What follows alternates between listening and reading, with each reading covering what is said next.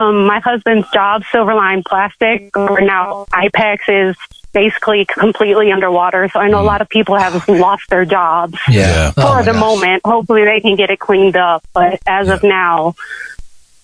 Yeah. Oh, man. Well, Alexis, what we can do is pray for you. And honestly, as Aaron said, help is on the way. Relief is on the world. The world knows now. We are broadcasting live, not only on iHeart radio stations in Asheville, but all over the world with USA Today on YouTube. You can go to USA Today and see that and listen all day long. Mark Starling and Josh Michael will be coming back a little afternoon. Again, very important. We've got to give you the latest hard news that we have, with providing 1 minute recorded newscast at the top and the bottom of each hour. We'll start that at noon and go all the way tonight at midnight, and we'll probably continue that on and on here. So, real fast, there are 2 Starlink locations that have been set up in Asheville, which is fantastic. The first one is at the Doubletree Hilton in downtown. That's 199 Haywood Street. That's one Starlink location. The number 2 is the Asheville Shelton and Ferguson building at AB Tech. That's at 340 Victoria Road, right kind of behind the hospital there. So 2 Starlink locations. Again, number 1 is at the Doubletree Hilton downtown on 199 Haywood Street. And then spot 2 is the Asheville Shelter Ferguson building on AB Tech at 340 Victoria Road. If you know of any other Starlink locations in the upstate, or I'm sorry, in the western Wisconsin been set up, I know some fire departments had some. If you have actual proof that those are set up and running, please let us know, because that is a huge resource there. Our numbers 1-800-845-9372 or 864-291-9372. Kix-Layton, Aaron Michael live in the Greenville studios of iHeartMedia. Will be again top of the hour, that news the news minute. We'll give you the latest, and we'll continue to do that throughout the day up until midnight tonight. I'm sure we'll keep going on even further than that. All right, let's head back to the phones. Thank you for your patience. What's your name, and where are you calling me from? Maite, and I'm in Weaverville. All right, Maite, what's happening? How can we help? So I'm currently in line at Sam's Club. They are giving water, and apparently they also have bread that they're giving out. Wow.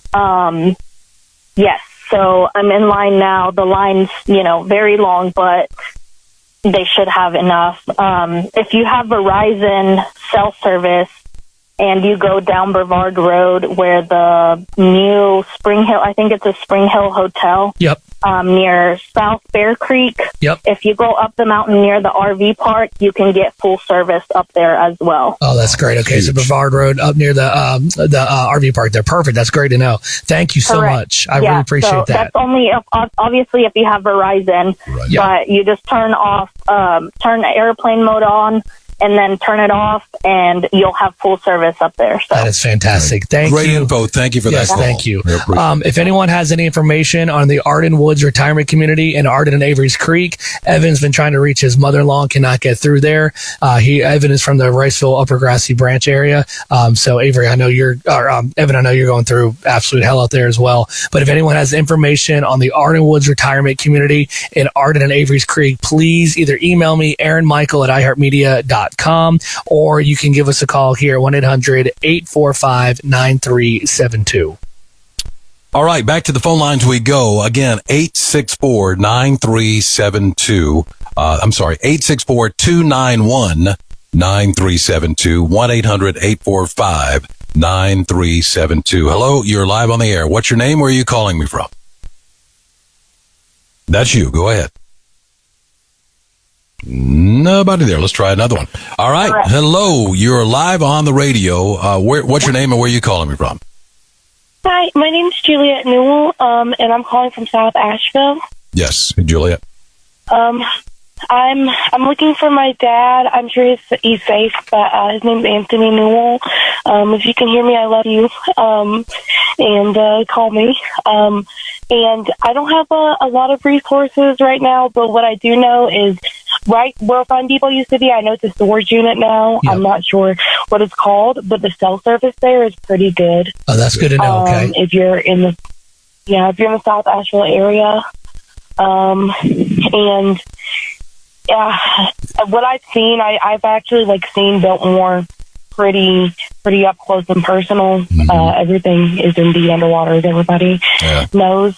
How is power still out over here? How is Swing Creek Road to get to the Fun Depot? Is it impassable? Is there a lot of trees and lines down? Further up Sweeten Creek Road, I know that there was a lot of lines down before. I haven't seen what it looks like now. Further up Sweeten Creek Road, like where the Shell station is before you turn on to Rock Hill Road, that road up through there is pretty great. Okay. There's not any trees down through there. Okay, great. And where does your father live? I think right now he's in Weaverville. Okay. I do know Weaverville. I'm hearing from a lot of people that Weaverville is just starting to get cell service. Actually had someone here at Reams Creek Road in Weaverville said they had to drive more towards downtown Weaverville to get cell service. So keep trying your father. I think the service is getting a little bit closer that way. I know it was a little spotty last night as well. But we've obviously with your voice getting on the radio, hopefully he's listening. We can get some information. And Julia, what is his name again? Would you repeat that? His name is Anthony Newell. Anthony Newell. Okay. Got it. All right. Well, you're on the radio, and we're getting the word out here on iHeartMedia, and of course 99.9 Kiss Country, and all the other stations, Star 104.3. So, thank you for taking the time to call. We'll keep you in our thoughts and prayers, and hopefully your dad will call soon. So many stories like that are happening, Aaron, and I'm glad we can be a conduit. I mean, if we can get the message out and let people know who are looking for family members, I can't imagine just the uncertainty, if we can help in any way. 800-845-9372. 845-9372. Go ahead. Update from Forest City. Cell service is back as of early this morning, and they still have water in Forest City. Some houses have damage. Some areas of Forest City have power and are open. The area 74 and Oak Street, the Walmart is open and taking cards only, so that's a huge help in that area there. Lifestyles Gym on Oak Street in Forest City posted they are open for people to be able to take showers until 5 o'clock today, so that's incredible. So if you're in the Forest City area, Lifestyles Gym on Oak Street allowing you to come in and take a shower. To the folks at Lifestyles Gym, you have no idea what a shower can do for people in a situation like that. Like that is incredible. So thank you for your hang on real fast. Okay, I just got an update to the gentleman that emailed me about Arden Woods. Arden Woods posted on Instagram that the residents are safe. There's no service, but all residents are safe. That is fantastic. Yeah, that's huge. Thank you, Kelsey, for that info, and I'm going to get that back to this gentleman now. Great. Again, top of the hour, we're going to be providing 1 minute recorded newscast at the top and the bottom of each hour to give you the very latest on it. And also a little after the top of the hour, Mark Starling and I think Josh Michael are going to be on the radio on all the Asheville radio stations, the iHeart stations. And again, we're on USA Today live worldwide on YouTube. So if you go to USA Today, you can listen to us. Kix Layton here, along with Aaron Michael in our Greenville iHeart studios. And hello, you are live on the radio. What's your name and where are you calling us from? Hey guys, I'm Chris. I'm calling you from, actually from Sam's Gap right now, but we're up here at the BP. They do have gas. They just opened. It's $30 per car. Okay. There's not a real long line. The Burnsville area was completely hammered. Michaelville, it's completely gone right now. Oh my gosh. The Pensacola area, it got hit pretty hard as well. But everybody feathered well for the most part. I mean, you can get through 19 in Burnsville. It's not too bad. But the other areas got hit pretty hard, guys. Yeah. What's the communication like up there? Is cell service real spotty, or are you getting it a little bit clearer? If you get in Town Square, you're gonna have some service, and right there at 26 and 19, you get pretty good cell service. I mean, you can actually make a call. You know what I mean? It's not just Wi-Fi. Yep. Now you said you've made it all the way to the top of Sam's Gap. Is there any issues up there near the rest areas or anything like that? We come up the back way, the old the old 23. Road. Yep. So, but they're saying both ways are still shut down. Even 23 is shut down going into Elizabethton. So okay, so we can't get over to East Tennessee yet either. Okay, all right, that's good to know. All right, man. Thank you. That is vital information. We thank you so much for calling in. Hope you're safe. Okay. Yeah, he took off. So All right. Again, this is a continuing coverage of the aftermath and the recovery efforts now from Tropical Storm Helene. It's 99.9 KISS Country along with Star 104.3 WWNC, 570 WWNC. What is Throwbacks 101.1? Yeah. And ESPN. ESPN and 97.7 The Brew. Right. Yep. And then everywhere on the iHeartRadio app too. If you're able to listen to that, you can hit that talkback mic. That's the red microphone button. It should have said talkback message. We'll be able to get that from you as well. Again, if you're just now hearing our voice, I've had a lot of people email me said, man, we just turned on the radio and hoping to get some information. We hear you guys. Help is coming. The National Guard is on the ground in Western North Carolina. They're being dispersed where they need to go.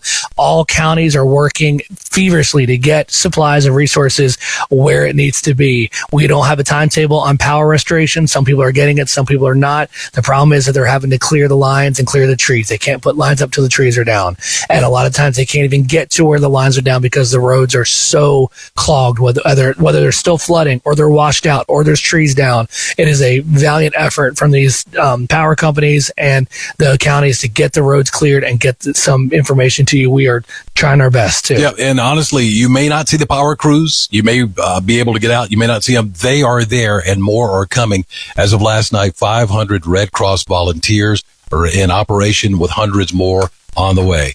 All right, let's see here. Let's go to the phones. 1-800-845-9372.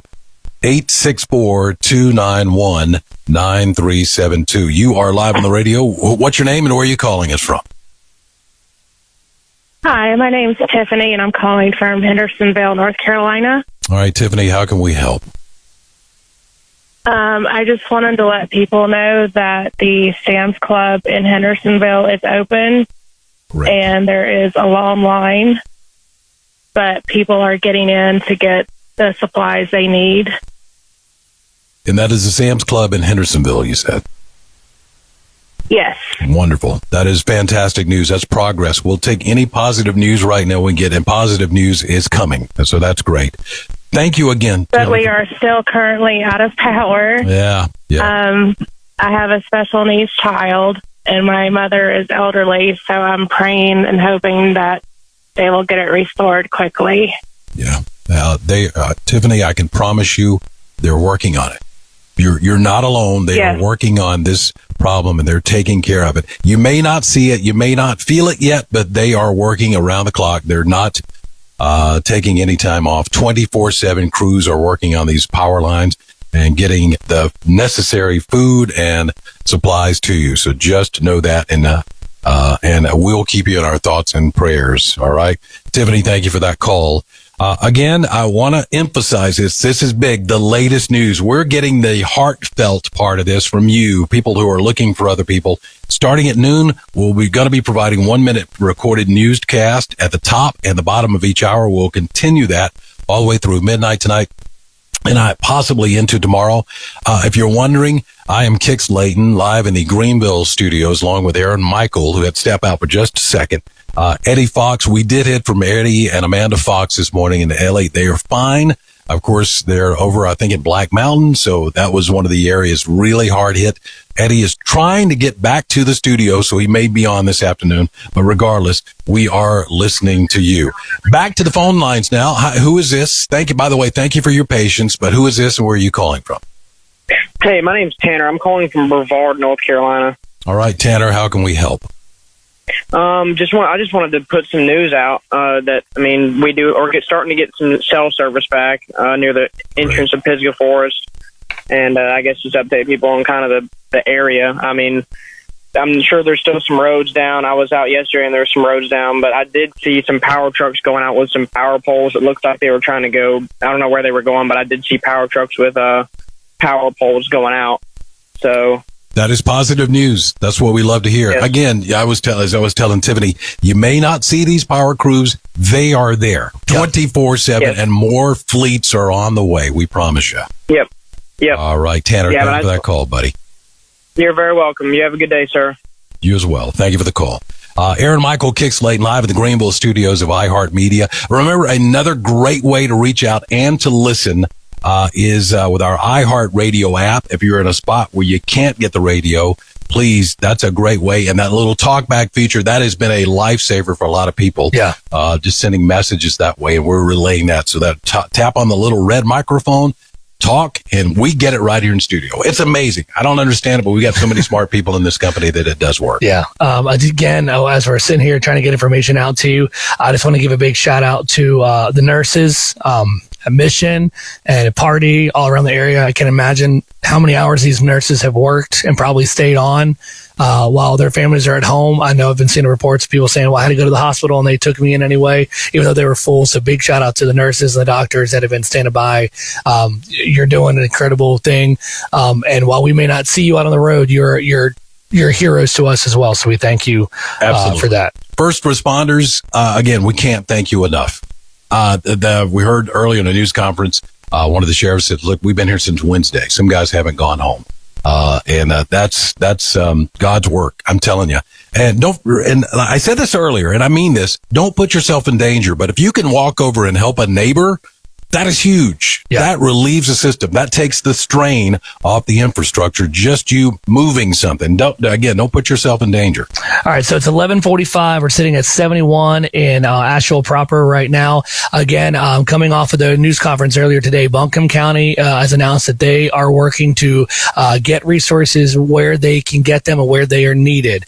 The National Guard is on the ground in western North Carolina with more resources coming in. The major work right now is to get the roads open coming into the area, not for you to be able to drive around, but to get the resources to us. That's been the overreaching goal right now because a lot of the roads are still blocked, as we're hearing. Absolutely. And again, we ask that you stay where you're at. Please do not drive around. Every gas station that is open in Western North Carolina has a mile-long line wrapped around it. And so if you don't have to go anywhere, please stay home. You can keep up with us here on all the radio stations for iHeartMedia Asheville, 99.9 Kiss Country, Star 104.3, Rock 105.1, Throwbacks 101.1, 97.7 The Brew, and 92.3 ESPN Asheville, and of course 570 WWNC as well.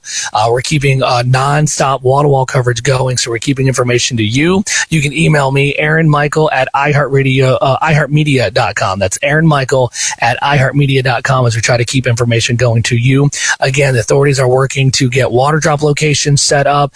They're working to get the shelters as open as many as they can. Red Cross is working their butts off to get that done right now as we are in the recovery mode of Hurricane Helene, or Tropical Storm Helene. All right, back to the phone lines again. Now, thank you again for your patience. 1-864-291-9372. 1-800-845-9372. Hello, you're live on the air. What's your name and how can we help?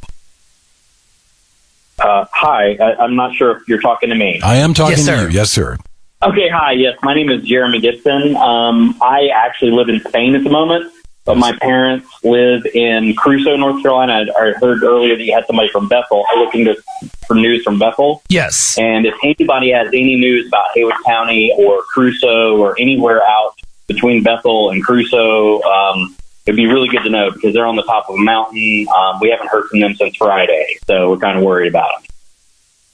Okay. I'm looking through emails now. I have not seen an update from Crusoe at all. I know that. I know Canton was starting to get some cell service back in downtown Canton. Hopefully that's going to start spreading out more into the Haywood County area, but I will look through my email and I'll try to see if anyone in that area has information. You can email me, Aaron Michael at iHeartMedia.com. If you're able to get some cell service, please give me that information and we will get it on air as soon as possible. I promise. Again, thank you for the call. We're live in the Greenville iHeartMedia studios. Of course, Mark Starling and Josh Michael coming back on this afternoon, a little afternoon at noon. At the top of the hour, we begin 1 minute recorded newscast at the top and the bottom of the hour. We'll do that all day long until midnight tonight and possibly even tomorrow as just get news out when it's needed. This is such a fluid situation, as you know.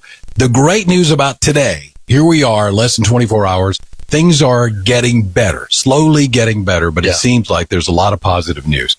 Let's go to the phones again. Thank you for calling. Where are you calling from and how can we help? Hey, it's Tony from Arden, and I just wanted to report a little news on the gas line and the Quality gas station on Hendersonville Road. I've been in line for about maybe over 2.5 hours now. It is moving, just a few cars, and because it's going in both directions, plus the road that goes, back into the back west by the Shell station. So the lines are all converging into the gas station. I haven't gotten there yet. I'm about 10 to 12 cars away. And then I went to the Publix this morning on Hendersonville. There was a line from the door to the drippolator and around the back of the drippolator. And I've seen, a lot of trees down. I live in Covington Crossing. On that back Baldwin, there were a lot of power lines down. Okay. And as you go by the Shell station off of Sweeten Creek into that Baldwin, there are some power lines there that are hanging in the middle of the street, so you have to be careful going back around that neighborhood. Is that the Shell station that has? Road. Is that the Shell station with the Bear Mountain Pizza?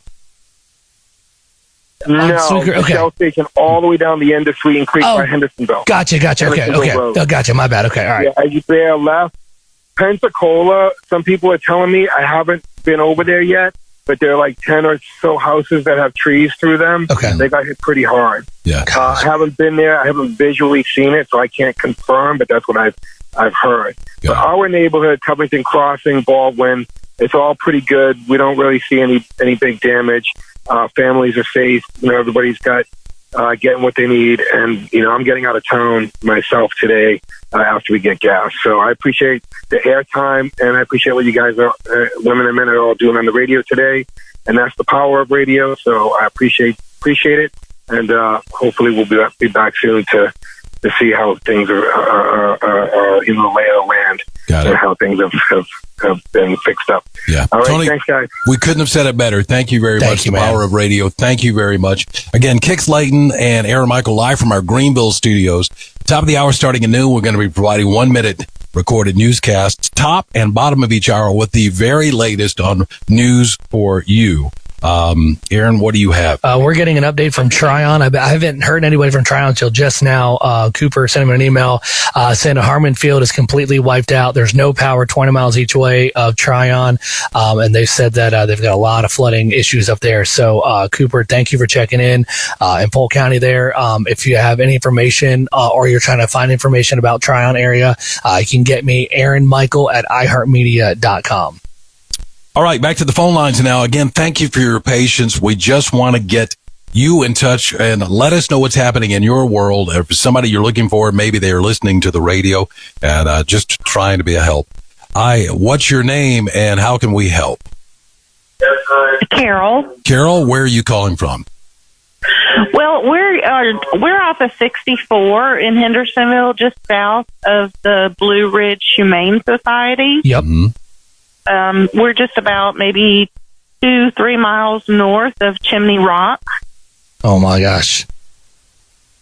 Are you guys? And, do you have service? We're out of power, no water. Right. Carol, I got to ask you, since you're this close to Chimney Rock, we've seen pictures and we've been seeing pictures. Are those? I don't know any other way to say it. Are those real? Chimney Rock.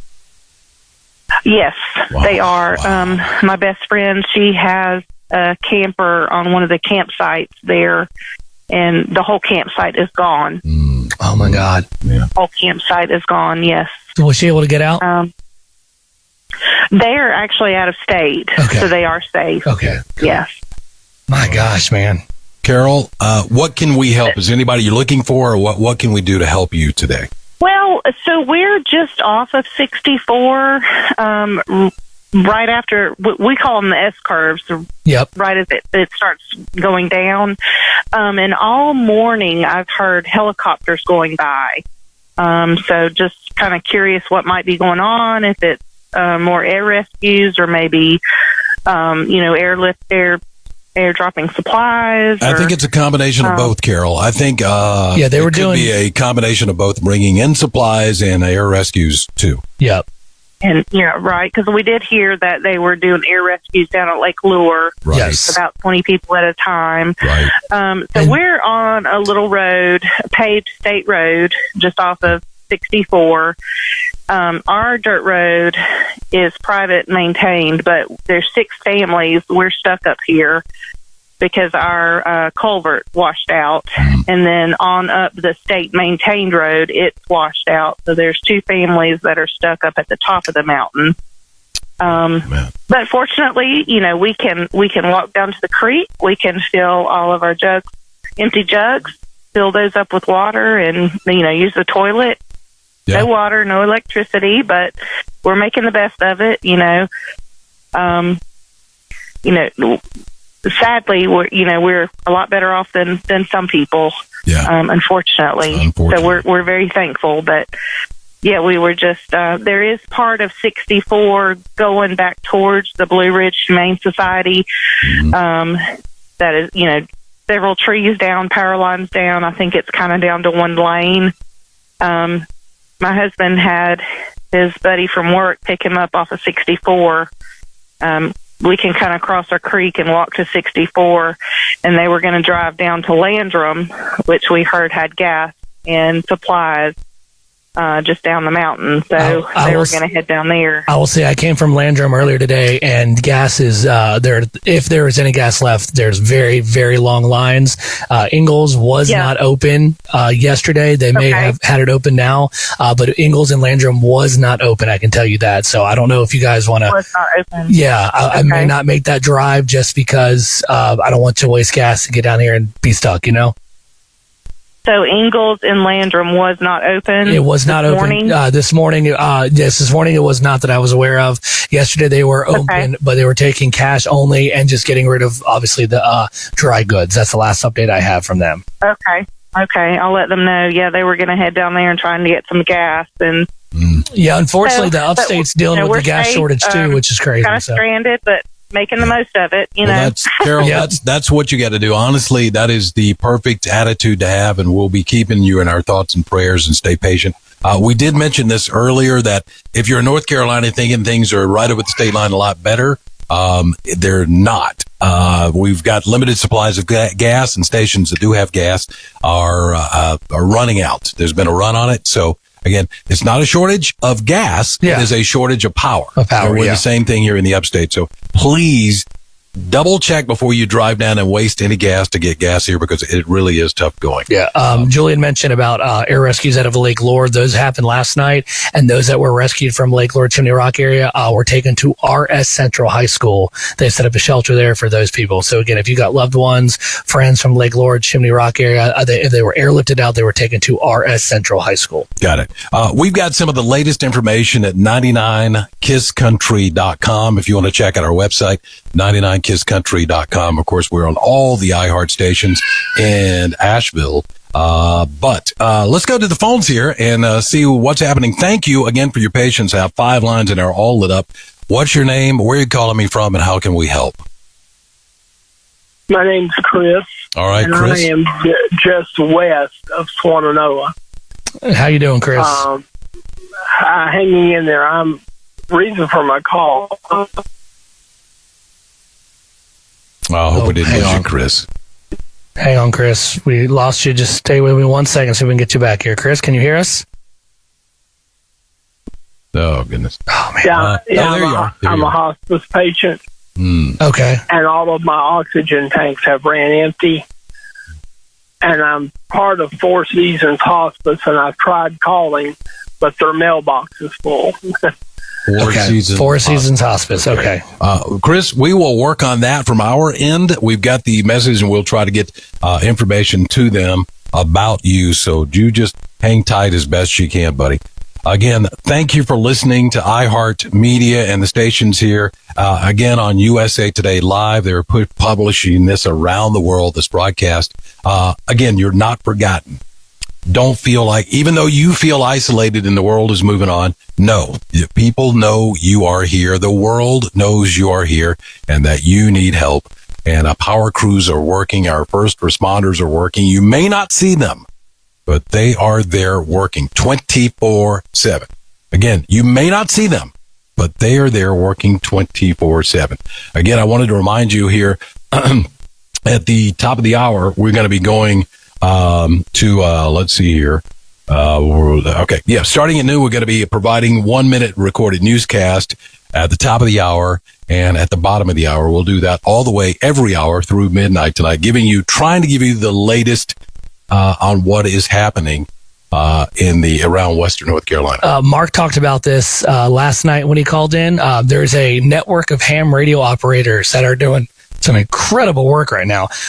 Sorry, my voice is going out. They're doing welfare checks across the community, and they're trying to check in with people. And so I'm going to monitor this I guess it's called a live stream for him. I'm not a ham radio guy, but I'll monitor this, and I will make sure I get some information on the air to Josh, Mark, and Tank when they take over. But they're just being able to communicate across ham radios as well with communication feed down. That's a huge asset right there. So that's incredible. That's really amazing. Last night we ended the broadcast when we were here after midnight talking about this. Again, you may not see them. I would like to end that. They're there working because coming up at the top of the hour, the newscast. I wanted to remind you, Helene, Josh, Michael, I believe. I'm not sure. We're going to be going anyway. They're going to be taking over from there. But okay, starting at noon, we're going to be providing 1 minute recorded. Here we are on a Sunday. The sun is shining. We're in chaos. At the bottom of the hour, we'll do that all the way every hour through midnight tonight, trying to give you the latest on what is happening around West. Surprise you. Mark talked about this last night when he called in. There's a network of ham radio operators that are doing some incredible work right now. Sorry, my voice is going out. They're doing welfare checks across the community. Just reach out and touch these people. They're trying to check in with people. And so I'm going to monitor this, I guess it's called a live stream for him. I'm not a ham radio. Let them know that you're there. I will make sure I get some information on the air to Josh, Mark, and Tank when they take over. But they're just being able to communicate across ham radios as well. It's communication down. That's a huge asset right there. So that's incredible. You're in the midst of it. Last night we ended the broadcast when we were here after midnight talking about who you are. You may not see them. I would like to end that because coming up at the top of the hour, the newscast. I wanted to remind you, Helene, Josh, Michael, relief efforts are ongoing in Asheville in western North Carolina following the devastation caused by Tropical Storm Helene. President Biden declared a major disaster in North Carolina, making federal funding available to affected individuals in our counties. Duke Energy is working to restore power to more than 136,000 in our area. Water distribution sites are being set up by Buncombe County, which is currently largely without water and power and cell service in many areas. Governor Cooper is now confirming 10 statewide deaths after Helene and rescue operations in western North Carolina. Since Thursday, swift water and helicopter rescue crews have rescued over 200 people. The governor makes this urgent plea for those who are traveling today. Remember, do not drive through floodwaters. As I've said so many times, we've lost too many North Carolinians who've driven into floodwaters. So turn around, don't drown. And he wants to make sure that all are aware of our changing situations in and around our community. I urge people to stay informed, listen to local radio, TV, and local emergency response officials. Meanwhile, with phone and internet disruptions, many are unable to communicate their situation to their loved ones. Residents who are trying to connect with family members may call 211 or 888-892-1162 to report missing loved ones. Residents in impacted areas can also indicate their safety by checking on Facebook's crisis response or by reporting themselves safe through the Red Cross reunification by calling 1-800-RED-CROSS. Asheville Police Chief Mike Lamb confirmed the department is currently doing welfare checks for residents, which they expect to continue. So we just ask that you please be patient with us. We have extra staffing and we have extra resources that are helping us with search and rescue right now. We're also going home to home in different locations and doing welfare checks. Also, local officials have requested additional National Guard assistance. From the iHeart News Center, I'm John Mounts. We're here connecting the community. This is iHeartRadio Asheville's continuing coverage of rescue and recovery efforts from Tropical Storm Helene. It is 2 minutes after 12 and 70 degrees. Good afternoon. I'm Mark Starling. With me this afternoon, Tank Spencer, as well as Josh Michael from Star 104.3 FM. We are part of the iHeartRadio Asheville crew. Many of you probably know us in some way, shape, or fashion. Kind of taking over for our friends down in South Carolina. I want to say a special thanks to Kick Slayton and Aaron Michael for keeping you guys updated for the hour. We were able to pull some information, definitely, and kind of get some new information for you. We did get some information on schools. Blue Ridge Community College is going to be closed to all activities through at least Friday, October 24th. Also, Buncombe County schools will be closed till October 4th at a minimum. And Josh, I think you had something on Henderson County. Was that right? Henderson County says that they're going to be closed indefinitely. Okay. That was the word. And I've never seen that before, but indefinitely. Yeah, obviously a significant amount of damage in the area, and we're still getting information fast and furious. It is, Josh? I just got off the phone with Jerry Jameson with the American Red Cross. And one of the things that we're getting absolutely blown up with is what to do as you're running out of oxygen. Here's what I was told by the Red Cross. You got to call your county's emergency management number, the 911 number, the non-emergency number, and they'll ask you some questions about how much you have right now, what your status is, and then they'll triage you, and they're going to try to get this oxygen out to everybody. If you're in absolute dire need, you can call 911. If you're in dire need and you're still mobile, you can head to the closest shelter, and they'll take you the best they can. Okay, I just getting a message in from Black Mountain officials. Resources of food and water remain sparse, and the time frame to receive the supplies are still unknown. If you have the fuel capacity and ability to leave your home and a place to go, it is recommended that you do so. Wow. You can please call the following number to inquire about shelter availability. That number is going to be 828-250-6670. That's 828-250-6670. Again, this is for Black Mountain residents. Officials saying resources of food and water does remain sparse, and they don't know when there's more supplies that they're going to get there. We want to go right now to Mike Morgan, who is the Chief Communications Officer for Henderson County. And Mike, thanks so much for taking some more time to be with us. I know you've got a bit of an update for us today. We do, Mark. A couple of things have kind of happened since last we talked, and you may have already touched on this, but one thing that we just released just got sent out by Henderson County Public Schools, that schools here will be closed until further notice to ensure safety and well-being of all the students and staff. And then once kind of essential services are restored, the school system will make a determination on when they can safely reopen schools, and they'll communicate that, of course, to families. So once again, Henderson County Public Schools are going to be closed until further notice. And, and really since last time I talked, we're still, like we're slowly here, still working a little bit in some parts of the county. The power is still out throughout pretty much the entire county. We're still in the state of emergency. A lot of the things have not changed. We're still in rescue mode. The city is just continuing to remind people, too, about the water distribution system and the issues there. So just under a pressure advisory and recommend use bottled or boiled water before drinking. Those resources can be found at blnc.gov/Helene. So they've created their own website there with all information about that. And we're working on kind of a centralized website, too, for the county and the city and the municipalities that people can access. A lot of information, especially down the road. And then really just driving and stuff. Remember, so we come to the red light, treat it like a 4-way stop, so let everybody go, and Mike, we're losing your cell service there. I think if you maybe move just a little bit and try to get a little bit of a better cell there. Let me walk down the hall to see if it's any better. Sorry, we're in this operations center. You're sounding good right there. Okay, cool. I'll just stop right there. So, but we want to continue to just encourage residents, just to be patient. We all want the power back on. We all want the cell phone service to work. We want restaurants open and stores open, and just be kind and courteous to one another. Be patient. And again, when you come to the red light, it's treated like a 4-way stop, and kind of, let everybody take their turn getting around.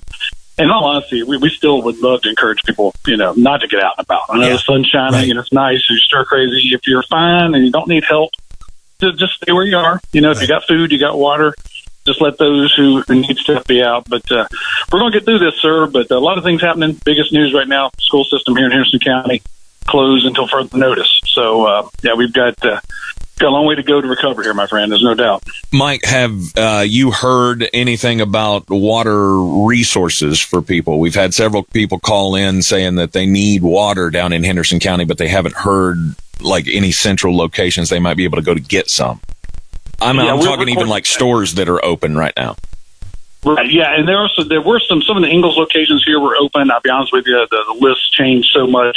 We kind of By the time we told people one was open, by the time we got there, they were basically closing because about everything was gone. And we did get some supplies in. We're actually actively working to try and find a way we can get some distribution sites set up, to get residents water if they need it. We're in the process of planning that. So hopefully next time I call you, I'm calling you to say we can go to get that stuff. And so we're in the process of doing a lot of that. Like I said, we're full on rescue mode yesterday, still in rescue mode today, but we're now starting to have the need for more and more stuff. We're getting more stuff in, and it's going to get better day by day. We just got to get through this time right here. But again, I encourage folks, if you know what you need, sit tight, and if you need stuff, we'll get the word out here shortly once we have some places set up that we can get some items people may need. Awesome. Mike, thanks so much for your time. We certainly appreciate it. We'll let you get back to work. I know you guys are working fast and furious down there, and we'll look forward to catching up with you a little bit later this afternoon. Well, Mark and Tank, we appreciate everything you guys are doing for us, too. Thank you so much. Sir, be safe. You got it. See you guys. All right, there we go. We are at 12:09, 71 degrees outside the Appletree Automotive Superstore studios. Tank, we going back to the phones here? Yeah, let's go over to Zane. Okay. On line one. Hey, good afternoon, Zane. How you doing today, sir? Doing well. How are you? We're doing okay. How can we help you out, or what kind of information do you have for us? Well, a few things real quick. First off, I just wanted to thank y'all, bless y'all for keeping everybody connected how you can out here. It's kind of crazy, with the lines and everything. People get gas and they're out of it. There's one ATM up here by Apollo Flame. If you don't have cash and you need cash, get there quick. Also at the Shell over here on Bard Road across from Taco Bell about 30 minutes ago, it looks like somebody was shot over an altercation in the gas pumps. Oh, jeez. So, yeah, that's just getting taken care of. There's still some cops, but the ambulance has already left. Tell me that location again. The Brevard Road Shell, beside from Ingalls, across from Taco Bell. I got you. Okay. So yeah, there's a lot of traffic out here, including what was already out here. So I mean, if you don't have to come out, don't come out, as y'all were saying. But for anybody who needs like emergency repair or anything, I also run a handyman service. Feel free to reach out to Handy Hippie Services. I'll do what I can to help, and I'm not going to charge an arm and a leg either. There you go. Thanks for the call, man. We certainly appreciate it, and get back in touch with us. If you see other things happening, just let us know. Absolutely. Thank you. Thanks, brother. All right, there we go. Appreciate that. We are at 12:10.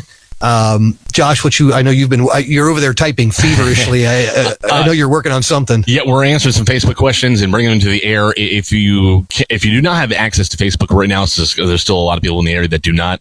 You can also try to email me. It'll be a little bit less bandwidth to email. JoshMichael@iHeartMedia.com. JoshMichael@iHeartMedia.com. If you've got a question or info you want to share with us, and if you had a question, if we don't know the answer, we'll try to find it out for you. One thing that we were hearing on the radio last night, and as the daytime's here, and we're asking not to go on the roads, this may be something you could start working on.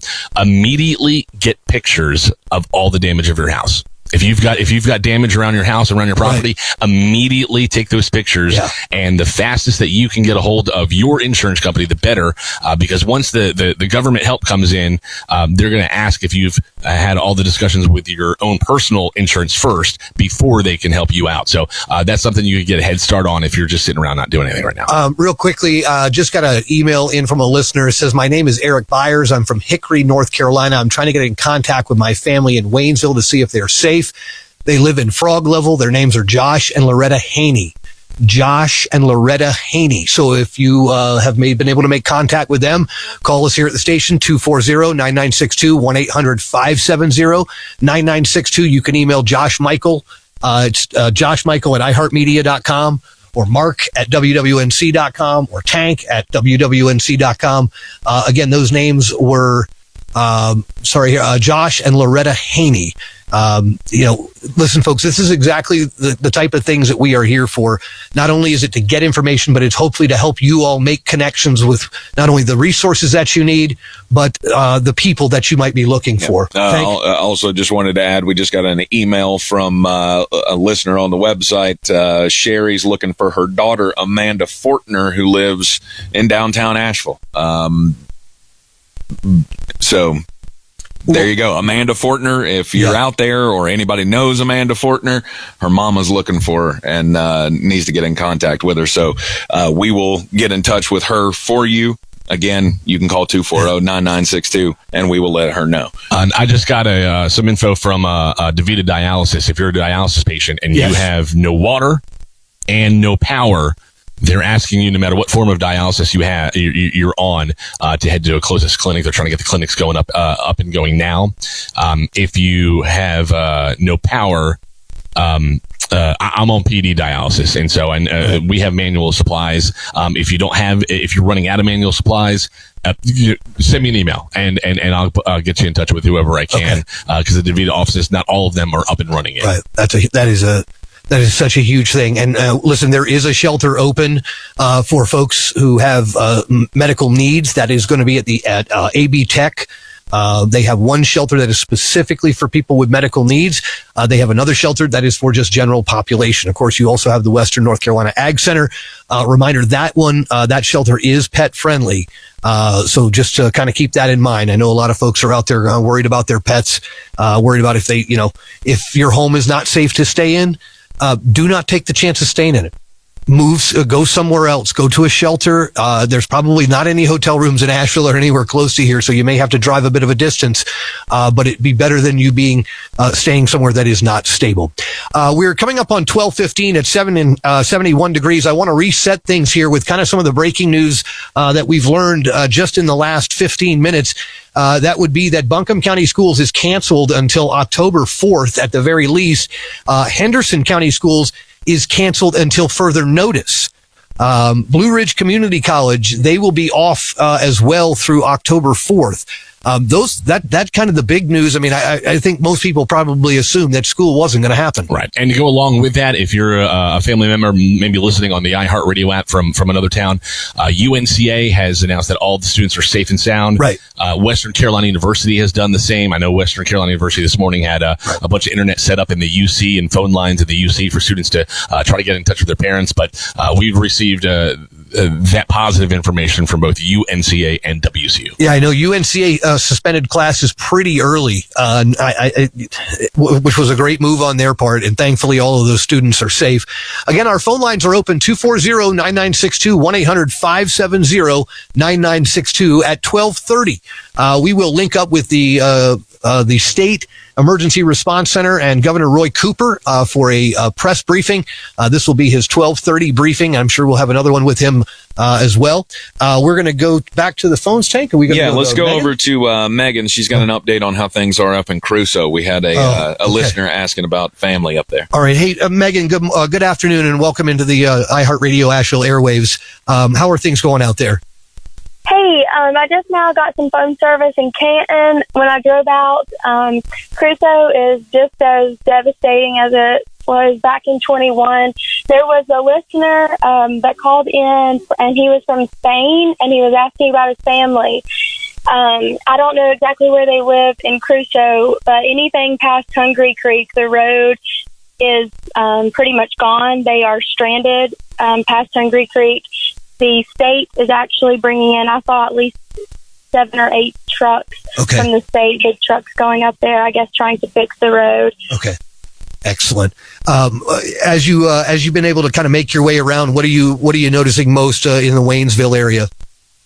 And I feel like Waynesville, when I went out, they did have Ingalls was open, Cookout was open. They're only taking cash. Ingalls was taking card. No gas anywhere. Canton, downtown Canton is still unable. You're not able to go in there. Everything is blocked off.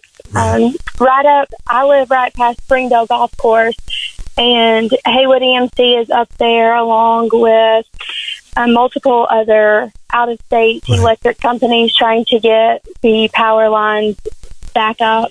Right. Okay. And you've got a safe place to stay. You're okay. You've got the supplies that you need. Yes, I think everybody, community-wise, has been coming up there, stopping by, and double-checking on everyone. There is supplies at the community center, from my understanding, some water and stuff as well for people. Okay.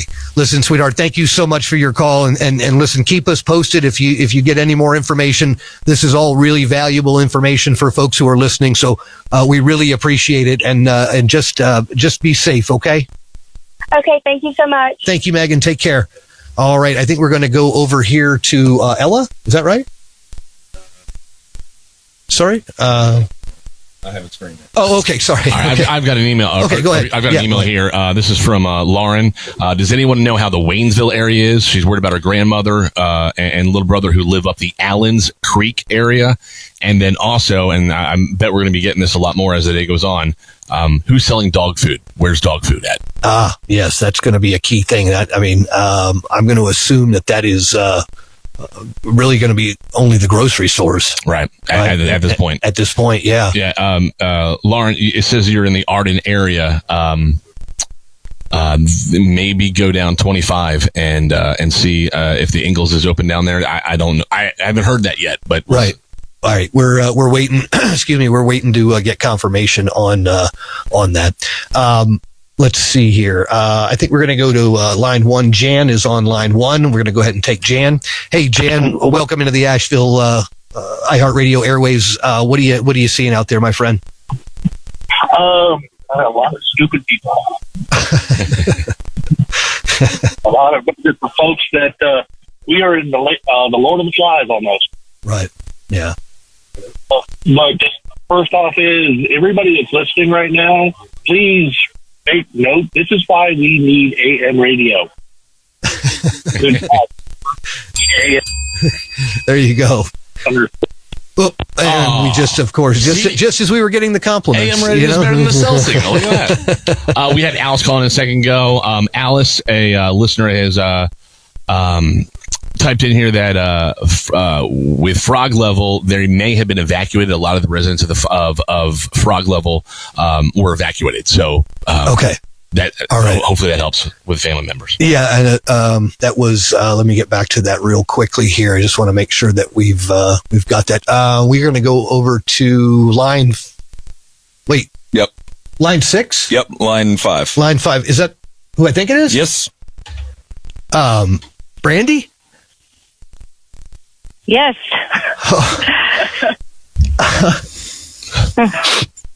Are you okay? Yeah, I'm okay. Okay, where are you? This is my wife for anybody that's listening. We just left a town hall meeting in Black Mountain with Eli and Alex, our neighbor.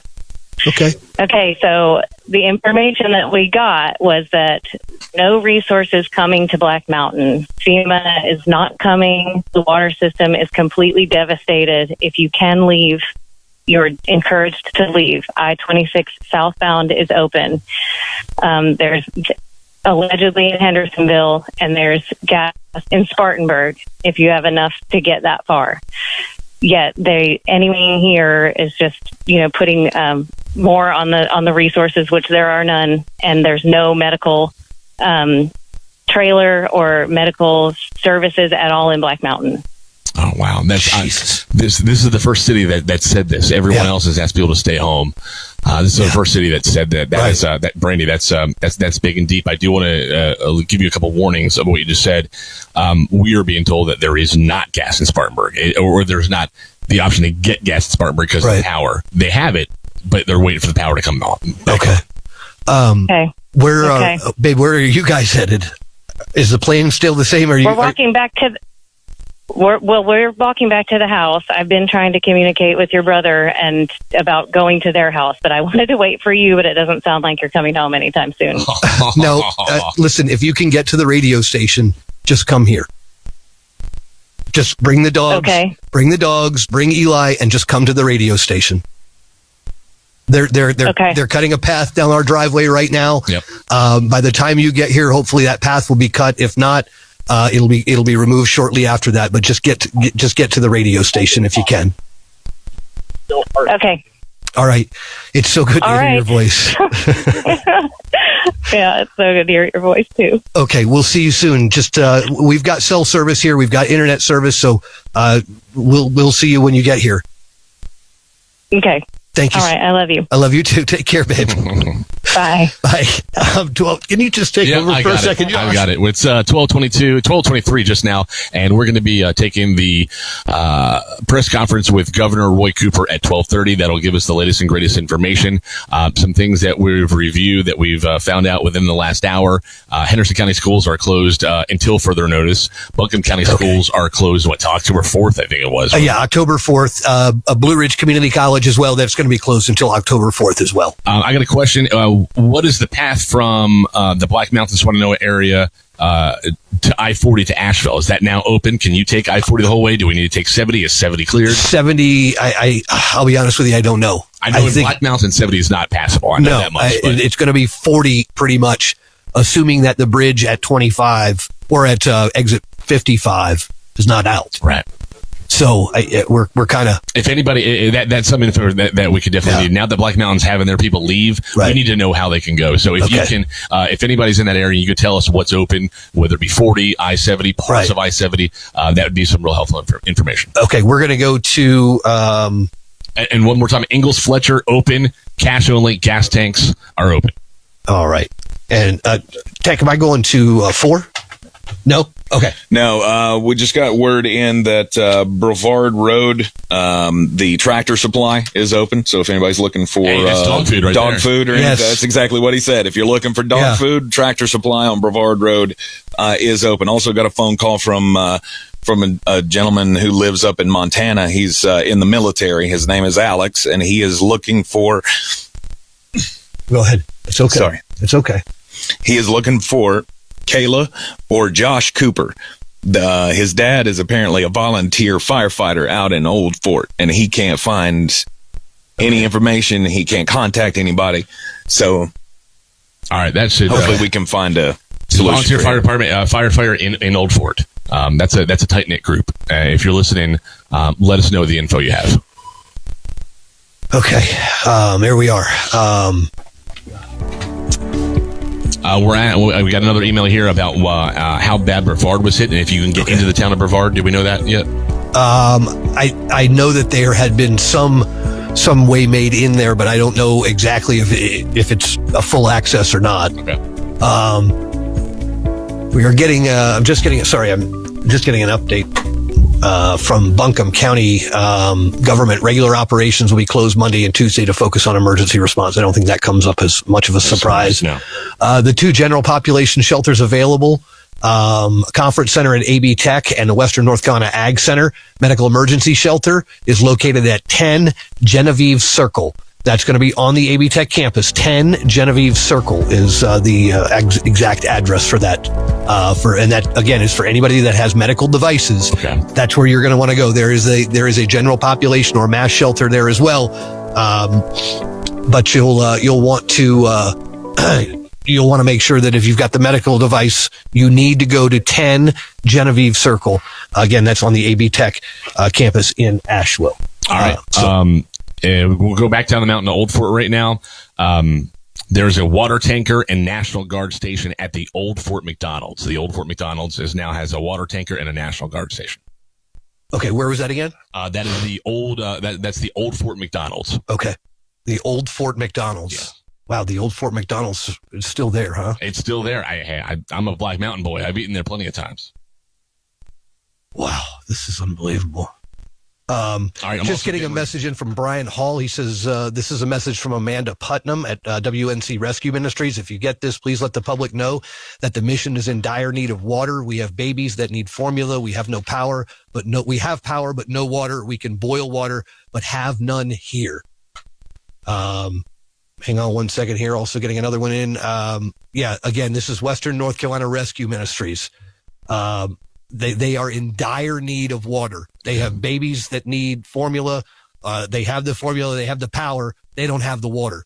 So if we can, somebody can mobilize some water down to the rescue ministries, that would be a phenomenal thing to have happen right now. Yeah. Okay. All right. Most definitely. We'll start working on that. And, Target and Lowe's by the airport are open on generators. They're out of water, charcoal, and propane as of right now. Target is only taking credit cards, and there's no power or internet still in the Arden area. Okay. All right. We are at 1228 and 70 degrees. You're listening to continuing coverage of the rescue and recovery operations from Tropical Storm Helene here on iHeartRadio Asheville. Again, we are going to be catching up with the governor's press conference. At the bottom of the hour, we'll catch the first update of headline news from our folks over at 24/7 News Source. And I just want to give a shout out to those guys. Those guys at 24/7 are diehard. They are fantastic, and they deserve great amounts of kudos for the work they've done for us. We really appreciate it. John Mounts specifically, all of the other reporters, Rory O'Neill and all the other folks on the ground and that are back there cutting tape and everything else. We just really appreciate you and just want you to know that right now. So we are at 71 degrees. We are at 1229. Whoops, sorry about that, guy. Tank is actually he's got the governor's press conference ready to go. Yeah, that was the elevator music. Yes, everybody loves that elevator music, and it's really good that this press conference is coming now, because I think I need just a couple of minutes to splash some water on my face. Yeah, we all got to take a break. It's a lot, gang, but we are so grateful that we can be here for all of you, and you can be there for us, because whether you know it or not, you are giving us just as much comfort. It's so good to hear all of your voices. For as bad as this situation is, we are just so grateful to be able to hear each and every one of you that call in, and we will continue to do this until the last piece of lumber gets shredded through a wood chipper and the last drop of water recedes off the riverbank. We will be here for you with iHeartRadio Asheville and all of our 7 stations. Well, good afternoon, everybody, and thank you for joining us. I want to share the latest updates on the widespread catastrophic damage Hurricane Helene has caused to the western part of our state, bringing historic rainfall and flooding, and how we are working together to help everyone get through this crisis. Yesterday, we received word from Washington that President Biden approved my expedited request declaring a major disaster for 25 North Carolina counties and the eastern band of the Cherokees. This declaration will immediately pave the way for public assistance to help our hard-hit local governments, as well as provide much-needed relief to our residents through the Individual Assistance Program, and people are already signing up. We'll announce more information about this federal aid a little bit later. Depending on where you are, this unprecedented storm dropped from 10 to 29 inches of rain across the mountains, causing life-threatening floods and landslides. Unfortunately, 11 people in our state have died as a result of this storm, and tragically, we know there will be more. Our prayers and condolences go out to those families in this terrible time. Even as the rain and the winds have subsided, the challenge for people there increases. People are desperate for help, and we are pushing to get it to them, a massive effort. Many people are cut off because roads are impassable. They don't have power or communications. Please know that we are sending resources and coordinating closely with local governments, first responders, state and federal partners, and volunteer organizations to help those impacted by this tragic storm. Because it's so difficult to get trucks in by land, yesterday we began airlifting supplies, including food and water, into the region. A number of mass feeding sites have been opened. Water, food, and other supplies are coming into Asheville, and they're also being airlifted from there to surrounding counties. A 20-bed state medical support center is opening in Caldwell County today, and we will be setting up more. Search and rescue teams, including 19 teams from other states and 3 federal teams, have rescued hundreds of people, including more than 100 rescued by the North Carolina National Guard. Nearly 464,000 customers remain without power, down from a peak, though, of more than 1 million. The North Carolina Department of Transportation is getting food and water supply trucks, power and cell phone utility trucks, and other vehicles through the damaged roads and into western North Carolina. More than 500 North Carolina National Guard members are now working alongside local emergency responders, conducting search and rescue missions, delivering needed supplies, and working to restore infrastructure. Cell phone providers are working to fix the damage and get stopgap solutions in place, and rapid progress is being made. Restoring communications is critical to saving lives, finding out where people are, and getting in supplies. And I've been in constant contact with cell phone companies, urging action and offering them support. Well over 1,000 people have taken refuge in 24 shelters. People who need help finding shelter or other resources should call 211 or visit readync.gov. We've seen how during this hurricane, how successful our 911 backup systems have worked, as 911 calls are now being handled by counties not affected by the storm. I want to remind people to avoid calling 911, though, with non-emergency questions. More than 1,600 North Carolina Department of Transportation employees and contract crews are working to clear roads and get them open again. But travel in western North Carolina remains limited and dangerous. 280 state-maintained roads are closed, including parts of Interstate 40 and Interstate 26. Please stay off western North Carolina roads so that emergency responders, utility crews, and desperately needed supplies can get through. We don't need people visiting western North Carolina viewing the damage. The State Emergency Response Team is working around the clock, and we are grateful for our local, state, and federal partners who are helping North Carolina in this time of need. We're seeing progress, but we know the need is great. Helene's impacts will continue, and people will continue to need our help. North Carolina is strong, and our first responders are the best in the country. I'm thankful for their hard work and for risking their lives to protect all North Carolinians. This is an unprecedented tragedy that requires an unprecedented response. We're hearing from many people who want to help, and we're grateful for that support. We're also activating the North Carolina Disaster Relief Fund, managed by the United Way of North Carolina. Later this afternoon, you'll be able to donate for Helene relief at nc.gov/donate. Today, I'm joined by Emergency Management Director Will Ray, our North Carolina Department of Transportation Secretary Joey Hopkins, Major General Todd Hunt, the Adjutant General of the North Carolina National Guard, Colonel Freddie Johnson, the Commander of the North Carolina Highway Patrol, and we've got Cody Kinsley, our Secretary of the Department of Health and Human Services. Our American Sign Language interpreters are Brian Tipton and Karen Marion. Behind the scenes, our Spanish language interpreters are Jackie Mativier and Erica Kugler. We'll first hear from Emergency Management. Will? Thank you, Governor Cooper, and good afternoon. Western North Carolina has experienced catastrophic and devastating damages, and the North Carolina State Emergency Response Team and our many partners continue to respond to the impacts and the need of our local jurisdictions.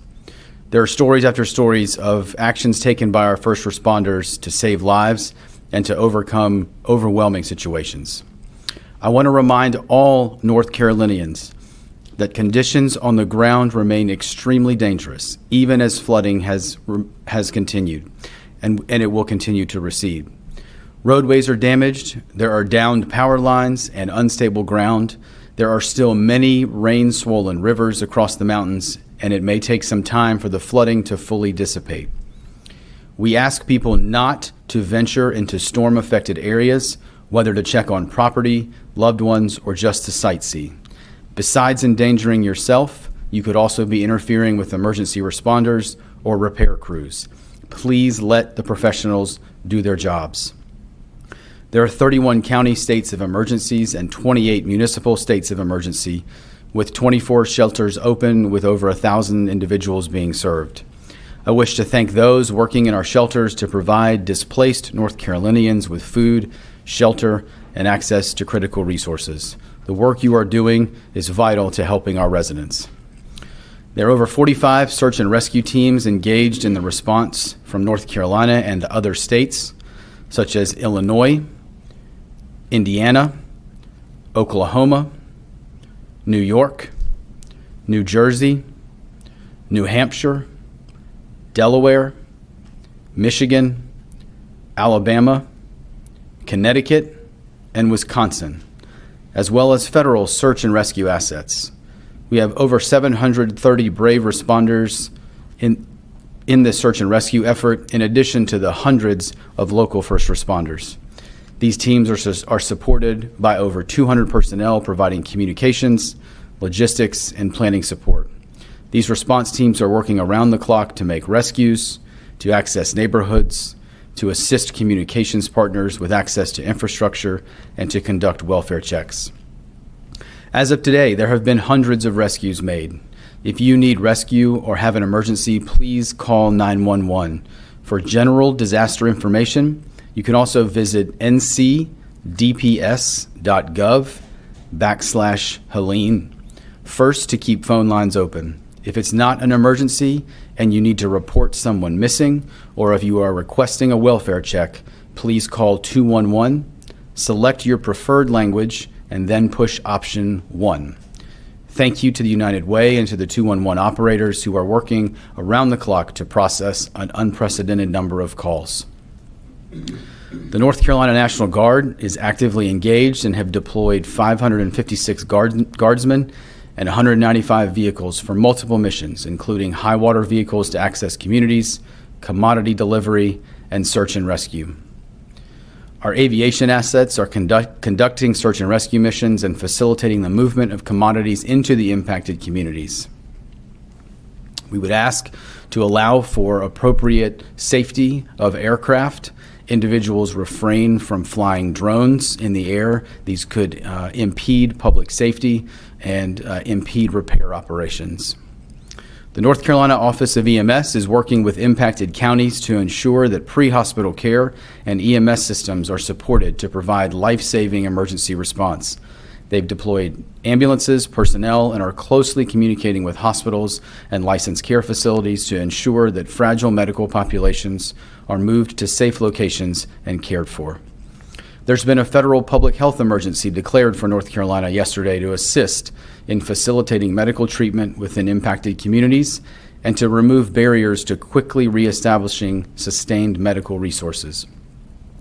North Carolina DHHS is also reminding North Carolinians in Western North Carolina that drinking water may not be safe to drink from municipal sources or well water. Flooding damages infrastructure and wells with contaminants. Only use bottled, boiled, or treated water for drinking, cooking, and personal hygiene in impacted areas. For more information, please visit your local health department's social media platforms or websites. Many people are understandably concerned about family or other loved ones that they cannot reach.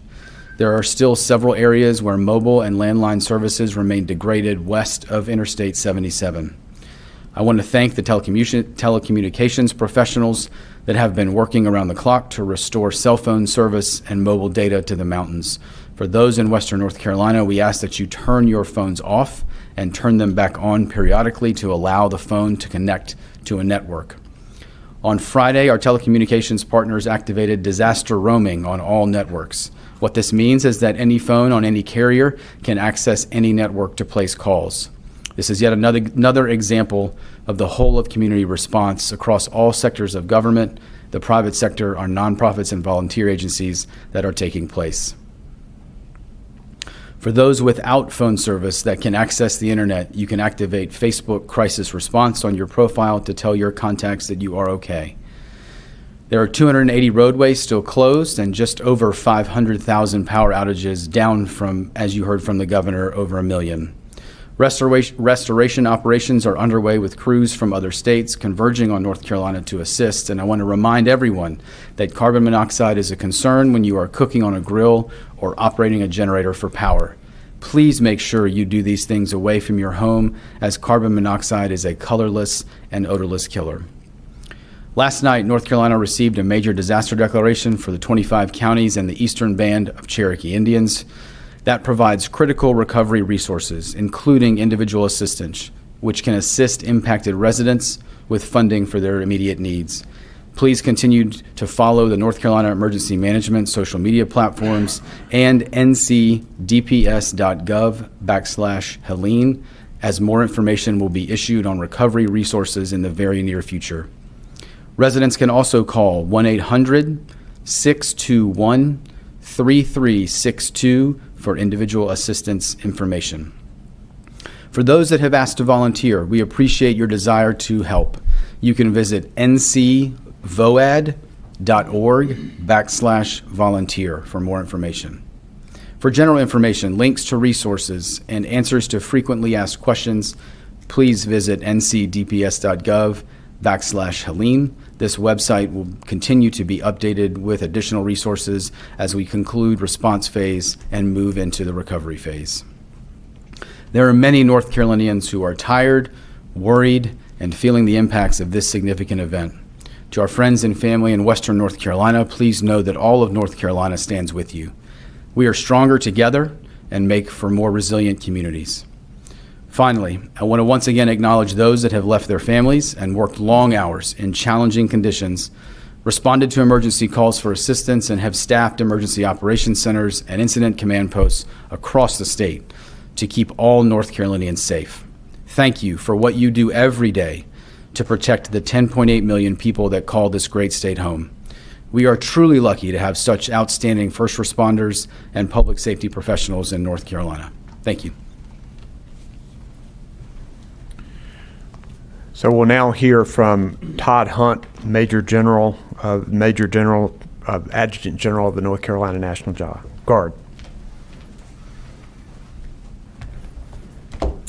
Thank you, Governor, and good afternoon. As was previously mentioned, the North Carolina National Guard has increased to over 500 soldiers and airmen and over 200 vehicles. Our main effort right now is to include aircraft for the affected area. We have aircraft that include hoists and emergency responders on them. And also our high water vehicles are being employed as we speak. As of this morning, our soldiers and airmen conducted numerous rescues in the western part of North Carolina, and a lot of those were air rescues. We've also moved soldiers from the central part of North Carolina into the western part of North Carolina as the roads prohibit us to do. Yesterday, we flew over 52 hours. We had 117 rescues, and of those, we rescued over 119 citizens of North Carolina, to include 11 of their pets. 7 of these rescues came within one area around the Chimney Rock area. North Carolina assets have identified people on the ground, are using social media and emergency calls to locate, identify, and rescue those stranded citizens in western North Carolina. We also rescued an infant and were able to take that infant directly to the hospital for care. The largest mission we saw and rescue was 41 people north of Asheville in Buncombe County. We've also moved over 34,000 commodities or pounds of commodities to include water, food, and medicine for distribution. In the past 48 hours, we've also augmented our personnel with 15 more aircraft. These are heavy lift aircraft, and they came out of the states of Connecticut, Maryland, Ohio, Iowa, Florida, South Carolina, and Pennsylvania. The North Carolina National Guard, in coordination with emergency management and first responders, are here until the mission is complete. In closing, I want to personally thank the guardians of our great state, the soldiers and citizens of North Carolina, and our first responders for their selfless service, risking their lives to protect others. I would also like to acknowledge the families of those previously mentioned, the employers, and the universities of our soldier citizens, or our citizen soldiers, as they go out and help fellow North Carolinians. Thank you very much, Governor. We'll now have our Secretary of Transportation, Mr. Hopkins, come forward. Joey Hopkins. Thank you, Governor. Our hearts go out to the people of Western North Carolina in the wake of the storm, and please know that we have DOT crews already in the area and they have begun operations. They're working hard to assess damages, and also they're beginning emergency repairs. As of 11 a.m., it's already been mentioned, we had just about 280 roads closed in Western North Carolina, and all of those are attributed to Helene. The majority of those are in Henderson, Ashe, Buncombe, Lincoln, Cleveland, Jackson, Transylvania, and Yancey counties. 52 of these are on primary routes, including 2 locations on I-40, one at mile marker 3 near the Tennessee line and the other near Old Fort. And there are dozens of other U.S. and NC routes closed. Many of the closures are due to high water, where the roadway is impassable or flooded. We also have several land and rock slides, down power lines, pipe failures, and fallen trees. Some good news, though. Thanks to our staff's work, a previously closed section of I-26 south of Asheville has reopened, allowing our first major route into and out of the city. Crews have also opened up a path through the slide near Old Fort on I-40 to allow some stranded vehicles and also emergency responders to pass through with assistance from the State Highway Patrol.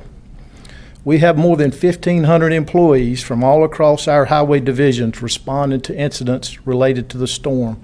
This also includes more than 100 from eastern and central North Carolina. And we have others standing by as housing becomes available. Many of these employees have left their homes. They have their own damage to their homes and property and even family. And so I want to thank them for the work they've been doing since this storm has hit. I want to also mention that unnecessary travel is hindering our crews from doing the work to get the roads reopened. Our main message is simple. Consider all roads in Western North Carolina to be closed until further notice. You can look for additional drive information and road closure details at drivenc.gov. And as our crews continue to respond to incidents, we will keep this website updated. I do want to say, though, it will take a long time to recover from the damages Helene left in its path. And we hope that everyone's patient with us as we work to evaluate the damage and also make repairs. The best thing you can do for us now is to stay home, and we'll continue to keep you updated across all of our DOT social media platforms and our website. Thank you.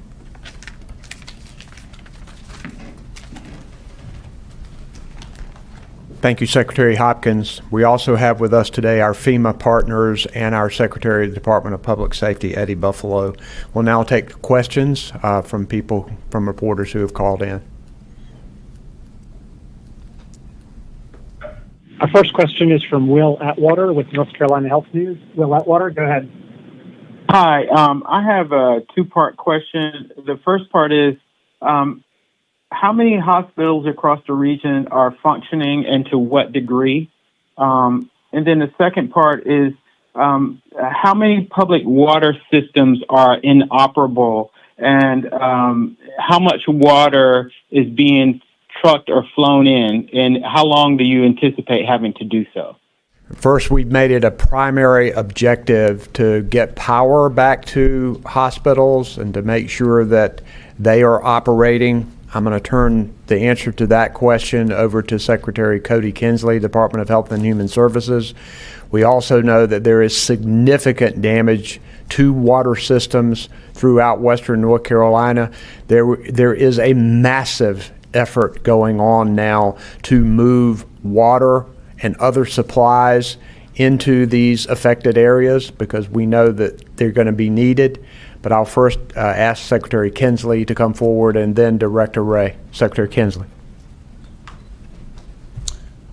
Thank you, Governor, and thank you, Will, for that question. our team is in active contact with all of our healthcare facilities in Western North Carolina. And as of right now, all of our hospitals remain operating, albeit many of them on backup generator power and temporary water supply. We'll continue to work with our partners here at Unified Command and Director Ray as we evaluate the situation and bring supplies to the hospitals to sustain their operations. Thanks, Will. So of the systems that we're currently tracking, 52 of them are without power. We have an additional 93 systems that are on a boil water advisory, and of those, 33 are awaiting test results to clear that advisory. We know that a combination of power, loss of power, is one contributing factor, but we also know that there's significant infrastructure damage from the amount of water that impacted a number of these communities that are going to have significant rebuild impacts for these water systems to come online. We're working with our federal partners to look at some official engineering evaluation, scoping some of those projects to determine whether this is a simple repair that's going to be needed or whether we're talking an extensive overhaul of a jurisdiction's water system. Because those are significant lifts and challenges, we are preparing our operation to continue to move commodities into those impacted areas, particularly food and water, for an extended duration of time. As you heard a number of folks reference today, we are looking at multiple avenues to surge commodities into these impacted areas. We know there are a number that have incredibly limited or no access. There are still people that are in desperate need of water and food.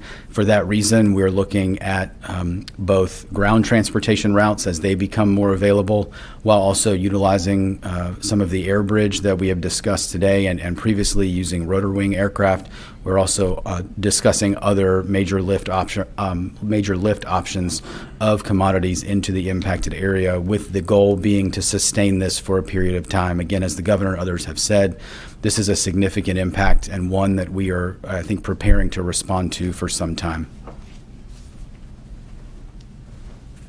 Next question. Our next question is from Ray Gronberg with the North Carolina Tribune in Business, North Carolina. Go ahead, Ray. Good afternoon, gentlemen. More for Joey Hopkins than anything else. How are you all going to, prioritize the major road repairs, such as the one at mile marker 3 on I-40? We know that these transportation repairs are going to be significantly expensive to do. We want to make sure that we're prioritizing main routes. The first thing we want to do is to make sure we get help to people, and so there are temporary solutions being worked on to make sure we get trucks in. But I'm going to turn that question over to Secretary Hopkins. Thank you, Governor. Thanks for the question, Ray. So in general, we're going to prioritize the interstates and U.S. and NC routes ahead of the secondary routes. But also we've got to look at how much damage we have, like the one you mentioned near the Tennessee line. That's a significant amount of damage. And so even though it's a top priority of ours, it will take a long time to fix that. We're probably talking months at best. We've still got to evaluate that and do some assessments out there before we can determine what that solution is. But we're also, in addition to those priorities, we're also looking at communities that may be cut off and trying to find those neighborhoods and communities and get them access restored back so they can get back and get the commodities and get the food and water that they need too. So that'll also be a priority as we continue to work our way through all the damage and find these other areas. Next question. Our next question is from Will Michaels with WUNC Radio. Go ahead, Will. Thank you so much, and good afternoon. Just one point of clarification and then a quick question, if I might. The point of clarification is about the death toll and understanding that these numbers can change by the hour. Buncombe County officials said this morning that they had confirmed 10 deaths in Buncombe County alone. Does the number that you mentioned, Governor, 11, include those 10 deaths? Well, first, I'm not sure exactly what data that Buncombe County is using, but let me tell you this. I know that there are a lot of people who are concerned about relatives and friends that they cannot get in touch with. And it's one of the reasons we are pushing so hard to get communications back up. Because our next question is from Will Michaels with WUNC Radio. Go ahead, Will. Thank you so much and good afternoon. Just one point of clarification and then a quick question, if I might. The point of clarification is about the death toll and understanding that these numbers can change by the hour. Buncombe County officials said this morning that they had confirmed 10 deaths in Buncombe County alone. Does the number that you mentioned, Governor, 11, include those 10 deaths? Well, first, I'm not sure exactly what data that Buncombe County is using, but let me tell you this. I know that there are a lot of people who are concerned about relatives and friends that they cannot get in touch with. And it's one of the reasons we are pushing so hard to get communications back up, because we know that a lot of these people are just simply out of communication and are okay. We're going to continue this effort to make sure that we rescue people. These swift water rescues are going on now as we speak. The confirmation process on deaths is long and complicated. You got to make sure you notify family members. I express my deepest sympathy to people who have lost family members and friends to this storm, but we'll work on getting that data reported to the public as quickly as we can. Do you have another question? Yes, sir. I appreciate that. And this question is for General Hunt. I just wanted to see if I could get some more details about search and rescue operations, given that there have been some reports from small towns like Swannanoa, where the fire chief there says that entire neighborhoods are gone. Does the National Guard help with, going into neighborhoods like that where local authorities know that there are issues? And then does the National Guard also help with security, given that there are reports of looting and arguments breaking out at gas stations in western North Carolina? Yes, thank you for the question. So I answer the second question first. Yes, we have heard reports of that, but you have to remember that the state of North Carolina has a robust capability in law enforcement. So, they will probably respond before the National Guard does. To answer your second question, our mission yesterday was search and rescue. We do have some indications through, like I mentioned previously before, on Facebook, social media, or just people who are able to get a cell phone call in. And we did go out and rescue those people. The one specifically you're talking about, they were 41 people out of that neighborhood that we rescued when I mentioned Buncombe County. But we are out flying today. We were flying yesterday, and if we see somebody that needs rescuing, we have the capabilities with our aircraft and our hoist aircraft and medevac to rescue those individuals just by flying through the area. Thank you. Next question. Our next question is from Ted Hessen with Reuters. Go ahead, Ted. Hi, all. Thank you for having the call. I was wondering if you could give us an estimate of the total cost of the damage in the state and what your timeline is for things to be restored to some kind of normalcy. Well, first, as quickly as possible, we want to return things to normalcy, but we know that it's going to be a matter of time when you have communities that are cut off. Everyone is working as hard as we can first to save lives, because there's still water rescues happening, to get supplies into people, to make sure we get communications back up, and to get power back on to people, and to repair roads so that we can get from one place to the next. All of those things are important. As soon as we are in a position, that process of assessing damages will occur. We're also going to be getting help to individual families through the individual assistance approved by this disaster declaration that we just got. But we don't know that yet. That'll be something that we'll continue to assess, and we will work to get things improved as quickly as possible. Next question. Our next question is from WRAL TV. Go ahead, WRAL.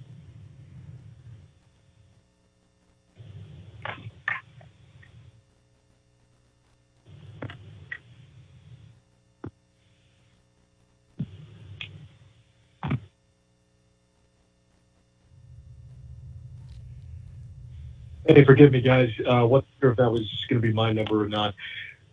My question is related to the distribution of that food, the water, the supplies that's coming in. It's been mentioned that, this is a massive operation, but we're still hearing from so many people here in Western North Carolina who are waiting on that and who are looking for some kind of specific timeline here. So can we say when specifically for these communities they can expect to start receiving this water and start receiving this food? Well, first, it is happening now. These commodities are being delivered. Remember, there are a lot of places that we're having difficulty even getting to and communicating with.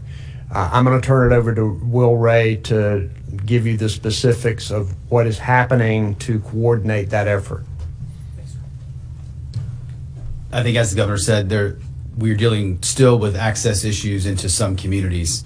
That's the reason we are looking at ground options as well as options via air, and why you see all the partners up here that you see. Really, it takes all of these partners to be able to clear roads, to provide support, to physically lift the commodities in and people out.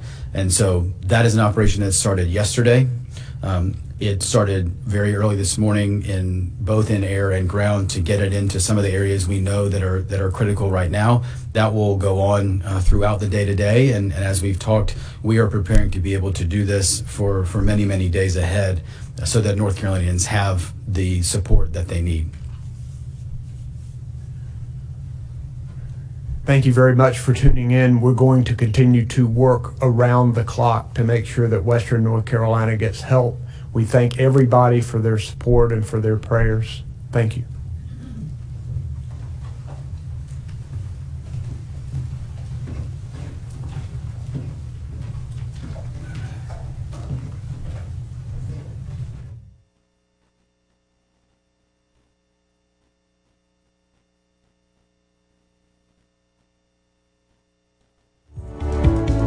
That's the reason we are looking at ground options as well as options via air, and why you see all the partners up here that you see. Really, it takes all of these partners to be able to clear roads, to provide support, to physically lift the commodities in and people out.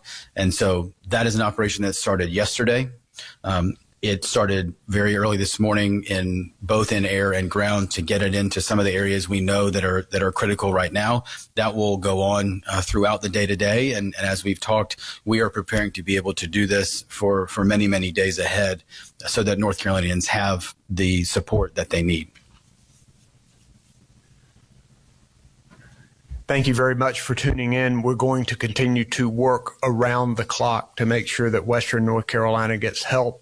We thank everybody for their support and for their prayers. Thank you. We're here connecting the community. This is iHeartRadio Asheville's continuing coverage of rescue and recovery efforts from Tropical Storm Helene. And we are at 105 and 71 degrees. Welcome into our continuing coverage here. With me in the studio, we now have the rest of our iHeart family. Eddie Fox, Amanda Fox. Hello. Tank Spencer is still with us. Josh Michael still with us from Hello. Star 104.3. We want to go to the phones right now over to Rod Honeycutt, who is the county manager in Madison County. And Rod, are you with us? Hello, Rod. Okay, I think we've missed Rod.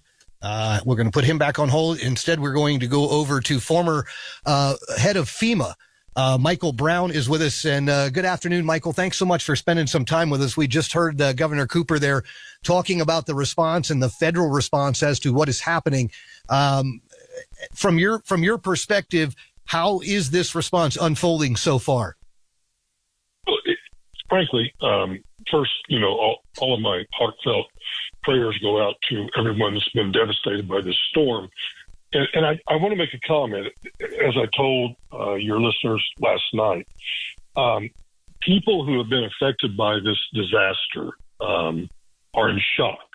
They've either totally lost their homes have been flooded, or they don't know because they weren't at home, and they can't get back into the area. So people's mental state is one of a psychological shock. And why do I point that out? Because people will go through a cycle of grief. I mean, it's just like having lost a loved one. When you lose, your home, you lose all of your material possessions, all of those things. People start going through a grieving process, and part of that process is quite honestly getting frustrated. And I'm glad I called in just a little bit early so I could hear some of the commentary about the logistics that's going on.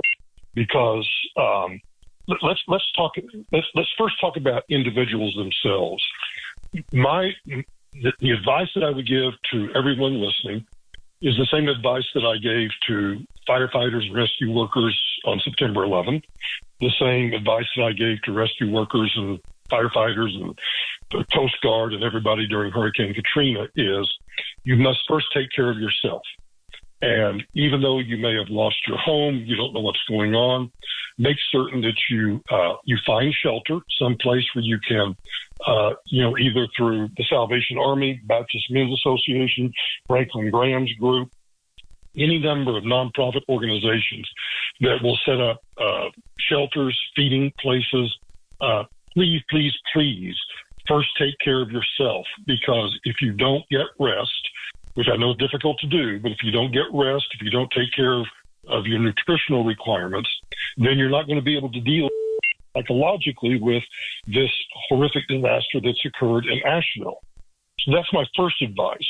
And if you do that, that will help you better understand and deal with the truly logistical nightmare that the National Guard, local officials, whether it be firefighters or first responders, whomever they are, they're facing a logistical nightmare.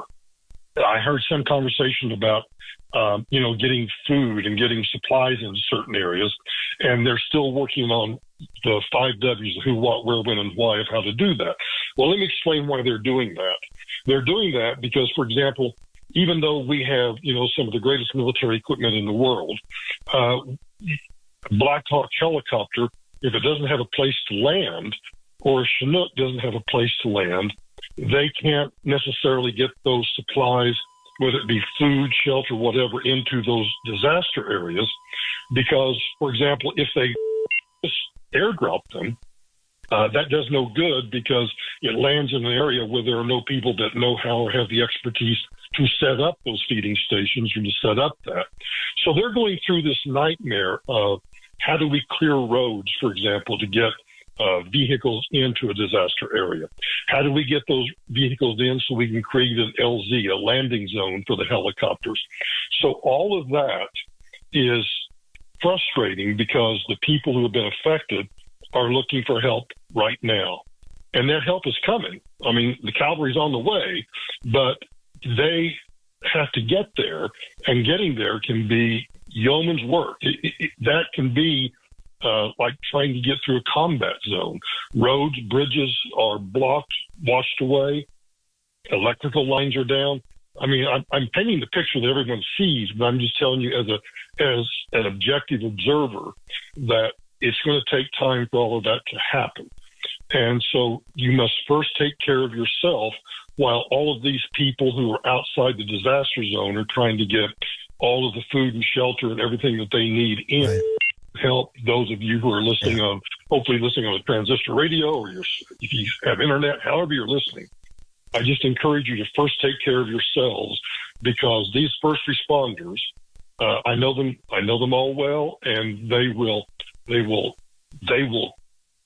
walk over fire to get you help. But walking over fire takes time. Yeah. And so that's my best advice to folks right now. Michael, when you look at the caliber of this catastrophe, because that's the only way one can label this as a catastrophe, in comparison to what we normally see when a hurricane hits Florida or something like that, this seems like it is just exponentially worse, mainly because of the geography and all of the Mother Nature related things that we're having to kind of combat against to get in. That makes putting up power lines harder. It makes getting to fiber optics harder. Obviously, with these rivers and creeks, it makes it even more so. It absolutely does. And let me, and I'm not trying to be callous here, but none of this surprises me, because some of the hurricanes that I dealt with back in the early 2000s during the Bush administration hit kind of to the west of where you are. Right. And we have to remember that it's not really the hurricane. It's not the winds. It's the flooding. It's the water. It's the flash flooding that's done this horrific damage. Right. And, places have just been completely obliterated, and roads and highways, bridges have been obliterated. And so, yes, it is a catastrophe because of the geography, not necessarily because of kind of forget the hurricane language and instead start focusing on the flooding and the flash flooding and the damage that I think people just don't understand the power of water. Right. And when water comes crashing down a mountain, there's very little, if anything, that can stop that if you haven't prepared for that in advance. There we go. And that's what the first responders are dealing with right now. My guest today, former FEMA director Michael Brown, and also Michael, a member of our iHeart family. And Michael, thank you so much for your time. We certainly appreciate it. I know we'll be back in touch with you probably over the next couple of days for sure. All right. Everybody take care and be safe. Thank you so much, sir. We appreciate it. We're at 13 minutes after 1 o'clock, 71 degrees. Our phone lines are open, 240-9962, 1-800-570-9962. Joining me in the studio right now, we have Eddie Fox from 99.9 Kiss Country and his lovely bride in here? Yeah, there she is. I can't see her head over the top of the monitor. Amanda Fox is with us as well. Josh Michaels from Star 104.3. Eddie, Amanda, you guys have just been able to leave the house. You've just been kind of able to traverse the area and get here. I mean, it was a monumental task just getting here. If you can kind of paint the picture for us a little bit of exactly what you're seeing out there and what it was like getting here. Well, Michael spoke to the psychological effect. And I think Amanda and I both, we were hit, like a punch right square between the eyes coming in today. Because in Weaverville, we didn't have communication. But the damage, we didn't see a whole lot of damage. There were a couple of trees down. A lot of trees, some trees down. Yeah, hang on one sec. We'll get that. Yeah, there's a lot of trees down, but as far as, water and flooding, we fortunately didn't have much of that. And then once you start hitting Woodfin, which is where I grew up, my parents are there, the devastation down on the river, Silver Line Plastics, which is a huge part of the Woodfin community, the salvage station, just seeing all of that wiped out, it really hits you. And then we get down to Patton Avenue, and you see the traffic and people backed up. Well, the gas station up there, Monticello Road. Yeah, at the Shell out there, people were lined up. I'm not sure if they had it or they were expecting them to get it, but they were out of their cars waiting on that. Right. So, but just I guess we were kind of sheltered for the past couple of days from the brunt of it. But just I don't know. I'm still, I guess, trying to mentally process what was happening. And then you have Ellie, our 2-year-old, who's just like, hey, this is great. This is an adventure. And well, she just thinks everything's broken as far as the TV and the power and, just, it's just trying to shelter her as much as you can from. Right. It's a lot, y'all. It's a lot to take in. It's a lot to mentally wrap your mind around, because this is our home and these are our neighbors, and just thinking about the folks who don't have jobs and not even a business to go to. Right. It's, this is, I don't know. It's just a lot. It's a lot. We're going to go back to the phones right now and hook in with Rod Honeycutt, who is the county manager in Madison County. And Rod, thanks so much for your time this morning. We certainly appreciate it. Hey, Mark, can you hear me? I can. We can hear you. Hey, first of all, thank you and Eddie and Tank for listening today. You just quick update what's going on. Sure. 22,000 citizens across Madison County. We've experienced devastation down here, like we've never seen before. For example, what we know is our Madison County Bridge in front of our courthouse is forever damaged right now. We've got to have state assessment come in and look at that. When you think of Hot Springs, you think of other areas in that community who has now lost their businesses down on Main Street. So, that's significant loss of lives. I got to tell you, our first responders here carried the county on their back over the last 72 hours. But we've had, young men and women out there, 24 hours operation, just carrying a whole lot. And the county has been blessed to have external agencies assist us.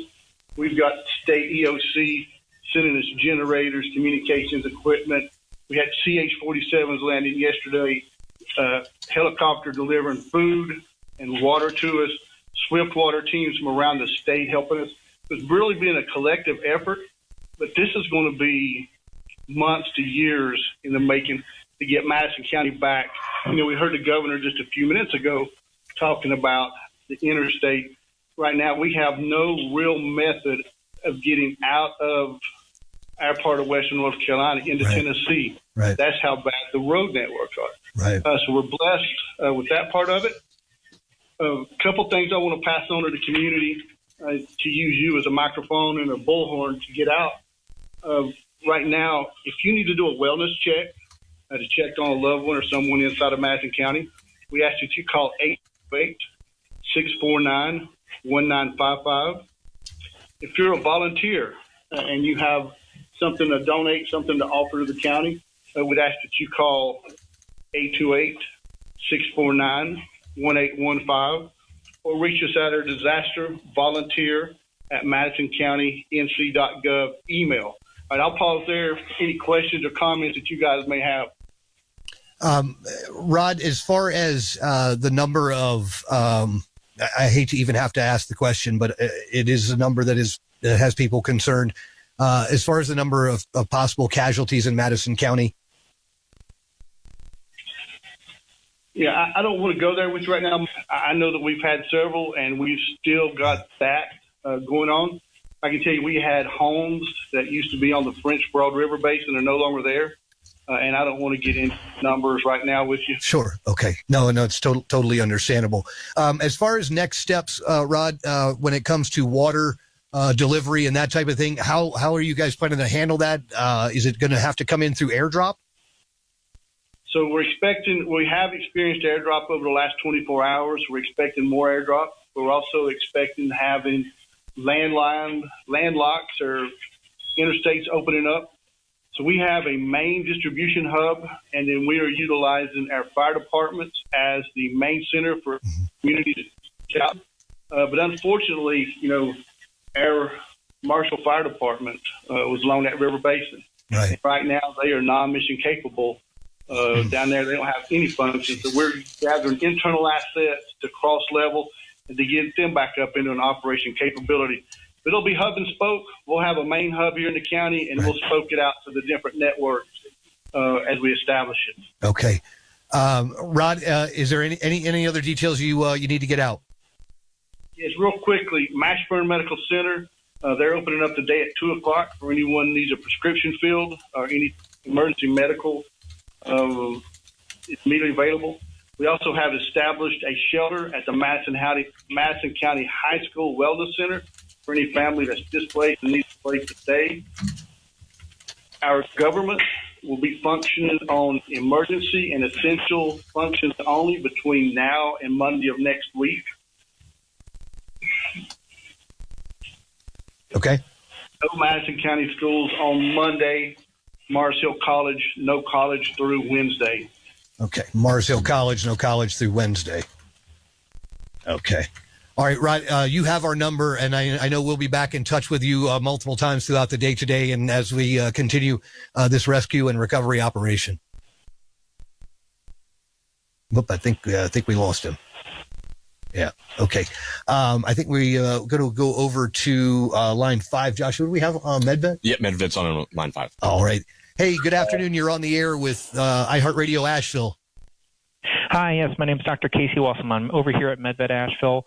We're over on Brevard Road. Currently, we're not able to receive cases, and I know when I've reached out to the folks over at Veterinary Emergency Group here in Asheville on Hendersonville Road, as well as Saves on Hendersonville Road, both their offices are currently unable to receive patients. And so I'm just trying to get the word out there for all pet owners.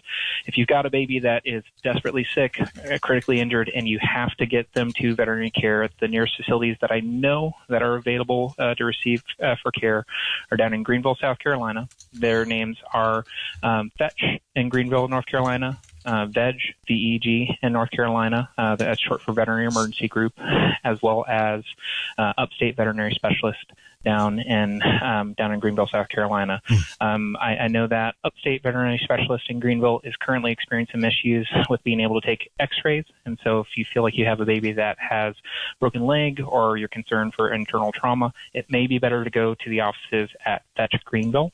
I'm not sure if that Veterinary Emergency Group in Greenville has those services, but it's always fair to try and give their offices a call. If you're in the Flat Rock area, just south of Hendersonville Road, I know that there also is a Western Carolina Regional Animal Hospital that is available. They're located on 205 North Highland Lake Road in Flat Rock, North Carolina. I want everybody to stay safe. If you don't need to bring your baby in, you feel like they're relatively stable, I echo everybody else's recommendations of sheltering in place if able. We're just experiencing a high number of calls, and we want to be able to provide as prompt a care as we can, but we're currently no offices in the Asheville area that I know of are able to receive these babies. So try and get care in Greenville or down in Flat Rock. And obviously, if anybody else has the information in the area, feel free to call into the radio station and see if they can get that information out. We appreciate everybody's patience. Thank you so much. We really appreciate it. And if you wouldn't mind, please stay in touch with us as the situations change throughout the next couple of days. We absolutely will. Thanks so much. We're trying to be here as quickly as we can. Take care, y'all. Excellent. Stay safe. We appreciate you. That was fetched in Greenville, and then VEG down in Greenville. Yeah, a veterinary emergency group, I believe, is what VEG is short for. Flat Rock areas like Western North Carolina Regional Pet Hospital. Was it okay? Right. Yeah. We are at 123 at 71 degrees. Continuing coverage of the rescue and recovery operation from Tropical Storm Helene. Eddie Fox, Amanda Fox, Tank Spencer, and Josh Michael with us here in the studios today. And, you guys, Eddie, Amanda, Josh, you have seen kind of more of the outside world than Tank and I have seen over the course of the last, 3 days. And, we've been talking about how the landscape has just been completely altered. Literally, it's in some cases wiped away completely. It just it's going to take a long time to recover. And I know that we're getting messages. We're just now getting to the radio ranch and getting back into service, and messages are popping up. And there's part of the KISS country family who have lost. We just saw a message from Crystal. She said, "Helene, you took my home. Yeah, it's gone." And there's so many people in that spot right now, and I know there's so many people that are wanting to step up and help, and they want to volunteer. And I know that there's so many outlets right now, but just to know that there's so many people ready to go and ready to step up and help these neighbors out I can't even tell you what that means to me. That's one of the reasons I absolutely love Western North Carolina. And I know we're going to make it through this just because that's what we do, but there's a lot, and we're still finding out, and we're still looking for folks. And I can't imagine being in that spot right now, but just know that we're with you, and all the love and prayers we can send, we're sending. Our phone lines are open, 240-9962, 1-800-570-9962. Again, 240-9962, 1-800-570-9962. You can also email me, Mark, M-A-R-K, at WWNC.com. You can email Eddie at Eddie at 999. Eddie, what is my email? Eddie at 99kisscountry.com. Amanda at 99kisscountry. No, mine is Amanda Fox, FOXX at iHeartMedia. Always got to be different, don't you? Always got to be a little bit. It's what they gave me, y'all. I don't know. We can take care of that when this is all done. and then, of course, Josh at Star 104.3 or Star 104.3. Can I just say real quick, Mark Starling, you, sir, are absolute hero. No. You, sir, have been here through the entire thing, so God bless you. Tank Spencer is. Yeah, Tank both. Ariel for being here. Josh, you too, sir. Who's the engineer that's out here creeping up down the hallway? We've got Ben, we've got James, we've got Rick. Thank y'all so very much. I mean, we learned a lot just from listening to you when we couldn't and get I know in that a lot of these, people that are calling in, they've said it's the only way that they're checking in on people or knowing anything. So obviously y'all have been there during people's so thank you. dire times. So you guys have done a fantastic job. Thank you so much. We gotta. It's the only way how to say it is it's our pleasure to do it. Well, you're doing a fine job. I've just gotten a recovery resource sheet from the city of Asheville. Tropical Storm Helene severely damaged the production and distribution system of city of Asheville's water system. Extensive repairs are required for treatment facilities, underground and above ground water pipes, and 2 roads that have washed away, which are preventing water personnel from accessing parts of that system. Although providing a precise timeline is impossible, it is important to note that restoring service to the full system could potentially take weeks.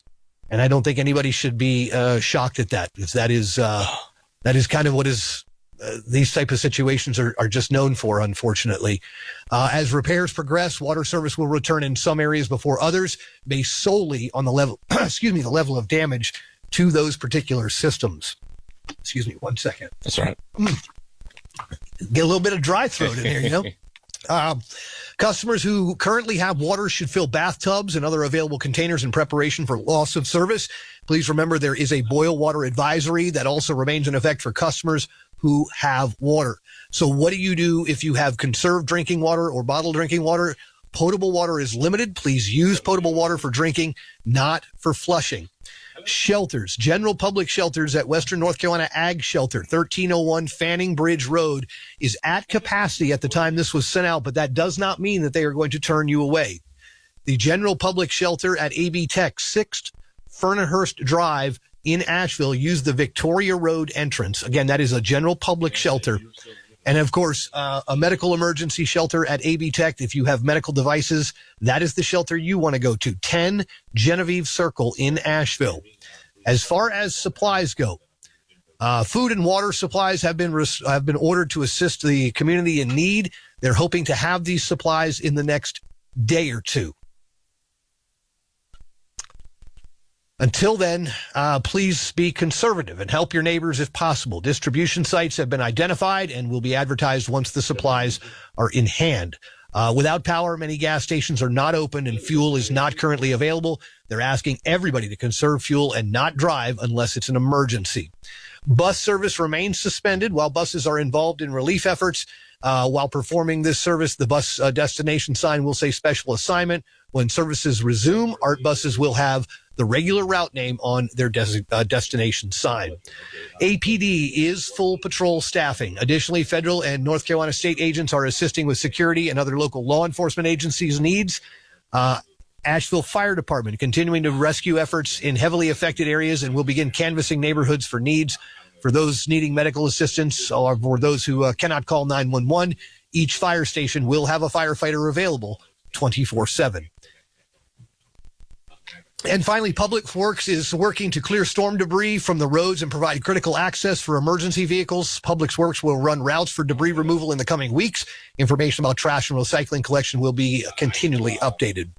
We're at 329. That's 70 degrees outside the Apple Tree Automotive Superstore studios. My name is Mark Starling. Josh Michaels is with me from our sister station, Star 104.3. Also, Eddie and Amanda Fox have been with us, as well as Tank Spencer. We're going to catch a bottom of the hour news update from our great folks over at 24/7 News Source, who have just been spectacular through this entire situation. Really have to throw up a huge amount of kudos to our national team there in the 24/7 News Center. They really have done a great job for us, and we certainly appreciate it. We're going to catch that update now at 70 degrees, again, here on the iHeartRadio family of stations in Asheville.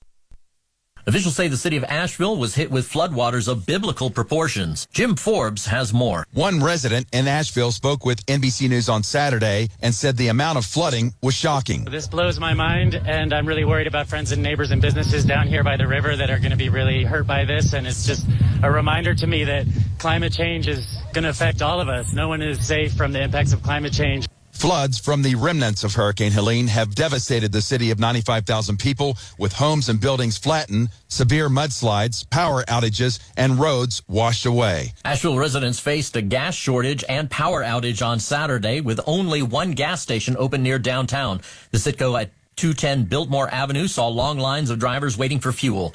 Power is gradually being restored to businesses and gas stations. I'm Thomas Cage.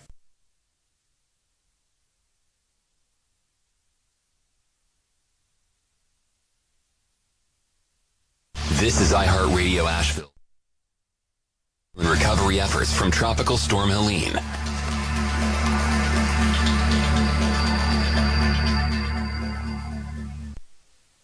We are at 1:31 here on your Sunday afternoon as we continue our live coverage of the recovery and rescue events of Tropical Storm Helene here at iHeartRadio Asheville. All of our stations simulcasting this same broadcast. However, Star 104.3, have they made that turn yet, Josh? Not yet. Okay. So yeah, all 7 of our stations now right along with us You can pretty much get us anywhere up to like 6 states away, if I'm not mistaken. Yeah. So we've got you covered here. Some of the things that we want to go back over with you as far as schools go, Henderson County schools closed until further notice. Asheville or Buncombe County schools until October 4th. Blue Ridge Community College until October 4th as well. Josh, I know you've got a full notepad over there. What you got? I've got some information we got on phone calls while we're listening to the governor. We'll start off in Marshall. The water has receded, and Holly, who called us this morning, she said it's worse than they even thought. There is equipment on site. There's heavy equipment moving dirt right now. Police are there as well because Marshall's now experiencing some looting. Hot Springs is also experiencing looting. So if you're not from that area, don't try to go into there. You're not going to be able to. Also, if you follow Downtown Marshall on Facebook, they've created a GoFundMe for rebuilding Downtown Marshall. And I know that's one of your favorite spots. I just can't believe. It is hard to believe, and it's hard to think about when something just ceases to exist. That's the part that's I don't get. It's just so hard to wrap your head around. And I know it's so hard for all of you to wrap your heads around as well. I did want to just take a moment again to remind folks to take care of yourself. I'm not even talking about so much your physical needs of sustenance and water. I know you need those, but the mental health angle of this entire situation is huge, and you need to be able to ask for help, and it's okay to ask for help. And there are resources that are going to be on the ground, and some are already on the ground. Matter of fact, we heard from two women this morning who said, "Hey, we were here and we showed up for a vacation, and now we're here, and we work in mental health, and we're here to help." And so they were looking for a volunteer opportunity. There are people that are going to be available to help you through this.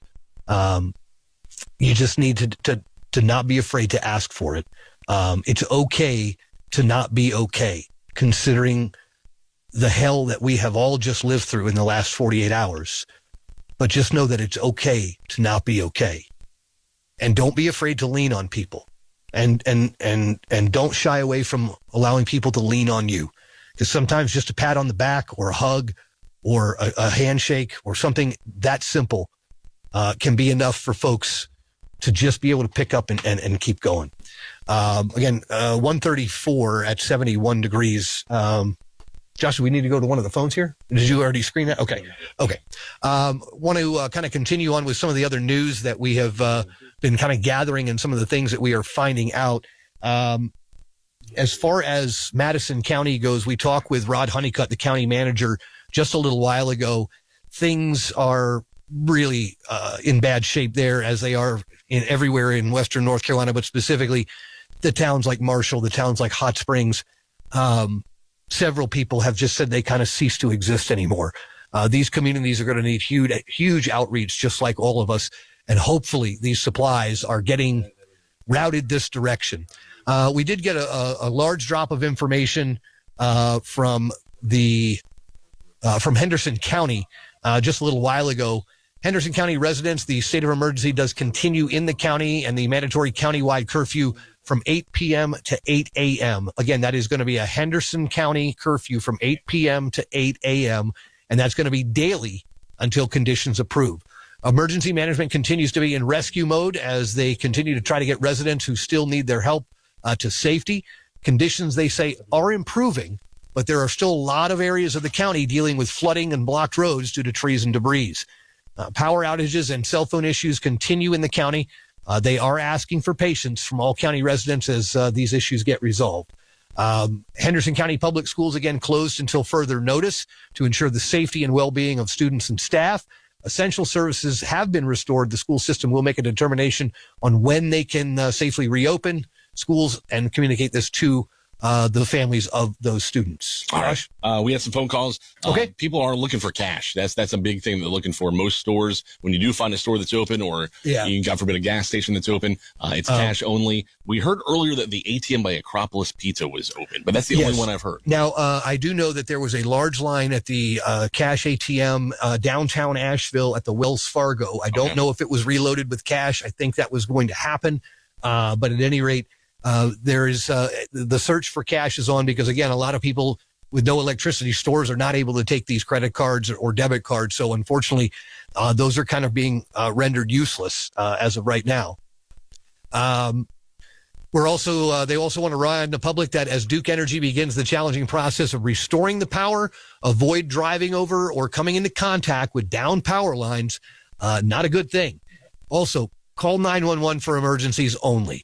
They do have an emergency operations center open. That number, 828-771-6670 for non-emergency calls. For more information, if you have web service, you can visit hendersoncountync.gov. Josh? Line 1, we've got Katie from Swannanoa. All right. Hey, good afternoon, Katie from Swannanoa. How you doing this afternoon? Whoop. Katie, okay, there you go. We got you now. Are you there, Katie? No, ma'am. Hello? Okay, I think we lost Katie off the line. This is a perfect example of just how spotty this cell service really is. I mean, it's back somewhat, but it's here today, gone tomorrow kind of type situation. Let's. I think that was we were trying to get Katie back on the line there, but I don't think she was. I think we lost her off the line. So, Katie, if you're still out there listening, please call back 240-9962 1-800-570-9962. Of course, our phone lines are open and will remain open for the duration of this entire event.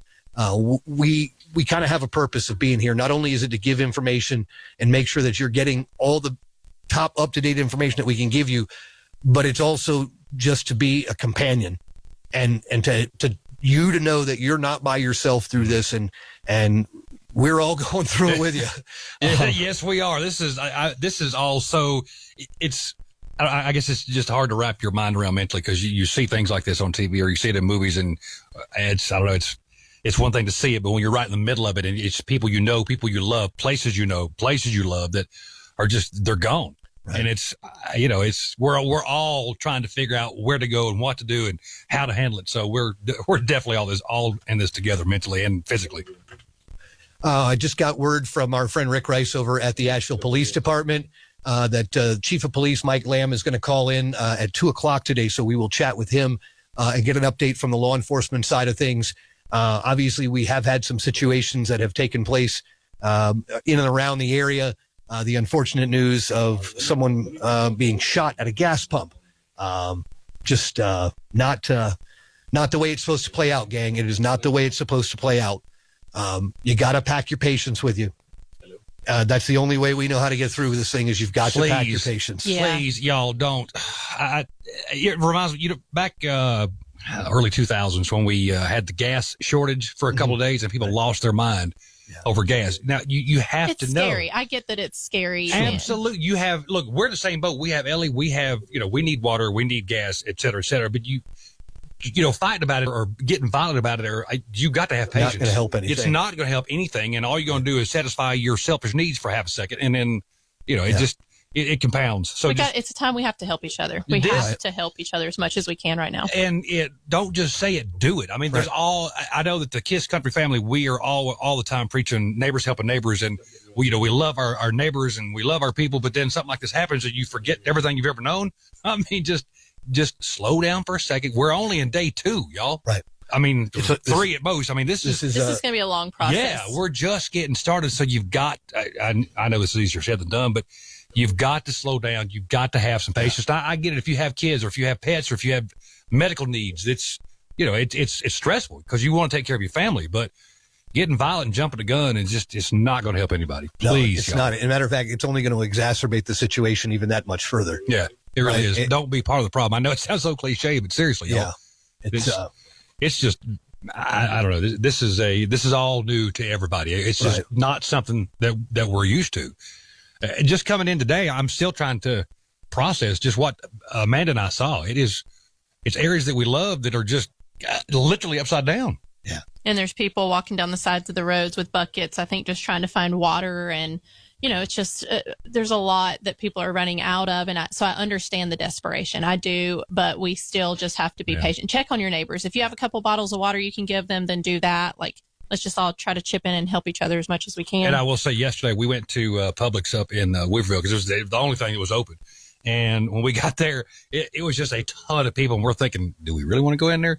So, I mean, we needed a few things, so we waited out. And I will say that there was a lot of neighborly love going on there. There was one instance where this little lady had like a stack of 6 dozen eggs and some bread. I mean, she was there for her family and just carried it because you couldn't find a buggy anywhere. Like, Big Lots had no buggies. The Publix buggies were all being used. And so this lady was standing there just holding all this groceries, and this other lady comes up and she goes, "Here, honey, you need this more than I do." Just little things like that. I love to see that. And we're going to need a lot more of that. That's going to be an awful lot of need for that. We're just getting started. Yeah. We are at 1:43. I think we're having we seem to be having a bit of a problem with our phone lines. I'm just going to take this cold, Josh, and we're going to see how this works out. Good afternoon, WWNC. Is this Frank? Hello, Frank. Okay, apparently that wasn't Frank. Yeah. I'm not sure if there's some issues with the cell signal in the area, but all of a sudden, it was about 10 minutes ago, all the phone calls, they could call in, but we couldn't hear them. They can't hear us all of a sudden. Okay, so we're obviously dealing with a few little issues right there. Just getting in from Flat Rock, North Carolina residents do not have power. QT on Upward Road has gas, but it is a 3 to 4 hour wait. Wow. Massive trees and power lines down everywhere, making secondary roads almost impassable. Ingalls on Spartanburg Highway open for groceries, not sure about for gas. Animal Hospital in Flat Rock is open, as we just heard from our friends over at MedVet that called in. This is we're just kind of getting, this is all coming in from listeners. This coming in from Ben Rathbone up in Haywood County area. He says, we are in line for gas on 1923 at the Spot the Exxon off the interstate at exit 37, has fuel and power as well. He also said that more cell phone activity has come back online there. He has Straight Talk for his cell service, and he says he has full signal now in that area. So that's some good news there. Just kind of going back through and just kind of restaging things here for you and resetting where we are. We have had 2 press conferences today so far, one with Buncombe County officials, basically saying that the ETA on the water and all of the other supplies is kind of up in the air right now, unfortunately. They're hoping for late today or tomorrow. I don't know. Got a little bit of info on that from the Carolina Emergency Response Team. Operation Rotorblade is a go. They have 12 or so helicopters that are linking up. And if you need a wellness check, an evac, or supplies flown in, you're supposed to try to get a hold of them through Carolina Emergency Response Team Facebook. Okay. One more time with that one, Carolina Emergency Response Team. Okay. Excellent. All right. That's good stuff. More resources coming into the area. Also, a press release here from AmeriCare's emergency teams. They are headed to North Carolina. They're deploying a response team to North Carolina to assist rescue efforts on the ground. Oh, and of course, I just moved my screen and now I can't see anything. Relief efforts for Hurricane Helene. The emergency response experts are expected to be in Asheville by Tuesday, assessing the health needs in flood-ravaged communities before making their way towards Tennessee. That just, this goes to show you, folks, these are all of these private resources that are coming in and really kind of, pooling it all together and laying it all out and making it so that, we've got more resources than just the federal response or the state response or the city response. It's going to take a private public interest in order to make this hopefully we happen. see a lot more of that over the next few days. We appreciate everybody stepping up to help out. We got phones back. Okay. Jessica is on line 2. She's calling from Haywood County, specifically Clyde. Okay. Hey, Jessica in Clyde, how you doing this afternoon, sweetheart? I'm good. How are you? We're okay. Tell us what's going on around you, what you're seeing, kind of what's happening, and what information you might have. Yeah, well, I was calling in because I don't know. This is the first time I've ever had any cell service, so I don't know if anybody's called in, specifically Clyde or Canton area, so I just wanted to let you guys know. I live near, actually, the town hall of Clyde, and it was absolutely devastating. I mean, I watched just across the street. The water came up to our house Just across the street, we was watching homes float by, decks, everything. I know Canton, where the mill was, it was completely underwater. I know if you get off the exit at Canton, where Ingalls is, as soon as you go down the hill towards the mill, that soup kitchen, everything was underwater. I mean, churches were flooding. Here in Clyde, the town hall, I know the basement got flooded. It was an act of God that our house didn't get flooded. Right. The water came up to the backyard. But as far as gas, around here, I don't know of any gas station that has gas. I did hear earlier this morning that Ingalls was back up and having gas, but I don't know if that's still a thing now.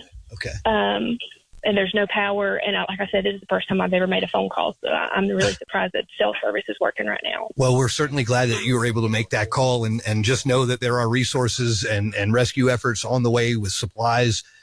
We do know that Haywood County is setting up water stations, as well as there are several churches there. I believe it was the Silva. Let me see if I can find that exact name. I believe it was the Silva Baptist Church. They say that they are able to give people fresh water. Let me see if I can find that exact name. As far as your home, was your home damaged at all? No, that's what I'm saying. It was an act of God. The house to the right and the church to the left of us, they got completely flooded. Right. It didn't hit us at all. And to give it in any kind of perspective, I walked down here to Town Hall, right on like the main street of Clyde, and the rescue boat was literally going down the main street. Like, oh my goodness! Oh wow! It was the river was completely up. Right. So it was wild. It looks like a tornado came through across the street. It's devastating. Yeah, we can only imagine. I mean, it looks basically the same everywhere. Yeah. You know, I know you're probably starting to just be able to get back onto social media and start being able to look at it's a lot it's overwhelming, to say the least. And yeah, absolutely. You know, our biggest message to you is just take care of yourself. Okay. Okay, we will do. Thank you. We're glad you're okay. Thanks for checking in. Yeah, and listen, check back in with us either later today or tomorrow. Okay. Okay, perfect. Thank you. Have a great day. You got it. Take care. All right, Mark. We've got Noah on line 5. Okay. He's calling about that program and how people can help or get help from the Carolina Emergency Response Team and their Operation Rotor Blade. Okay. All right. Apparently, we've got somebody on the line from NOAA with us. Noah's the name. Oh, Noah's the name. Oh, hey, Noah. How are you? I thought it was the National Oceanic Atmospheric Association, but apparently I was wrong. Noah, we've got you on the air now. Josh says you've got some more information for us. Yeah, I don't know a ton about it. I work for a company, Superior Walls of North Carolina, down in Salisbury, and a bunch of the employees are going to Concord to help. And what it is people is bringing in food and water to the Walmart in Concord, and then they're needing people to transport it from the Walmart in Concord to the Concord airport, and helicopters are picking them up from there. Mm-hmm. And today they're working on Banner Elk, because Banner Elk is absolutely demolished. They have no way in or out. First we've heard they don't about have any water. Yeah, this is the first that we've heard about any of that. Yeah. About Banner Elk being destroyed. I was told it's called Operation Airdrop. And like I said, the company I work for, helping out a lot for it. Mm-hmm. They're working on Banner Elk today, trying to get water there. And then I heard, I think tomorrow. Noah, we're losing your signal. We're losing your signal, buddy. All right, we're going to put him back on hold, and maybe we'll try to go back to him. I think this is, we're going to go over to line 1 here. I think this is Kristen. You're on the air with iHeartRadio Asheville. How you doing this morning or this afternoon? I'm good. How are you? We're doing okay. Where are you calling us from today? I'm calling in from Candler. Okay. How are things over in Candler?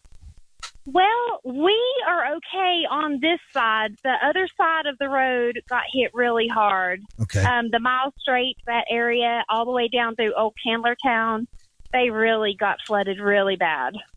Okay. Old Candler Town, you said?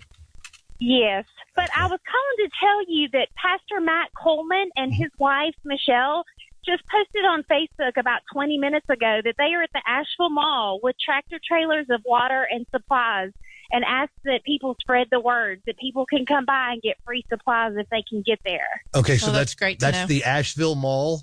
And Asheville Mall parking lot. okay, and who is that again? Pastor Matt Coleman and his wife, Michelle. Okay, Pastor Mike Coleman. Matt. Oh, Matt Coleman. Okay. And his wife, Michelle. Okay, and that's going to be at the Asheville Mall in the parking lot? That's what he said, yep. Okay, and they've got tractor trailers full of water, and they're ready to give that away. And supplies, whatever that means. And supplies. Okay, that's fantastic. Thank you so much for that information. That's great. We will definitely get that word out there. How are you as far as supplies? Do you have a safe place to stay and everything you need? Yeah, we're good. We got power and cell phone back on this morning, and we fortunately are on a well, so we have water now. Okay, which great. is amazing. But we just are praying for everyone that doesn't, and if we can help anybody, we want to do that. Excellent. Thank you so much, Kristen. We really appreciate it. Thank you. Bye. Bye-bye. I did receive an email from someone in Mitchell County wanting to give an update. Okay. Matt says that they've made it to Johnson City, Tennessee, and there is phone service, but Highway 226 is passable into Tennessee, that roads have collapsed lots of times down to single lanes all across Mitchell County. He said Tocane community along North Toe River is shut off. Highway 226 in Bakersville is gone. He just wanted to help spread that word. Okay. Excellent. And that was Mitchell County, you said, right? Okay. Yes. All right. We are at 153 at 71 degrees. I think we've got another phone call on the line over here on line 2. Let's go to line 2. Hey, you're on the air with iHeartRadio Asheville. Who are we talking to? Hey, this is Elizabeth Myers. We're in Black Mountain. Hey, Elizabeth. How are you? Doing well, thank goodness. Just wanted to give a small update. I'm not sure how accurate it is at the moment, but yesterday we drove from Black Mountain all the way to Arden, behind the airport. We were able to take 40 all the way from Black Mountain to Hendersonville Road. Hendersonville Road was open. There was no traffic or blockages. We were not able to get into Mills River from Airport Road behind the airport after the Ag Center is completely flooded, so you can't pass that way. We ended up having to drive down 26 at that point into Hendersonville, which then took us back through Mills River onto Airport Road to get to the other side. Okay. And that way we were able to get into Arden that way. How was, when you went through Mills River, how did that look? How was things in Mills River? From what we saw, it was really okay, from what we saw, but we were, I don't know which highway it was. It connects from Airport Road down through, we took the road that's down by Burning Blush.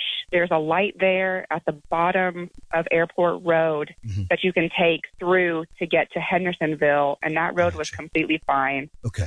And then you're able to get into basically back into the cliffs, like Long Shoals was fine. There wasn't a gas station off Long Shoals exit that was open yesterday, but it was absolutely packed.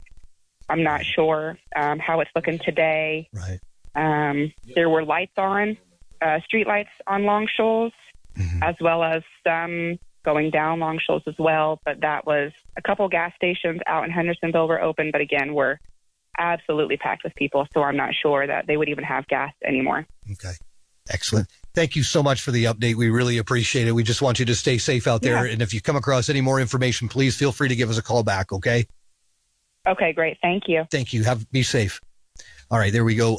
We're going over to line 1, Josh. Go to line 1. I believe it's Katie calling back. Okay. Hey, Katie, you're on with iHeartRadio Asheville. How you doing? Hello, Katie. Okay, I think we've lost Katie off the line. We're going to line 3, Josh? Yeah, let's go to line 3. Okay. Hi, Tanya. This is Tanya. You're on with iHeartRadio Asheville. Hello, Tanya. All right, we seem to be having some sort of an issue here. Let's try going over to Kathleen George. Hey, Kathleen, you're on the air with iHeartRadio Asheville. Hi, we're way up Route 9. We're in Black Mountain. We're totally cut off and isolated. We're 9 going down was washed away. We're up off of Broad River Fire Department. We have no way out. There's about 12 families here. Broad River Fire Department was flooded 8 feet up with water and mud. Trying to go left on the on Route 9. The bridge is covered in power lines and trees. That's blocked. So we're hoping that we can get food and gas so it can drop something off to all of us. Okay, so you guys are at the Broad River Fire Department? No, we're up the road. We have a development up the road from the Broad River Fire Department. Okay. So we spent 2 days starting Thursday cutting our way down from all our homes up here and down to the Broad River Fire Department and saw the devastation down there. Right. So. All right. Have you had any contact from any emergency officials as far as right now goes? No. No, even the fire department that usually work there, the men that are working there, they're not there. Right. There's volunteers right now just trying to clear out the fire department and just trying to save some of the trucks. Right. But we're going to be running low on food and gas, and it's a little dire. Yeah, it certainly sounds like it. Okay, we're hoping that the rescue officials, the folks in Black Mountain in that area are listening. We will certainly pass your information along. I've got it down as the development above the Broad River Fire Department, and you've got 12 families up there? There's a bear track. There's Upper Rock Creek Hills. We're all just trying to band together and just hang tight. Okay. There's also families that are at the bottom of the mountain as well, and thankfully, everybody's okay. Okay. So there is a little boy down there who is prone to seizures, and the family is worried about medical help. We can't get anywhere. Yeah. Listen, do us a favor and check back in with us later this afternoon, please, okay? We're trying. I'm up at the very top of the mountain to get cell service, and it's kind of shoddy, but yep, I'll definitely keep trying. I'll tell you, you're coming through loud and clear, though. It's a really clear signal, so... I'm up on a massive tree stump right now. Let me tell you, not moving. Not the most ideal place to be spending your Sunday for sure, but here we are. We'll get through it all together. Listen, like I said, please call us back and get back in touch with us. I just wanted to let people know that we're here. Okay. Well, we will certainly reach out to the right officials and make sure that something gets done. Thank you. You got it. Take care and just be safe, okay?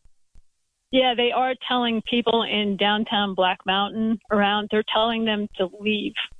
Right. Yeah, that's where my home is as well. And I know exactly where you're coming from. I feel you. So thank you. Thank you so much. We will definitely keep reaching out. Okay. Thank you so much, dear. Be safe. And we're going to go to the top of the hour news here at 2 o'clock and join in with our friends from 24/7 News Source, and then we will be back for more coverage of the rescue and recovery operations from Tropical Storm Helene. The city of Asheville has issued a statement requesting that all citizens stay off the roads if possible to allow emergency vehicles and essential services free travel.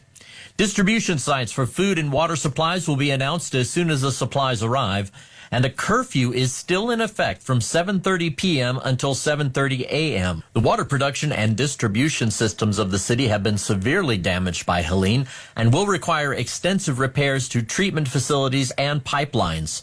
Some roads have been washed away, preventing water crews from accessing parts of the system. At least 10 people are dead, and there are 1,000 missing persons reports in the area of Asheville. In an interview with CBS's Face the Nation, Federal Emergency Management Agency Administrator Deanne Criswell said Western North Carolina has been devastated by floods and mudslides from the remnants of Hurricane Helene. I don't know that anybody could be fully prepared for the amount of flooding and landslides that they are experiencing right now. Food and water is being airlifted to the area, and there are reports of long gas lines. Police cannot notify some of the families of the deceased because cell service has been lost in most areas. At least 60 deaths in the southeast have been reported as a result of the storm. Governor Roy Cooper is confirming 10 deaths in the state caused by Hurricane Helene. UNC Asheville has suspended classes until October 9th due to Hurricane Helene's aftermath. There is significant tree damage on campus with limited communication. Students are safe in residence halls with food and water. Non-mandatory employees are to stay off campus until October 7th. Mandatory employees are to report to designated halls. The public is advised to avoid the campus. I'm Thomas Cage.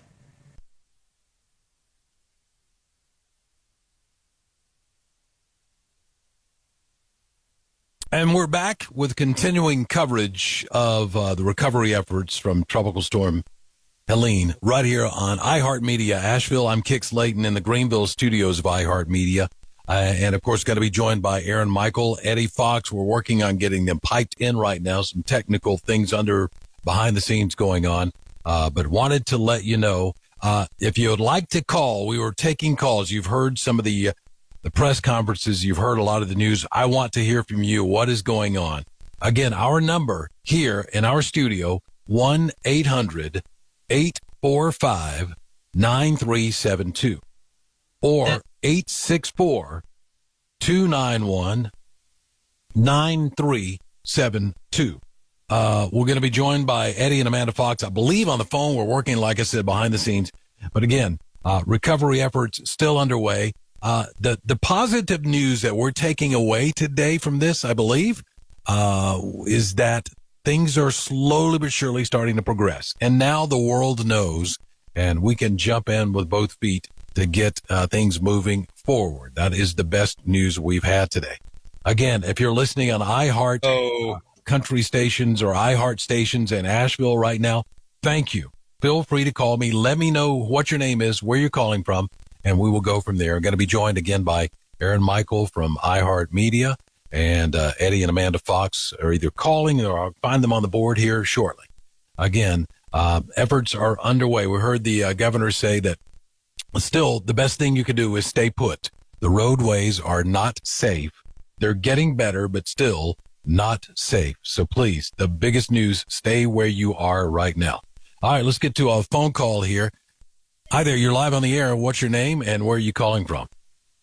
Hey, this is Michael. I'm Chief of Police of the Asheville Police Department. Wonderful. And calling from the Emergency Operations Center here at Station 13. That's fantastic. Michael, first of all, I know you've got to be worn out. Thank you for the job you do.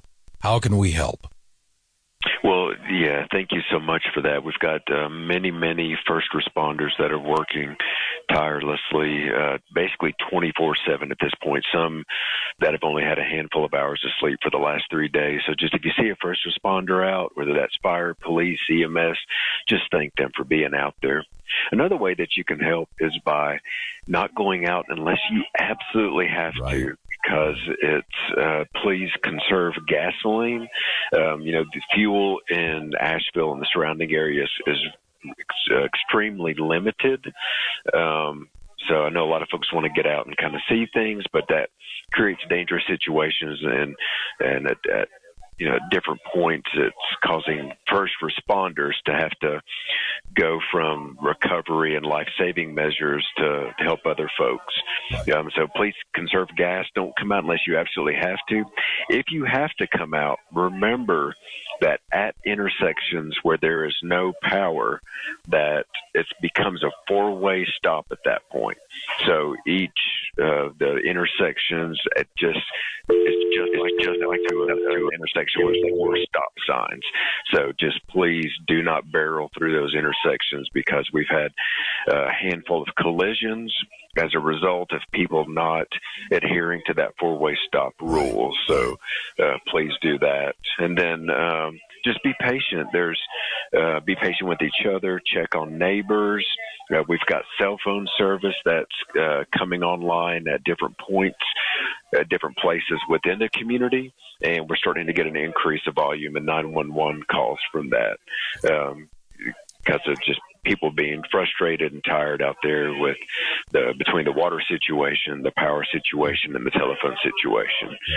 We do have a lot of assets that are en route to Asheville between water, food, and also power. So that is good news that we're getting those. We don't have a timeline yet, but as soon as we get the updates on water distribution, food distribution, and when power and water will be running water will be restored, we'll get those out as soon as we get them. Michael, I can listen in the background. I can hear the workers frantically getting things done right now. So if you're talking to somebody who feels like they're isolated and nobody knows they're there, you guys are working to get to them. So stay put. Don't get on the roadways. Like you say, some roads are impassable. And I love what you said about the traffic lights. I said, if the traffic lights are not working, that is a stop sign. That traffic light is not working. That's a stop sign, 4-way stop, no matter what. Have to be extra careful. And how are you doing? How do you feel? I mean, you've got to be. I know you're exhausted and your resources are probably stretched to the limits, but tell us how you are. Well, yeah, it is definitely tiring. It's the work has been nonstop. So as far as being able to stop and sit and really just think and process the devastation and the catastrophe that our community has experienced, like our first responders really haven't had a chance to do that because everybody's just working between doing escorts, providing security, helping out the hospital. Everybody's just working so hard that we've not had to have time to take a breath. So it'll really, once all this slows down, that's when we'll really just have to process everything that's going on, and then start to offer support to our first responders, so that we can have a break at some point. And the good news is we've got a lot of wonderful state law enforcement agencies that are on the way to Asheville to help out. So we've also got a lot of good federal resources that are on the way, including more resources from the National Guard. So, Indy, I tell you, I really want to talk about the wonderful people that we have in our community. I have seen people get their own chainsaws and pickup trucks out and, help clear roadways, help neighbors, bring people water, bring people food, and we really have a great community of people that support each other. We've been talking about that here at iHeart Media, is that if you can venture out just to your neighbor to move a limb, move a tree, things like that, that's extra. That is taking the burden off you guys and the first responders. Anything you can do in a safe measure, not leaving your house to do this, but at least taking care of the folks around your neighborhood, that is a huge help. And that's what Western North Carolina is all about. Yes, exactly. Yes. Well, Michael, like you said, I think the biggest takeaway, what we can say, stay put. Help is on the way. Like I said, you can hear like I said, in the background, you can hear all the workers going at it. You've been at it. And even the cavalry is still on its way here to even, progress this along. We can't thank you enough for the job you do. We're lifting you guys up in prayer, for safety and honestly for just some rest, because we know you'll need it. Thank you, Kicks, and God bless you, and thank you for giving me the time on the air, and thank you for all the support that you're giving us. Absolutely. Happy to talk to you. Thank you so much. All right. I believe we have Eddie and Amanda Fox on the line. Hello. There they are. Woo! What are you doing? Hey. Hi. Well, isn't this something? This is, it is. It's something, all right. It really is. We're trying to piece together technology. And so, like I said, I've been saying this all along. We have so many people behind the scenes working. Oh, man, we do. And it's just, we've got 20 people moving things around. I mean, in an instant, like this happening right now, at an instant, the way they can do this. I gotta be honest. We were just talking to an engineer, and he said, "I need you to do this and poke this and hit." I'm like, "I'm sorry, you're talking too fast. Can you slow down just a second for me?" But we finally got it up and working, and we're just kind of all figuring this out together. That's what this is. That's what we've been doing for about 2 days now. It is, absolutely. How are you guys? How are you? We are. We're okay. I know. First of all, thank you to everyone who has been trying to get in touch with us. The thing is, where we live, we have no power and no cell service. No cell service for a very long ways in Weaverville. So when we were able to get out, we still didn't have service. And then my parents made it to us, and then we were able to make it to them today to drop off Ellie and make it into here. But again, thank you for everyone who's been trying to get in touch with us. Yeah. Yeah. Okay. So you made it into the station. I'm really, the reason I'm on, because you have really been isolated for a couple of days, and we're like, hey, we just don't want to throw them on the air and try to catch up with the news and everything. But I'm honestly, on a personal level, I'm so glad to hear your voices. Let me tell you, we are, y'all touched us like you down deep in our soul. The amount of love and support and the outpouring of concern and of folks trying to get up with us that we could not get. Like listeners for the past 2 days, turning on the radio to get updates from y'all, because y'all have been doing such a wonderful job, and you're there for everyone in this time. And we are so lucky to have y'all and Mark and Tank and everybody that's working, so hard the past few days. So thank y'all from a listener standpoint. That's the only way we knew anything that was going on. Yeah. Well, it's this whole thing is so fluid. You just heard the Michael from the police chief of Asheville was talking about it, and he said this thing is moving, but it's moving in the right direction. Baby steps now and bigger steps as we get in, and that's what we want to hear. Hey, Amanda, go ahead. I don't know if you already said it, but I did just get information that there's a tractor trailer in the Asheville Mall parking lot right now with water and supplies. It is a pastor and his wife. They have gathered up all these supplies, and they have a tractor and trailer there that they are giving out. Wow. And where is that? Asheville Mall, you said? Asheville Mall parking lot. Got it. All right. No, I also just got an email from the public info officer of the Jackson County Public Schools. Said at this time, the emergency shelter at the Department on Aging in Silva will be closed. Thank you to Jackson County, North Carolina Department of Public Health, Department on Aging, and Department of Public Works for their assistance. We remain committed to assisting those in need and connecting them with solutions and support services. If you still need assistance, there is a phone number. It's 828-631-HELP. It's 828-631-HELP. 828-631-HELP. We're going to reset the stage here a little bit. This all started yesterday when they were able to connect our studios in Greenville, where I am, to the studios in Asheville to take over because, as we've been talking about, we couldn't get in touch with anybody. No one on the staff. We didn't know Mark and Tank were in studio. They were there, but we had no way of knowing. And we, like you said, you got to a spot today and you probably had 1,000 messages. Oh, literally, they just kept popping up. They're still popping up, as a matter of fact. Yeah, they really are. Hey guys, I've got some folks. I'm taking calls now. I hope you can hear this, but we're going to go live on the air with some calls, and let me know if you can hear this. Well, there. Let me try it again. Here we go. Hi, who's this? Where are you calling from, and how can we help you? I just got an email from the public info. You'll have to turn your radio down, dear. There you go. What's your name? Hi, I'm Charlotte. I just actually moved to the area, and I'm trying to help out family. I'm just wondering if you guys know of any gas stations that could be open. Boy, that's a tough one. Eddie and Amanda, can you hear her?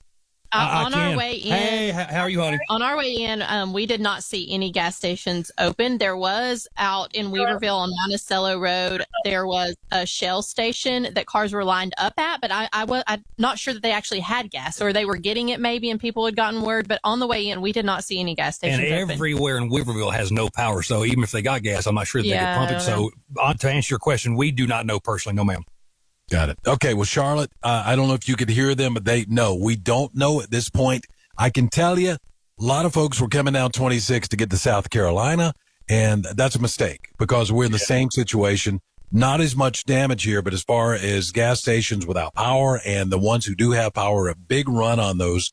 It's taking hours. I had a call earlier, 3 or 4 hours to get into gas stations. So whatever gas you have in your car, I wouldn't burn it on the road looking at this point until we get more information on that, Charles. And on that point, we heard the situation over on Brevard Road. Somebody got shot or a gun was pulled.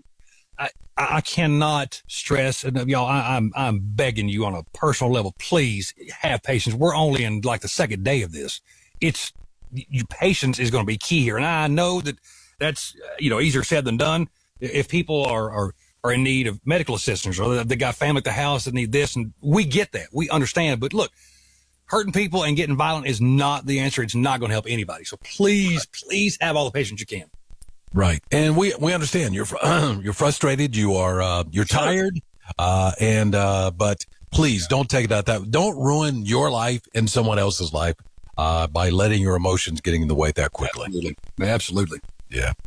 Again, Kick Slayton live in the iHeart Greenville studios. Eddie and Amanda Fox live in the Asheville studios on 99.9 Kiss Country. And I'm assuming other stations Eddie, because we've moved this. Again, this is I don't want to say a moving target, but this is a fluid thing on all the iHeart stations in Asheville. So, do you guys know? You're asking us. We're there. I know that we've got a lot of people doing a lot of broadcasting and a lot of engineers running around and plugging in and unplugging. But we're just, we're here to hope. Look at this. The Angry News Gnome just walked into the studio. Looks like he's taking a food break. Much needed. I'm on break. Starling is on. I'm on break. Hank Spencer, come on in. Man, Well, you guys finally got me to board up. Yeah, that's good. This is awesome. You guys have been absolute heroes. So thank you for everything that you've been doing. Thank you. We appreciate it. It is. I hope to never have to do this again. I'll be honest with you. These are kudos I never wanted. No doubt, but it's one of those things that we've all been through. If you work in the radio business, this is what it's all about: is being here for our listeners and trying to give them the greatest, latest updates on what's happening. We've all, Mark's done hurricane coverage in his career. I've done hurricane coverage in my career, and this is what you do when the community needs you. We got to rally together. That's what it's all about. And I can't thank you enough for the information that you provided us, because we were, like Amanda said a minute ago, we were listeners and getting a lot of information, the pertinent information from you guys before we actually finally got in here today. It's taken everybody. Yeah. And it's going to take everybody for a long time. Yeah. We're only in day 2. And there's just such a long way to go. You pull up Facebook and it's just too much. Who was the gentleman that you had on a while ago? Michael. He was talking about the psychological effect. That hit me for police. Yeah. Listen, I can't stress this enough. It's okay to not be okay.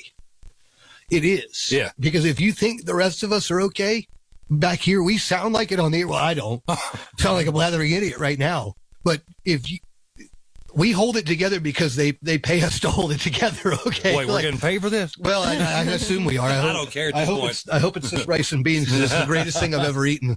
But it's okay to not be okay, and it's okay to ask for help. Yeah. It's okay to lean on your neighbors, and it's okay to let your neighbors lean on you. Absolutely. That's really the biggest thing, is just be there for each other. Because I guarantee you, Amanda and I going out yesterday, going to the grocery store up in Weaverville and then driving in today, I guarantee you are feeling the same thing that we're feeling. It's just, it's a mental overload.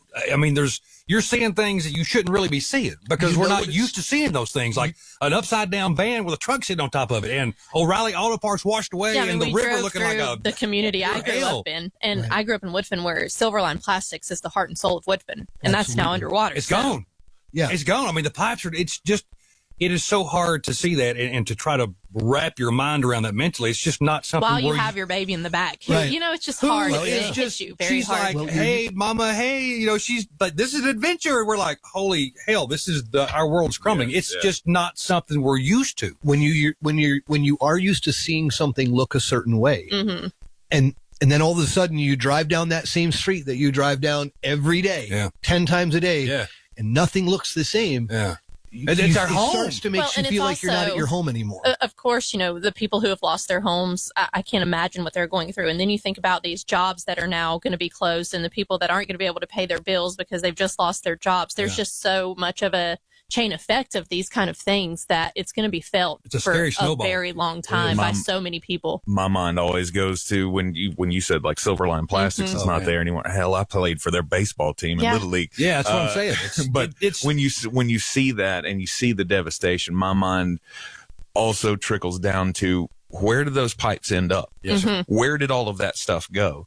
Yeah. All of that took out homes down river, and those are the things that we're going to have to be cleaning up from now until we had Jerry Jameson from the Red Cross on earlier this morning. It's been a long day, but she was saying that we're going to have to do this for years. Yeah. it's not going to be quick. Just a couple of weeks. We're all back to normal like a snowstorm. And that's why we're begging y'all to please have patience, because I get it's scary, infuriating, especially if you have a family and kids at home. I get your desperation. Yeah. Well, when you start thinking about supplies. you don't have water. I mean, I got to be honest. I got a little panicky about it myself last night. It's just, you're not used to it. You're used to being able to go down the street a half mile and pick up whatever you want. Mm-hmm. And that's just not the case right now. And I know that I'm begging you, y'all, we're begging you, please have patience. We have a lot of our family down in Marion at the campgrounds down there. The whole lake was pretty much hit, but our campground, we know the Moose Lodge took a big hit. So we're thinking about y'all. We are. I mean, it's just, it's our homes, and it's our family, and it's our friends.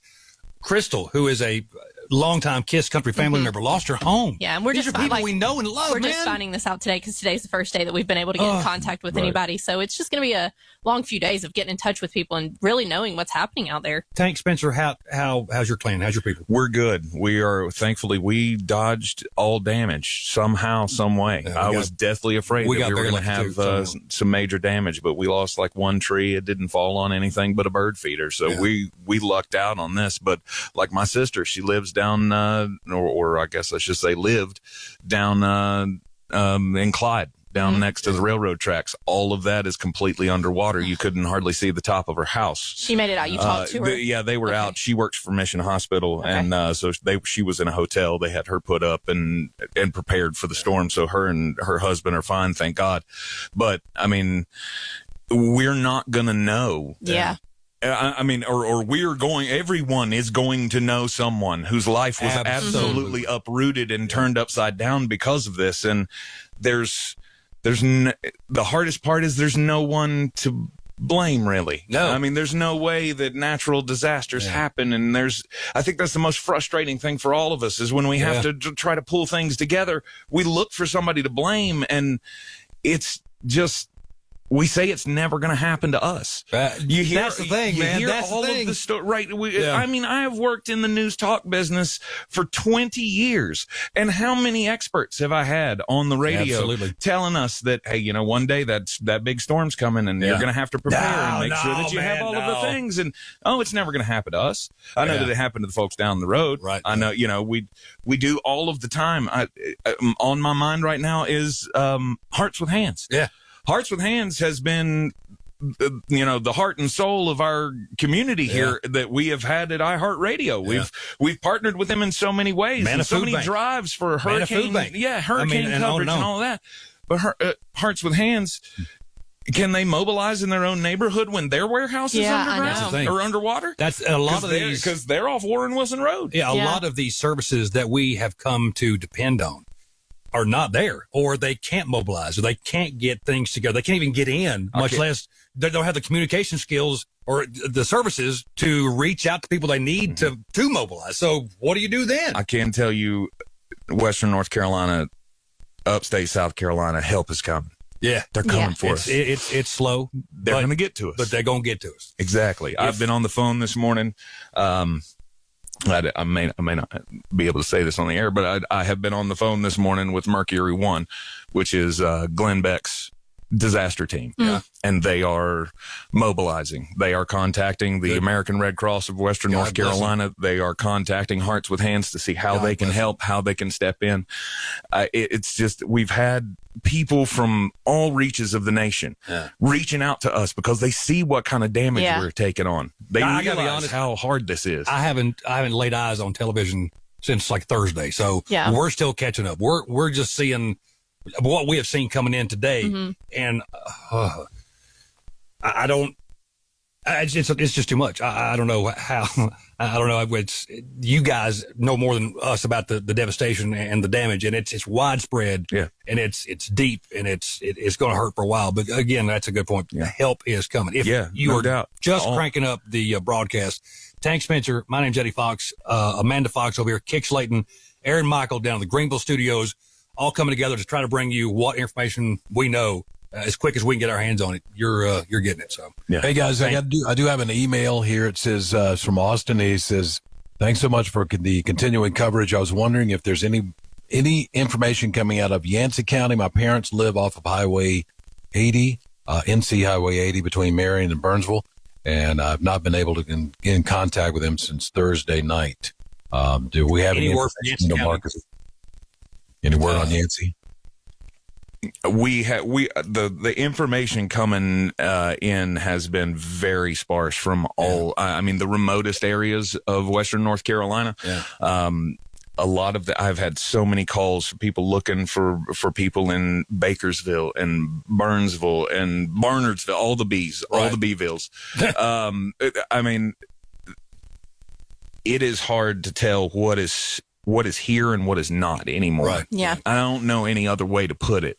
I know that sounds harsh, but that's the reality that we're living in right now. As soon as we can find out some information, we absolutely will pass it along. I have a state trooper friend who just messaged me that said, please tell people not to stay in hotels here in town. We're having a very hard time getting hotel rooms for responders and incoming workers. If you need to leave, take I-26 into South Carolina for hotels. So that's some information she wanted to pass along.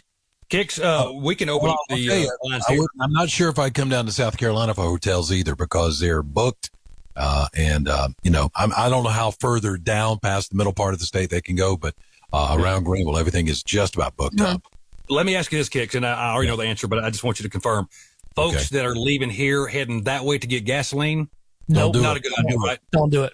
I just myself tried to go get some gas while we were taking that little break there. Ended up sitting in line for like 45 minutes, didn't get gas. Had to get out and get back here. So I know a lot of folks we passed a few people heading out here to head down to South Carolina to get gas. So not in your you guys are Greenville and as far as like Landrum, Andrews down that way. Still. Right now the Landrum exit did not have gas when I left earlier today. Exit 5, the Circle K had gas, but there was a mile long wait either side of the interstate just to get in.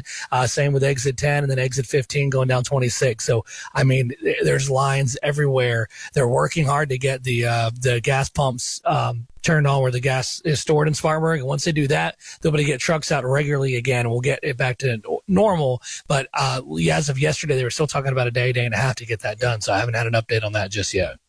Hey, guys, coming up here at the bottom of the hour, we do have a news update from iHeartMedia and 24/7 News. We're going to do that throughout the day, twice a day, at the top of the hour and the bottom of the hour, just on the latest news from Tropical Storm Helene. And I'll let you guys know when that's coming up. But we have a couple of minutes here. So just throwing this out about pets. We were talking with Tank and Mark a little while ago, and they had a guest on talking about Fetch Greenville, VEG, which is, I'm sorry, I forgot what that stood for. It's Veterinarian something group.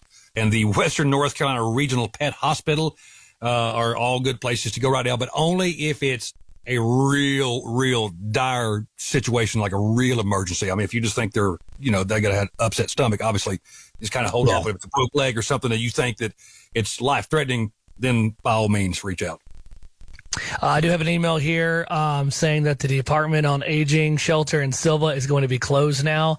Jackson County Public Health, Department of Aging, and Public Works were able to put that together, but they said they remain committed to assisting those in need and serving them with solutions. If you know someone that requires assistance in the Silva area, you can contact 828-631-HELP. That's 828-631-4357. That's from the Jackson County offices over there. So again, if someone that you know, Department of Aging in Silva needs some help, 828-631-HELP. I also got a real quick. Get this news in here right now. Then we'll come back after about 1 minute from the latest from iHeart Radio and 24/7 News. Kent, if you could hit that. North Carolina Governor Roy Cooper is confirming 10 deaths in the state caused by Hurricane Helene. The governor said the catastrophic devastation to western North Carolina is nothing like we have ever seen in an update posted Saturday on the governor's office website.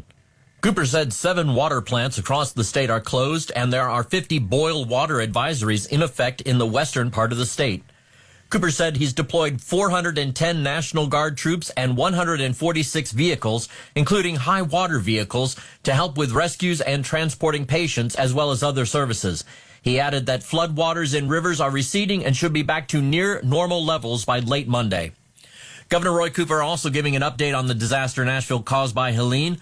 Cooper says the storms may stay in the area through the weekend, and the mission is now that one of saving lives. Helene is causing life-threatening flash flooding, numerous landslides and downed trees, causing power outages.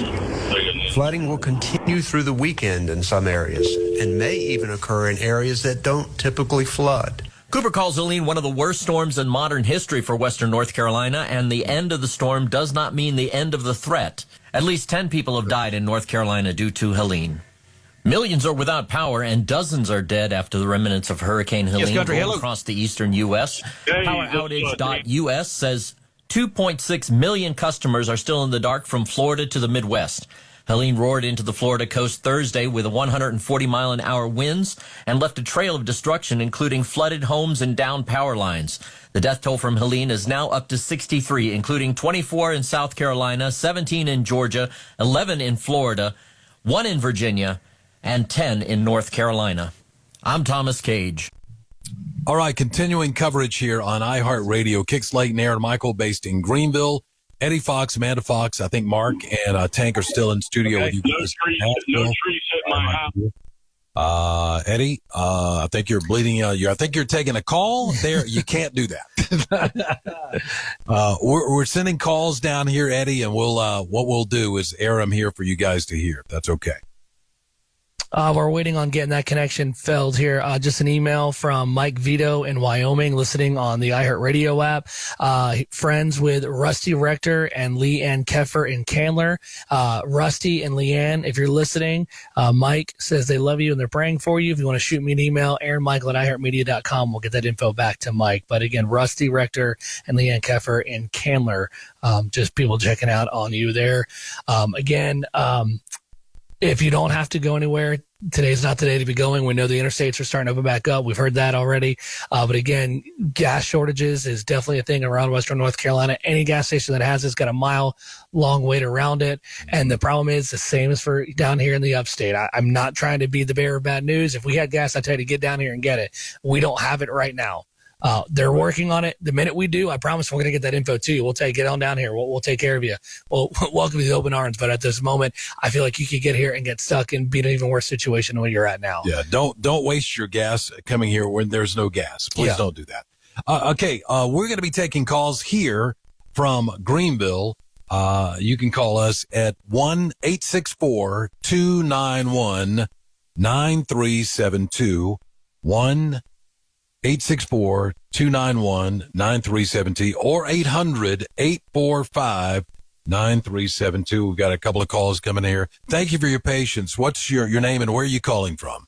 Yes, this is Diane Wilson, and I am calling for a friend. He is frantically looking to see if he can find out anything about his family that's in Haywood and Jackson counties. Okay, what's the name? I don't know their names, but I can text him real quick and ask him.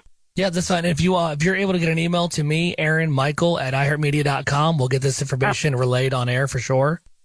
Is it ERIN? I'm sorry. I should have spelled it out. You're right. AaronMichael@iHeartMedia.com. That's Aaron, AaronMichael@iHeartMedia.com. That's a great way to get a hold of me there. At iHeartRadio. iHeartMedia.com. Media. Yes, ma'am. Okay.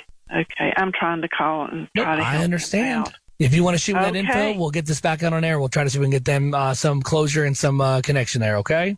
Okay, thank you so very much. Thank you so much. God bless you all. Thank you so much. We appreciate it. Just trying to get the information out there and say it was so good to hear Eddie and Amanda's voice today. I've been worried sick about them.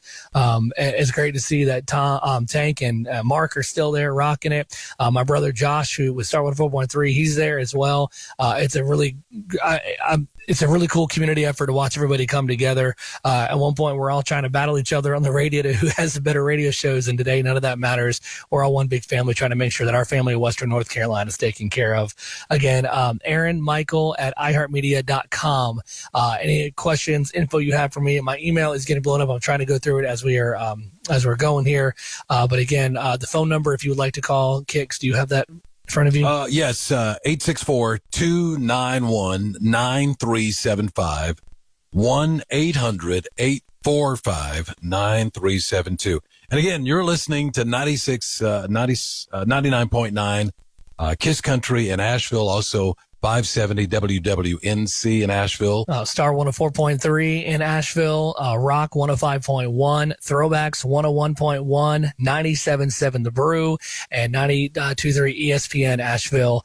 We are iHeartMedia Asheville, and we thank you for choosing us and letting us be what helped you get through these insane days following Tropical Storm Helene. We're working with all of our connections and all of our people that we know all around Western North Carolina. It doesn't matter what town, what city. We're working to get any connection we can to see about what they need and to communicate about resources being delivered and set up for you. We know, again, that the National Guard is on the ground in Western North Carolina, which is a very welcoming presence. And that's just the beginning. Now that we've gotten this national, when I say national, it's all over now. It wasn't yesterday. I will admit it was not very national. I've been strolling through X and Facebook. I'm not bragging, but I was trying to check to see what people were saying. Yeah. And it's everywhere. National news is on this, and there's people from every level of media, government, what now, doing what they can to get resources to Western North Carolina. You are not forgotten. You are not left alone. We are doing what we can to get information to you and to get supplies to you. Eddie and Amanda, are you guys back online with us? No, we lost them somehow. We'll try to get them back in just a few minutes. I think they were in their studio. Again, if you, I'll tell you about the calls here. Again, the continuing coverage here from Tropical Storm Helene. Let's see. We'll go to the next line here. Hello, you are live on the air. Who are you? What's your name and where are you calling from? My name is Sandra, and I'm calling from South Asheville. Right, Sandra, how can we help? I was wondering if you could tell me, I'm not trying to get gas. I'm trying to get someone closer to Columbia, South Carolina, that needs to have electricity in a home. And I was wondering if if you know anything about the traffic on I-26, am I going to be sitting, losing all of my gas? Do you know anything about that traffic? Well, I can say from South Carolina line down is completely open. Once you get to South Carolina, it's operating as normal. Just don't get off the exits near the first 3 or 4 exits to South Carolina. You will be in traffic there. As far as getting from Hendersonville area to South Carolina, I don't have an update on that. I'm just shooting a text right now to a couple people that don't live in that area to try to get an update on that. Okay. But once you get to South Carolina, you will be okay to get down to Columbia. There's no major backups, nothing like that. There's not a lot of areas around here that have power. There's certain pods that have power.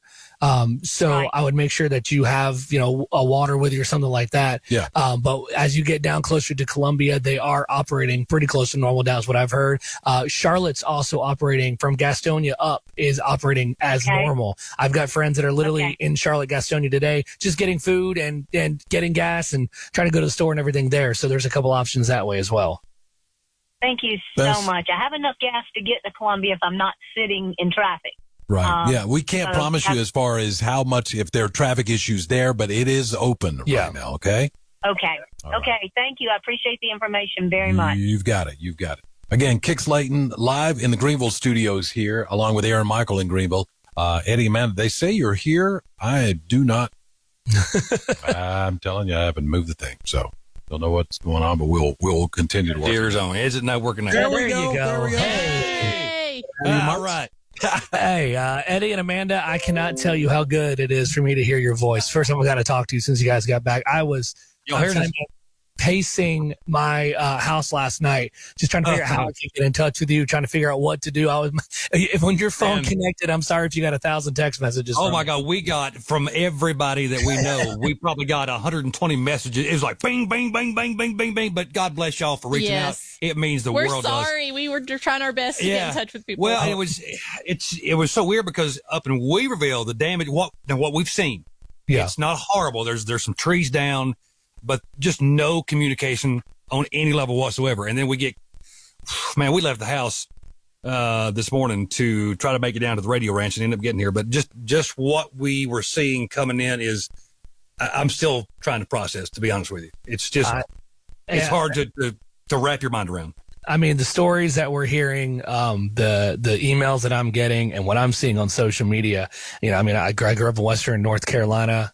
Black Mountain, Swannanoa, my stomping grounds forever. And when I say I'm speechless, man, it makes me physically sick to my stomach when I'm seeing it. And it makes me sick because I know that I have so many friends and so many family, or people that I consider family there. And I can't get in touch with them yet. I'm trying to get in touch with them. I've got friends that live in Raleigh that are like, have you heard from my mom? And I'm like, I'm trying to get a hold of your mom. A friend of mine lives in Colorado, and her mom and dad live up in Broad River. And luckily they hiked up to a fire station and was able to get some internet from Starlink up there. And I was able to talk to Melanie and David, and Broad River is just gone. I mean, their grandmother's house is hanging half into a river now that had a foundation.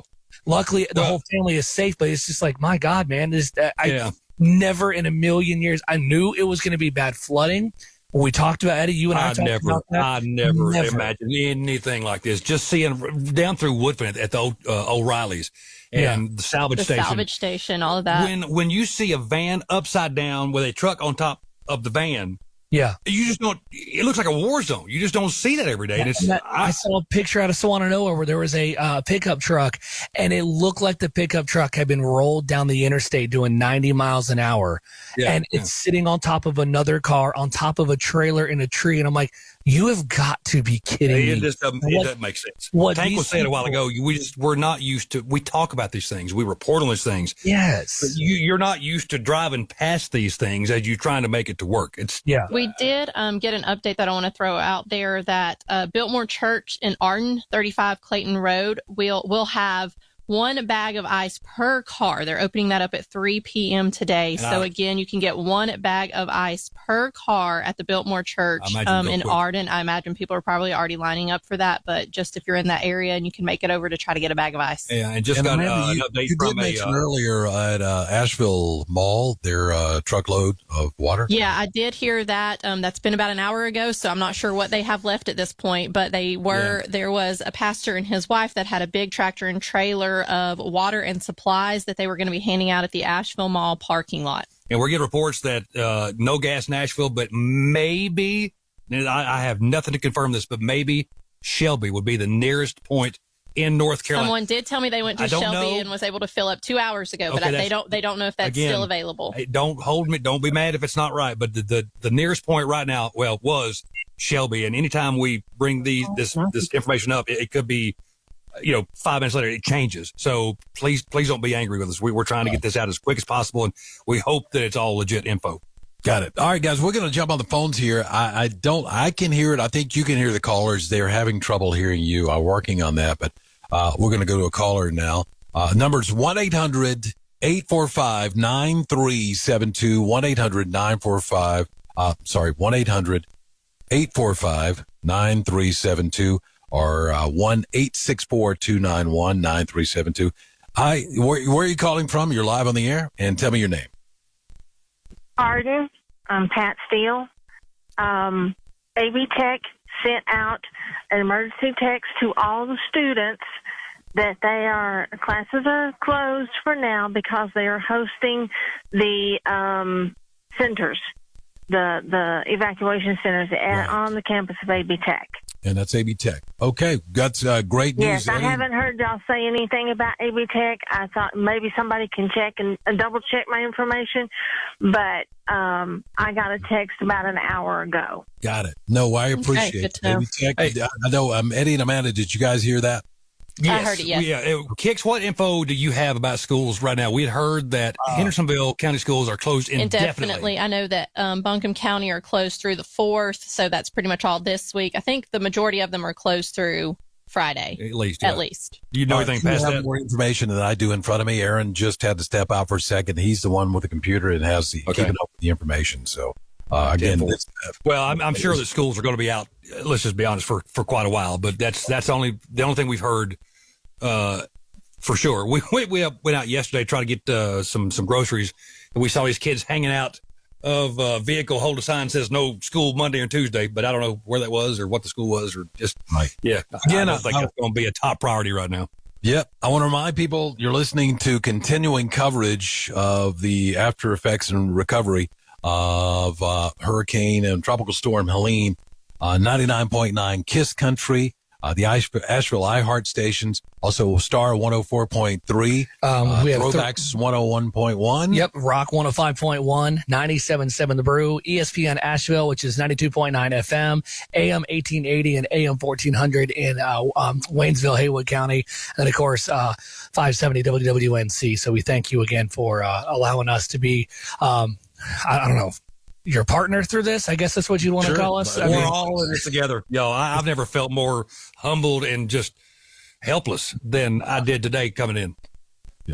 Eddie and Amanda, when you guys were coming in from Weaverville area, I know you may have mentioned this, and if you did, I apologize. What were the roads like? Were they completely impassable, or what were we looking at?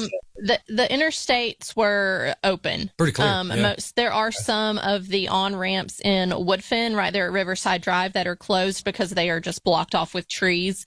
And then as far as Riverside Drive, that is still closed off because the water is still up into Riverside Drive. As far as coming through Weaverville, the roads that we took, like 2570 from Shepherd Branch to 2570 to Main Street, those were all open. They had cleared out the trees. A lot of volume.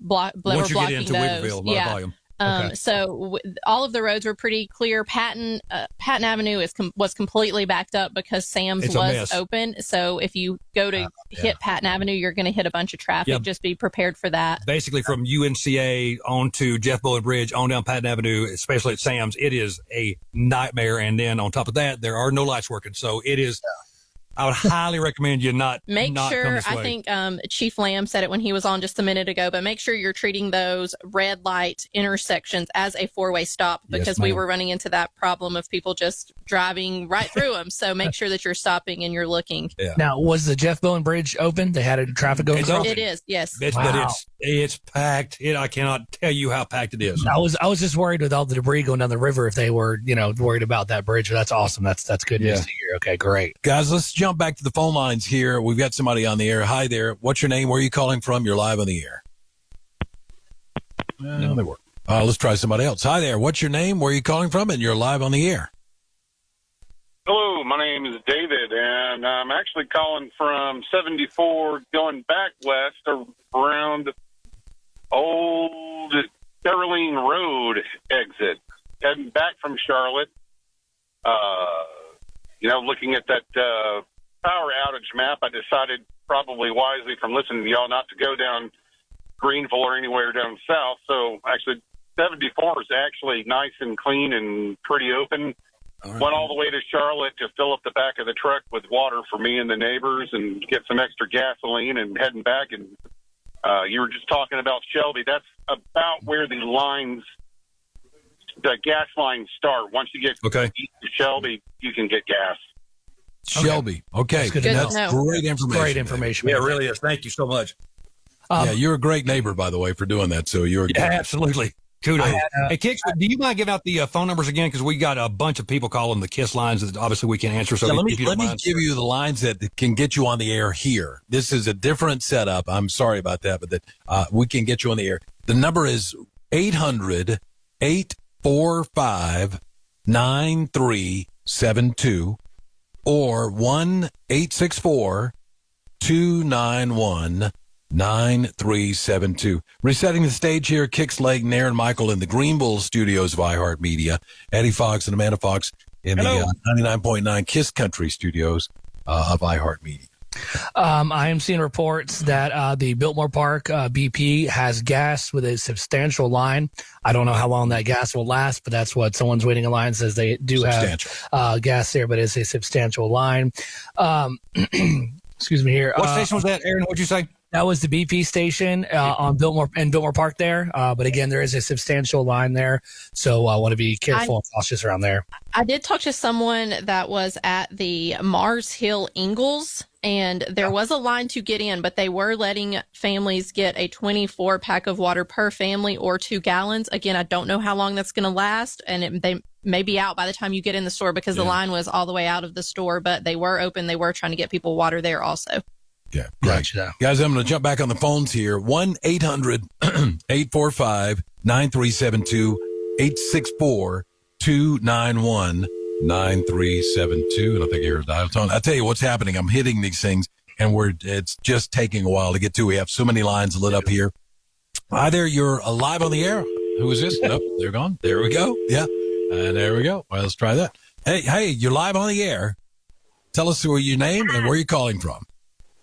Hi, my name's Lisa. Long listeners of Eddie and Amanda, love you guys for everything you do. Love you. I'd just like to do a reminder to everybody, don't waste your gas getting out sightseeing. Leave the roads open for first responders, emergency crews. Save the gas for your essential workers, for your healthcare workers. Amen. I've been driving from Marshall to the VA ever since Thursday, and I am sitting on my high potato gas, and I can't find any anywhere. Bless your heart, honey. So everybody just take heed. If you don't got to be out, don't get out. That is what we've been trying to preach. Thank you about hear that. us? I'm not sure she can hear us. I'm not sure either. What do you want to say? I'll let her know. I just thank her for what she's doing. Yeah, absolutely. Oh, by the way, thank you for what you're doing. From New Jersey. And, well, like I said, I listen to Eddie and Amanda every morning, love them to pieces, and everybody just stay safe and take care of one another. Got it. We'll do that. Love you. Love you to pieces, honey. Amanda, love you too. Thank you very much. All right, guys, again, coming up at the top of the hour, we're going to get another news break here. We're going to give you 1 minute, 24/7 iHeart News at the top and the bottom of every hour all the way to midnight. And we're trying to keep you posted on the latest news as we receive it. You'll get it, and we promise you that.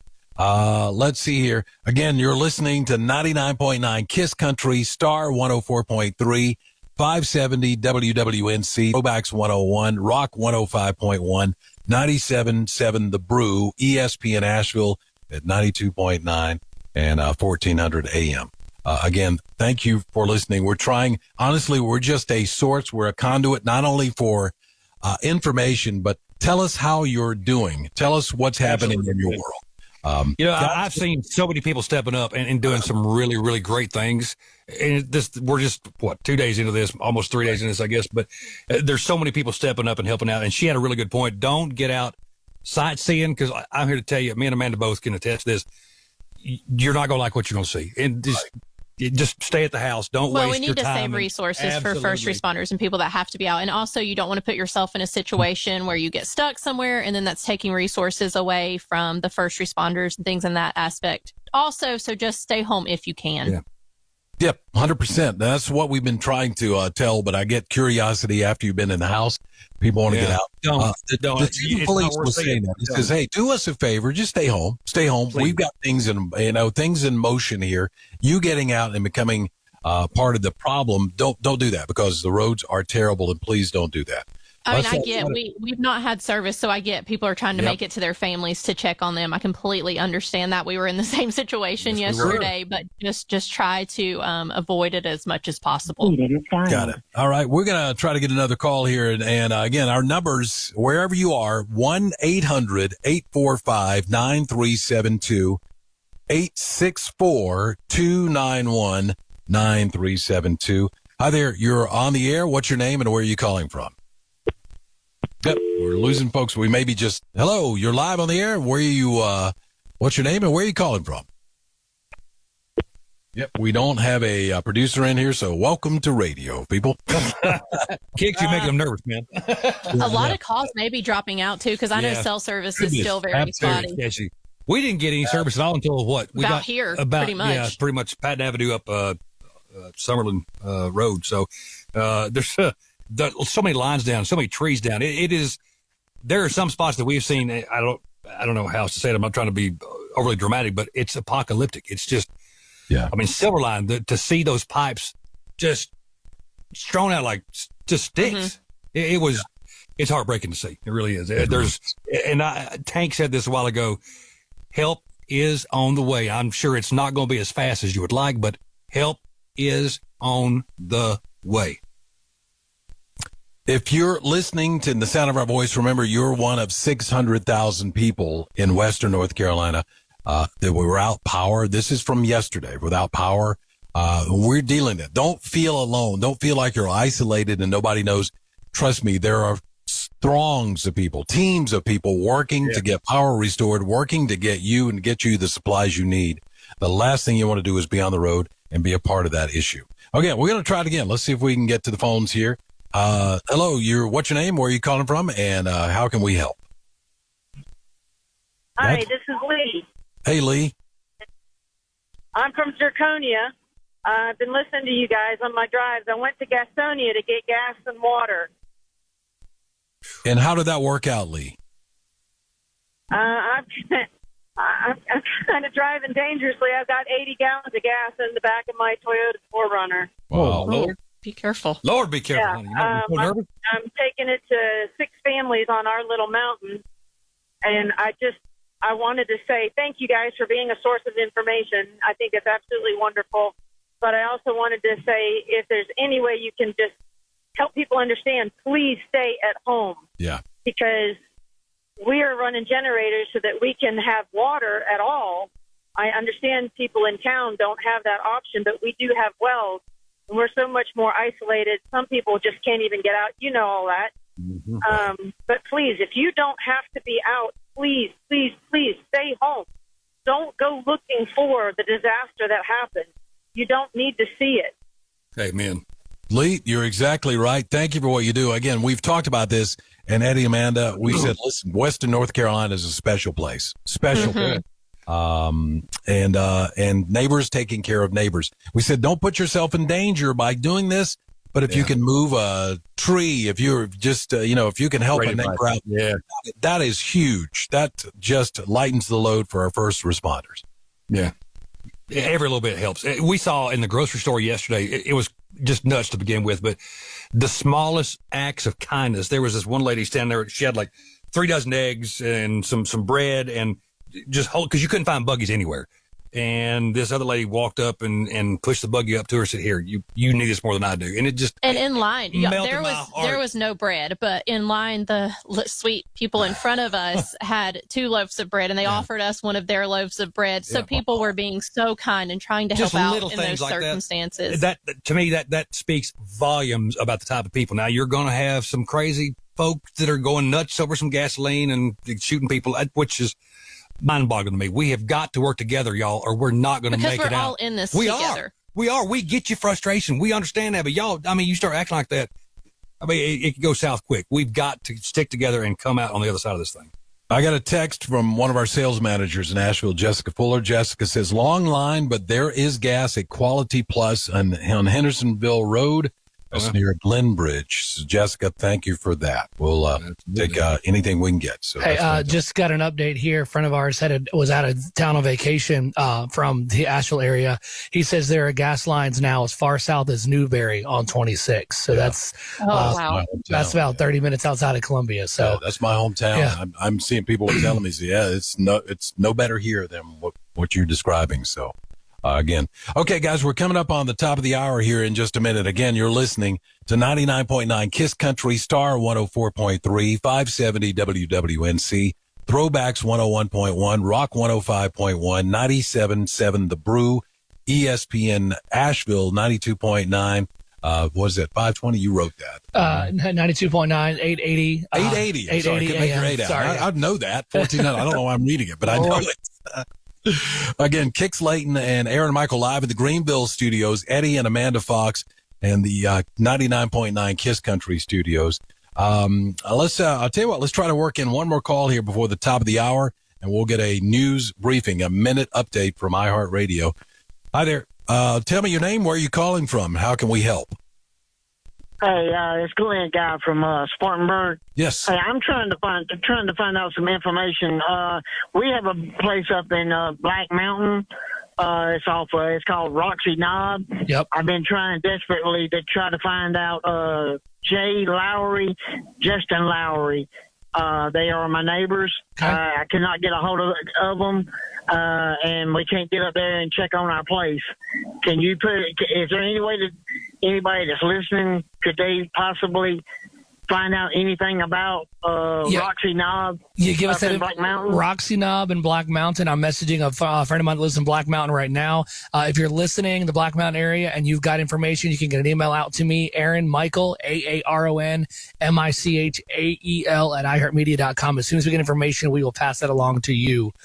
Those in Old Fort, if you have any information near Catawba River Road, someone messaged me, said they're trying to get in touch with their parents. I've not heard from them at all. I understand that the service down in Old Fort is god-awful. They live at 2524 Catawba River Road. So if you have any information, please, again, email me, Aaron Michael at iHeartMedia.com. All right, guys, it is the top of the hour now. Let's go ahead and get a newscast, an update on what's happening here from iHeartMedia and 24/7 News.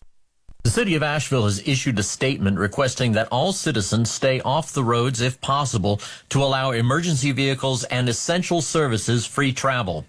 Distribution sites for food and water supplies will be announced as soon as the supplies arrive, and a curfew is still in effect from 7:30 p.m. until 7:30 a.m. The water production and distribution systems of the city have been severely damaged by Helene and will require extensive repairs to treatment facilities and pipelines. Some roads have been washed away, preventing water crews from accessing parts of the system. At least 10 people are dead, and there are 1,000 missing persons reports in the area of Asheville. In an interview with CBS's Face the Nation, Federal Emergency Management Agency Administrator Deanne Criswell said Western North Carolina has been devastated by floods and mudslides from the remnants of Hurricane Helene. I don't know that anybody could be fully prepared for the amount of flooding and landslides that they are experiencing right now. Food and water is being airlifted to the area, and there are reports of long gas lines. Police cannot notify some of the families of the deceased because cell service has been lost in most areas. At least 60 deaths in the southeast have been reported as a result of the storm. Governor Roy Cooper is confirming 10 deaths in the state caused by Hurricane Helene. UNC Asheville has suspended classes until October 9th due to Hurricane Helene's aftermath. There is significant tree damage on campus with limited communication. Students are safe in residence halls with food and water. Non-mandatory employees are to stay off campus until October 7th. Mandatory employees are to report to designated halls. The public is advised to avoid the campus. I'm Thomas Cage. Thank you, Thomas. We'll give you those updates at the bottom and the top of every single hour through midnight and possibly into tomorrow right here. We're live at 99.9 His Country, Star 104.3, 570 WNC, Throwbacks 101.1, Rock 101.5, 105.1, 97.7 The Brew, ESPN Asheville 92.9, 880 and 1400 AM. Kix Layton and Aaron Michael live in the Greenville studios, and Eddie Fox and Amanda Fox live in the Kiss Country studios. And there you are. You're here. Hey, have you guys had any update on Fairview? Have you seen anything from Fairview? I've got people emailing saying they have no contact, and they know they've got family members that are stuck on the mountains up there with landslides. I'm trying to see if there's any info that you guys have heard. Josh just walked in here. Josh, you may have received more information about Fairview. Have you heard anything about Fairview area? Down towards where Fairview comes into Cane Creek, it was very, very bad. Earlier the day, we had some callers on there that were completely stuck. Of course, coming down from Highway 9 that side, it's impassable, absolutely impassable. There was a lot of damage along the backside of Cane Creek there. One man messaged me this morning and said that he thinks a lot of cows were lost because all those cows. We saw some of those pictures, actually. One of the last things we saw before we got cut off was just livestock floating in the river. That's what floating down the river. He said he went to try to find cell signal, and he was on the bank of a river, and all of a sudden he just saw like 3 cows just float by him. Yeah, that's just not something you see every day. No, sir. Do you know of any other roads right now that are absolutely impassable? Or right off the top of your head, I hate to put you on the spot, but Old US 70. The one we keep missing is Highway 9. I was called. Oh, I'm sorry. Old US 70 in Swannanoa is completely washed out at Grovestone area. Behind Silverados and everything right there, just gone, completely gone. Can't get up to Owen High School. Can't get to Camp Rockmont. There's neighborhoods up there. That road's washed out. All right, and Josh, you said, what did you have on your list? I said Highway 9 and Riceville Road is pretty much impassable from a man that called earlier today. Okay. Yep. I guess Riverside Drive, obviously. Yeah, it was closed off when we came through. There's no more Amberway Road. Yeah, that's just completely. That water was up to like the it was road, slapping right? onto 240. Think about how steep that off ramp is. Exactly what I'm thinking of. Man, that's just the power of water, and just again seeing what we were seeing coming in. It's I don't know. I know that a lot of folks are frustrated and they want help now. Obviously, that's not going to be able to happen immediately, but help is on the way. Yeah, I know that may not be very comforting right now, but help is on the way. Definitely. Getting reports here that the road from Clyde Elementary into Clyde seems to be washed out and unstable, so should not be traveling that way at all. Old Clyde Road on the way to Clyde Elementary is clear. However, they cleared that one. So Old Clyde Road to Clyde Elementary is clear. However, the road down from Clyde Elementary into Clyde Town is washed out and unstable. All right. Yeah, I'm hearing that Frog Level and Caruso really, really, really bad over that. I don't know anything confirmed, but I'm hearing it's really, really bad. Guys, let's continue to listen for the folks who are calling in right now. 1-800-845-9372. 1-864-291-9372. Going live to the phones here. Hi. What's your name? Where are you calling from? How can we help? My name is Carl. I'm calling from Las Vegas, Las Vegas, Nevada. Wow. And I was wondering if there's any information about Bakersville. We have relatives, 541 Capital City Drive. We cannot get in touch with them in any way. Guys, did y'all hear that? Eddie and Amanda, Josh? Yeah, I've not seen anything. I'm trying to see if I can just look online for anything right quick. Be patient with us. We're going to look online. Got people scouring now. I haven't heard anything. I see something that says this was from Evergreen Road in Bakersville. They posted that the roads were washed out in both directions. Okay. Hang on. Let's see here. This was an email this morning. Jim. Oh, he's looking for people in Bakersville. Sorry, I apologize. Okay, yeah. I thought I had any more. I apologize. Sir, here's what we'll do. If you will email, what we're trying to do is giving you a contact right here in our studio. Aaron, Aaron, Michael, singular, is iHeartMedia.com.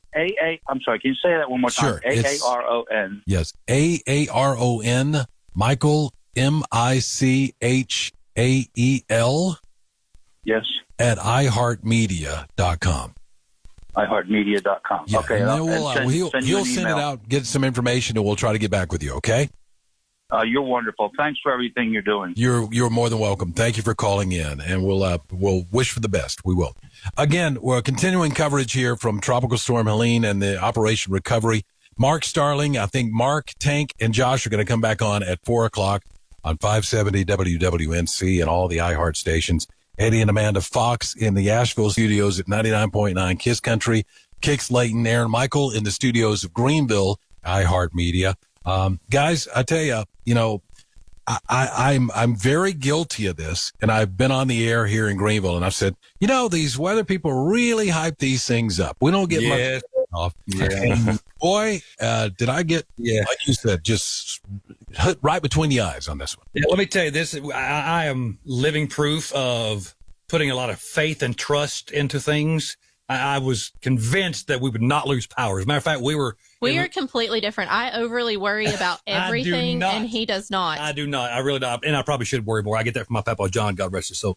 But we were on the in the middle of the show on Friday morning, and just the power flipped off. I'm like, ooh, maybe I overestimated the power of the power company. But I mean, they can only do so much. Josh Michael's in the studio too, and also to touch on the what the caller was just talking about, not being able to get up or contact family.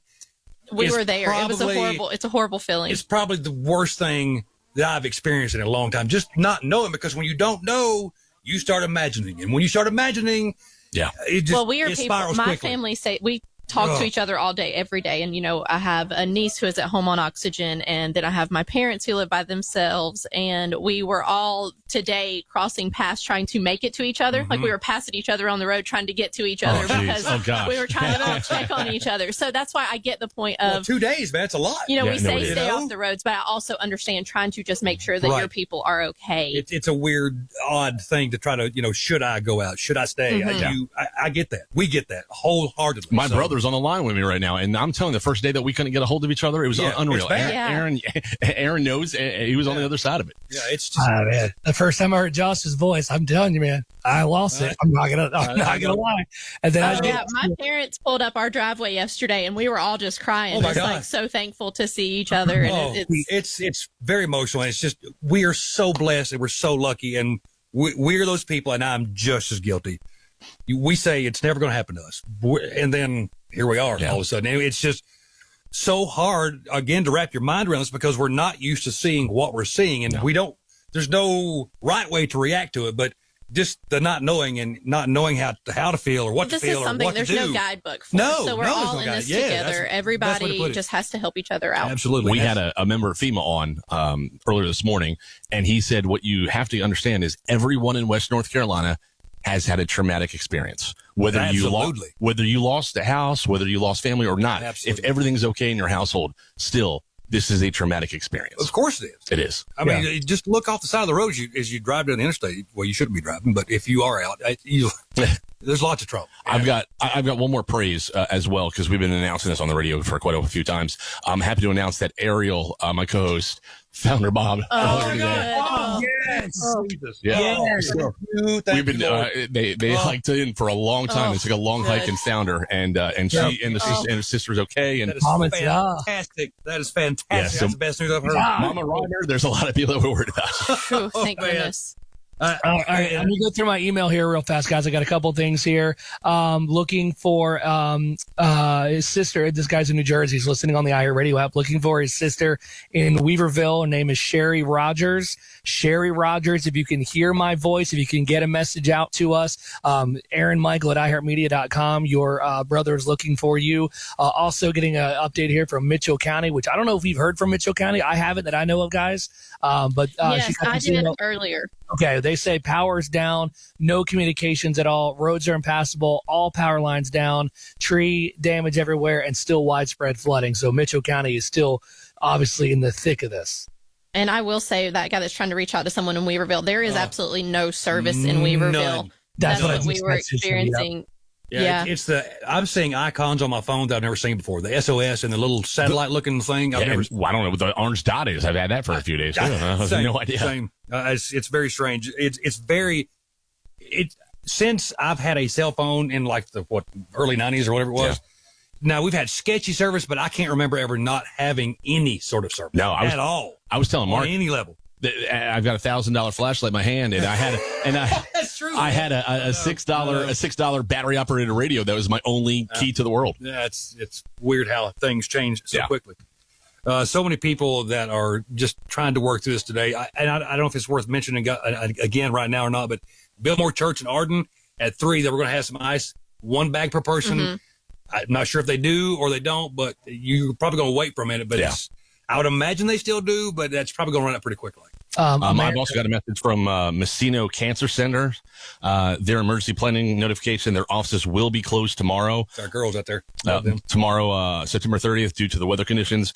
Call 911 for any medical emergencies. When the offices reopen, a team member will contact you as soon as possible to reschedule and get you in. All right. So, and that's again from Messino. Amanda and Eddie, I know you guys have connections in Marion. I've got an email here looking for their grandfather lives. Oh my God, he lives alone at 40 Hoyle Street in Marion. I don't know where that's at. If you guys have any connections in Marion and maybe get some information from them, I'd appreciate that so I can get back to Logan. We'll reach out. We have seen a bunch. Can you text me that? I'll text you right now. Yep. I will say we've seen a bunch of pictures from our family and friends down in Marion, and they were hit pretty hard, especially right around the lake area, of course. But I think there were a bunch of roads closed. I know power lines, trees were down very badly there, but I will definitely see what I can find out. Lake James was up to what? The feet. The last, I think it was 110 feet, and the worst that we had seen down there was at 107 feet. So that shows you just how much worse it was. And it was already low to begin with. Yeah. I mean, it was 4 feet low, I believe. Yeah, like where we are at the Moose Lodge, there is what we call the island. They're right on the island. They're beautiful places, but they were completely underwater. They're floating. Some of them were floating from the pictures we've seen, and it's just really hard. That's our family. That's. Guys, let me reset the stage here because so many new people are coming, not just in the Western North Carolina, the upstate of South Carolina, worldwide with our iHeartRadio app and with USA Today carrying coverage through all over the world here. This is 99.9 KISS Country, Star 104.3, 570 WWNC, Throwbacks 101.1, Rock 105.1, 97.7 The Brew, ESPN Asheville 92.9, 880 and 1400. Eddie Fox, Amanda Fox, Josh Michael in the Asheville studios. Kix Layton along with Aaron Michael in the Greenville studios. And again, thank you for listening. Thank you for sharing your story. We're helping out. We're sharing information as we get it. Hopefully the latest. The latest is going to be at the top of the hour and the bottom of the hour. 1 minute newscast all the way through midnight right here on these stations. Hey, Kix, I hear that I should be able to take phone calls here. You want to try to take one here? Yeah, if you want to. Let's yes, try it. Yeah. Go for it, buddy. Let's try. KISS Country, hello, you are on. You are live. What's your name? How can we help you? Hey, this is Tracy. I'm just calling to let you guys know that we survived a hurricane. Yes, well, yeah, we're still hoping to survive the next few days of this thing too. Where are you? Where are you, honey? How are you guys doing? We're in Candler, but we stayed in Arden at my dad's because we were worried about, having shelter and water and all that stuff. And then we went home yesterday, and you don't even see a leaf overturned in my house, but it's a war zone in Arden. Yeah. I mean, power lines and trees down, and we ran out of water last night. We're currently hunting some, batteries and water, and we have a toddler, so we need milk. So, I mean, we need Trust things. me, we know. But the line is ridiculous. Yeah. To get into Ingalls. I'm on, where are we at? Long Shoals?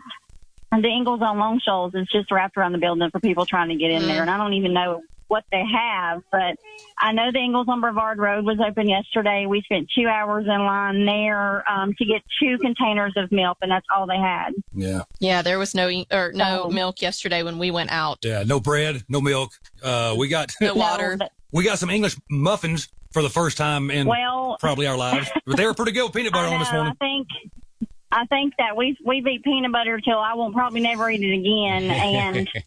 But it's survived. I mean, we're surviving. We did catch water yesterday before we knew we were going to lose it. We went ahead and caught a bunch of water so we could at least flush the toilet and boil it if we needed to. We have a camping stove. But, we're just piled up and doing the best we can. I just now got cell phone service. I have never in my life wanted to look at Facebook more than I did today. Yeah, I know. I mean, just to see that everybody's okay. I want to see, that my sister's okay. I got family in other states. I mean. Yes, ma'am. Well, Tracy, it's so good to hear from you, honey. We have missed your voice. We have. Worried about y'all. Well, let me tell you, I can't even begin to tell y'all how much all of the messages, the emails, when they started coming through, how much it meant to us. Poor old Mark Starling got really emotional when he heard from your mama that we were okay. And that means the world does it. Just so you know, we are tough people. When Mark Starling cries, the world. Oh. I know, honey. Well, you hug that baby, and we're glad you're okay, honey. We love you so much, darling. I'm glad you and your friends are too. We love you. Bye. Hey guys, Eddie and Amanda, I want to make a change here on the phone number since. Oh, you're breaking up, sir. I didn't. Just turn your phone off on your end, Eddie. Phone on your end. Go ahead. There you go. Give the phone numbers for the KISS studio, and folks can call there. I know there's 2 different studios working here, but now you have the ability. That would be much better.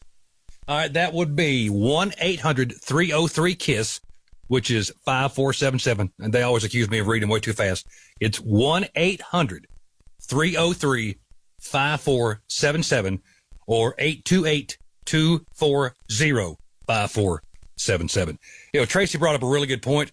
Western North Carolina folk, we are some hardcore, not easy to shake type of people, and we're all about coming together and helping each other out when times get tough. And I'm seeing it already. And I cannot say enough how much I love y'all. An example of that. You know, the guy just called about the 40 Hoyle Street in Marion. I had someone from down there reach out to me, and she reached out to a fireman friend of hers and was given this. You can text person to 40403. So 40403, text person, and that's going to give you a link for a wellness check, and they will try to get someone out there to do a wellness check. What's that, one more time? You text person to 40403. Okay. That's outstanding information to have. Excellent. We cannot say enough how much we appreciate Josh Michael, Tank Spencer, Mark Starling. They have been, Ariel Reimer, they have been rock stars and solid. Aaron and Kix, because I know even my mom, she got emotional talking, listening to y'all. You guys have been the lifeline for a lot of people getting information, and we are getting so many messages from people just wanting to thank y'all and saying that they've been listening to y'all nonstop. So thank y'all from the bottom of everyone's heart that is listening right now. That's very kind. And I tell you, man, that the folks in Western North Carolina are something else. They're resilient.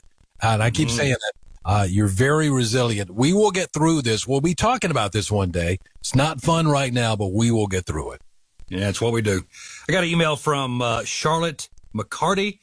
Says, I'm an Asheville, North Carolina native, born and bred. Currently, I live in Los Angeles, but Asheville will always be my home, and I'm there 3 months out of the year. The information your show is providing is vital, and it is allowing me to text loved ones in Asheville and surrounding areas with that information. Please stay national for as long as possible. I'm not seeing a whole lot of news on this Western North Carolina disaster, and it's very frustrating. Onward, upward. Charlotte, thank you very much for that email. We do appreciate it. I haven't seen, we haven't laid eyes on a television set since Thursday night, I guess it was. So we're just kind of catching up. You don't have power or internet, so it's going to be tough. Yeah. I tell you, the same here in the upstate. Really tough. We got a ton of phones ringing here. Welcome to the broadcast. What's your name? Where are you at? How can we help you? Teddy Doyle. I'm off Elk Mountain Scenic Highway in Asheville. Yes. It is just jam packed. Like the whole highway is cut down. We think they're coming up. We hear, but we're wondering if anyone has any more information of where the crews are clearing out the road. I'm not exactly sure if we've heard anything as far as that goes. I know that that's not much help. No. Kix, do you have anything to add on that, sir? I don't have anything on the crews. I know they're there, even though you may not see them. I don't know where they are. Just walking. Yeah, there's a lot of you may not see people working, but they are out there. I'm here to tell you, we've seen crews. A part of the problem is that a lot of these crews just can't get to where they need to be. We were talking to some guys who pulled up at our driveway yesterday afternoon. They were saying it could be days, it could be more looking like weeks now. But so you're off Elk Mountain Scenic Highway. Is that at Woodfin? Yeah. No, it's off Merriman. Okay. Before Woodson, right? So it's coming down from Weaverville. Okay. What would be would be the best way? A couple Ingalls, right by the lake. Yeah, Beaver Lake. Yeah. Exactly. Okay. Yeah, I know my parents are kind of in that same area, and there were just a ton of trees down, but I know that they were at the top of their road on Burnsville Hill Road working earlier today. Yeah. So hopefully they are making their way that way, and hopefully it'll be soon. But that's all I've seen today. They're on the way. It's going to take them some time to get there. So good luck. Thank you for calling in, buddy. We appreciate it. You're doing God's work. See you. Doing the best we can, my friend. Hello, welcome to the iHeart broadcast of Aftermath of Helene coverage. What's your name? Made him nervous. Kix, back to you, sir. Well, there you go. Again, I want to reset the stage here. Kix Layton, Aaron Michael in Greenville studios of iHeart Media. Amanda Fox, Eddie Fox, Josh Michael are in the iHeart Asheville studios, 99.9 KISS Country, Star 104.3, 570 WWNC, Throwbacks 101.1, Rock 105.1, 97.7 The Brew, ESPN Asheville 92.9, 880 and 1400. And thank you for the calls very, very much. We are, the community is banding together. I've said this, and I think Eddie and Amanda said this a little while ago. You just didn't feel like anybody knew. Now the world knows. Help is coming. Help is coming. The phone numbers again, if you want to give us a holler, it's 1-800-303-5477 or 828-240-5477. I just, the town of Weaverville just posted this on their page, and it says schools are closed this week. Town offices are closed until further notice. Obviously, no garbage pickup, no brush pickup. I-26 east towards South Carolina is open. I-26 west towards Tennessee is closed around mile marker 3.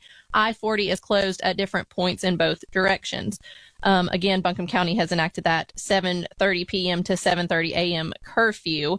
And briefings from Buncombe County will be daily at 10 a.m. and 4 p.m. No water expected for a week. If and when you have water, you will have to boil it until further notice. Power is slowly being restored in the Weaverville area, and FEMA is bringing water to distribution sites to be determined. Most roads are passable in Weaverville, but drive with caution. So that just popped up from the town of Weaverville. Yeah, do take it slow. I'd say any road that you head down, I would take it very slow until you know exactly what, because you just don't know. You come around a curve and you might be on top of a tree. So we'll take a couple more calls here. Welcome to the broadcast. What is your name? Hello? Hello. Who is this? Hey. Turn your radio down. This is Max Perkins. How are you, sir? How can we help you? Well, I was listening to you guys' radio show, and you're doing the calls and whatnot, and I'm down about 30, 45 minutes away from Asheville, and I got a big old stock trailer, the big old truck to pull it, and I was just seeing if I could get out there and, I don't know, see if anyone needs, medical supplies to be transported or water or anything. I got this big old truck with a big old trailer, and I could take it around. I don't know if that would be something you want on the show. You know what, Max? That's a good question. I don't know. God bless you for wanting to help. I don't know really who to put you in touch with. I'd hate to have you come up here and just end up being in the way. And I know, God bless you for wanting to help. I just don't know at this point who to put you in contact with. Kix, is there anything you can add, sir, to that? I don't know. We've been giving folks Aaron's email, and he's honestly been the center of operations for folks looking for people and things like that, offering to help. We've had so many people offering to help and what they can do. Had a gentleman call me earlier who I know said, look, I got 25 cases of water sitting here. I can't stand listening to you guys and this water being here. So I got him in touch with Aaron too. Quick update from Biltmore Church in Arden. Really good update right here. They've only gone through 1% of their supply of ice as of good. Months ago. So they want people to get there and get the ice, one bag of ice, and they have 6,000 cases of water en route for delivery tomorrow. So they will let us know when it's there. They're ready to hand that out, man. I tell you what, these are incredible people over there. I wonder also if they would be like the guy that just called that has a truck and wanting to come help. I wonder if Biltmore Church would be a good person to put him in contact with. That's a good thought. Yep. Yeah. Email me because I know that's a lot.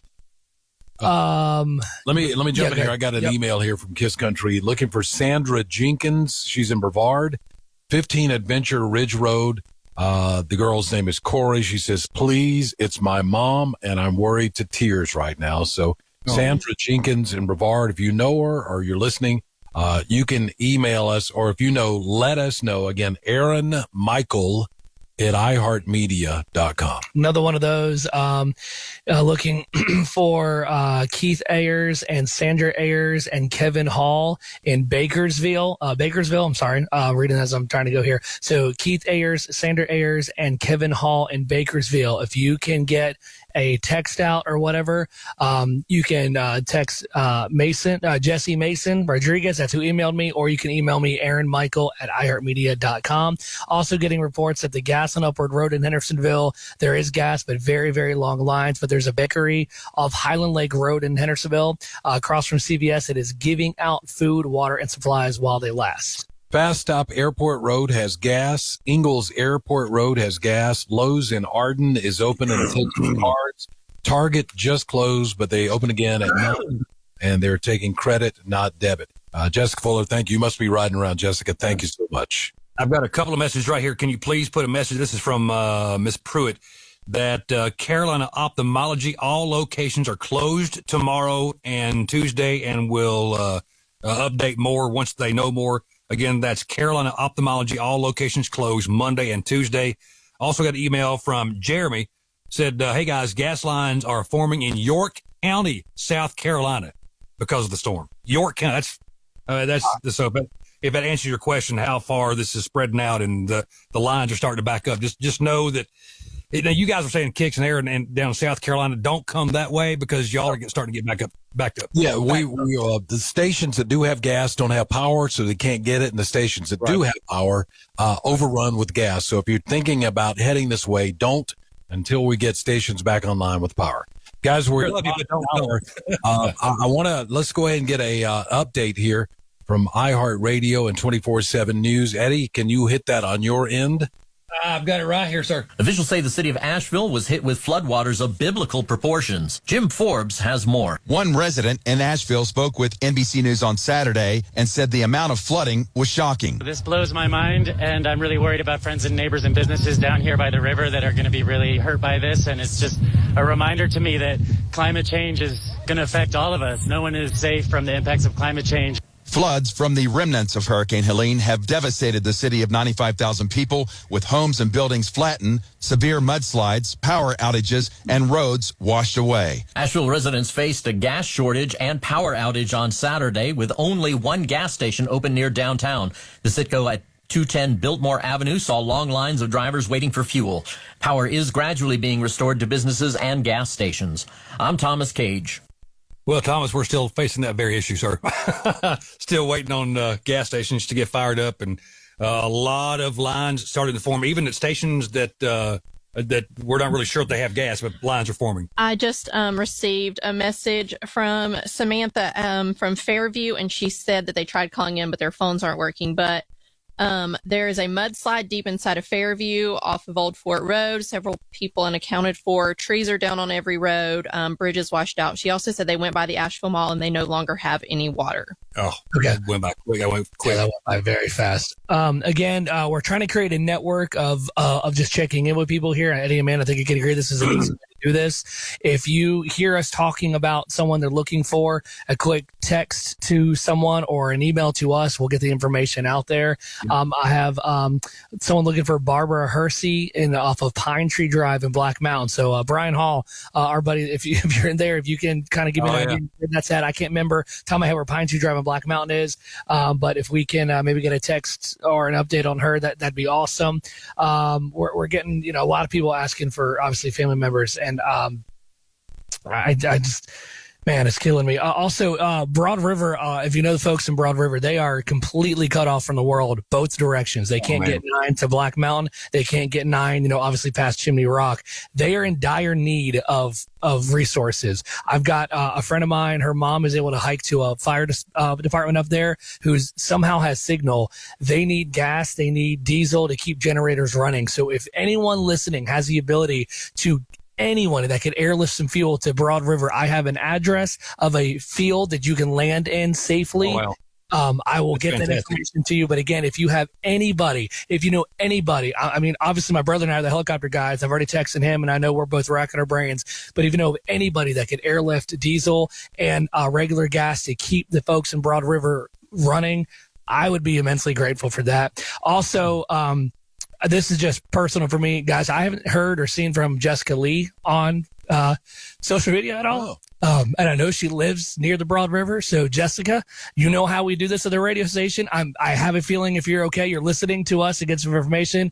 If you can, just shoot us a text, Jessica. I'm just worried about you. Longtime friend. Want to make sure you and Atlas and the family are okay.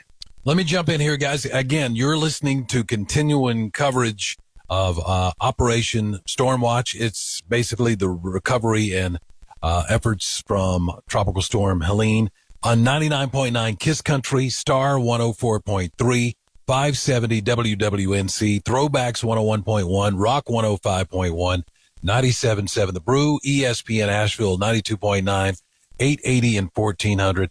Kix Layton, Aaron Michael in the Greenville studios, Eddie and Amanda Fox in the Asheville studios. 4 o'clock, top of the hour, we'll get another news briefing. And I believe Mark Starling and Josh Michael and possibly Tank Spencer, I don't know, we're moving things around, but are going to take back over. But I just got this message here on our Facebook page, the Eddie Fox Show Facebook page. Plea for help. We need someone to help us here in Swannanoa Mobile Home Park. Our road is washed out. We have 3 elderly ladies who need oxygen. We have no power, no water. Could someone please donate time to dig out our road? Thanks. I've got the information. It's on that post on the Eddie Fox Show page. Okay. Jeff and Leanne are the ones that Jonathan actually saw this and is reposting it on our page. Okay. And is begging for help if there's any help that could be helped. I just got an email that the YouTuber Garrett Mitchell, Josh was talking about him this morning. He has a helicopter. He just supposedly a few minutes ago dropped supplies at Harley Davidson Asheville there in Swannanoa. Okay. Next to Suns Cove Road there. So I don't know what supplies are there. I don't know what it's like, but it looks like he's bringing us some supplies to Swannanoa area. I know Swannanoa is absolutely decimated. I'm trying to keep up with some of my friends from Owen High School. They're just saying the same thing. Like, we need help. We need help. Yeah. And I'm trying, guys, you understand, we're trying to do what we can. We're trying to get this out as fast as we can. I promise you, there's not a single person in Western North Carolina that is being forgotten about or ignored. Or if I could hike to every single one of you right now, I would. We're doing what we can, the best that we can get to. And we're trying to do it as fast as possible, too. The Asheville Police Department just posted an update that in light of minimal ability for cellular service, the city of Asheville is partnering with Verizon to deliver a temporary cellular satellite trailer to the Family Justice Center at 35 Woodfin Place. The tower will offer an opportunity for limited cellular reception within several city blocks of where it is parked. It will be operational late this afternoon. That's good to know. All right. If you want to give us a call, we'll try to get you on as quick as possible. It's 1-800-303-5477 or 240-5477. Hello. Welcome to the broadcast. What is your name? Austin Hike. How you doing, sir? Good. How are you? Well, we're hanging in there, my friend. How can we help you today? I just want to call in and give a couple updates real quick and let people know that live here in Greer, South Carolina. Gas is up and going. Going to be waiting a little bit, time, stuff like that. But one of my friends just posted also that the Greer Home Depot in Greer just got a truckload of generators. Okay. So letting people know that are without power, stuff like that. So. All right. Thank you, sir. We appreciate your call. Yes, thank you so much. Be safe out there. Problem. Yeah. Welcome to the broadcast. What is your name? How can we help you? Hello, I'm watching the iHeartRadio Asheville 7 station 99 Kiss Country. Yeah, that's us. That's us. So, that's you? That's us. I'm calling. I'm sorry? Yes, honey. How can we help you? I'm looking for information about how bad it is between Asheville and Greenville around the river town that was just being spoken about needing resources. I understand there are a lot of people there that have no electricity or cell service or water. I have about 10 family members in that area. Is it possible that anyone knows how well it is between there? I'm sorry, that's very broad. I'm out of state. No, I understand. Aaron, can you speak to that down that direction, sir? Aaron had to walk out for a second. Oh, he's checking on it. I think he's getting calls. And he had to walk out for a second. So, okay. I don't know. What town was it she was asking about? Chimney Rock or Asheville Highway down to Greenville? Is that what you said, ma'am? Yes. Okay. Around Broad River. Broad River down that direction, Kicks? I don't know. I haven't gotten any reports of anything bad in that area, but again, that I don't know for sure. Okay. Thank you. I'm sorry we couldn't tell you more. Are you trying to just find out if the interstate's open to make it there? No, I'm asking how much access to cell service because I'm not hearing from anyone, and this is the only way I have contact with anyone from around the Asheville area. Okay. Is there a name in particular you want to put out there, and maybe they can email Aaron to let them know or to let him know that they are okay, so you could at least hear that? I am looking for Rusty Van Wyck and Tyler Browning Hunt. Rusty Van Wyck. And the other name was what? I'm sorry, hon. Tyler Browning Hunt. Okay. Okay. So if you are Rusty or Tyler, or maybe you have spoken to them, please email Aaron Michael at iHeartMedia.com. That's AARON Michael singular at iHeartMedia.com. There we go. And then hopefully, honey, if we do hear from them, we can put it out there so that you can at least hear. Okay. Okay, thank you. Thank you, ma'am. God bless you. Guys, I've got a couple of messages here on the KISS page. This is from Laquana, I think it is, that had a coworker reach out. His family resides in Barnesville. Wanted me to share that the area in desperate need of food and water. All right, good. So, Barnesville, we hear you. Hopefully the authorities hear you and we can do it. I've got some other things. You guys go ahead. I've got a long one here, so I'll have to read it. Got a couple of phone lines we can get to here. Hello. Nope. Number 2. Welcome to the broadcast. What is your name? My name is Michael Moody. I'm in Canton, North Carolina. Michael, how are things looking over in Canton? It's definitely worse than it was in Fred, that's for sure. My wife and I, we went out last night, and so, we drive electric vehicles, and I haven't heard you talk about that. So I wanted to let everybody know that the superchargers over by the Asheville outlets are up and running, and also the ones over at the Long Shoals Road, those are also up and running. Okay. I can't speak to the ones over in Hendersonville. Also, I don't know if you know anything about, there's this, it's called the Disaster Resource Group. They were staging hundreds of trailers over by the Asheville outlets. It looks like they're temporary housing, but they were just staging trailers over in the Asheville outlets parking lot. Trailers, just hundreds and hundreds of trailers over there when we were over there last night charging. Just tons of those. And we also heard from friends over in Crusoe that the bridges have been washed out. It's just terrible over there. We've seen some of the pictures that they've sent us.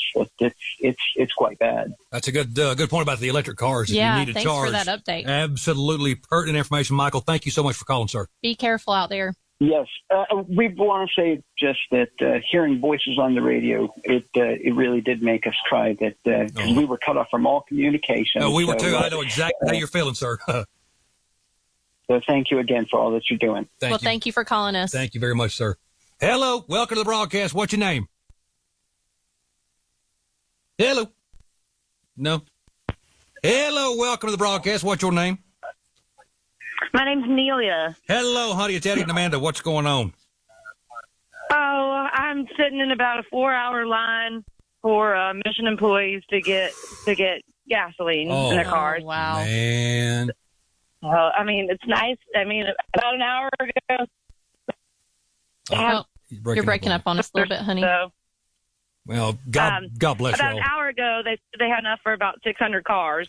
So we're still all in line with that. I'm just worried about running out of. Luckily, there's I don't have any way to keep my food cold. Oh yeah, we're in the same boat with that. Yeah. So it's like, I don't know, is there dry ice somewhere? Is there, I know that the church said they were giving out a bag of ice. Yeah. That was Billboard Church. Well, they only still had some. Yeah, they saw quite a bit. Yeah, they were only at like 1% gone. Their supplies at like 320 or so. So that's one option. Past that, if anybody knows, by all means, let us know. Any way you can up on Facebook or give us a call, and hopefully we can get that information to you. Hopefully there's a lot more resources on the way. That's what we keep hearing, and that's what we're hoping for. Great question. And question. again, honey, thank you for what you're doing each and every day. Hold it together. I know, Hey, I know, honey. We love you. It's okay. You strong. You Hang let in it there, out baby. if you need to, honey. Thank you, darling. God bless All you. right. Well, thanks so much. We appreciate y'all. Right Thanks. back at you, honey. Thank Guys, you. you're listening to 99.9 KISS Country, Star 104.357.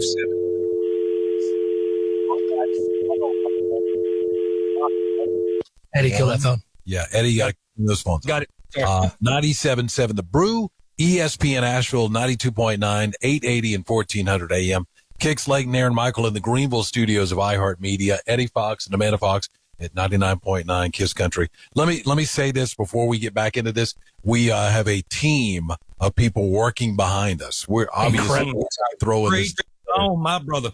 We were on Teams calls last night at 11:30, one every hour, almost every hour yesterday, piecing this together. iHeartMedia has been really the forefront. I have to admit, they've been the forefront of pushing this message out to the world. I couldn't be prouder. I couldn't be proud right now for us and the job behind the scenes and way up the chain. So do whatever needs to be done to take care of the people of West North Carolina. I've got an update out of the looking for the gentleman off Catawba River Road. Someone emailed in and said that they live at the campground across the street from the address that I gave. They were evacuated on Wednesday. They said that power, phones, water is all out, but they said they know the family who runs the campground. They talked to her today. They are all safe, and they're going to go check on neighbors. They said they're going to walk over once the mudslide is cleared. They're trying to work on that now. They're going to go personally check on the address given. So we'll hopefully get an update on that either today or first. Good. God bless y'all. Thank you so much for the help. Doing that. Just an update here. I was asking about Broad River. A friend has contacted the Air National Guard Medevac about delivering supplies to Broad River right near the volunteer fire department there. So Broad River, looks like there's some supplies coming to you. I'm working with a company now to possibly get some fuel airlifted into Broad River. It's completely cut off, but we're working to try to help out Broad River as much as we can. Again, if you have any information you would like to get out, if you can get an email off to me, Aaron Michael, AARONMICHAEL at iHeartMedia.com. Take another phone call here. Welcome to the broadcast. What is your name? Hi, it's Malaysia. Hey, Teddy Demanda, what you doing? Hi there. We're living in Candler, North Carolina. Yes, ma'am. And we just wanted to call into the radio just to tell everybody what's going on this side of town. Yes, ma'am. Please do. It's a terrible mudslide over on Smoky Park Highway. There's at least 3 or 4 cars in the mud ditches right now near the Dollar General. A lot of the Spanish-speaking neighborhoods don't have any access to contact anybody through the radio stations or anything, or no Spanish interpreters anywhere. We found one of our neighbors, one of our family friends, she's currently been stranded for 3 days with nobody to give an update. Oh, no. We just wanted to give an update regarding that. And there's a lot of elderly people in the community that have no help and no oxygen, especially in Candler and the Shiloh Biltmore area. Okay. That's good. We've got folks that are trying to get out that way and try to help as much as possible, as quick as possible. Well, thank you guys. We appreciate you guys. We've been listening to the radio for the past couple of days, so we greatly appreciate y'all getting information out. Yes, ma'am. Thank you so much. God bless y'all. Thank you. Have a good one. Bye-bye. Guys, I'm getting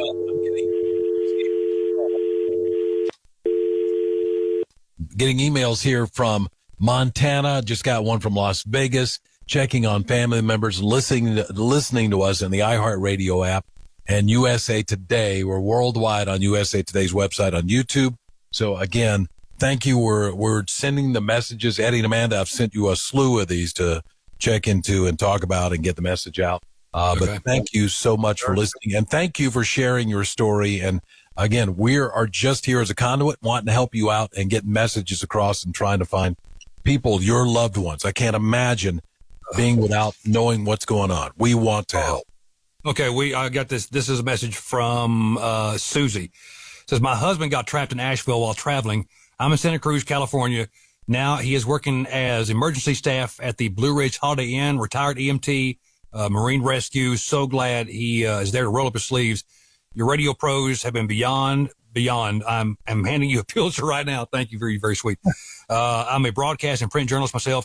I know what it takes to do what you're doing. It makes me want to cry. If there's anything I can do, let me know. John has video footage from his position on Tunnel Road and the rescues, the hotel triage, and evacuated 200 people, and is now housing emergency responders and the skeleton staff. Appreciate that email, Susie. Big old holler out to your husband for stepping up and helping out. There's just so many people that are doing that very thing, rolling up their sleeves, jumping in to help, and we just cannot say enough how much we love and appreciate y'all. Just got a message from our own Brian Hall in Black Mountain. He says, water is available for dispersion at Black Mountain Ingalls. Bring your own container. So if you're at Black Mountain listening, this is huge. Take your own containers to the Ingalls for some water, for water dispersion. Thank you, Brian, for that. Do we have any updates on Biltmore? Are they still good with the ice as far as we know right now? You know, they're going to text me when it's almost out, so we know to start steering people away. But they're going to give me updates there. Okay. I did receive a message from one of our listeners who she is at 148 Happy Hollow Road in Zirconia, North Carolina, and they are trapped there. There was a mudslide, and they have no way out. She is okay. Her family is okay, but she was just wanting to put word out that they need help getting out. Okay. We love you. We are praying for you. My goodness, I can't even imagine. Eddie, I don't know if you've been able to get in touch with your family, Eddie, but I heard that Franklin has power. The Franklin folks have power. They just don't have any cell communication. I did hear there was there's a couple of losses of life over there apparently that we're still getting some. I don't know all the details, and I don't want to say anything until we know more. But it's they got hit pretty hard. But thank you for the update, sir. I truly appreciate that. Again, Aaron Michael at iHeartMedia.com. If you would like to email me, I'm trying to go through this as much as possible. Shelby, I'm getting an update here. Shelby still has gas, and some exits even have open McDonald's and other fast food restaurants. So the highway is backed up, but still, that's an idea. Do you know? Someone was asking about Spanish language updates. Did we ever get that rolling, Kicks? Do you know? Say that one more time. Get Spanish language. I don't know. Trying to, the conversation I'm in on. Okay, yeah. I'm Michelle or Michael. I'm sorry, Michael. We are working on that. It is very important. We have not forgotten about that. Yeah. Amanda's going to check on that right now. See if we're getting word on they're Spanish. asking about why we're not having official updates on gas stations. Only reason we're not giving official because by the time we announce that they're open, there is either 2 miles of cars or it's gone already. So by the time we get the information, we can't get that out at all. Man, this is a fantastic message I just got from Denise. She said the Eddie, Pennsylvania lineman stopped at our Ingalls and Shelby, headed up our way. We gave them everything that we've got. Good luck to you all. God bless you. I don't have any power in my house, but I'm blessed to have power. I don't have power at my house, but I'm blessed to have my house. So thank you guys for everything you're doing. Thank you for the update, Denise. Thank you. That truly means the world does. I have some friends that live in Charlotte, but their moms and dads, they both live up in the hollers of Swananoa, and they were able to get to them and get back to Charlotte to get supplies. And she put on Facebook that they were at a gas station in Charlotte filling up with gas and buying all the waters they could get to put in their truck. And this guy walks up and goes, "Hey, what are you doing with all those waters?" And they said, "We're taking them up to Asheville area to help out." The guy walked in the gas station and bought the rest of the waters that gas station had and put it on like that is incredible. God bless people. Yeah. Oh my God, that's what it's all about. Yeah. They still are working on getting Star up and running with the Hispanic.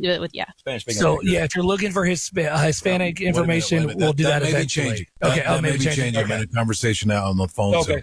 So we're going to get it up, but I'm not sure what station it's going to be on. So let's wait and find out what's going to be happening. Right. Again, guys, you're listening to 99.9 Kiss Country, Star 104.3, 570 WWNC, Throwbacks 101.1, Rock 101.5, 97.7 The Brew, ESPN Asheville 92.9, 880 and 1400. Eddie and Amanda Fox in the Kiss studios in Asheville, Kix Layton and Aaron Michael in the Greenville studios with iHeartMedia. So again, thank you for listening. Thank you for sharing. Email us from the station website. Thanks for listening on iHeartRadio worldwide right now. Absolutely. Couldn't thank you more for your information, you sharing, your questions. That's what we're here for. Got a phone call right now. Let's see if we can help. Hello, welcome to the broadcast. What is your name? Devin from Zirconia. Devin, what's going on out there? I was calling to give an update. Travelers Rest, a lot of us in the southern part of the county come down here to get gas, and they are completely out now. Okay. All right, that's good information to have. Are you guys holding up okay out there?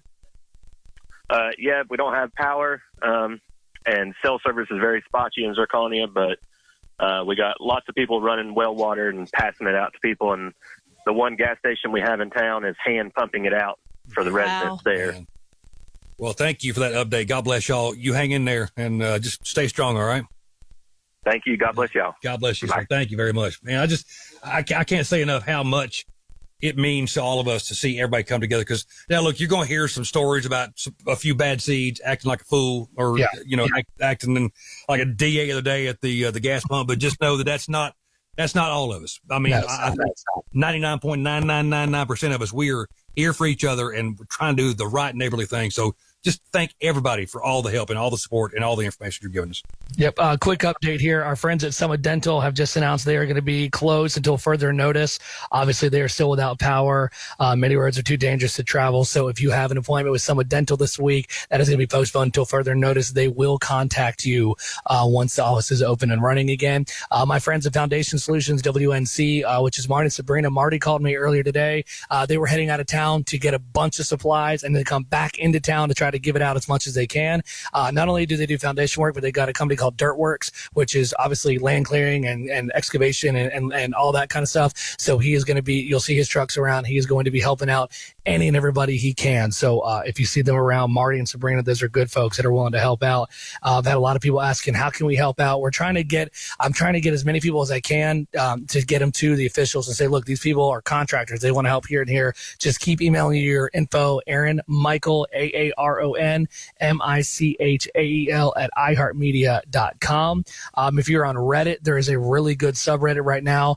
If you look for Helene resources, crowdsourced map, people are good to know. Yeah, they're updating right then and there where they're finding things at in real time, and they're keeping that subreddit up to date there. And Reddit doesn't take a lot of bandwidth, so you should be able to access that pretty good. The North Carolina Farmers Market on Brevard Road has food next to the Moose Cafe. Right now, there's no lines, but they are taking cash. Lots of vendors and wholesalers as well. They're trying to get the food out before it goes bad. So that's pretty amazing right there. Good, So, Yeah, that's fantastic news. yeah. If you get Just the call from our friends at Champion Credit Union. They have announced that all of their offices will be closed on Monday, and then they'll provide further information after tomorrow. And I guarantee you they will be up and running and ready to help out that community because that's what they do. That means the world does too. We'll take another phone call here. Well, nope, they just hung up. So never mind. Just kidding. If you do want to call us, though, if you have any information that you want to share, or maybe you're trying to find somebody, it's 1-800-303-KISS. That's 5477. Or 828-240-5477. Eddie, man, I got to ask you, how's Ellie handling all this? Because it's a big switch for the kids, lot. man. Everything in her world right now, she says, is broken. So the lights are broken, the fans are broken. So it's been hard. And, Mama Bear has been sleeping in her floor so that I can keep an eye on her because we don't have any cameras or anything that we're used to. How about your family, We're Aaron? all safe. That's all we can ask for right now. They're, we live in the upstate of South Carolina. We're inconvenienced because of power. I don't even want to say my kids are having a hard time. They're fine. It's obviously our routines are changed, and we're big on routines in my house because it's, when you work crazy jobs like we do in radio, you got to have a routine to keep everything settled. So the routines are busted, but they got the notification that school was closed for the next 2 days. They're like, oh, what do we do now? And I'm like, just keep doing what you're doing. We got a couple days to get home for the time. Do they know how to chop wood? Yeah, that's no joke, man. We got first world problems. The only damage we had at our house was a tree, massive tree. When I say took out our pool, punctured a hole it's an in-ground pool, punctured a hole. The water's out. It's flooded all around our backyard. So they're like, can we go get the tree out of the pool? I'm like, let me get homeowners insurance out here first. I was like, we got other things to worry about right now. But when all this happened, my concern was my brother Josh, because when the cell service went down, as everyone knows, he's on dialysis. My first thought was, how the heck do I get to him? But to know that he's there at the station with you guys and he's doing good, my family's beyond blessed, and I'm just trying to use every blessing that the Lord has given me today to help out Western North Carolina. I will give my all every single day till we get Western North Carolina back on its feet, because WNC is my home. Owen, Shenandoah, Black Mountain. I tell you what, man, I'm grieving for that area so much because it's just my stomping grounds, and I want to do everything I can. I'm reaching out to everybody that I know in Black Mountain and checking on family members and trying to help out, because I don't want to say I feel guilty, but I feel like I can do more than I can. And so I'm trying to do everything I can. And I want Western North Carolina to know how much I love you. And I know. We're the same, but we want to do, because this is our family, man. Amanda's from Woodford. I'm from Macon County. This is our home.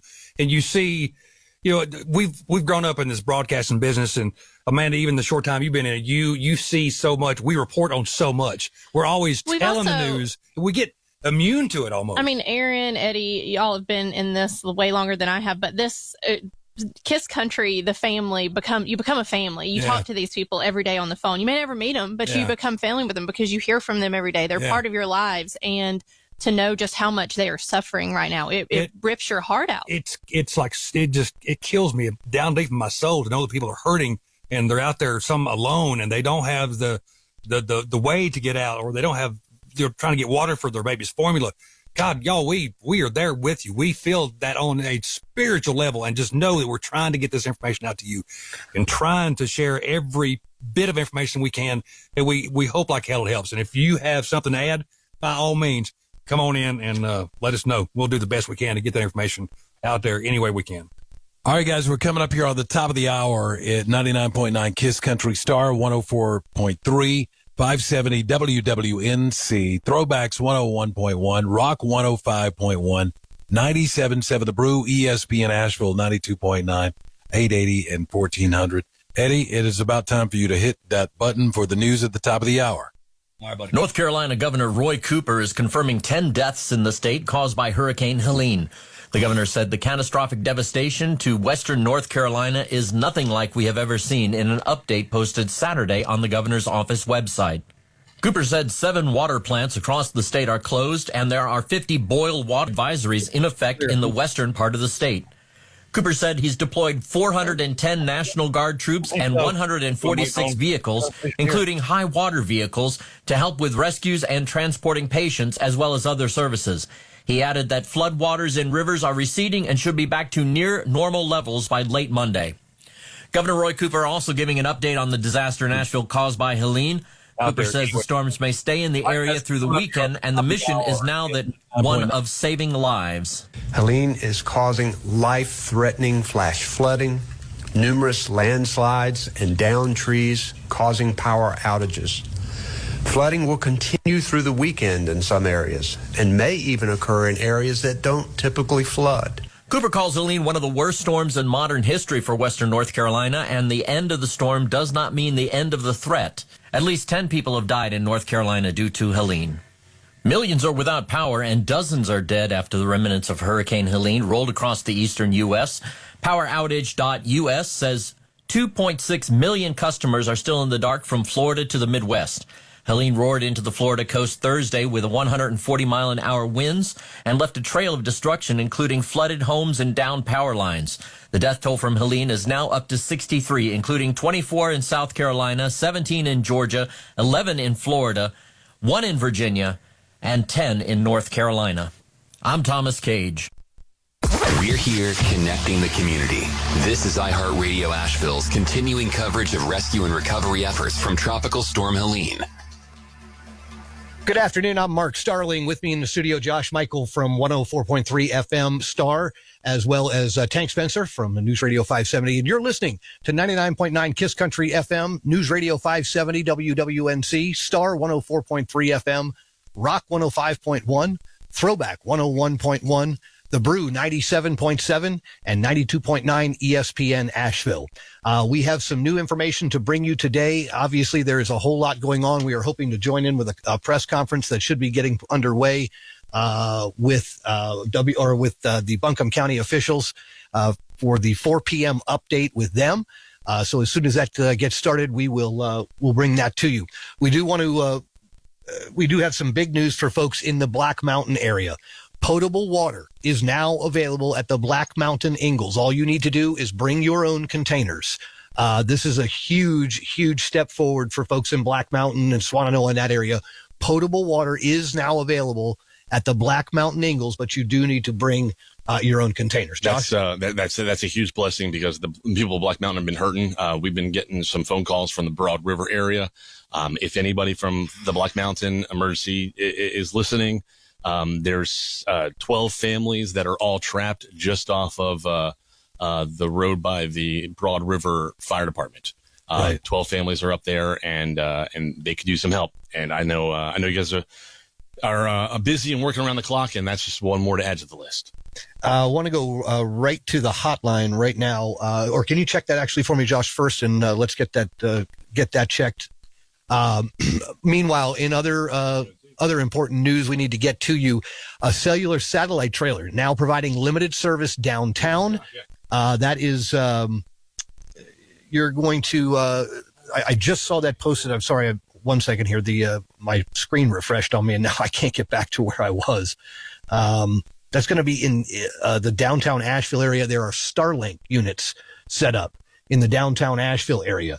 So I want to go right to the hotline. We've got Brian Hall from Black Mountain. Brian, what's happening, my friend? Hello, Brian. By getting the posse, can you hear me? Yeah, we got you. Mark? Yep, we got you. Okay. By getting the posse together and cutting down 4 trees, we've escaped from the neighborhood. So thank God. Always a plus. Win. Always a plus. Always a plus. I'm over here at the police and fire station. I just see Parker, and they are having a meeting right now, a planning meeting with all the emergency services. I'm looking at a bus from Morehead City Fire and EMS that's in the parking lot. I'm looking at a lot of out-of-town swift water rescues, boats that are here, and other EMS, and also some National Guard vehicles that are here as well. I talked to the chief, and I said, what can we get out now as far as a message? And he said, what I need the most is supplies brought in. He said, when we're talking about FEMA, we're talking about dealing with everything on their terms and when they come in and going through the process. But as far as immediacy, as far as baby wipes, medications, water, these guys just ate, he said, today for the first time about 10 minutes ago. And it's not really that they need all the food, but more food to distribute to people. And he said the other thing is that we need a collection point to do all this, and we'll make sure that we can get it out to those in need. So I'm thinking about it. I've got a couple of locations in mind to try and talk to some people about. Now that I can get a big cell service, that we can get a collection point going. But that is, right now, the biggest thing is that everybody is coming in to give us some aid here from these other cities and towns across the state. And that I did see earlier that Ingalls, we do have potable water distribution at the Ingalls parking lot. And that I think we've just, Brian, are you there? No. Okay. We're going to go over to a press conference now in progress with Buncombe County officials. This is the 4 p.m. update from Buncombe County. Or it's not. They just gone away? All right. We're having a little bit of audio trouble getting that in there. I think we lost Brian off the line, unfortunately.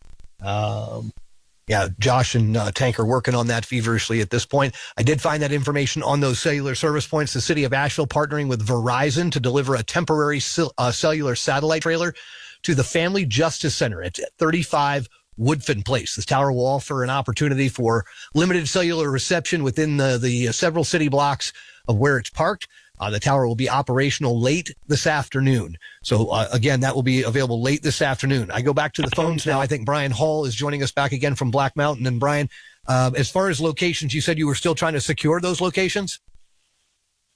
Is that right? Yeah, I'm going to try and make some phone calls. Yeah, I'm going to try and make some phone calls to see where that drop-off can be. And in reality, I mean, let's face it, it's not going to – today, people are still trying to get out and get stuff. Right. So I don't know that it'll be today. But I would think maybe starting tomorrow, and if we could get a central church location or something with a big parking lot around town, that's going to work the best. Right. All right. Brian, as far as how things look on the ground there, since you've been able to kind of escape the neighborhood, how are things looking in kind of your general vicinity? Never seen anything like it. Now I'm seeing the city of P.G.K. pulling up with a truck and a big trailer, hopefully filling some supplies and emergency equipment. People are hanging out around town square. There have been, it says there will be a public meeting tomorrow at 9:30 here at town square, but there are people hanging out. There's distribution at First Presbyterian Church across from the fire department. And so it's something that you really never expect to see, brother, in this town. Brian, as far as Black Mountain Police are concerned, they are obviously, I would imagine, keeping a sharp eye out for looting and whatnot. I assume that we've seen any of that there. I have not seen a report about anything like that. So I'm not going to speculate on that. Right. But let's hope not. Let's have some common sense. Yeah. And don't do anything like that. But But it does look like right here in the center of town, this is sort of the ground zero for operations here. Right. And a lot of people are rolling in from around. Okay, Ryan, I think we're losing your cell signal, my friend. Be sure, if you can, check in with us a little bit later. We're here for the duration. And you're listening to continuing coverage of the recovery and now rescue operations for Tropical Storm Helene here in western North Carolina. I think we are just getting ready to get in. They still haven't started. No, yet? they're still trying to get everybody signed on. Ah, okay, all right. Hopefully that Zoom call will start relatively soon. As far as Duke and Duke Power is concerned, Duke Energy sent out this text just a little while ago. Our crews are working tirelessly to restore power to your area following the devastating damage caused by Helene. We expect to have power restored to the majority of customers no later than Friday evening. What? No later than Friday evening. Mm-hmm. So we're looking at least another 5 days. Wow. Right? Possibly, with the exception of the areas that are inaccessible or unable to receive service. So, and listen, any place that is massively flooded out. Yeah. Oh, yeah. Or was massively flooded out. This is going to be it's a massive undertaking, but I think I saw 900,000 people in North Carolina, majority of those in Western North Carolina, without power. Yes. Customers signed up to, you can sign up to receive outage alerts. You'll be notified of any updates. You can visit duk.us/08. That will give you more information there. They say they recognize how challenging the situation is and appreciate your patience as they work to safely restore service. Again, that from Duke. Now, we also got some information in from the Fresh Market. They will be distributing free bottled water at their Asheville locations. That's going to be 944 Merriman Avenue, also 1378 Hendersonville Road. Again, the following locations will have water available at 6 p.m., 944 Merriman Avenue and 1378 Hendersonville Road. That's going to be the Fresh Market locations, their Asheville locations.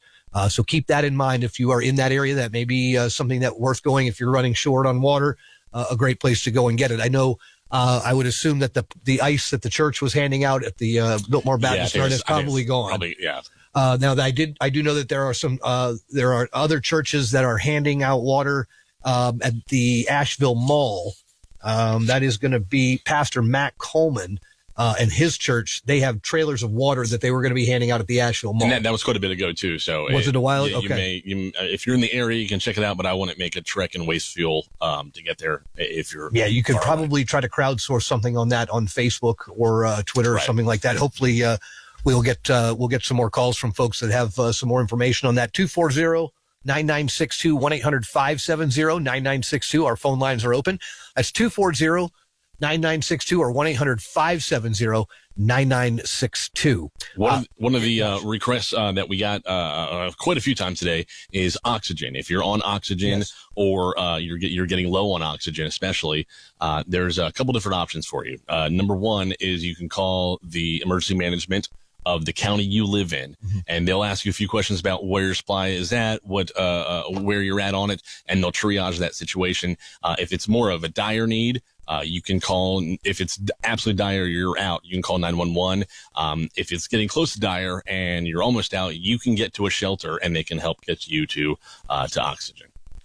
Just getting this in, if you are in Hendersonville, you can go to 1197 Crab Creek Road, 1197 Crab Creek Road, and they have water available. Bring jugs. Excellent. So that coming in from a good friend of the station's, Deanna McCall. So, Deanna, thank you so much for letting us know about that. Again, 1197 Crab Creek Road in Hendersonville. You'll need to bring your own containers when it comes to the water there. So keep that in mind as we continue to move through the afternoon here. We're still awaiting this press conference. Is that I think that press conference is getting ready to kick off here? We're working on it. It's getting very close. Very close. Okay. All right.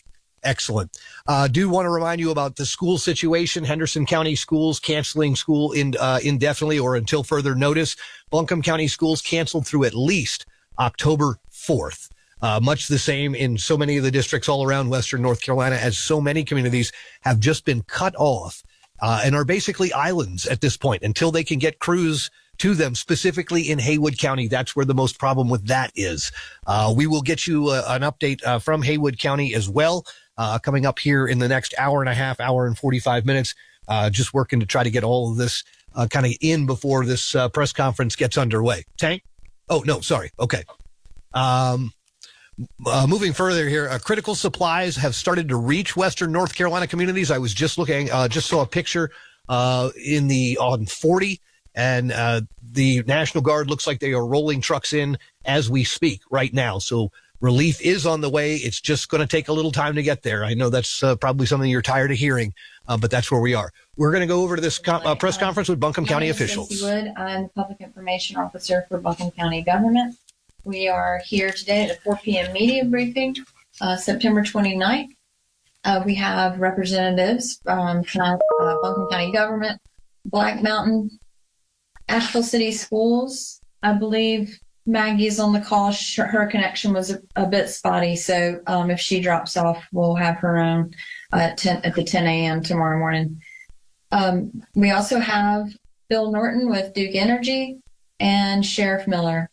To get us started today, we will start with remarks from County Manager Avril Pender. Thank you, Stacey. Good afternoon. Buncombe County, let me start by saying that we hear you. We need food and we need water. My staff has been making every request possible to the state for support, and we've been working with every single organization that has reached out. My promise to you is that we are very close, and you'll have more information before the end of the day. We also know that cell service is key to easing the hearts and minds of our loved ones. We are happy to share that as a stopgap, the City of Asheville has partnered with Verizon to set up a temporary satellite cell tower in the parking lot of 35 Woodfin Street. This tower will offer an opportunity for a limited cell reception within several city blocks of where it is parked. Again, that is 35 Woodfin Street, and it would give cell reception within several city blocks of where it is parked. So thanks to our partner at the City of Asheville. There's a danger of more landslides today. Go to a designated public shelter if you have been told to evacuate or you feel it is unsafe to remain in your home.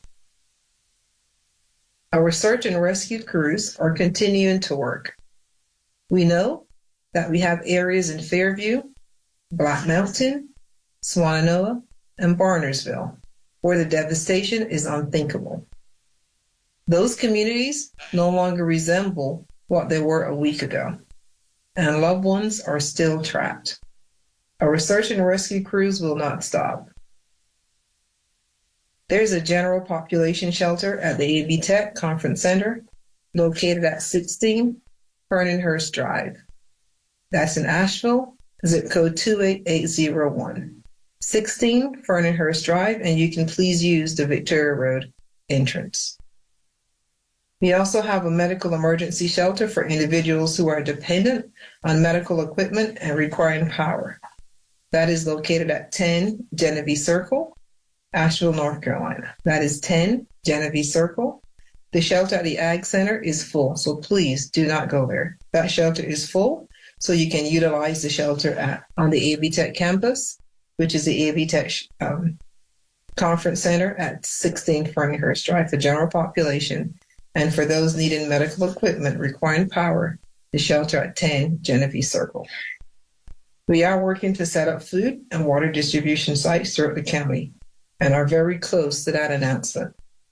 To help facilitate our sheltering process, AV Tech will be closed until further notice.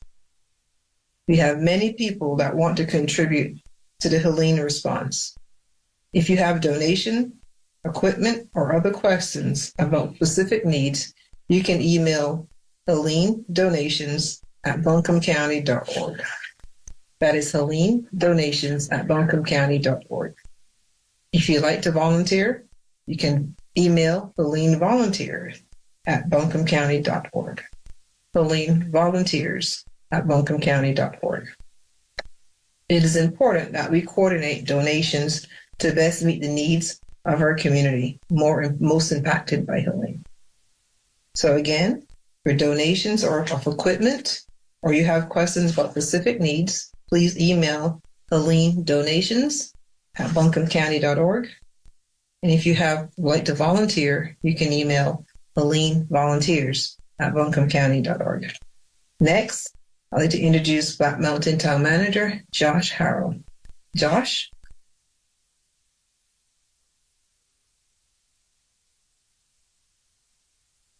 Josh, are you with us?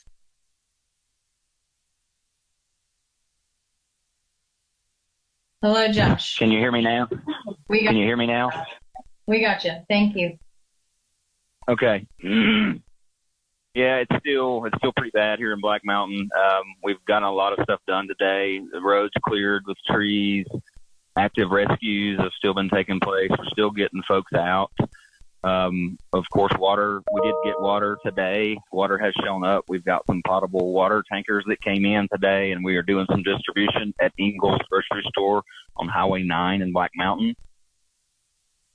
We are still waiting on food to arrive.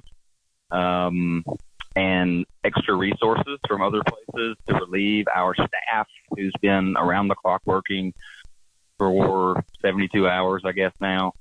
But we keep hearing help is on the way, and I'm thinking the interstate is getting hopefully clearer, and that will start rolling in. That's about all I have right now. Thank you, Josh. Appreciate that update from Black Mountain. And now, Dr. Furman, Asheville City School Superintendent, are you on the call? Were you able to? Hey, can y'all hear me? We can hear you. Okay. First, I just want to send out my thanks to all of the support that Buncombe County and the city has been serving for our community, and also a heartfelt thinking of everyone out there who's been dealing with all of this tragedy across the county and across Western North Carolina. It's a difficult situation, but together we can all.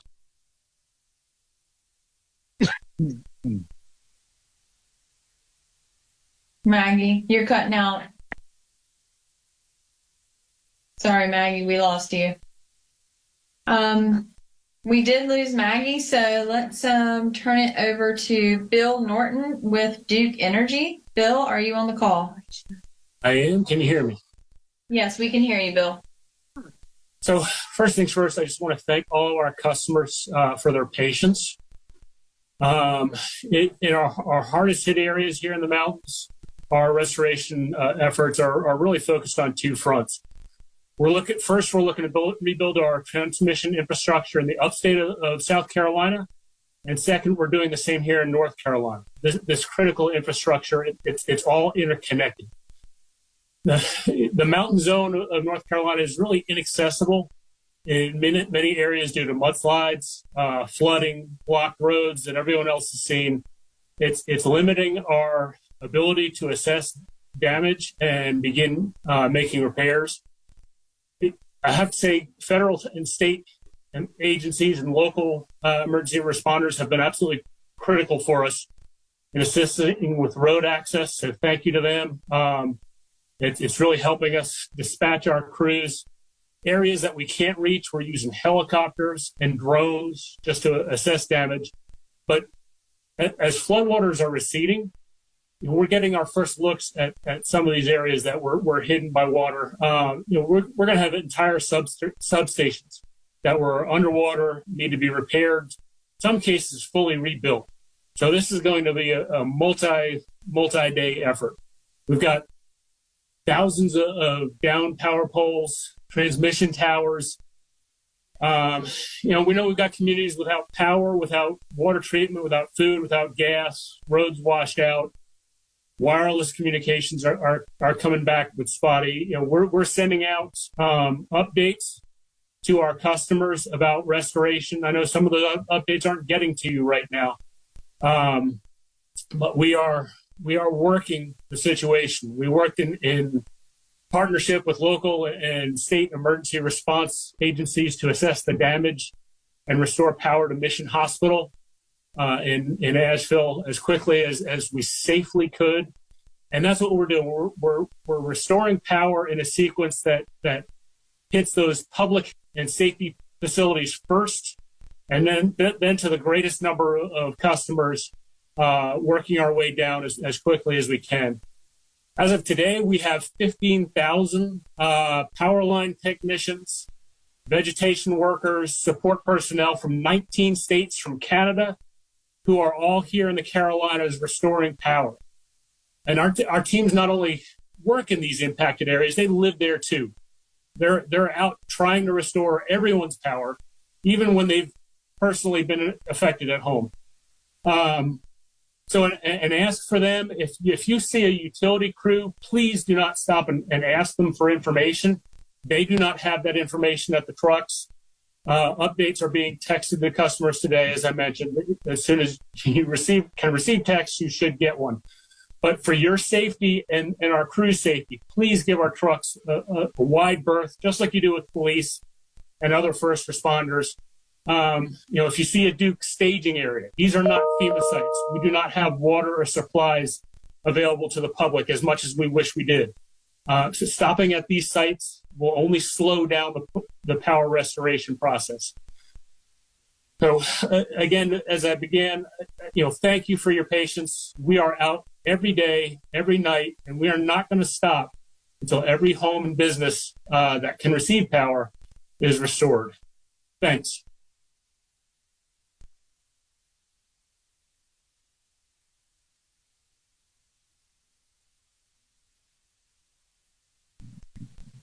Thank you for that update, Bill. Now we will transition to Sheriff Miller for his update. Thank you. Finally, we have another devastating update. We now have 30 confirmed losses due to the storm. Like the county manager said, we're still conducting search operations. And we know that those also may include recovery operations. The State Bureau of Investigations has sent us support to help notify the families and their loved ones and next of kin. Our thoughts and prayers are with the loved ones who are grieving these tremendous losses today. We will continue to update as we continue those search operations and recovery, and we will report back 10 o'clock tomorrow with an update, 10 a.m. Thank you for that update. At this time, we will. Stacey, I need to add. Yeah. I'd like to add that this Buncombe County is still in the state of emergency, and we have extended that state of emergency now until further notice. As we continue to work in this recovery and response, we would keep that state of emergency in place. Thank you, Admiral. And the state of emergency declaration and any other information related to the response can be found at buncombeready.org. Just as a point of information for folks. At this time, we'll open it up to our media partners on the line for questions. This is Keith Campbell from Asheville Watchdog. I have a couple of questions. The first is the 30 deaths. Are those spread out around Buncombe County, or are they primarily in Asheville proper? Can you give us a sense of that? Yes, that will be throughout Buncombe County. As you can imagine, we're doing recoveries all across the county. Thank you. And I'm curious, I watched a recording of this briefing at 10 this morning on Now Live. There's no representative from the city of Asheville wondering why that's the case. Why isn't the city of Asheville participating in these updates? They were here earlier this week and participated, and we've been spreading it out and making sure we can hear from all parts of our community. They will join us again, but today it was the smaller towns were on call on this with us today. Thank you.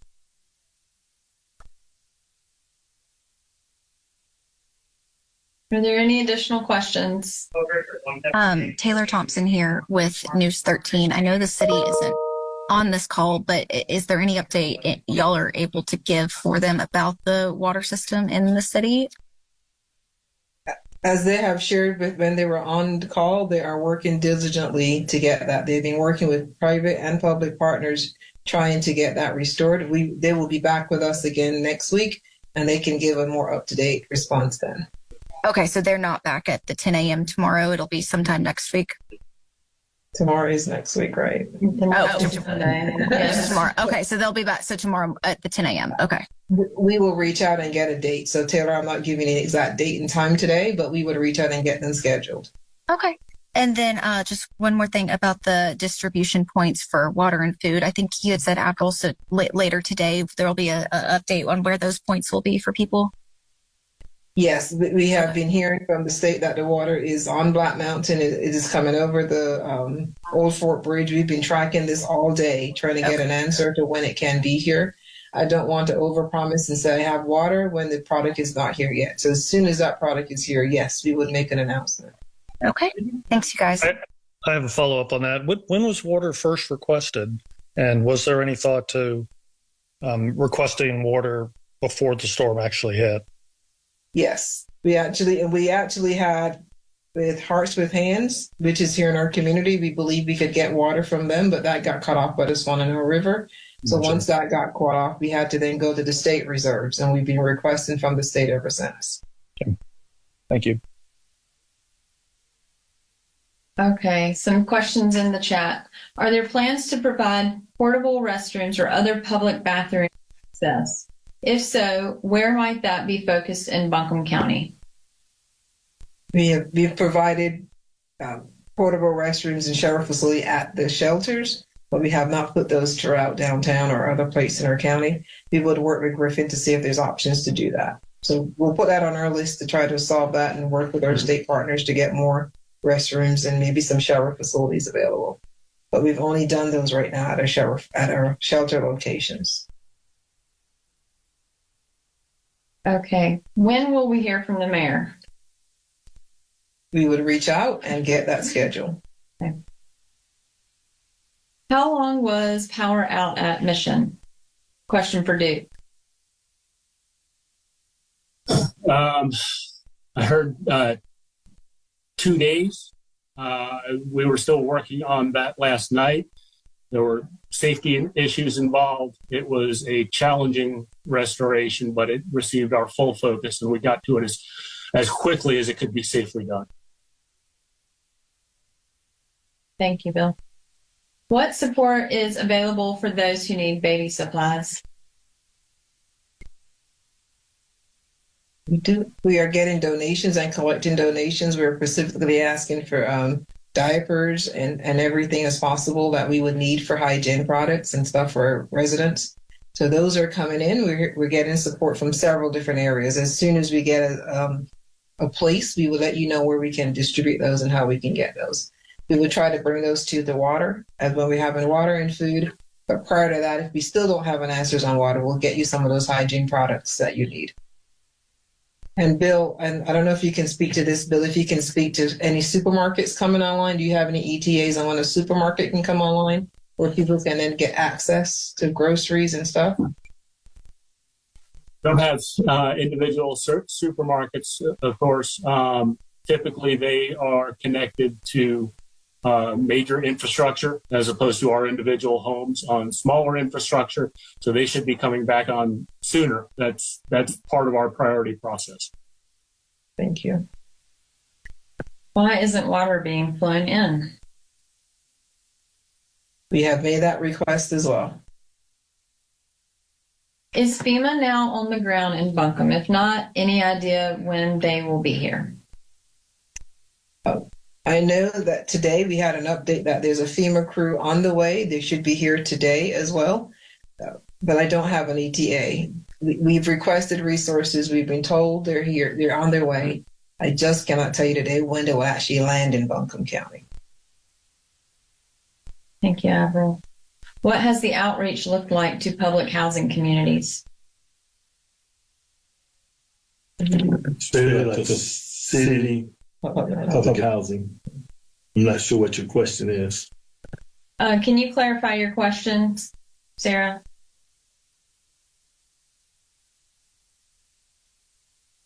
We'll circle back to that question. Just not sure which communities you're specifically talking about. Any fatalities from power outage at Mission? Not that we're aware of. That would. And one That would- clarification on that. Sorry, one clarification on that. I do not know if they had backup power. I'm not certain about that. They may have had backup power while they were not connected to us. It took us 2 days for our power supply. They did have backup generators at Mission. Yes. And that would be a question for Mission as well. Is there an update on the 1,000 unaccounted for in Asheville mentioned earlier and where that now stands? We were able to get some of that cleared out, and it was well below 600 at lunch today. So I don't know the answer to that this evening at 4 o'clock, but at lunch today, it was well below 600 numbers that people had been accounted for. We will get that. We'll get an updated number in the morning. How are supplies getting to Black Mountain and what resources are being provided? Josh, I don't know if you're still on the call.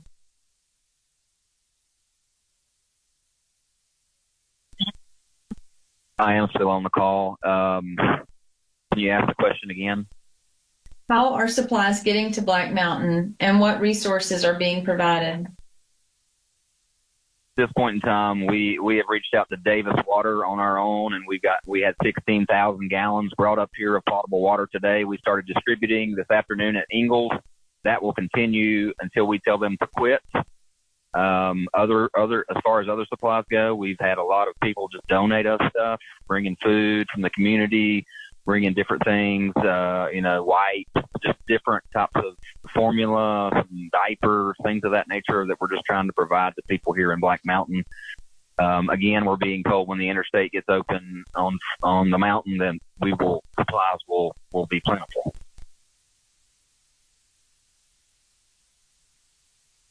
Thank you, Josh. Are there any additional questions? I have one on the request for water from the state and the idea of having it be flown in. You said you had requested that. What was the response? And was there an affirmative, or was it like, we'll get back to you, or tell us exactly what they It wasn't an affirmative that they will be flying it into and staging it here in Buncombe County, but they're also flying it in to stage for the entire western region. So the answer was yes, that they would be flying in water for the entire western region here into Buncombe County. But the time frame was not clear. Is that what you're saying? Correct. Okay. Can you explain how Black Mountain has received water but no other communities have? I cannot. And we would reach out as well. I heard Josh did a different route than we did, so we worked with Josh to see if we can replicate that route here in Buncombe County. So, and I'm not sure any of you can answer this question, but I'll ask it anyway. The widespread cellular outage, what accounts for it being so widespread? Any idea? Because we're all baffled by that. We will reach out to Verizon, our partner. They're working to restore it, but they have not given us a cause for what happened with Verizon or AT&T or Spectrum. But we'll reach out to see if they can give us an answer to why we've lost cell power. Thank you. Okay. We've already addressed your question about the city manager. Thank you.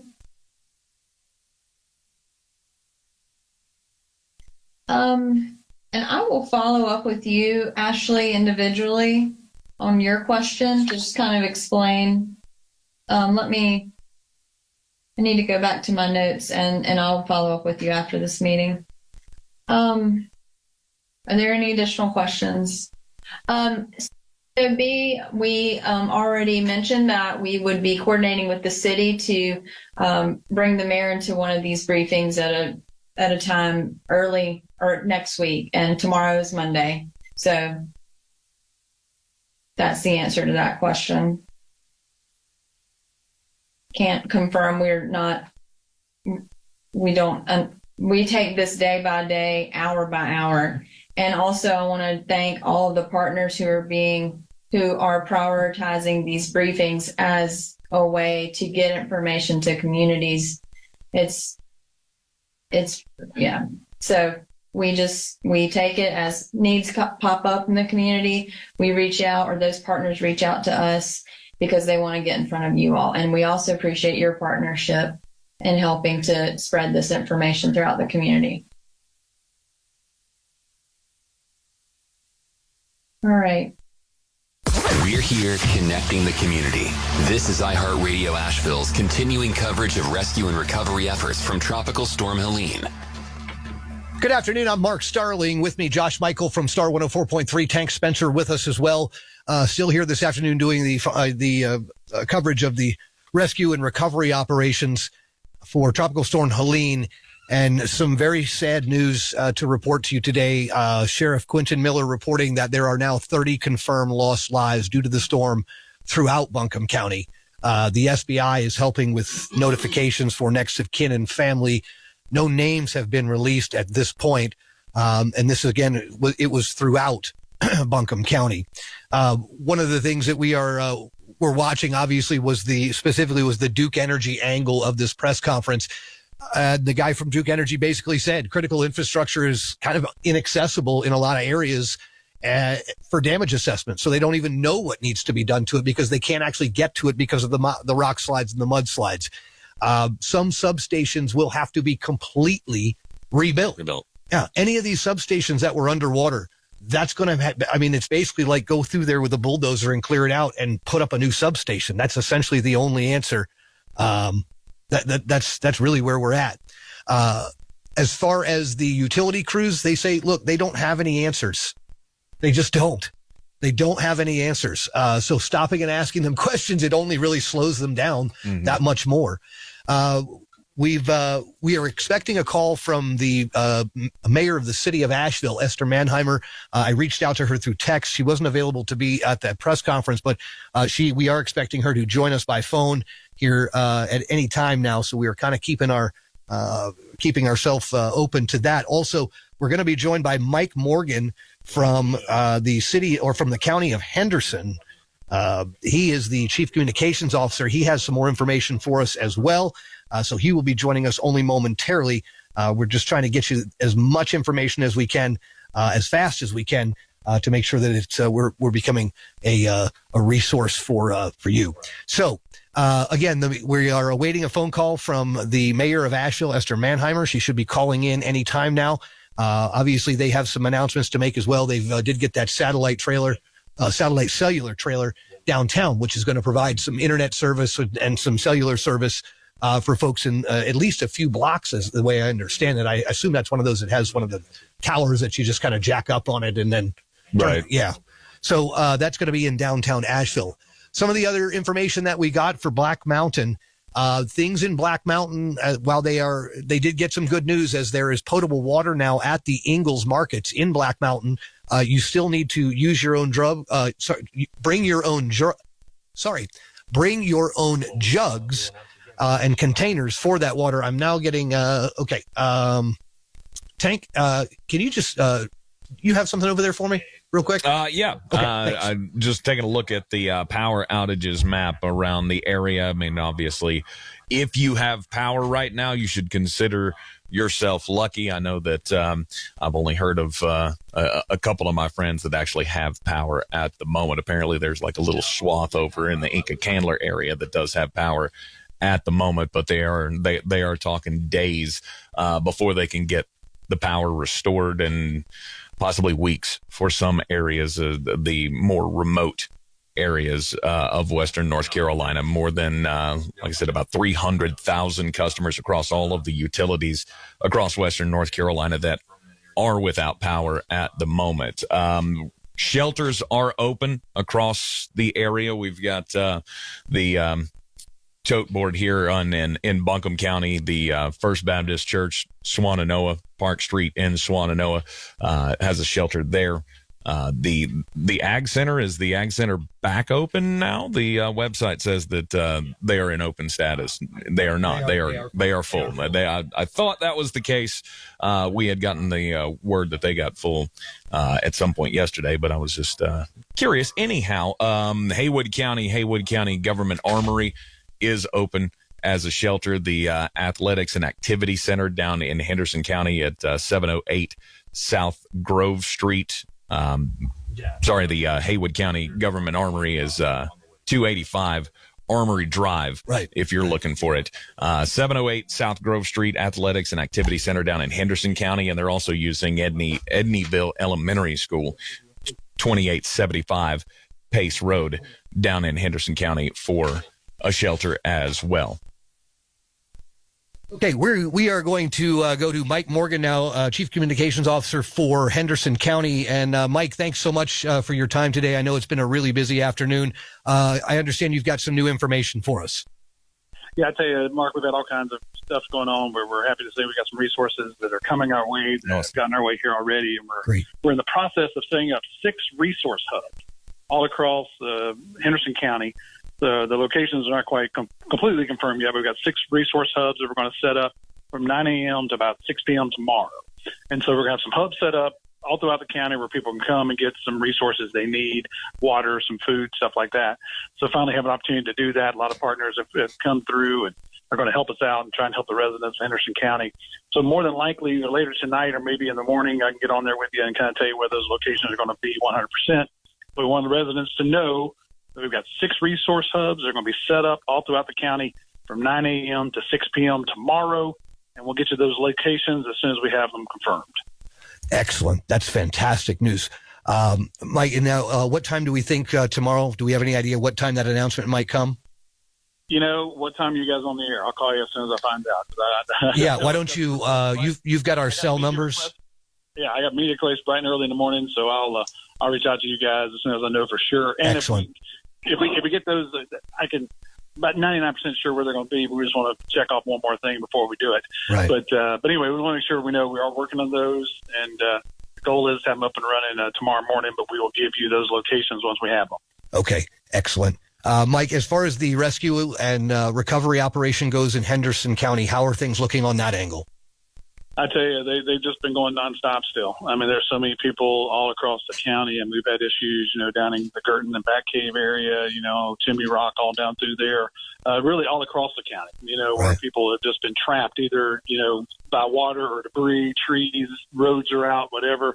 I mean, it's just, I've heard, there's some areas around here that you may not recognize again. I mean, it's not going to look like what it looked like before Friday. Right. I mean, it's sad to hear about it. It's heart-wrenching. And, we've had on our call center that, give that number out one more time, 828-771-6670. That's 771-6670. We've got that open for non-emergency calls, and we've had over 500 wellness calls come in. Probably maybe that number may be an old number, maybe more than that. Right. Just the family members trying to check on other family members, and we're trying to do our best to work through those calls, find out. Luckily, I know a lot of people have called in and say, hey, I talked to Aunt Sue or I talked to Uncle Joe and my mom's fine. They called in, told us that. We've taken them off the list when that happens. Right. So, it's just, we talk about a lot since you and I have been on here. Right. We've never been through something like this. No. And we just continue to encourage our residents in Henderson County. Let's all work together. Let's get through this together. And we're going to come through this, stronger than before. But right now, we need to let our people work. We need to continue to get rescues done. But we're trying to get these resource hubs set up to help our residents because we know so many of them don't have anything, and we're trying to do what we can to get it there for them. Mike, this is Josh Michael. Thanks for calling in, man. Any word on the Butler Bridge area of Henderson County with getting the power and then the roads cleared down there? Obviously, the sod field area that's going to be underwater for quite some time. But any ideas on power? Any dates yet? Yeah, I think we're all kind of waiting on the same thing, to be honest with you there, Josh. I think we're all waiting on power to come back and stuff to be cleared. I know we got crews out there working literally nonstop, 24 hours a day, trying to clear debris, get stuff out, make sure areas are safe before people can get back through. And there's, gosh, I don't know how many areas of the county, got hit super hard. I mean, we all got affected by it, but there are certain areas that, it flooded in places we've never seen it flood before. Yeah. Right. And in some of these places, it flooded 10 times worse than it's ever flooded before. Right. So it was just, it's just devastating. Yeah. It really is. Yeah. And, but you know what, though? Again, we're working hard to get to everybody, and we're going to continue to do that. And we just appreciate you guys being on the air. And listen, I've been trying to tell everybody, man, if you can hear Star 99.9 Kiss Country, 570. There's a lot of stations that reach into Henderson County pretty good down here. I mean, there's some throwbacks every now and then. On the one, is that 101.1? That is. I was just about to have to do that, and you just did it for me. You missed a couple. You missed the Brew, and you missed 92.9 ESPN Asheville. But I mean, for the most part, it's pretty good. Well, it's like he's been here before. But seriously, it's a great thing you guys are doing because we got to try and get the word out as best we can. Yeah. But thank Amen. you so much, Mike, iHeartMedia, for helping us. Mike, we appreciate you and your whole team, and really thank you for calling in and giving us the info. Well, and I'll be reaching out and letting you guys know when I have updates. That's why I reached out to Mark. So you guys on here, and you guys are there. And definitely tomorrow morning, once I have those locations for those resource hubs, once again, 6 of them throughout the county. We're planning on 9 a.m. to 6 p.m. Right. I'll let you know. Hope we're planning on getting started tomorrow. That's our hopes. I think we'll be able to do that. Okay. We'll let you know for sure what those locations are once we have those confirmed. Awesome. Thanks, Mike. Thanks, guys. Have a good day. You got it. Stay safe. You're listening to 99.9 KISS Country FM, News Radio 570 WWNC, Star 104.3 FM, Rock 105.1 FM, Throwback 101.1 FM, The Brew 97.7 and 92.9 ESPN Asheville. You're listening to continuing coverage of the recovery and rescue efforts from Tropical Storm Helene. We just got off the phone with Mike Morgan. Obviously, a lot of information coming out of Henderson County, so some good stuff there for them. And even just the smallest bit of good news feels like really big good news. It does. Yeah, you're right. I just got another text from Mayor Esther Mannheimer from the city of Asheville. She is on Wi-Fi calling and can't call out. So I tried to call her. It went straight to voicemail. I tried a couple of times. We're going to try to get back with her a little bit later. We'll either get back with her later in the show or later in this 2-hour segment or possibly either maybe tomorrow morning. But she has no problem coming on. She definitely has some information to give. So as soon as we can get in touch with her, we will make that happen. We have continuing coverage running throughout the night. Our iHeartRadio teams are assembled not only here in Asheville, but our backup team in Greenville. Yeah. They have been MVPs for us. They come on for a couple of hours and give us a little bit of a break to rest our throat and get something to drink and gather some more information. And that's really what it's all about right now. So we do want to run over some more of the information that we have gotten new this hour, which is that potable water is now available at the Black Mountain Ingalls. You need to bring your own containers, though. That is the key right there. And we're seeing that a lot. Yeah. Go ahead, Josh. Since we're talking about the Black Mountain area, sure. We've received a ton of phone calls in the last 2 hours from the Broad River area, up Highway 9. Right. A lot of phone calls. We've got 12 families up there that have kind of hunkered down together. And they're all trapped, and they're running out of gas, they're running out of meds, and they need help. They're right above the Broad River Fire Department. So what's the closest place that we could get a helicopter up there? There's a field right next to there that I used to four-wheel in as a kid. All right. Here's what we need to do. We need to get somebody on Facebook.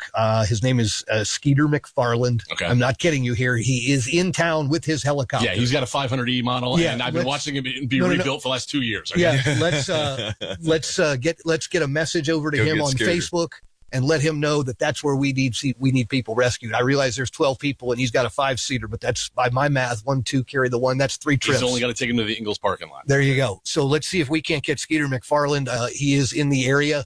I actually sent him a message earlier today. I'm pretty certain the account saw it because the dot moved, so I assume that means it was seen.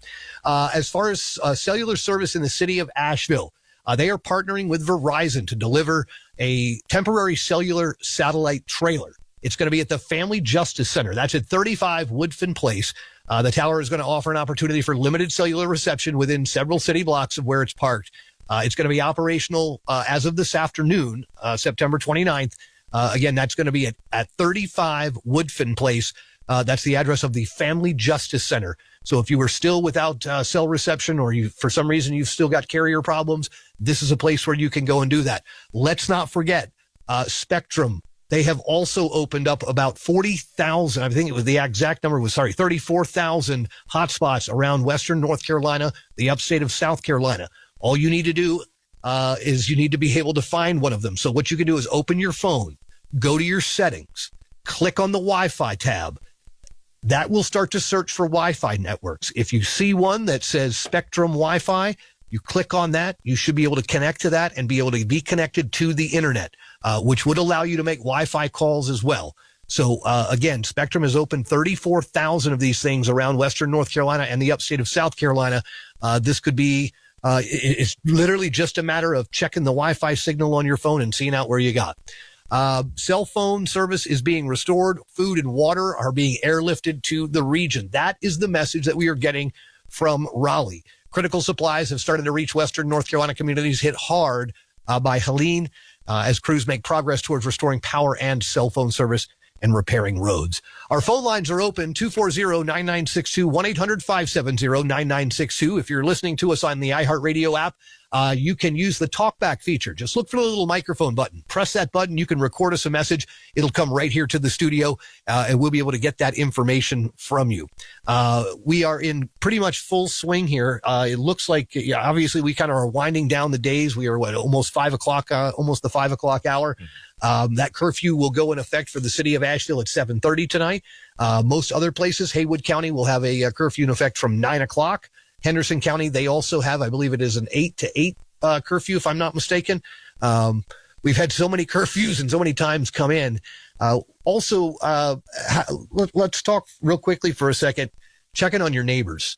Tank, I know in your neighborhood, there's some houses that got just decimated. Yes. There are other houses that didn't like mine. get anything. You're right. There are houses like Right. mine where there was just one house down, one tree down that didn't do much damage, but there are about 4 or 5 of our neighbors that they have half of their house left because the tree came down and cut out the second story. It's it is really a moment to kind of come together as a community. I was just kind of watching some of the news feeds here on the computer from across the nation, really, as we've got so many news crews that are now focusing on Western North Carolina and the recovery process here. Right. And one of them said, it's going to be a while before the Swannanoa community feels like a community again. And I'm not trying to call her out for anything, but I'm saying it's times like these that make the community stronger. That's exactly right. There are so many of us that are out there that want to help each other, that want to be there to support in any way possible. If you need an extra chainsaw, if you need a rake, if you need me to come help pull some limbs off your house, we all need to be willing to do that for each other. Absolutely. Tell me you've not been to Western North Carolina by telling me you've not been to Western North Carolina. To be fair, she's from the big city. She's it's fine. from out of the market. You know what? We're glad that I know what she was going for. I know what feeling she was trying to go for. It's going to be a while before we feel like we're back to normal, is what she meant. But this is when the term community really comes to serve its its dictionary definition. Yeah, that's what Western North Carolina is. We saw how that community came together after the remnants of Tropical Storm Fred. Communities, whether it was Haywood or Henderson or Buncombe or Madison or McDowell, that's what we do. How many times have we sat out at an Ingalls parking lot collecting donations for other places, for hurricanes that have decimated them? Right. All of those folks are doing that same thing for us. Absolutely. So help is coming. I saw a picture on Facebook, somebody going down I-26, and there was, as far as the eye could see, a convoy of emergency vehicles that are headed this way with water and supplies and all of the things that we need to feel better again, to feel whole again. Right. To feel clean. I would give anything to take a shower right now. I mean, listen, folks, I am totally sympathizing with you right now. It's stale here in this radio station. I got news for you. I apologize. It's not you, Tank. I'm not pointing fingers at you. It's me, okay? It didn't start getting stale until all these other people started showing up, okay? We have to laugh a little bit every once in a while, otherwise we break down in tears for the rest of the day. With every visitor that comes in here, I have to say, just don't go into the men's bathroom. Just go outside somewhere. We got Jacob on line one, and he's got a question that I think a lot of other people have, and I wanted to bring him on the radio. Jacob. Okay, Jacob, welcome to the airwaves here on iHeartRadio Asheville. Yes, my name's Jacob. I used to live in Asheville, but live in the Charlotte area. Okay. My wife and I want to come over later this week when things start to clear up to drop off a bunch of water and other supplies. What is needed and in terms of other supplies, and where can we drop that stuff off? So we need baby formula. We need baby wipes. We need diapers. We need all things kid related. Okay. Yeah, that not bottled water, you name it, we need it. Sounds good. Thank you so much. Thank you so much. Listen, please be careful coming over here. Okay, just please be careful. Will do. Oh, and where can we drop these supplies off at? I'll tell you what, you can drop them off right at 13 Summerlin Road. Assuming that you can get here, you can drop them off at 13 Summerlin Road, and we will get these products to where they need to be. We know exactly where they need to go. We can get those to the Western North Carolina Rescue Ministries. They are in dire need for that right now. Absolutely. Okay, thank you for the information. Thank you so much. We really appreciate it. Our phone lines are open, 240-9962. 1-800-570-9962. Tank? Yeah, just taking a look at again some of the footage, more aerial footage coming in of the French Broad River, the Shenandoah River. It is water as far as the eye can see. I'm sorry, I have a lot of time in Philadelphia. Yeah. And it looks like the length of the Delaware River. I mean, it looks like, I mean, and it looks like something I never thought we'd see around here. No, it's something that you can't even imagine this kind of devastation happening, and that's why I say it's time for us, to come together as a community, because we've never been through this before. No, we haven't, and none of us have. And so the fact that we all have to be a little bit more patient with each other. We've got to be patient with our emergency services, right? I get that we're angry that the power's out and it's not going to be back on for several days, but they have everybody in the world out here that they can pulled in to try to help us get back online. I'm just going to put this out there. If your name is Helene, you ought to go down the damn driver's license office and change that. Change that name right now. As far as I'm concerned. No doubt about it. No doubt about it. Our phone lines are open at 240-9962, 1-800-570-9962. We're going to go right over to the phones here to Amanda. Amanda, good evening. You are on the air with iHeartRadio Asheville. How are you this morning, sweetheart? Or this evening, I should say. Hello, Amanda. Hello. Hey, we got you. Hi, I have two questions. Okay. One is, I'm in South Asheville. Okay. And is where can we, Well, you're breaking up on us. prescription meds? Okay, you're looking for prescriptions. Do you have any? Oh, she's breaking up. Secondly, there seems. Hold on, I'm moving. Okay. Hang on. Do you have any information about? About what? Can you hear me? Yep, we can hear Do you. you have any information about pharmacy being open for prescription meds? And then the second one is, there seems to be a text going around about a second hurricane coming, and we're wondering if there's any legitimateness to that. So there are a couple of systems that are Invest, if I'm not mistaken, or they're out there. We haven't. They're not, as far as we know, they're not heading this way. So we can put that to rest real quick. Okay. It doesn't mean they won't. But I'm just saying, as it stands right now, we've gotten no word of that being the situation. Okay. Secondly, on the prescriptions, we will work to get you that information ASAP. As of right now, I have not seen anything from any pharmacies that are open. Josh, have you seen anything from any of the pharmacies around town or anything like that? Not on this side of town. That we had a call earlier, but it was way out west towards the Silva area. But you can call the Buncombe County number. Right. Hold on, we've got a number for you. Hang on. 250-6670, and they'll ask you some info about 250-6670. Yep, 250-6670. Yep, and they'll ask some info about the situation, and they're triaging those and getting to them as I can. Does that help you out, Amanda? Thank you so much. Appreciate all you're doing. It's really. Listen, sweetheart, you guys just stay safe and good luck. We're praying for you. Okay. Let's see. Where are we headed, Josh? We got Larry on line two. Larry on line two. Hey, good evening, Larry. You're on the iHeartRadio Asheville Airways tonight. How are you? I'm down here in McDowell County. I'm just thankful for my blessings. It didn't destroy my house, but everything around my house was a war zone. Right. Right. I've got trees on top of trees on top of trees. I don't even know what I'm going to do with them. It's a mess, and I had to cut myself just to get in my driveway. And there's 2 or 3 trees down the road. I live off of Walpole. I'm about a mile for Rusty's Legacy. I was just curious if there's any places down here was distributing water. I did make it to the volunteer fire department and got water for toiletry and stuff like that. But we're not out of water. they don't have any down here. The Ingalls is closed, and they don't have no idea when they're going to be back up, and because the distribution center in Black Mountain is underwater. There we go. Yeah, it's now there is water being distributed in Black Mountain at the Ingalls. There is potable water available there now. Right. Yeah, I can't get up the mountain. Okay, you can't get up the mountain. Hang on one second. Yeah, it's mudslide. Oh, right.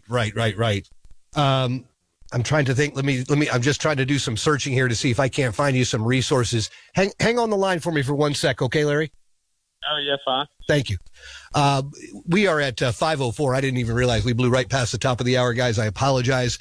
My bosses are probably freaking out. We need to do this before I get to WKSF FM, Old Fort, Asheville. WQNQ FM, Fletcher, Asheville. WQNS FM, Woodfin, Asheville. WWNC AM, Asheville. WPEK AM, Fairview. WKSF HD2, Asheville. WKSF HD3, Candler. And again, it is 5:05 and 71 degrees. You're listening to continuing coverage of the recovery and rescue operations from Tropical Storm Helene. We want to, Josh, I think we got some more calls on the line here. Is that right? Yeah, we've got Melvis on line 2 asking about some physical therapy spots in Hendersonville. Okay. Hey, you said Melba? I believe so. Hey, Melba, this is Mark. You're on the airwaves with iHeartRadio Asheville. Hello. All right. I think we lost that one. Okay. Sorry about that, Kay. We're going 6 ways for Sundays. We've got an awful lot happening here in the studios, but we're getting through it. From the Buncombe County Presser, I did want to highlight a little bit on this food and water distribution sites that are still in the works. They're saying they hope to have that information out soon. As far as anything more that we know about that, unfortunately, there isn't much. Mainly the logistics of getting things there. That seems to be the main problem. That seems to be where we're running into a majority of the issue, is getting up over these mountains to get these supplies here or getting through flooded roads. That's really the biggest problem that they are having right now. Josh, going to the phones? Yeah, we got line 1 is Ashley, and she's got some questions about Asheville City Schools. Okay. Hey, Ashley, how are you this evening? I'm okay, y'all. How are you doing? We're hanging tough. That's all we can do at this point, right? Same. I want to say thanks to y'all for having the radio broadcast. That's really helped me, at least today and yesterday. Oh, thank you. But I was curious about Dr. Maggie Furman got cut off during the press conference. Yes. And I'm wondering what she was going to say before she got cut off, because I work for Asheville City Schools, and that's been a big stressor for us across the board. Yeah, the odd thing was they did not bring her back. I assume that they just weren't able to get back in contact with her. We will reach out to them right now and find out exactly what the situation is with Asheville City Schools, and we will try to get that information out ASAP for you, okay? All right. We'll keep the radio on. Thank you. Thank you, dear. Have a great night, and you stay safe, okay? Y'all, too. Thanks so much. You got Seriously. it. Take care. All right. Bye. Bye-bye. We are at 7 minutes after 5, 70 degrees here outside the West Asheville studios, as we are about 2 hours or so, 2.5 hours or so away from another curfew setting in place here in the city of Asheville. Other curfews as well in Henderson, a 9 o'clock curfew in Haywood. It's kind of the name of the game during these times of unfortunate circumstances. Tank? Due to the ongoing impacts of Hurricane Helene, Asheville City Schools has made the decision, along in conjunction with Buncombe County government, that school will be closed until Friday. Until Friday? Yeah. Okay, so it's opening up on Friday? Or it's closed? No, it is closed all week. Okay, all right. Monday to Friday. Okay. It is right. It is closed through Friday, October the 4th, for students and staff. Asheville City Schools will be closed. I saw that Buncombe County is going to be closed Monday and Tuesday. Right. That's it. That's it for now. Okay. Right. And then Henderson County, I believe Mike said earlier today, they're going to go back on Wednesday, or Henderson County, or they're going to be done through Wednesday indefinitely until further notice. Right. Oh, okay. Yeah. Right. Which I've never heard before, and we've been through the blizzard of '93. Right. And I was trying to think of how long have the kids not been in school for that, and I think that's the longest I've ever seen. 2.5 weeks is what it was in my district. Mm-hmm. I don't know. I don't think that we've ever beaten that. I don't believe that we have. COVID. Well, I mean, that's 4 weeks of COVID, right? The first 4 weeks, weren't they out of school? Are you kidding me? My kids took 4 years off of COVID. They still haven't come back. Okay, so I have a press release that I just got here. None of this is fun stuff. Unfortunately, it is. This is all, of course. The thing just wants to shrink. I don't understand. I think we're running into a little bit of. There we go. How to apply for FEMA assistance after Hurricane Helene. I just got this from Raleigh. This coming from Governor Roy Cooper's office. North Carolina homeowners and renters in 25 counties and the eastern band of Cherokee Indians who had uninsured damage or losses caused by Hurricane Helene may be eligible for FEMA disaster assistance. FEMA may be able to help with serious needs, displacement, temporary lodging, basic home repair costs, personal property loss, or other disaster-caused needs. Homeowners and renters in Alexander, Allegheny, Ashe, Avery, Buncombe, Burke, Caldwell, Catawba, Clay, Cleveland, Gaston, Haywood, Henderson, Jackson, Lincoln, Macon, Madison, McDowell, Mitchell, Polk, Rutherford, Transylvania, Watauga, Wilkes, and Yancey counties, as well as the eastern band of the Cherokee Indians, can apply. There are several ways that you can go apply. You can apply through disasterassistance.gov. You can use the FEMA app, or you can call 1-800-621-3362. That's 1-800-621-3362 from 7 a.m. to 11 p.m. Eastern Time daily. The telephone line is open every day and help is available in most languages. If you use a relay service such as video relay service, caption telephone, or other service, give FEMA your number for that particular service. Again, their disaster assistance offers benefits that can provide flexible funding directly to survivors. In addition, a simplified process and expanded eligibility allows North Carolinians access to a wider range of assistance and funds for serious needs. So here's what you're going to need if you apply. A current phone number where you can be contacted, your address at the time of the disaster and the address where you will now be staying, your social security number, a general list of damages and losses, banking information if you choose direct deposit, and if you're insured, the policy number or the agent and or the company name.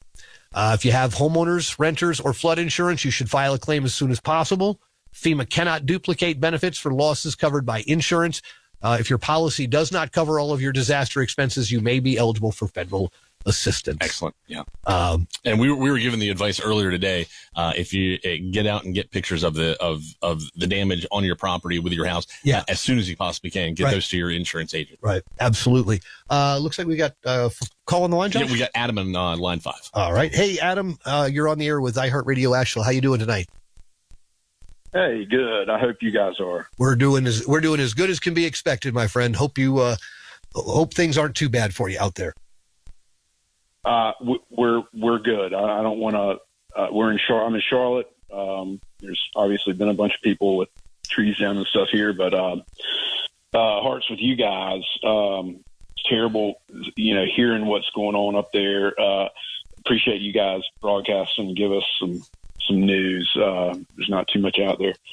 My question for you guys is: I heard the other gentleman from Charlotte wanted to come bring supplies and such. Right. I'm fairly familiar with the area, but at what point does the driving become difficult or impassable? Is there a way on I-40 into you guys? Coming from Charlotte? No. What's going on there? There is a landslide on Old Fort Mountain that has shut down the mountain. There's only one lane of travel through, and it is closed off to the public. They are only using that for emergency vehicles and for supplies to come through. I-40 is completely shut down. All right. Getting in. it sounded like I heard some people cut through to get to Little Switzerland Inn. I wonder if the Blue Ridge Parkway is accessible. The Parkway is not accessible. No. Okay. And 26 is jacked as well, I guess. Well, I-26 is open if you're going down to South Carolina. They have 26 closed up in Madison County going up to the Tennessee border because of some landslides and stuff that have occurred up that way. But I-26 in Asheville is open so you can get down to South Carolina. Right. Okay, but man, you guys are literally on an island. Yeah, and here's the even scarier part, Adam, is that there are a bunch of islands within the island as well. That's, all these little towns and little cities and villages. They're all islands, mainly Haywood County. So many of them are just cut off because of the floodwaters. And until those floodwaters recede, you can't really do anything. And once they do recede, you don't know what's left underneath it. That's the other problem. Mm-hmm. It's going to be a long time before Western North Carolina feels like Western North Carolina again, in that sense, at least from a geographical sense. Are you guys getting any information down from like the Smoky Mountain Expressway and all? How did the Cherokee and Bryson City and all that fare? Everybody got hit really hard for the most part. Some areas were just absolutely decimated. Other areas, there was damage, but it wasn't life altering or to the point where someone's house was completely destroyed. A little damage here, a little damage there, but then you go 2 streets over or 3 streets over or something like that, and you have total destruction. I'll be honest with you, though. I have not heard much. Most of the damage and all of the reports that we are getting pretty much end in Haywood County. I have not heard anything as far as major mudslides, road slides, stuff like that out in Cherokee. Looking at the DOT map, 441 is closed in spots leading to Cherokee. But that's Blue Ridge Parkway area again. Those are really the only roads that are closed down there. Okay. Yeah, there's very few areas that were left untouched in some way, shape, or form. No, there will be if not no destroyed. area. Yeah, if not destroyed completely. Now we were told earlier today, whether it continues to be the case or not, that I-26 in both directions are hopefully going to be open within 2 days. Okay. So if you're in Charlotte trying to get here, that's an easy run down 85 and then back up. Yeah. Yes. Right. Yeah. Yep. Okay. Well, that sounds like the plan. Then we'll load up the truck and. Oh, God bless you, man. Man, bless you. Yeah. I know we've got some friends who had a kid up at App State. He found his way home to Charlotte. So I guess going up to Boone is possible. I know you guys are a little, they're the other kind of pretty rough hit up through that way as well. From what we were told last coming across, couldn't you come across 74? Yeah, good. Yeah. You come across 74 from Charlotte to get in and go up I-26. I-85 to 74 and then go through Shelby and all that. Yeah. That's where I usually go. Yep. We were told about Boone. We were told that Boone was definitely hit hard. Yeah. But a lot of it was the outskirts parts of town. The actual main drive into town, we were told last night, was relatively clear, and some people still had power on that. Okay, so they fared out fairly well in like the populated areas, but those more sparsely populated areas, not so much. Oh. Adam, we really appreciate you. I know I can speak for everybody in Western North Carolina. Anybody that is bringing anything to help people out, we can't say thank you enough. Absolutely. Now, if we were to, if we can just set up, I assume people probably need food, right? They're going to start running out of fresh. Yeah, that's already happened. Black Mountain, Swannanoa, that area is in dire straits with that situation right now. Right. Yeah. All right. Okay, we'll put our heads together down here and see what we can get up there. And listen, stay in touch with us, okay? Over the next couple of days, just kind of keep us posted on what you're doing, and if we can put you in touch with some of the right people, that'll make things easier for you. And more info is constantly coming in. Yeah, we're happy. We're happy. And anybody that wants to bring up supplies, or if you hear anybody else wants to bring up supplies, I would encourage calling that 250-6670 number. Right. 828-250-6670. That is the non-emergency number for Buncombe County emergency officials, and they can probably help guide you to where you need to go, or help you set up a spot, or direct you to the Red Cross or whoever that needs to get to. Exactly. Yeah. Yeah. Well, I know at church today they held an offering to give to Samaritan's Purse. I know they've got something planned. Yeah. So I mean, they're right in our backyard. They were probably affected too. You know, and Franklin's hometown was for sure. Right. Yeah. Adam, thank you. I was even wondering. Yeah. Thank you guys. You got it. Take care and be safe out there. I've got an email from about Biltmore Baptist Church. As of 4:30, Biltmore Baptist Church, the main campus, the Arden campus, still had a lot of ice at 4:30. Okay. And tomorrow, beginning tomorrow, they're going to have thousands of cases of water available at the same spot tomorrow. Okay. This is going to be the Arden campus of Biltmore Baptist. Yeah. Okay. Tomorrow at noon is when the water giveaway is going to start. Okay. So, you guys know what that means. Yeah. Arrive early, I assume, is probably what that means. And take turns. Right. And be nice. And you know what? Help somebody else carry their water to their car, maybe. Yes. Right. That's the good thing to do. We do want to recap some of the things that we have, some new information that we've learned since we came back on the air here at 4:00. Food and water distribution sites are still in the works when it comes to Buncombe County. They say they hope to have that information put out soon. That's kind of the same thing they were saying this morning. So obviously the logistics of this is the explanation that they gave. And I mean, how can you really argue with that? There's really ridiculously no way into the city, as we just talked about with listener Adam there. Black Mountain, active rescues have been ongoing. Folks are still being taken out of Black Mountain. Potable water tankers are now at the Ingalls in Black Mountain. They are still waiting on some food to arrive, but mass food to arrive. Ingalls has food, but we're talking about food that will be served to folks who are in need. They are still waiting on that. That has not come down the mountain yet, but the water is there. You do need to bring your own containers. Since we're out east on that, I've got Terry on line 1. Okay. She's in Swannanoa with some questions. All right. Hey, good evening, Terry. How are you? Hey, I'm great. How are you doing? Doing okay. How can we help you out? I was wondering if anyone was going to be coming out here, like the state patrol. I'm stuck on my road. There's a landslide up above me, and then the road is cracked down below me, and I can't get out. All right. I was wondering if the state patrol would be able to come up on Westwood Avenue and fix that road. It's very minor, but I still can't get out. Okay. And can you tell us the road names again that you're talking about? It's Westwood Avenue in Grovemont. In Grovemont. Okay. Mm-hmm. All right. Well, we've had some calls from Grovemont throughout the day today as well. Okay. And we can see what we can find out for you there, Terry. Yeah. Terry, how did you fare out as far as the damage went? Do you have a safe place to stay? Yes, sir, I do. Praise God. I've got my home. Excellent. Listen, we'll say an extra prayer for you, and just sit tight, and we'll try to get some help rolling to you. I know people who are listening to this broadcast are just waiting. Yeah, they're waiting to go help somebody. So hopefully, help is on the way soon, Terry. Thank you very much. Listen, keep it up. Keep in touch with us, okay?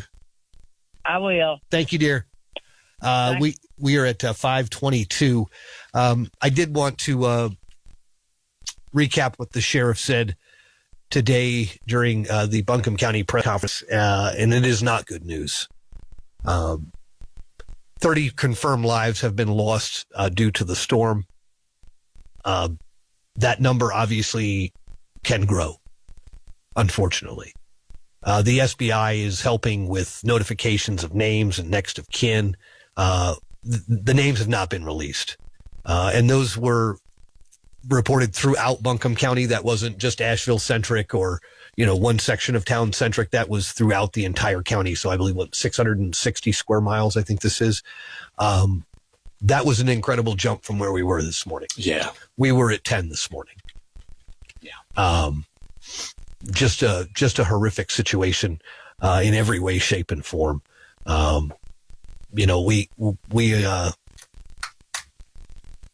Sometimes you get at a loss for words when you start to think about it. We're starting to see a few more updates now. especially about kind of some of the scenes that are coming out of the River Arts District tank. I think, I don't know about you, but it pretty much exactly was what it was in my head. Yes. When I was trying to figure out, like, where were we with this? Yeah, the devastation down there is about as bad as I imagined. And of course, we'll get a better look at that when we get a better look at that, right? When the waters recede. But seeing how vast the water spread is from the air, and all of the footage that we're now being able to see that we're back connected to the world is just, you thought that could be what it looks like, but it looks like the Mississippi River. All of them. That just gives such a good picture of just how widespread it is. I mean, there's just nothing that's been left untouched from it.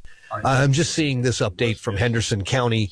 Henderson County officials confirming so far there have been 5 storm-related deaths reported in Henderson County. So again, 5 storm-related deaths reported in Henderson, 30 reported in Buncombe County. Henderson County and the city of Hendersonville, they are hosting a post-Helene update meeting.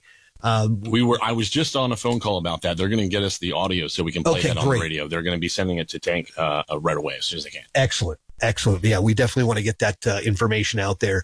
You know, as we kind of start to move closer into the evening, this is the time that it becomes really hard. I can remember during Hurricane Charlie, it was really one of my, I don't know, I think I had been in radio just a few years. We didn't have power. We didn't have water. There was damage to the house. The nighttime is when it just became really tough. And I know a lot of you folks out there are going to be feeling that exact same thing. Know that we are feeling that exact same thing right here at the radio station too. It's a little bit tougher at night. If you've got family, hold them a little bit closer. If you've got friends, hug that friend a little bit closer. And again, as we've been saying, lean on each other, take care of each other, be good to each other. This is a really, really, really stressful time. We've said it a bunch today. It's okay to not be okay. Sometimes you just got to step away and just have a good cry, go behind a tree or whatever, have a good cry. And during the day, there's a lot for people to do, whether they're cleaning up the yard, trying to dig their way out, trying to find loved ones. And then at nighttime, everything gets to be a little bit quiet, and it hits you a little bit more. And it does. Especially without TV or electricity or anything. Right. And I think I want to impress upon you that we all know that we all want this all solved soon. And we all also have to accept the fact that this is not going to be solved soon. Yeah. And even though you want it that way, don't hold yourself to that expectation. There's a laundry list of things people woke up with today to do, to try to get accomplished. Yeah. Listen, if you didn't finish that laundry list of things, it's okay. This is a time-consuming process. And you just kind of have to go with the flow sometimes. And it's a really hard thing to do when you're in a really uncomfortable position. Yeah. Whether you lost your home, if you're separated from family members, or even if everything is going as good as it can for you right now, you have your home, you have your family by, it's a trauma for everybody. Right. Seeing your own hometown, in some cases, just completely and utterly destroyed.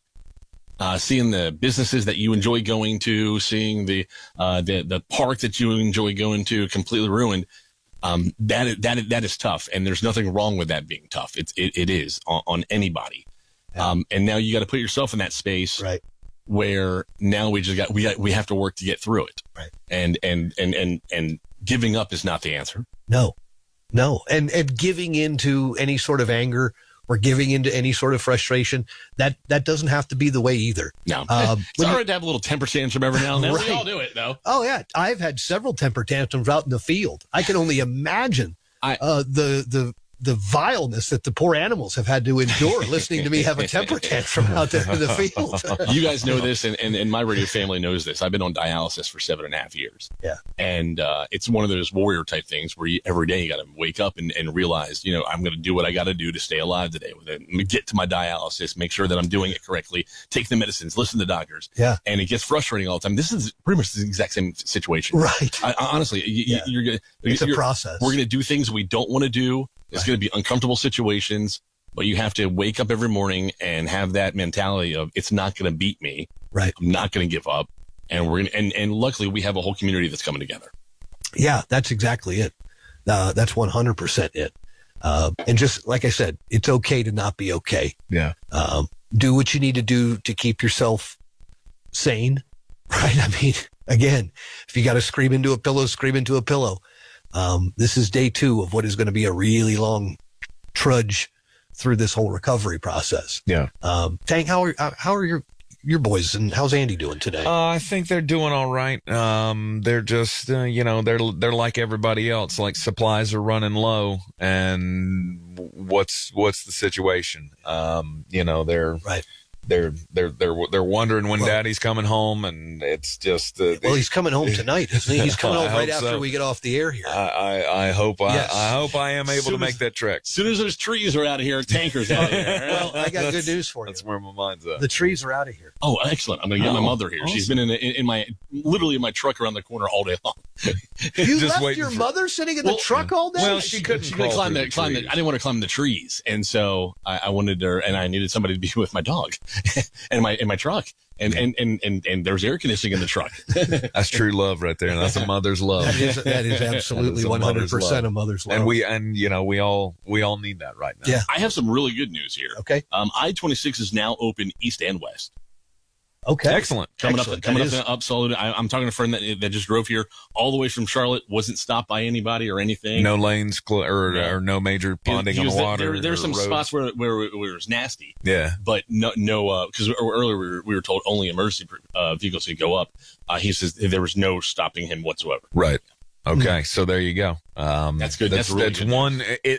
At least it's one lifeline that we know is open. Yes, right. Exactly. And we know that all this help is coming. I have seen probably 5 or 6 posts from the Charlotte area, right. Churches in the Charlotte area gathering all of the supplies, gathering the bottled water to send this way. Yeah, we've got JARS, which is a Christian ministry that flies helicopters and airplanes in Africa. They've got a helicopter in Waxhaw that they're already bringing supplies in with. Yep. And then we heard that the Samaritan's Purse Army is coming up to us here. Guys, look, we're in pain right now. We need help right now. Our hearts are crying right now, and they're hearing us. Yeah, all across this country, they're hearing us, and they're coming. That's exactly it.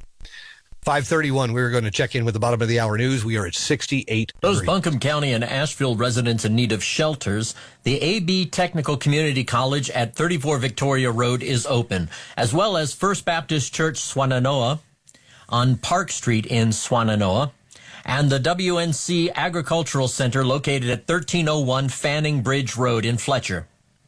Officials say the city of Asheville was hit with floodwaters of biblical proportions. Jim Forbes has more. One resident in Asheville spoke with NBC News on Saturday and said the amount of flooding was shocking. This blows my mind, and I'm really worried about friends and neighbors and businesses down here by the river that are going to be really hurt by this. And it's just a reminder to me that climate change is going to affect all of us. No one is safe from the impacts of climate change. Floods from the remnants of Hurricane Helene have devastated the city of 95,000 people, with homes and buildings flattened, severe mudslides, power outages, and roads washed away. I'm Jim Forbes. Nearly 100,000 Asheville residents are facing water shortages that could last for weeks due to extensive repairs needed for treatment facilities and water pipes.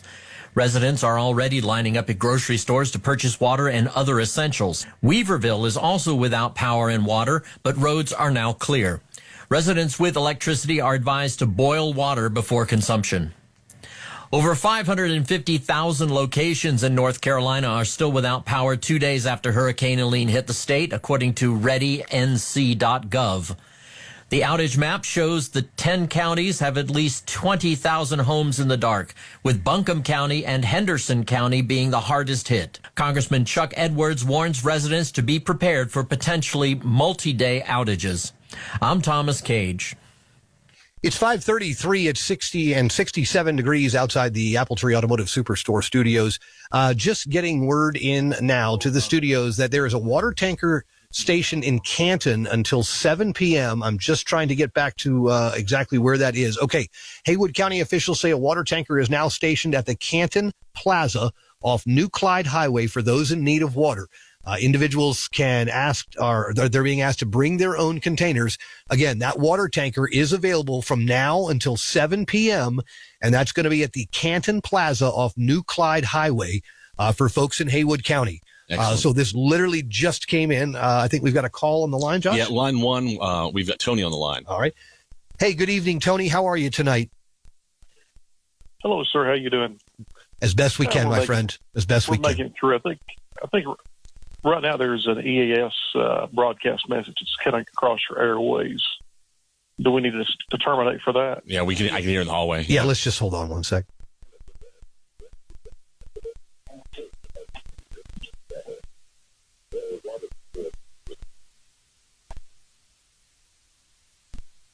Okay, I think we're clear on that. What can we help you out with tonight? Actually, maybe some information I can assist you all with. Okay, great. I know that there are people in the listening audience who actually use CPAP machines. Yes. And people that do need some things off the cover. Maybe they're not able to, take care of the refrigerator or freezer. Just something simple off the cuff for even people who do not have any generators. Mm-hmm. Places like Lowe's sell inverters. Right. And the cheap redneck way to get by with it is take about 100-foot drop cord, okay, plug a power strip into it, and run it to an inverter, plug it to the battery cables, the battery posts on your vehicle. Sure. And every once in a while, start the car up, let it run. And this will give you, we've run for 8 hours off of a battery, right. And it works. It works. Well, that's a genius idea. That is an absolute genius idea. Yeah. Also listening and monitoring ham radio. Yeah. Understand that FEMA has dropped off food supplies over at Mars Hill University. Yeah, we're just getting that in to the studios right now. The National Guard airlifting supplies to counties across the impacted areas. I don't have exact locations as of right now. But we do know that they're on the way. I actually have a ham radio sitting right here next to me. When we were off the air, well, not off the air, when we didn't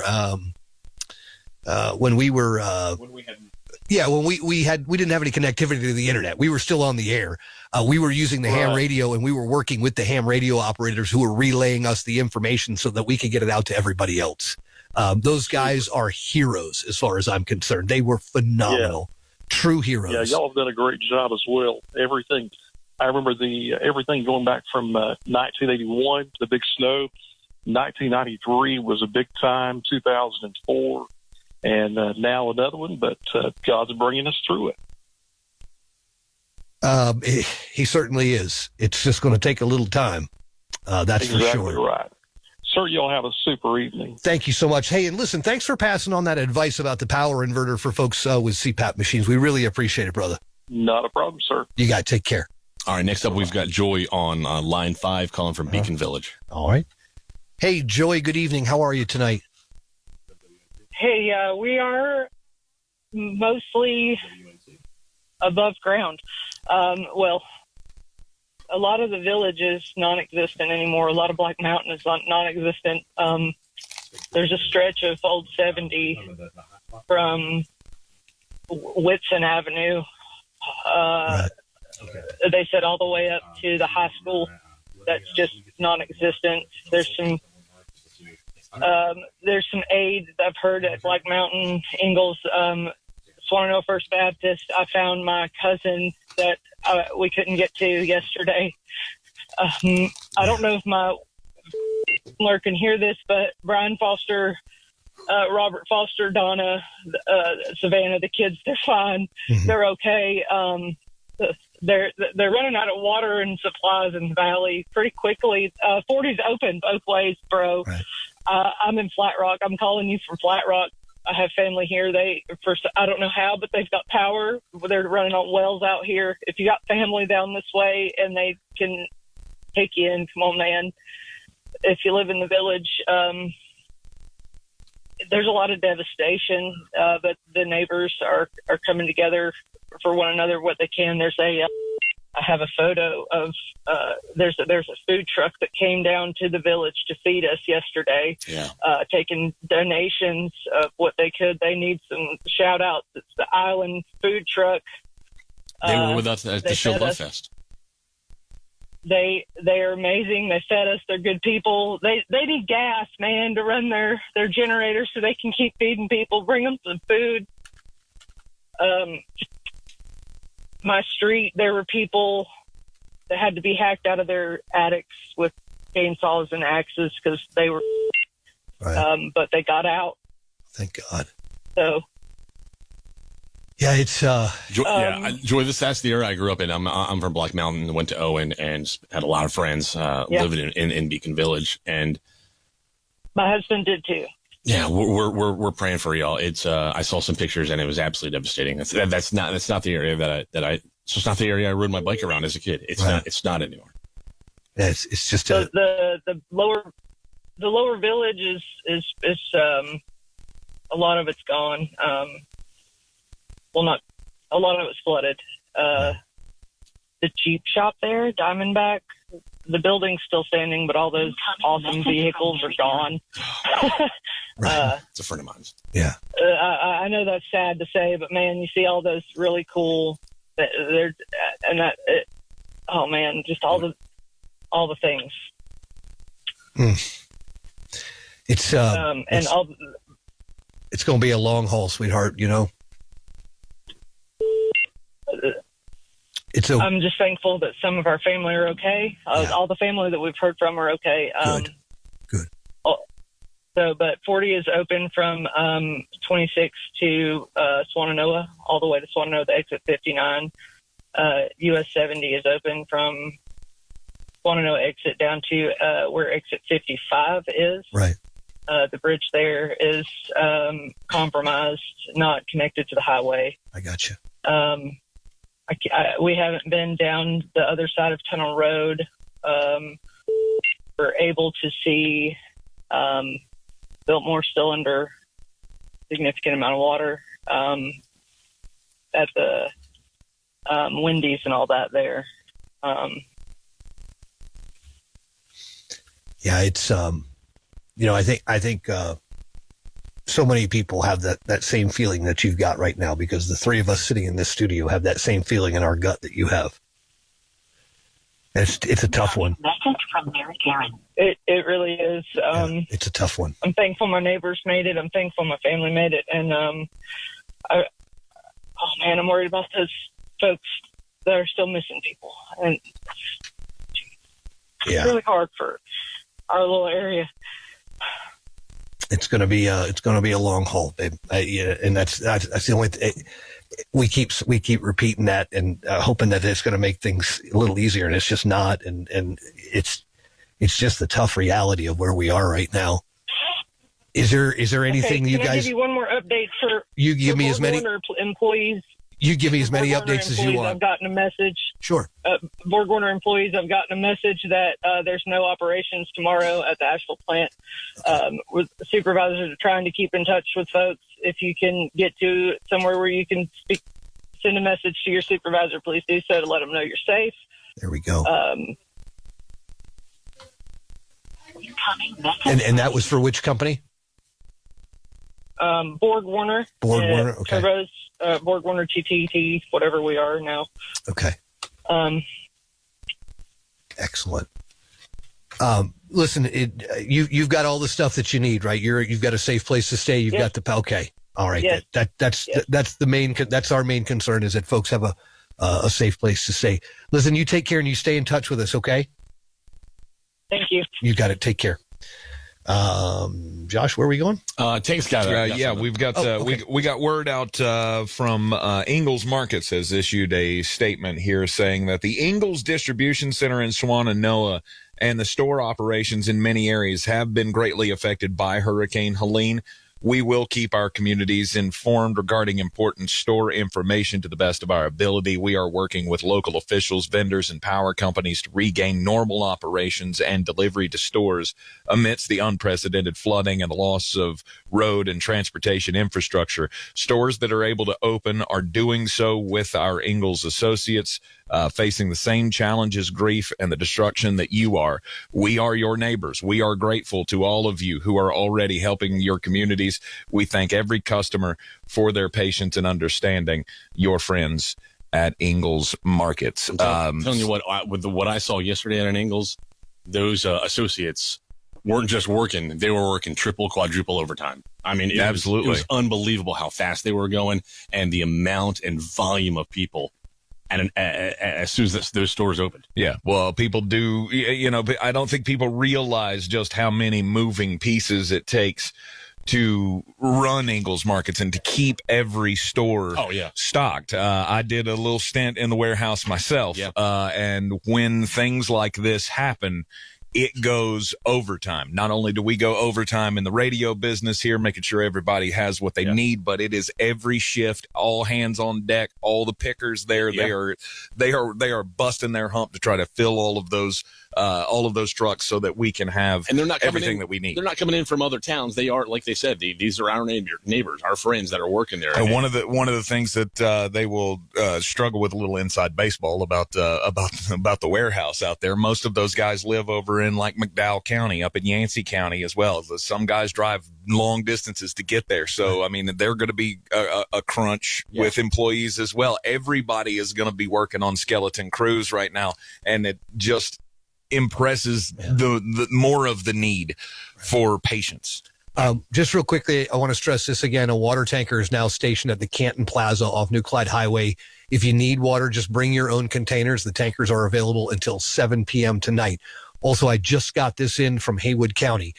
With the impacts of Tropical Storm Helene, all solid waste facilities, including the White Oak Landfill, Materials Recovery Facility, and all convenience centers will be closed Monday, September 30th. They are hoping to reopen on Tuesday, October 1st. Like so many of you, we're dealing with power outages, block roads, and fuel shortages. We're doing everything we can to get back on track. We just need patience during this time. So again, that's going to be the all solid waste facilities, including White Oak Landfill, Materials Recovery Facility, and all convenience centers are going to be closed on Monday.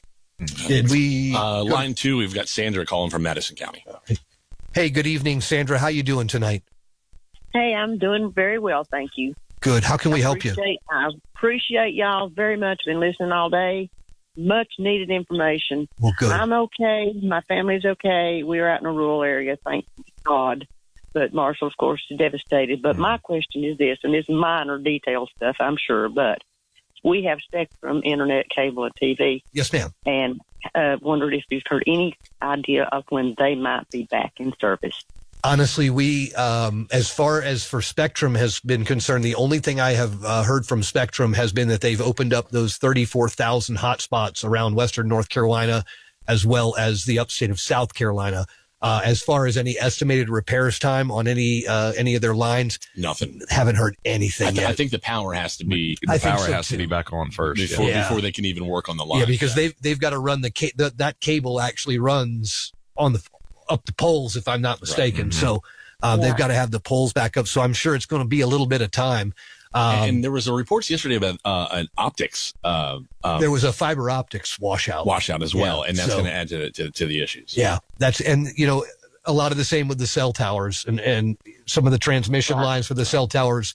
There was a washout. Now they can't get to those areas. I'm amazed, truly, truly amazed that we are all sitting here with cell service. And it was like magic at like 9:30 at night. All of a sudden, my phone just started. I wasn't with you guys yet. I was in the dark in my house, and all of a sudden, the phone just started going ding, ding, ding, ding, ding, ding, ding. And it was the most exciting thing that had happened to me since. For us, and I want to call these guys out again because these guys have been troopers. That is the iHeartRadio engineering team. Yes. They showed up here last night with backpacks, probably worse for wear. And what they had to climb through just to get here in the middle of the dark. Yeah, it was not a pleasant scene for them. And they have just been rock stars this entire time. They got us up on Starlink. And the next thing you know, we were back on the air. We were back sharing information. We had service again. They have worked continuously through the night. I know for certain they slept like 2 hours.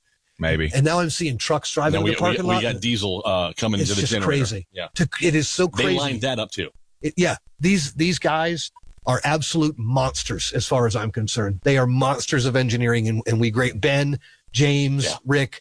You guys are and they're good for a quick joke. Absolutely. And thanks to the Starlink, I've never been so happy to find out I lost money on DraftKings. Like, I'm getting alerts. Oh, that's no. That's code star 1043, by the way. No, that's WPEK. I think you're wrong. It's 570 WWNC for new customers. The heck are you talking about? Okay.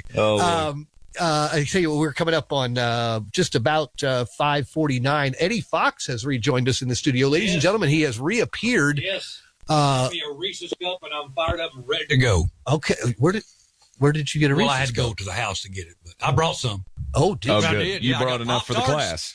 Well, of course I did. Okay, all right, good. The road is now clear out here. What kind of Pop-Tarts you bring? Free. Who cares about the road? Free Pop-Tarts. I got them. I got you covered. I got one for everybody. How's Eddie? You've done some traversing out there on the roadways. Had to go back up to Weaverville. Yeah. How's that looking? So 26 from going Patton Avenue is a whole lot clearer now than what it was a while ago. The line for Sam's has dissipated. Patton Avenue is looking pretty good. Everybody is actually paying attention to every stoplight is a four-way stop. Amen. Thank you. God bless each and every one of you. It took a while. It did. And I also got behind a couple of National Guard trucks coming down Patton Avenue and gave them the thumbs up. And the guy's like, yeah. So everybody's obeying the traffic laws. Good. Thank you. But just what I saw, 2570 in Weaverville, clear. Now there is a gas station up there, Monticello Road, the Shell station, right across from CVS. Yeah, the lights were on. There's a long line, but it looked like they were pumping gas because there was a guy out there with some tanks and some jugs. And he had it filled up and was filling his tank. So it looks like that was 30 minutes ago. They were. Speaking of gas, I'm glad you brought gas up. Not that I have gas. I'm just saying. He most certainly does. Is it why? Are you the reason this thing is stinking over here? We've got the pumpkin spice spray, Mark. No. Are you not using it? No, we don't. That is gone. It doesn't exist anymore. I got a message from one of our morning show listeners, Kevin Sluter. He plays upright bass in the Darren Nicholson band, and he says.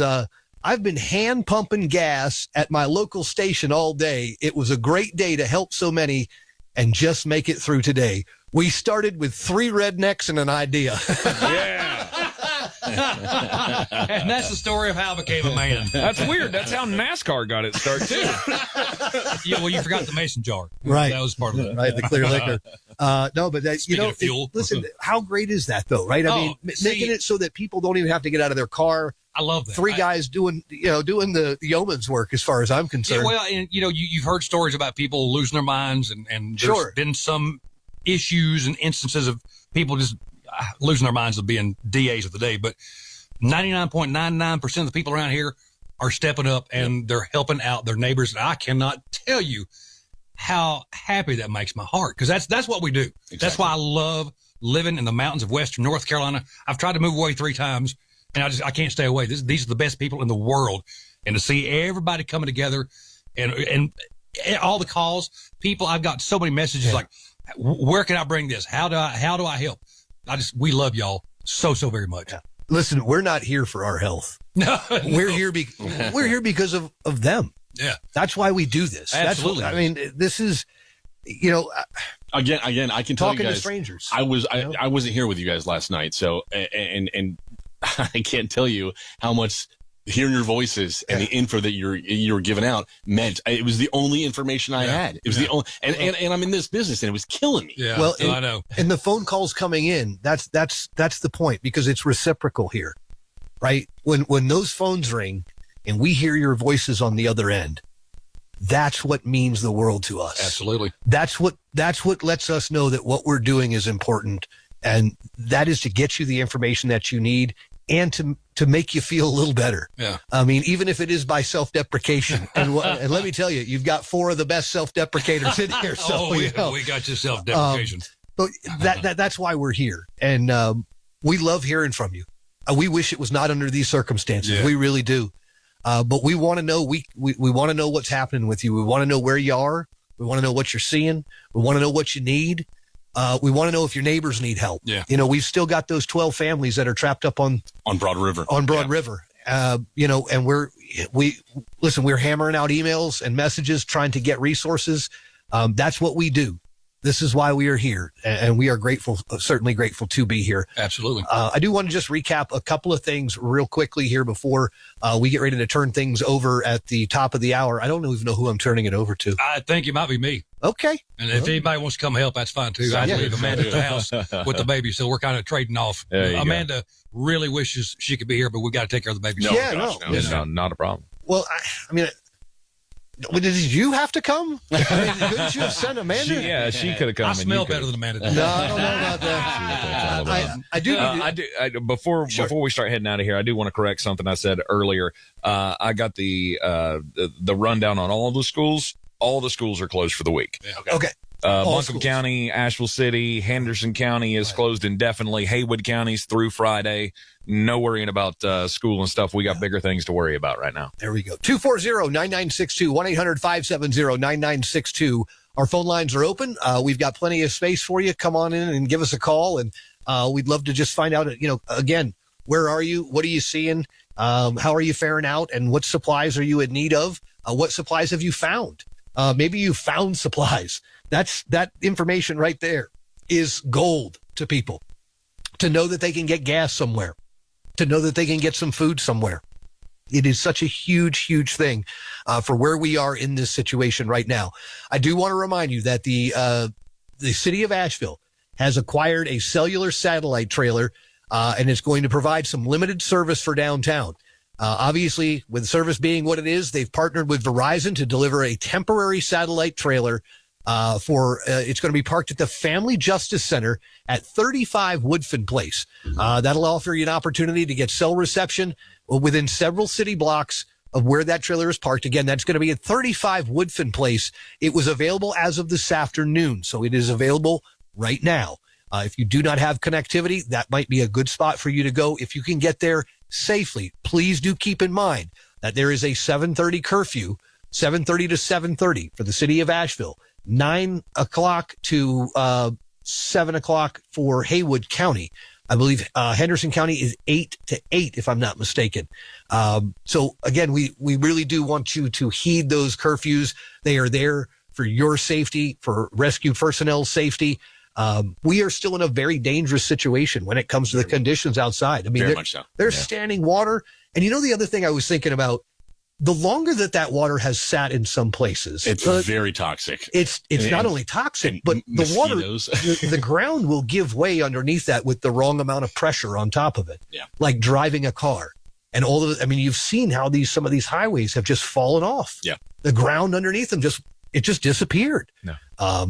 We've got about 3.5 minutes left before we've got to. We had one request. I had an email request. Can we give the latest weather forecast for the next few days? It's actually, if you just hit the start button. Really? Just hit the TWC evening, I believe. All right, we'll get the forecast for you right here. Okay. From the 570 Weather Center, this is your Weather Channel forecast. Still plenty of swollen rivers and streams, and we're still looking at some river flood warnings, and we've got some rain, unfortunately, on the way for Monday. Could see stray showers early tonight, patchy fog later, mostly cloudy, overnight low 60. Early fog Monday, so careful on the roads. Visibility could be an issue. And then for the ride home, we've got the likelihood for showers later in the day. Partly sunny otherwise, high 75. Monday night, mostly cloudy. Stray shower possible Tuesday. I'm Jeff Eno from the Weather Channel. There you go. Ask and ye shall receive. Indeed. We love it when we can provide that kind of stuff for folks. Service on demand. That's it. That's exactly it. Again, we are just about 2.5 minutes away from the top of the hour. We are going to turn things over to Eddie Fox for a little while. I think Kix is going to be joining him. We will probably be popping in there randomly as we get new information into the studio. We're going to kind of take a bit of a break and give our throats and voices a rest. And then I believe we're going to be back for another couple of hours after this is over. I'm here for the ride. Someone tell me what we're doing. I don't know. However, Tank Spencer, you, sir, are going home to your family. Yes, sir, I will. I've been ordered to leave. Yes, I cannot express to you how fantastic it was to have your skills, your personality, and your capabilities in the studio through all of this, because I'm pretty sure had I been locked in this studio with anybody else by myself for that long a period of time, I don't know what would have happened. That's no offense to anybody else in the building. But Tank and I have worked side by side for nearly a decade. Tank, thank you. Thank you for dealing with my nervous breakdowns and my. I like being the one that has to bring Mark back down to earth sometimes. You taught him how to say the word Helene. That is true. He did. It was a long lesson. It was a 3-day lesson. Well, I had to beat him during the commercial breaks, but that was no. I love doing what I do, and it is not lip service when I say this is why I wanted to do this. Right. From the first time I ever did storm coverage as a young kid in Charleston radio. Right. I needed this. I needed to serve in some way. And most of the time it's just doing stupid stuff on a sports show or on the morning show on 570 WWNC. But it's true times like this where I feel like we make an impact in what we do. There we go. We are going to wrap things up for our couple of hours here. We will be back with you before the end of the evening. You can be rest assured of that. Eddie Fox is coming into the studio. He's going to keep you updated on all the things that start, all the information that comes out between now and whatever time they let him out. I think he's on till 8 tonight. Okay. So there you go. 68 degrees. Remember, gang, please be safe out there. And we'll see you here in just a couple of hours. WKSF FM, Old Fort, Asheville. WQNQ FM, Fletcher, Asheville. WQNS FM, Woodfin, Asheville. WWNC AM, Asheville. WPEK AM, Fairview. WKSF HD2, Asheville. WKSF HD3, Candler. At least 10 people are dead, and there are dozens of missing person reports in the area of Asheville. Buncombe County Sheriff Quentin Miller says officers can't notify the next of kin in full because most communications are down. Without more phone and internet access, we cannot share those names without being absolutely certain that we've given their loved ones this information. The city of 95,000 people has been flattened with floods and mudslides from the remnants of Hurricane Helene. Neighboring Weaverville Mayor Patrick Fitzsimmons talks about the water supply. One of our biggest problems is our water plant was flooded by 8 feet of water, so there is no water service in Weaverville or in the areas around the city that are serviced by our water plants. There's also, unfortunately, no commercial or retail water available at this time in Weaverville. Food and water is being airlifted to the area, and there are reports of long gas lines at the few gas stations with power. I'm Thomas Cage.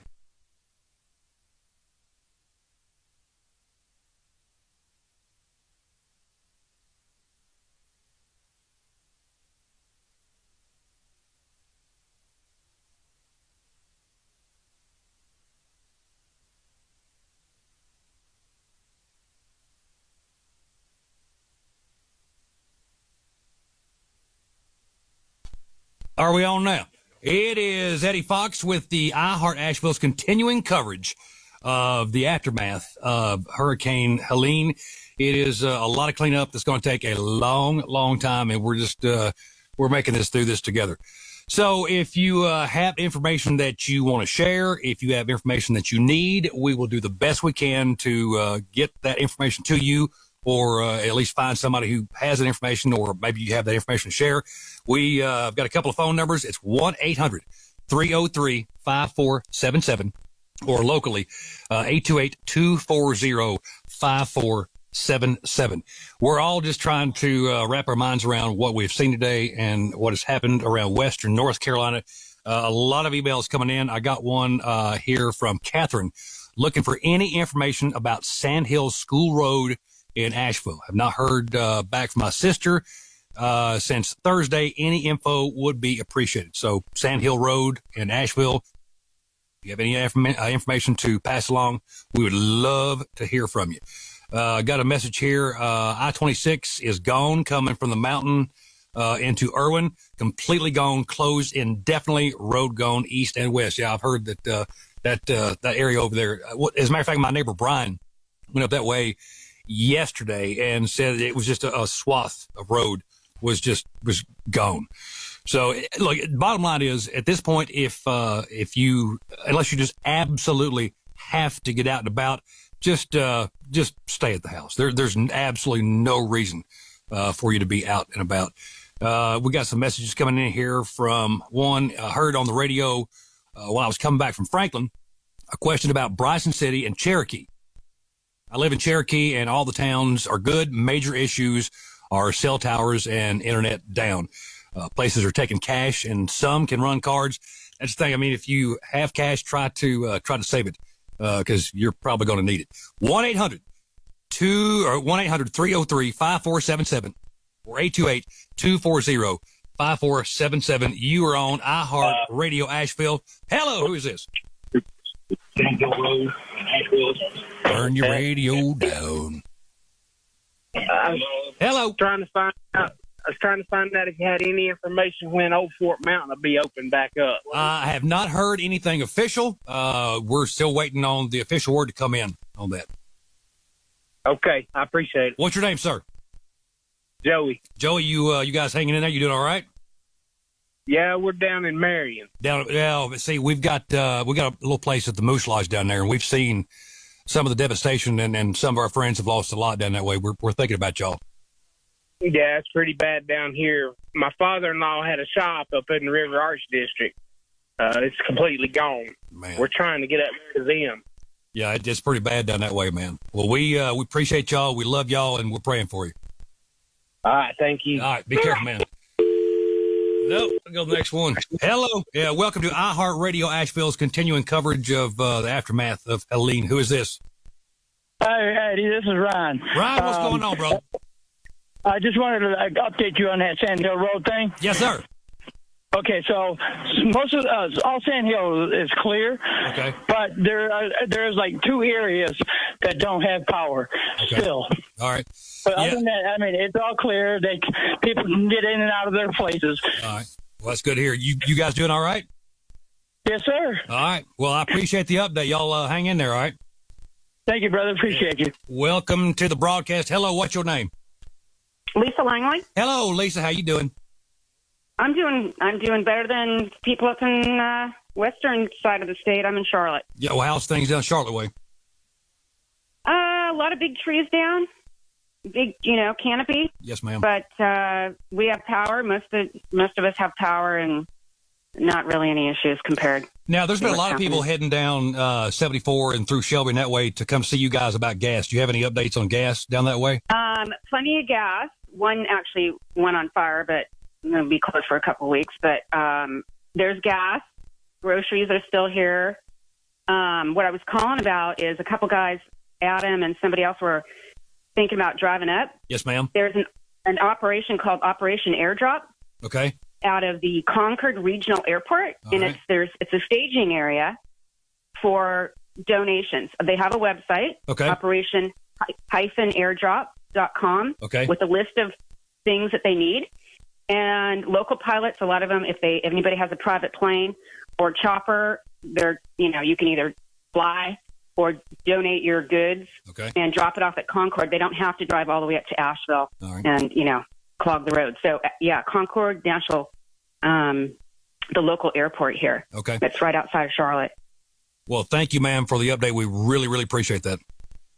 Okay. Does that help? It's there. They're at the Walmart near the airport, by the way, on Thunder Road. All right. That does help. That's operation-airdrop.com. Yes, sir. Okay. Thank you so very much. You're welcome. Thanks for what you're doing. Yeah. Thank you, ma'am. Welcome to the broadcast. What is your name? Hello. Are you there? Hello. Hey, who's this? We're getting shoddy service. Hello. Hello, ma'am. How are you? Are you there? You always try us back. It's 1-800-303-5477 or 828-240-5477. Hello, you're on the broadcast. What's your name? Hi, my name is Emily. Hello, Emily. How can we help you, ma'am? I'm trying to find my godmother, Susan Ziff. She's in the Asheville area in the Bear Creek area. Do you guys know anything about that area? Not right off. I do not. Bear Creek area. Mark, do you know anything about that? We haven't. I don't have any Cub Road. exact. I don't have any exact information on it. Okay. Unfortunately, let me go see what I can find. I'll see if I can't look something up. Emily, her name is Susan what? She's Susan Ziff, Z-I-P-S. Okay. They're on Cub Road in the Bear Creek area. Okay. Well, we will try our best to find something out for you, ma'am. Thank you so much. Thank God you. bless y'all for being on. God bless you. Thank you.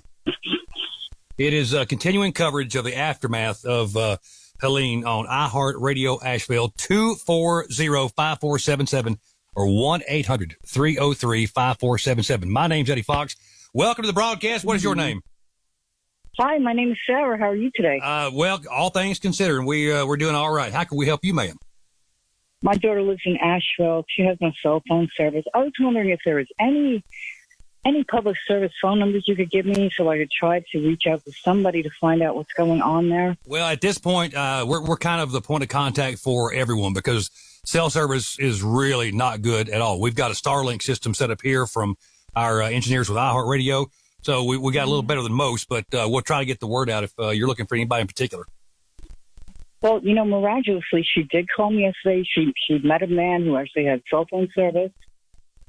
She told me that her company's tower was down, but this guy's phone worked, actually. Yeah. Yeah, some do and some don't. It's kind of hit or miss, honestly, at this point. Yeah, that's it. Yeah. So, and I thank you, sir, for taking my call. Can you tell me at least, is anybody able to drive into Asheville at this point? Well, it depends on where you're coming from. Old Fort, DOT is projecting Tuesday at noon, maybe for Old Fort Mountain. I think it's still closed. Maybe emergency vehicles getting through. If you're coming from Charlotte, like 74 through Shelby and then hit 26. If you're coming from up Weaverville way, that way is open. So it just depends on which way you're coming from. Really? So people are able to get into Asheville now? Yes. In some ways, not every which way, but a lot of the ways are fairly open. Okay, because I'm in Georgia, and I would like to drive up there and help. Yeah, a lot of folks are offering that very thing. At this point, we've got so many people offering to do so many things. It's still just kind of gathering all the information, and as soon as we get it, we'll get it out there to you. So just keep your ears peeled, and we'll let you know as soon as we maybe find out something a little more concrete. Sure, thank you so much. Yeah, absolutely. Thank you, honey. God bless y'all. God bless you. Thank you. Yes, ma'am. Welcome to the broadcast. What is your name? My name is John Bailey. Big John, what can we do for you, sir? I was just calling to see when is the river's going to go down, especially on Bavard Road. I'm in Avis Creek. When is the river's going to go down? Have they given a timeline for that? There is no timeline. It recedes when it recedes, my friend. I mean, it's gone down a lot just the past day or so, but I mean, it's still raging. But no official word. I do have an update for power out in the Avis Creek area. They're trying to restore it. It was on for an hour, then off. Okay. But they keep popping transformers out here. Danful. So, yeah, and that's the deal with a lot of the power companies, a lot of folks trying to work on these lines. They know where the problem is. A lot of times they just can't get there. So, but they're trying. I appreciate it very much. John, thank you, sir. We appreciate you. Welcome to the broadcast. My name's Eddie. What is yours? Yeah. Hey, Eddie, it's Brandy. Hey, Brandy. I'm so glad to hear y'all's voice. Well, it's good that we can be here. Let me tell you that it's good to talk to you too, honey. How you guys holding up? We're holding up okay. I'm living in Hall Creek area. How's it looking out there? So, there's a lot of downed trees. Yeah. We still don't have power or water. Duke Energy is saying maybe Thursday. I think it's best. Yeah. Well, and that's the problem. They know where the problem is. Like I just said a minute ago, they can't get to where the problem is to actually fix it. So, but they're trying. And I know it's easy to say have patience, but that's really all we can do right now is hurry up and wait because they're doing the best they can. Right. I promise you. You know. So Asheville Mall is a good spot to get cell phone reception if anybody asks. Good to know. Is the truck still set up out there that had the water and the ice, or do you know? So they were supposed to be here at 5:30. There was a line all the way around to Cookout. Oh, Lord. Okay. And they were out by 5:40. Okay. I figured they'd be out pretty quick. They did say that they were going to have another delivery tomorrow at noon. Okay. Tomorrow at noon. So, all right. Well, Brandy, thank you, honey. We appreciate you calling. And the roads are clear from Asheville Mall all the way up to the tunnel. I did hear there's a big tree in front of the tunnel. I don't know if it's still there. Okay. I heard the tunnel was blocked, but I hadn't heard any updates in a while, so it could be clear by now. All right. Well, thank you. Thank you, honey. We appreciate you. You too. My name's Eddie Fox. It's iHeartRadio Asheville's continuing coverage of the aftermath of Helene. If you have questions, if you're trying to get up with somebody, by all means, let us know. 800-303-5477 or 828-240-5477. Hello, you're on the broadcast. What is your name? Yes, my name is Donald. Trying to find out some information about my sister in Broad River, Dina Fortune on Sam Branch Road. If anybody knows, we hadn't been able to get a hold of those folks. Right. I've got a sister there. We're trying to find out. We're in South Carolina, so trying to find out if there's any possible way we could get there to help find. All right. Well, if anybody knows any information, just let us know. You can always call the Eddie Fox Show Facebook page. Message me there. I'm doing the best I can to try to keep up with all the messages coming in. But Donald will try to get the word out there, sir. I appreciate that. We appreciate you, man. God bless you. Hang in there. Thank you. Yes, sir. Hello. Welcome to the broadcast. What is your name? Ben from Ben's Backdraft Barbecue. Big Ben. How you doing, sir? I'm good for the circumstances. Yeah. What can we do for you, sir? Well, I just kind of wanted to let people know kind of a little bit of what's going on in Waynesville. Oh, yes, please let us know. Yeah. As of right now, travel looks pretty good other than Russ Avenue. If people need to get out of town, I have been told there's a way through Tennessee. I got a delivery from the guys at EMG Pits. They donated me a bunch of food yesterday. I gave out free food today, and tomorrow I'll be giving out free food in Delwood. Okay. 2052 Delwood Road is where we'll be giving away free food. 2052 Delwood Road. All right. Yep. We don't have a ton, and probably a couple hundred folks. But TMG Pits from Knoxville, Tennessee, made it here from Newport, Del Rio to Hot Springs, back down 209 to Haywood County, and donated us enough food for about 600 people. We fed about 300 today, going to be pure 300 tomorrow. And I have been told U.S. Foods and Cisco is going to be able to get me deliveries tomorrow. Okay. We're taking donations to be able to feed people for free. Depends on how our donations are, if we can give it out for free or have to charge a little bit for the food. So that's kind of where we're at with that. And we're trying to get Operation Barbecue Relief in the area. I heard they may be going to Brevard, but they can get me supplies from Brevard if I can get there. I don't know if you know if we can get to Brevard from here through Mills River or not. But, I haven't heard the latest, so I can't answer that question. But. Yeah. Okay. So that's the latest of what we're doing here in Waynesville. We're trying to, make sure we're covering the costs for all first responder meals. My church has donated money. Community members have donated money. God bless y'all. Thank you so much. TMG Pits has donated money and food, and we're trying to do the best we can with what little bit of resources we have. We're supposed to get some more food tomorrow. We do have power, thank God. And it looks like we're going to be able to be attached to some emergency management resources for fueling to be able to feed the public if Operation Barbecue Relief gets here with the food. So, man, thank you, sir, so very much for the update. God bless y'all. We're thinking about y'all out there. I know it's rough. Man. We love y'all. It is, but we, here in Waynesville, everything's okay compared to everywhere else. It's just we can't get nowhere else. Well, brother, we appreciate y'all. Hang in there. Yeah. Thanks, sir. 1-800-303-5477 or 828-240-5477. My name's Eddie Fox. iHeartRadio Asheville's continuing coverage of the aftermath of just a huge, horrific hurricane, tropical storm coming through. Got a message from Kara. Hey, Eddie, it's Kara with Pepperoni's Pizza in Marion. Honey, I love me some Pepperoni's Pizza. We have power on this side of the 5-lane. We'll be opening back up on Tuesday. There are 2 more gas stations that have opened up on this end as well in Marion. That should help lighten the load. Thank you, ma'am. I do appreciate the update there. Lots and lots of messages coming in. We're trying our best to get to all of them. The exit numbers for I-26 and I-40 closings, I don't have that information in front of me, but I will get that as soon as possible. We're just trying to get it here and get caught up.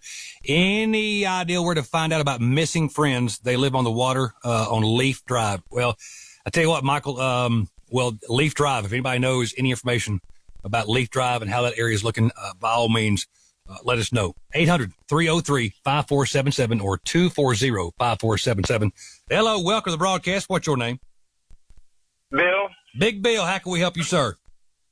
I'm calling from the Ingalls and Mills River. I've been listening to you. I just heard some guy talk about Bavard. Yes, sir. So I'm in Mills River, so you can now go out Airport Road 280 all the way to Physical Force and Mills and Bavard. We didn't go past like Rosnan. Okay.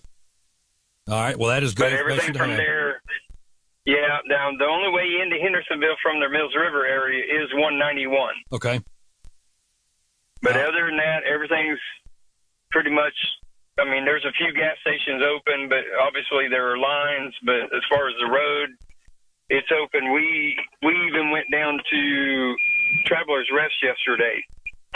So we were able to go up 191, 25 south down into Travelers Rest. Okay. That is good information to have, too. Thank you, sir. We appreciate that. All right. Appreciate it, my friend. Thank you, Eddie. 800-303-5477 or 828-240-5477. Hello, you're on the broadcast. What is your name? Hi, my name is Christopher Sarter out here in Black Mountain, North Carolina. Yeah, how you doing?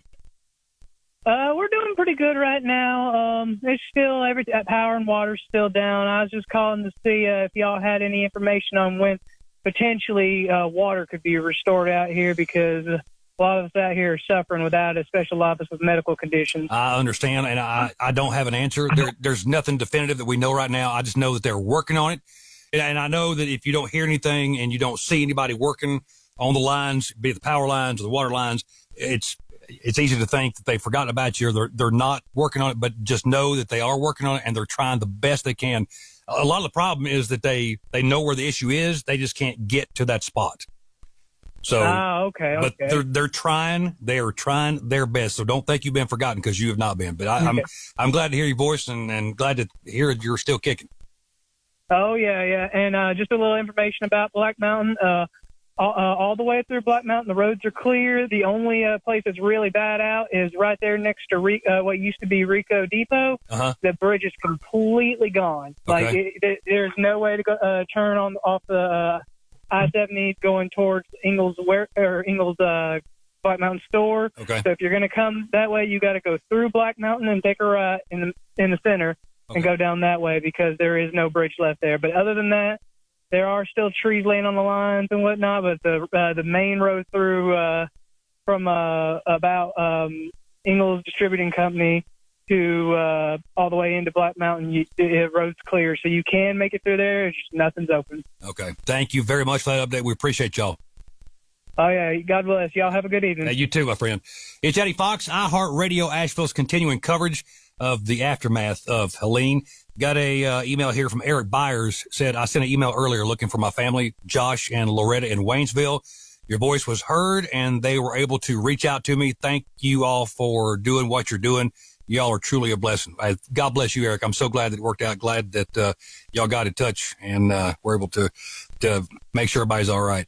Mills Creek to Asheville is clear. I-26 to Highway 11 to South Carolina is clear. Just got that message from Misty Brookshire. Thank you so very much. You got some information you want to share? Maybe information you need. I can't promise anything, but I'll do the best I can.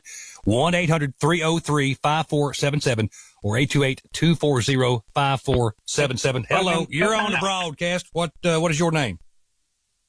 I'm in the center. So, down that way because of... If y'all knew of any... Hello? Can you hear me? Hello? Are you there? Can you hear me? I can now. Yes, ma'am. Yeah. was trying to find out if y'all knew of any resources that's helping. I'm stuck at home with these kids, no water, no gas, no way to get none. Where are you at, honey? Do what? Where are you? In Leicester? Well, just hang out because people are trying to get out and get roads cleared and service restored and folks out to y'all. I don't have a definitive answer, but they're trying to get there as quick as possible. Okay, I just didn't know if you knew of anything. I just wanted to check. Well, honey, y'all hang in there. We love you. We're thinking about you. You would love. All right, darling. Hello, welcome to the broadcast. What is your name? My name is Haley. Haley, how you doing? I'm good, Eddie. How are you? Well, hanging in there. How can we help you, darling? Well, Barnardsville, I don't know. I'm in Mars Hill, and we're okay in Mars Hill. We just don't have power yet. Yes, ma'am. Weaverville is the same way. Yeah. Barnardsville is something you would see out of an apocalyptic movie. They need anything from dog food to water to anything at all. We can't even get up there. I couldn't get up there for my dad or my brother. I've seen some. Eddie Harwood posted some pictures and video from Barnesville, and it looks rough. Do you know of any staging areas up that way, or have you had a chance to get out and look? I drove up there yesterday, and you know where the old fire department is? Yes, ma'am. They were a bunch of guys there, and that's where I stopped and asked them why I couldn't go on up Dillingham Road, and they told me that the whole complete road was out. The only way you can get up in there is by four-wheeler, and they're letting people go up in there with four-wheelers. So I guess that would be, if you wanted to drop something off, you could drop it off there, and somebody could take it up. I don't know, but they are just devastated. It's awful. Yeah, I'm telling you, this is all new to me. This is something I just you see this type of thing in movies, and working in radio for almost 40 years. I mean, I've reported on events, but to be right in the middle of it, it's I don't know about you, but it's hard to wrap my mind around. Yeah, it's something that you would see out of a movie. I know. It's awful. It's terrible. Well, let me tell you. I just wanted to get that out there. Well, honey, we appreciate you. Thank you so very much. And thank you for everything you're doing, Eddie. Thank you, honey. We appreciate you. God bless you. You too. Bye. Bye-bye. Hello, welcome to the broadcast. What is your name? Nope, didn't get that one in time. Hello, welcome to the broadcast. What's your name? Hello? Hello, how you doing? Hi, this is Elliot. I'm wondering about the food line over at Paragon Parkway. We tried to go for food and water, but they didn't have any water and they barely had any food. So are those getting stocked still? Well, it depends on the store and their supply chain. Some are getting water and more supplies in, but there's no definitive answer. It just depends on the store, who they're working with, that sort of thing. I know that all of them are trying the best they can to get open and help as many people as possible, as quick as possible. Okay. So hopefully, I know it's not a definitive answer, but hopefully it helps a little bit. They're trying. I know they're trying. Do you know where water can be found? At this point, I don't know. There were a couple of spots that had water. I don't know that they still do, so I'm hesitant to give out that information. But as soon as we get any information in, if you are listening right now to iHeartRadio Asheville, if you have any information where water can be picked up, let me know. I know that there was a couple of spots that had some ice and some water, but that's been maybe an hour ago. And like I said, I just don't want to give out that information and send you on a goose chase, So hopefully it helps. All right, my friend. All right, take care. God bless you. God bless you, my friend. Hello, welcome to the broadcast. What is your name? Hello? No. It's iHeartRadio Asheville. My name's Eddie Fox. We're doing the best we can to get all this information out to you. Again, if you have any information that you want to share, or if you have any pertinent information to get to somebody else, maybe you haven't had a chance to talk to them, we'll do the best we can to get y'all hooked up. It's 1-800-303-5477 or locally 828-240-5477. Hello, welcome to the broadcast. What is your name? Hello. Hey, my name is Eden. Hey. Hey, how are you? We're doing all right, considering. How you doing? Pretty good. I'm calling from Hendersonville. Yes, ma'am.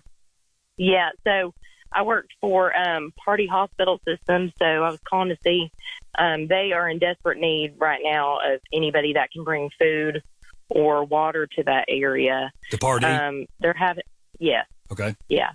They're having to move patients out to Hendersonville High School for continued care. So if anybody's able to come help, bring any supplies. Okay. I know they're transporting some of the Advent patients and mission patients. So just anything at this time would help. Okay. Yeah, I know we have a lot of people who are trying to load up and bring supplies in. So I can't tell you enough how much it means to us to know that there are people that are so concerned about us and tripping over themselves trying to get supplies up here. So God bless y'all. And thank you for the update, ma'am. Yes, thank you. Y'all take care. Yes, ma'am. God bless. Hello. Welcome to the broadcast. What is your name? Christy. Hey, Christy. How y'all holding up? Well, I feel very, very grateful and blessed that we was able to leave. We're right now, we are in between Knoxville and Nashville. Yes, ma'am. On Highway 40, and it's wide open. But this morning about 9:30, we left Lake Lure. Oh, man. And the only way we were back in we only had one way out, which was the Flowering Bridge, and the Flowering Bridge is completely gone. Oh, so they had to rebuild us a rock, very temporary rock bridge to cross to get out. I'm not sure what highway we took to get over to Forest City, but there's still so many lines and trees down. And then we took, I think it was Highway 72 over to, because we're headed to Kansas City right now. Yes, we just temporarily got stuck up in the mountains. But there are still people. I know that they've been telling people to evacuate, but there are people there that have been living there for, more than 30 years, and they want to stay. Yeah. And I've been listening to you guys all day, and I heard that there are certain places that FEMA's not going to be able to deliver supplies to. And Yes, so ma'am. I just want to keep everyone in our prayers. It was a hard time getting, to find a major highway that was open, because we did drive through Asheville and with Weaverville, I Yes, believe ma'am. we drove through. Yes, ma'am. That's my hometown. That's where I live. Yes, and it breaks my heart, and so I just want to. I wish there was a way that I could help, but I'm just praying for everyone. I'm going to go home and start a prayer chain for the whole state of North Carolina. But yeah, I just wanted to, just call in. I tried to call all day, but I just want to let everyone know that, there are still people up there that are deciding to stay. Yeah, there's just nowhere to go sometimes for these folks. So we appreciate your love and prayers. That means the world to us, honey. Thank you. Be careful on your road trip, all right? Okay, thank you so much. Thank you, ma'am. My name's Eddie Fox. This here's iHeartRadio Asheville's continuing coverage of the horrific aftermath of Helene, just rolling through and doing tons and tons of damage. It's going to take a while for us to dig out of this. But one of the best parts about living in the South and in the mountains of Western North Carolina are the neighbors that are willing to step up and help neighbors and work their butts off to get us back to some semblance of normal as soon as possible. It's another iHeartRadio news update. More of your calls coming up, 800-303-5477 or 828-240-5477. More than 500 troops have conducted 117 rescues in western North Carolina. The U.S. National Guard has deployed over 5,500 members from 11 states to support Hurricane Helene response missions. North Carolina National Guard members are assisting with those search and rescue missions, delivering supplies and restoring infrastructure. Search and rescue teams from 19 states, including federal teams, have rescued hundreds of people, with the North Carolina National Guard alone rescuing over 100 individuals and 11 pets in western North Carolina. A federal major disaster declaration has been issued for the area. Relief efforts are ongoing in Asheville and western North Carolina following the devastation caused by Tropical Storm Helene. President Biden has declared a major disaster in North Carolina, making federal funding available to affected individuals in several counties. Water distribution sites are being set up in Buncombe County, which is currently without water, power, and cell service. Highway Patrol is assisting in bringing necessary supplies to the area. I'm Thomas Cage. All outpatient appointments at Party Blue MD practices, urgent care and specialty practices, as well as appointments for imaging and elective surgeries at the hospital are canceled on Monday. Emergency services are still available at Party Hospital, but all elective surgeries and imaging appointments are postponed. Hospital spokeswoman Erica Allison tells the Henderson Lightning that Party has established a medical discharge shelter at Henderson High School for discharged hospital patients, but it is not for emergencies. Henderson County's emergency shelters are at Edneyville Elementary School, and the Henderson County Athletics and Activity Center are open to all. Residents are advised to avoid unnecessary travel due to weather conditions. I'm Rebecca Hughes. Welcome to the iHeartRadio Asheville's continuing coverage of the aftermath of Helene. My name's Eddie Fox. Listen, I know that you may be back up in the hollers, listen to us on one of many, many stations that have band together to help make this possible. It may feel like that you're alone, and it may feel like that no one cares. That is not the case. We are absolutely cognizant of your situation. The best I can tell you is help is on the way. I know it may not feel like that, but help is on the way. I talked to some power guys yesterday who we were there, just happened to be there when they stopped by the house, and said that it could be a couple of days, could be a week, it could be weeks before they get things back up and running. This is in Weaverville. And the problem is they know where the issues are. They know the problems and where they're at. Sometimes they just cannot get into where that problem is to get it fixed. I mean, you know how these hills and hollers are. It can be really, really difficult with mudslides and roads being washed out. It is going to take time. Now, if you're in a situation where you're running low on water or food, I know that's really no comfort, but I can tell you that they are doing, every organization, every power company, they're all working so very hard. It's just the devastation, it's just overwhelming, and they're doing the best they can with what they've got. So please, I know it's just words, but try to hang in there and just have patience. And look, if you're heading out to get gas, I would advise just at this point, just don't. If you can stay at the house, stay at the house. And hopefully we'll have some updates as to where folks can get gas as soon as possible. I know there's a lot of people running around on fumes right now trying to find gas. But if we hear of any information, as soon as we get it, I promise you'll be the first to know. If you have information that you think is pertinent, I'd love to hear from you. Or maybe you just need a friendly voice. I'm here for you. 1-800-303-5477 or 828-240-5477. You're on a broadcast. Hello, what's your name? Karen. Karen, how are you, honey? Oh, yeah. Trying to hang in. I heard that. Where you calling from? I'm in Hendersonville. How are things down that way? Not good. Yeah. No power, no water. Yeah. I got two things I was calling about. Yes, ma'am, let on me. Is the road from Hendersonville to Charlotte, is it clear? As far as I know, I haven't heard any updates since I got on at 6, but I haven't heard of any issues. Okay. My other thing is people are going out buying generators. Yes, ma'am.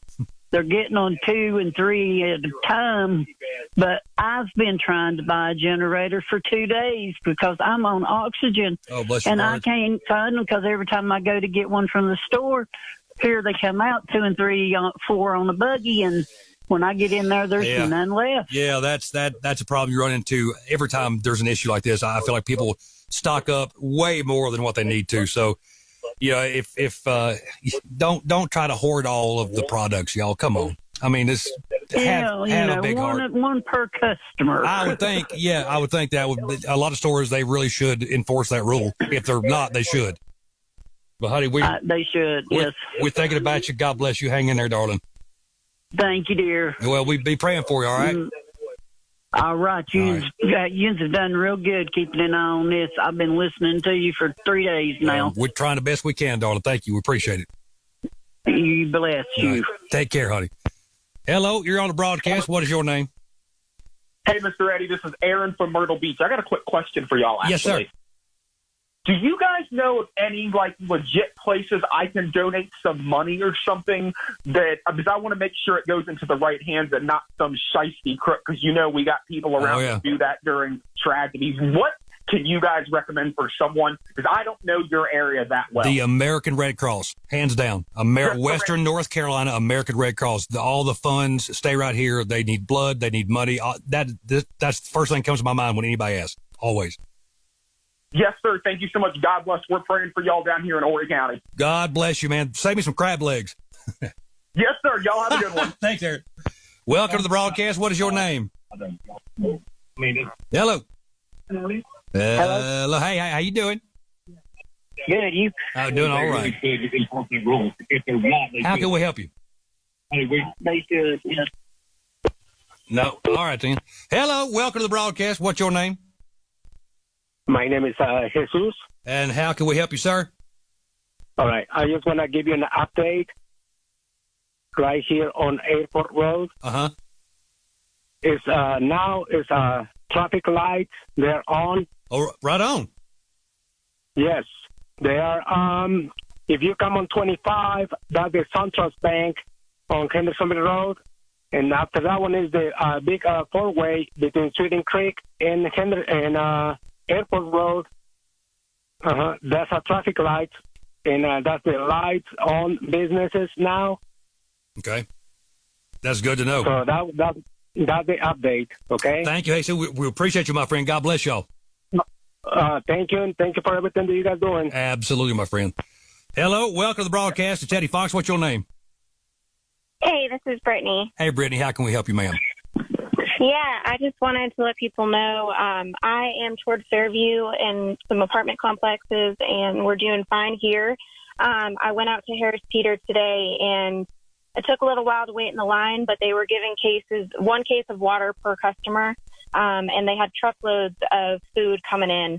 As I was waiting in line, I saw two huge trucks that came in with food and water. Brittany, when was that? And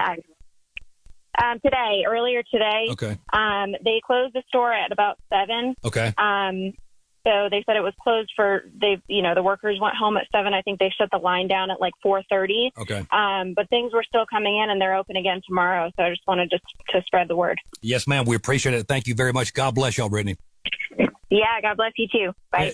She just brought up a good point there. All these workers who are spending time away from their family to head to the grocery store or the gas station or wherever it is to serve you and serve this community. Y'all, please have patience.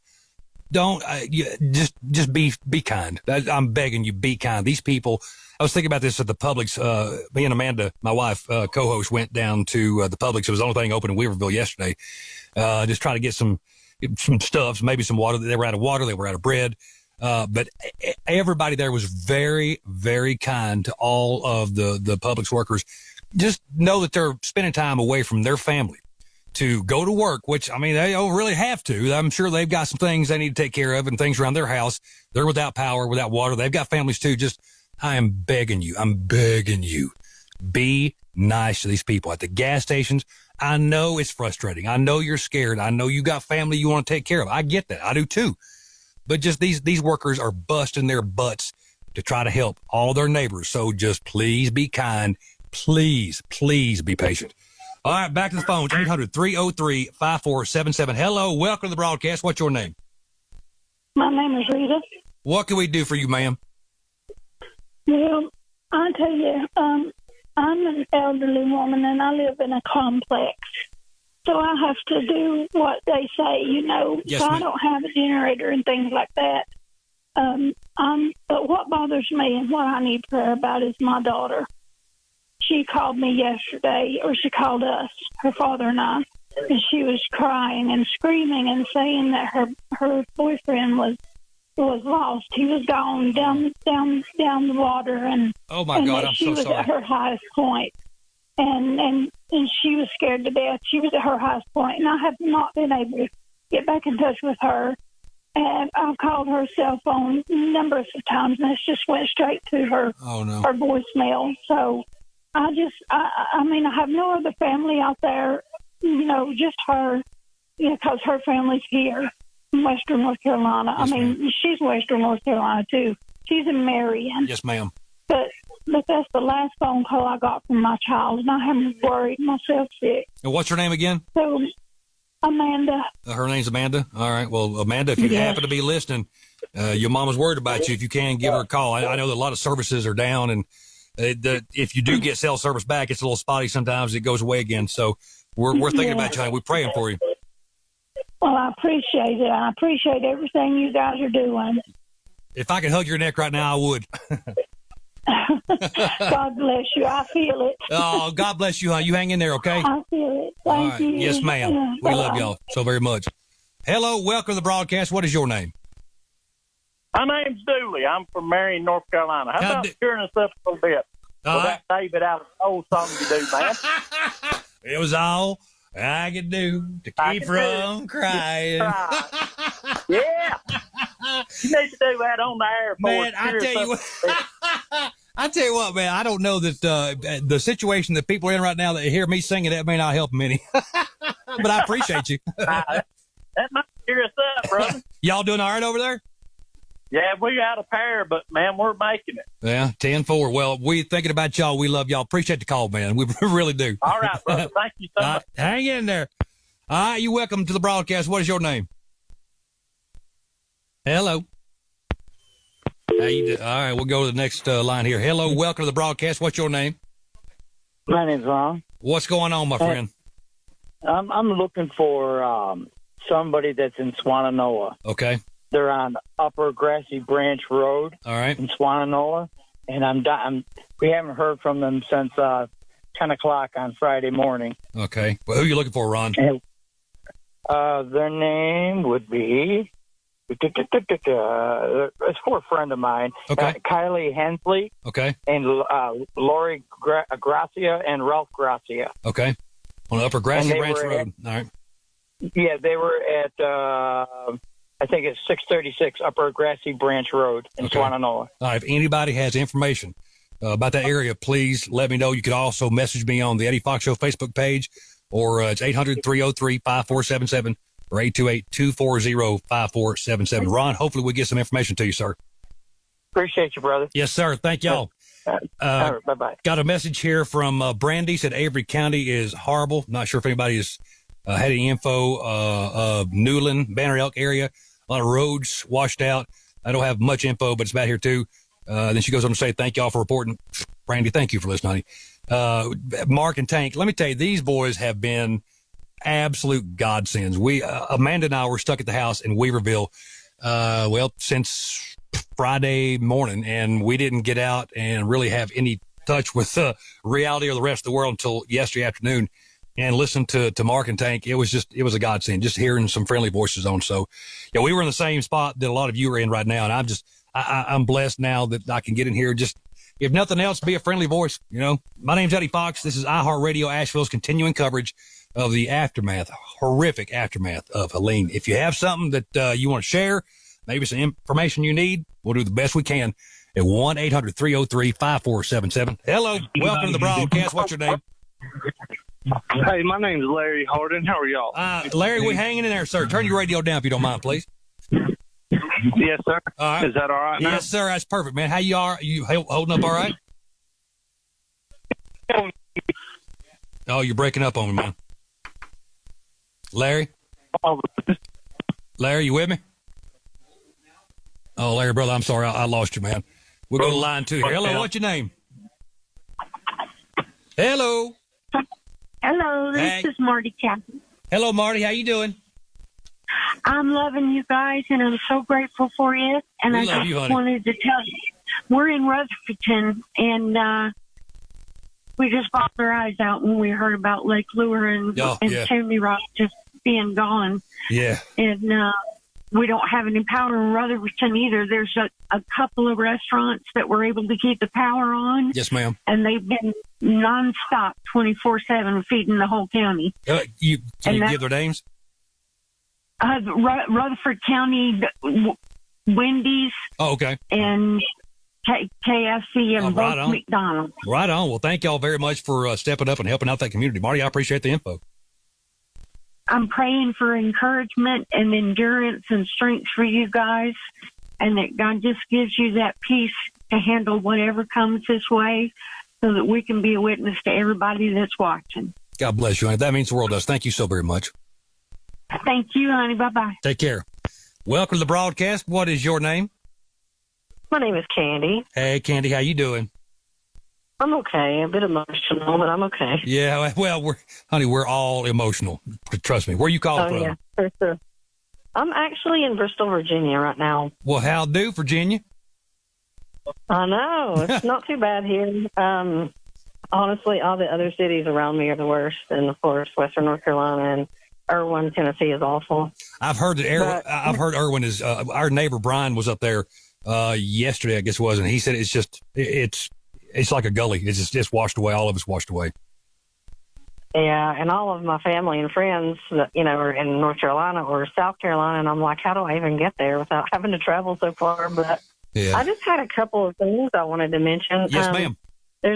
There's a Google document that's going around on Facebook, and I could probably send it to you in email. Okay. But it's a document of the missing people, and basically if you have someone that's missing, you can update it, and you can update it when you find them, et cetera. Okay. And it's just basically a list of different things that people need in the area. Yes, ma'am. And I also wanted to suggest for people that are able to, that still have homes, if you have fruits and vegetables just laying around, keep the seeds. And, if you have soil that's clean, maybe start some of your seedlings and, get some food growing for yourself. Yes, ma'am. I just wanted to kind of throw that out there. Yeah, absolutely. No, absolutely. That's good information. Thank you, ma'am. Yeah. Well, you're welcome. I hope you all stay safe. Thank you. God bless you, darling. Absolutely. Thank you, ma'am. Sarah Disher had a fantastic idea here. Hearts with Hands, Samaritan's Purse, a couple of ways if you want to donate money. American Red Cross, always a fantastic choice. But if you want to give and you don't know what else to do, Hearts with Hands, Samaritan's Purse, the American Red Cross. It's iHeartRadio Asheville's continuing coverage of the aftermath of Hurricane Helene. It's just, we're all trying to sort through this and mentally wrap our minds around what we've seen, what's happening, the stories that we're hearing. I cannot stress enough to you how much you need to have patience. And I know it's easier said than done. I get it. Look, I've got a wife and a baby at the house. There's no power. There's no water. So, supplies not going to last forever. We're in the same boat. I'm begging you, have some patience. I know it's a lot. It's irritating as hell, but just try to hang in there. It is 1-800-303-5477 or 828-240-5477. You're on the broadcast. Hello. Hello, Eddie. Mom wants to... Oh, no. We lost you, man. Hello. Welcome to the broadcast. What's your name? Hi, Ryan. Ryan, what's going on, my friend? How can we help you? Oh, not much. I just wanted to spread the word on some water resources that are around South Asheville. Please do. So the Publix on Hendersonville Road, it's about to close now, but in the morning they should still have water. We were able to get some cases of water, and they're giving out gallons. And then also at noon tomorrow, the Biltmore Church on Clayton Road, it's out on Long Shoals across the interstate. Sir. Yes, sir. Yeah, at noon they're giving away. And then the last thing, I survived Hurricane Harvey in Texas, and I just wanted to warn people after all the dust settles, be very wary of the contractors you pick. Absolutely. That's fantastic A local number advice. does not mean a local company. They Absolutely. can spoof those numbers easy. So be wary out there, verify they're local and legit. Yep, So that is good advice. safe. That's great advice, Ryan. Thank you so much, my friend. Yeah, no problem. Y'all take care. Yeah, that's really, really good advice. That's a great point. Make sure that you vet whoever you're getting to. We've got all kinds of contacts here on the show between me and Amanda and Mark and Tank and Josh and everybody around the radio ranch. We know a lot of Balkan Roofing. We've got TP Howard's Plumbing. The list goes on and on and on. Some really, really good. At least 30 people are dead, and there are dozens of missing person reports in the area of Asheville. Buncombe County Sheriff Quentin Miller says officers cannot notify the next of kin in full because most communications are down. Listen on the free iHeartRadio app for all your music, radio, and podcasts. Free. Never sounded so good. Alt Radio.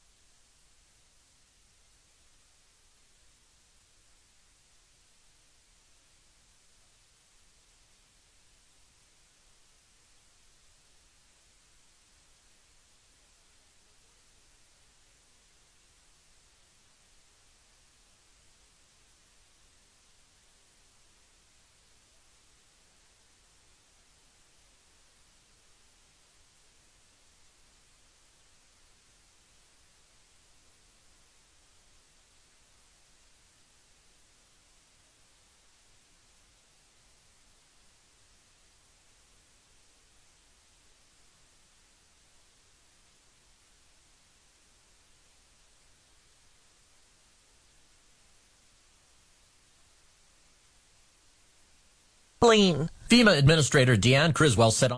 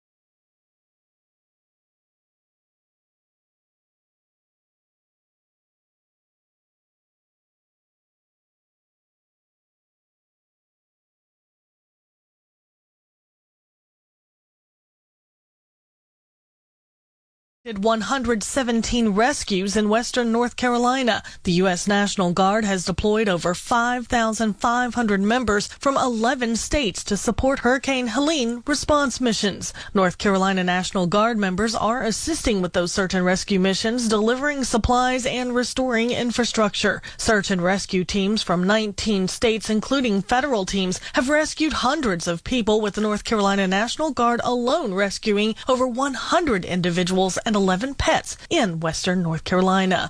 A federal major disaster declaration has been issued for the area. Relief efforts are ongoing in Asheville and western North Carolina following the devastation caused by Tropical Storm Helene. President Biden has declared a major disaster in North Carolina, making federal funding available to affected individuals in several counties. Water distribution sites are being set up in Buncombe County, which is currently without water, power, and cell service. Highway Patrol is assisting in bringing necessary supplies to the area. I'm Thomas Cage. All outpatient appointments at Party Blue MD practices, urgent care and specialty practices, as well as appointments for imaging and elective surgeries at the hospital are canceled on Monday. Emergency services are still available at Party Hospital, but all elective surgeries and imaging appointments are postponed. Hospital spokeswoman Erica Allison tells the Henderson Lightning that Party has established a medical discharge shelter at Henderson High School for discharged hospital patients, but it is not for emergencies. Henderson County's emergency shelters are at Edneyville Elementary School, and the Henderson County Athletics and Activity Center are open to all. Residents are advised to avoid unnecessary travel due to weather conditions. I'm Rebecca Hughes.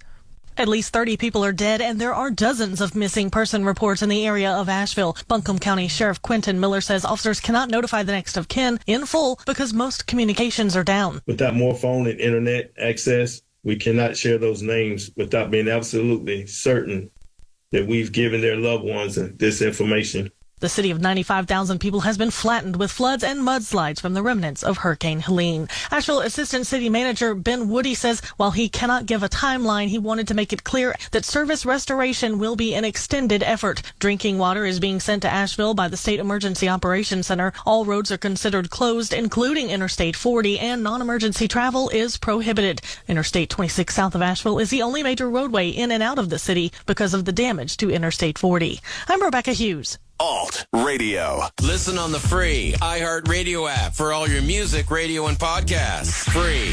Never sounded so good.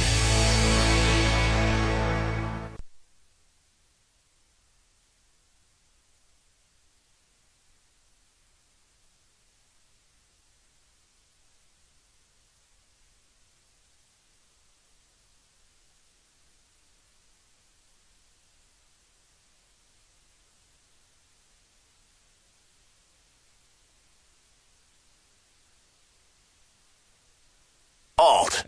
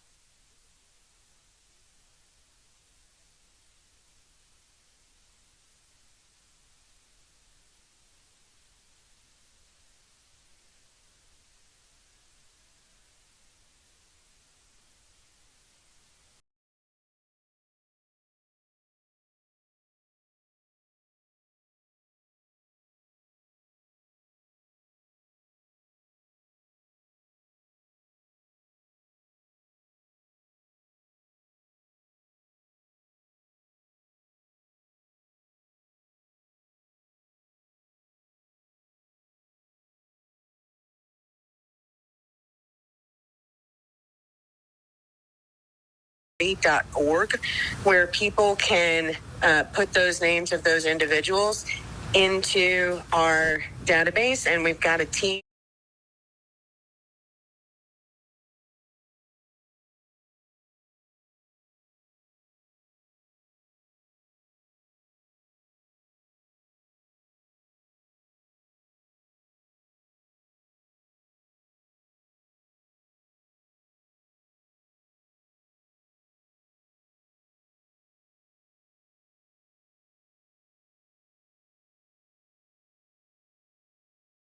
coming up to search for them. So it's great that you guys are getting that set up. I want to ask about the rescue efforts. How are those going? Is it still hard for people to get out there and these teams and crews to rescue people? This is the most difficult rescue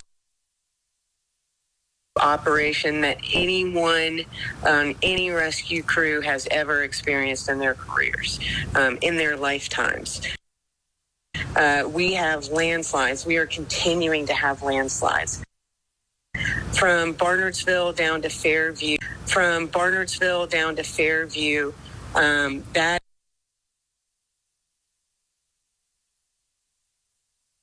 is our main corridor where we're really focusing.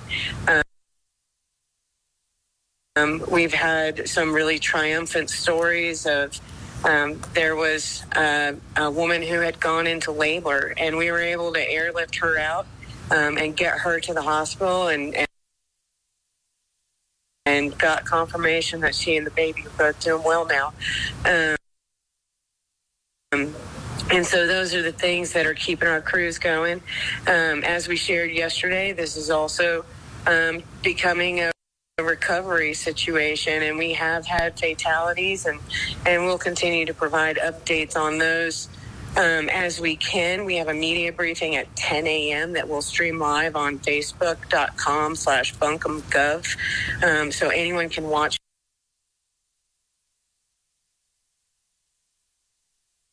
that. We're going to have folks from Weaverville, Black Mountain, Swan,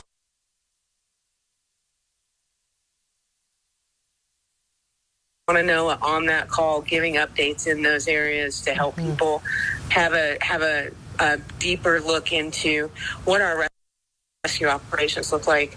I can say I live in that Black Mountain Swannanoa area. I haven't been home. I haven't left our emergency operations center, and I know that when I do, what I see will not be what it was when I left. But at my house, the bridge to get there and the road to get there are both gone. It's just absolutely devastating to see what people are going through.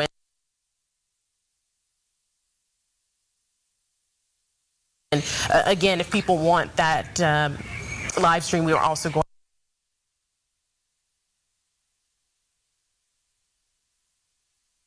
to stream that on our website as well, so you can get it in a lot of different places. I know people are just wanting information at this point and just frustrated with the fact that they cannot get it. Is it making it hard with this service outage? How are people kind of getting around that when people sometimes can't even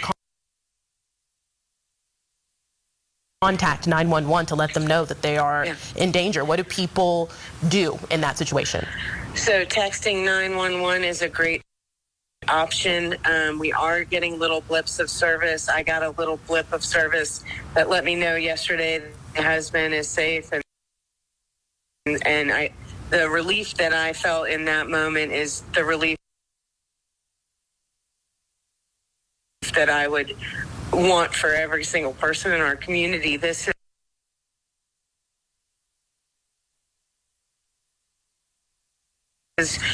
has been a disaster of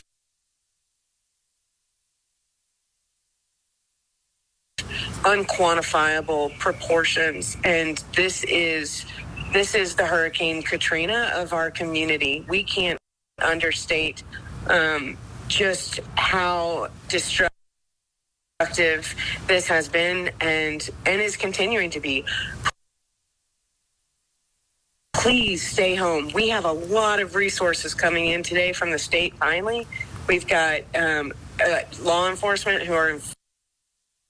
who are helping escort those resources up Old Fort Mountain, where we had the landslide that has closed I-40, that continues to be closed. But those resources are coming up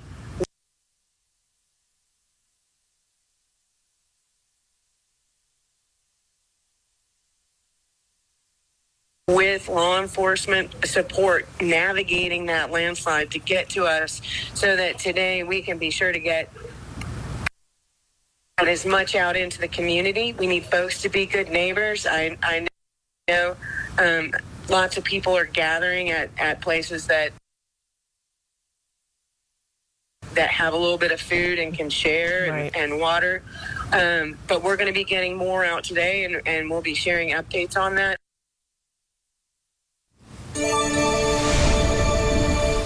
Well, it's Sunday, and many of you would normally be headed to church services this morning. Most of those are canceled today. Take a look at the bottom of your screen. We have the latest closings scrolling there. You can also go to WLOS.com and click on closings and delays under the weather tab for the latest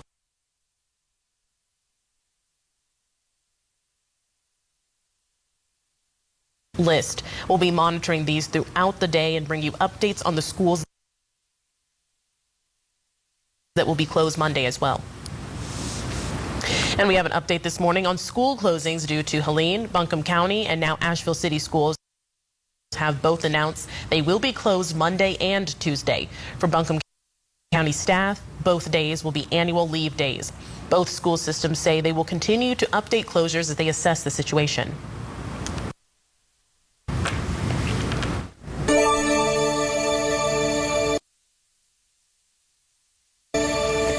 Looking around at, at some of our tower cameras, and it does appear to be pretty foggy out there in spots. We do have some drizzle, some light rain falling. So that is a part of the forecast today.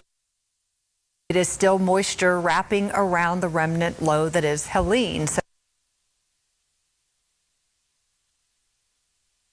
So So I'm going to show you that part of the forecast. We're going to look at those river levels too. They're falling. That's good news. When will they be below flood stage? Coming up.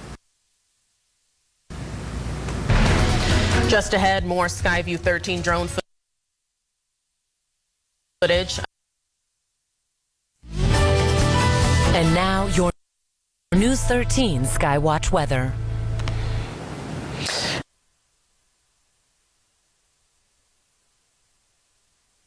For those of you who haven't seen, take a look at this video from our photojournalist Steve Wilder. He shot this yesterday of the devastation in Asheville with our Skyview drone. You can definitely see at the time of that shot, most of the area there still waterlogged, and that, of course, the Shenandoah River.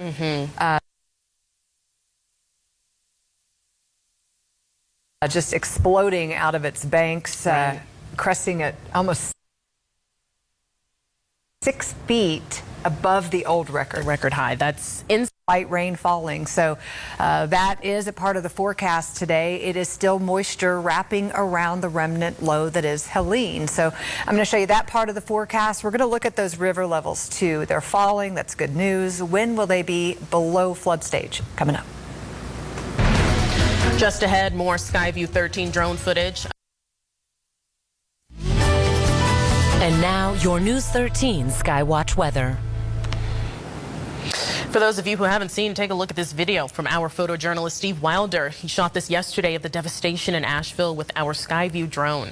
You can definitely see at the time of that shot, most of the area there still waterlogged, and that, of course, the Shenandoah River just exploding out of its banks, cresting at almost 6 feet above the old record high. That's insane to see, but we have been hearing all morning that those river levels are going down. Yeah, does that mean that water will? Is that kind of what we're hoping, that it will drag back down into the Shenandoah River? Yeah. So that river is definitely improving there, and so are a lot of the others around the region. So just takes a while for all that water to flow downstream, for the levels to drop.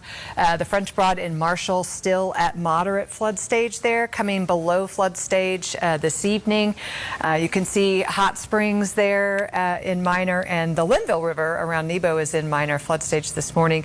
Problems still exist there at Fletcher. The French Broad crested almost 10 feet above the record level there, and now that that's falling, it's still lingering, the level, at the old record level at about 20 to 21 feet. So we still have major or near record flooding occurring in Fletcher. That comes down Monday night below flood stage. Blantyre also experiencing major flooding, and there's the Shenandoah you asked about, Madison and Biltmore Village. It's coming down below flood stage probably sometime this morning. Any kind of good news that we can get, we will take, Megan. Thank you. Well, damage from Helene here in Asheville is still being assessed this weekend. And just into the newsroom moments ago, we've learned that President Joe Biden has granted Governor Roy Cooper's request for federal major disaster declaration. That means FEMA will be able to fast-track help to the state. News 13's Taylor Thompson spent the day surveying the current damage and reports on the latest of what she is seeing. You guys, we're out here on Hendersonville Road, where crews have actually shut down a portion of the road due to what you can see behind me here of these down power lines, and right over here with these down trees. There is so much debris here, and unfortunately, this is the state of many roads here in our area. Driving through the city, you can see down trees and power lines everywhere you turn, causing a lot of traffic buildup. But on the other side of the city, in the River Arts District, there is complete devastation, with so much of the area just covered in water. We spoke with one resident, Roy Harris, who's lived right up the hill off of Depot Street for the last 35 years. I've never seen it this bad. And in fact, I walk in this area all the time, and there's a bridge right there, which is covered up. Harris says that 30 years ago, there wasn't much in the River Arts District, but that's far from the case now, which makes this flooding just devastating for their area. Adding that he feels for the community and the rebuilding that's ahead. And crews will be out for the next several days working to restore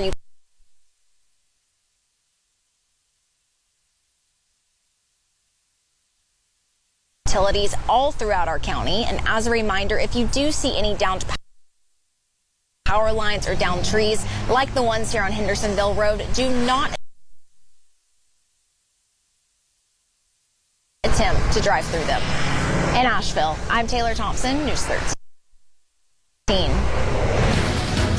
Lining up for a chance to fill up. A little later, we'll talk with people hoping to, as crews work around the clock to get the lights back on for everyone. One Hendersonville restaurant is making the most of the power today, they now have. The incredible new iPhone 16 Pro built from the ground up for Apple Intelligence. I hope you were taking notes.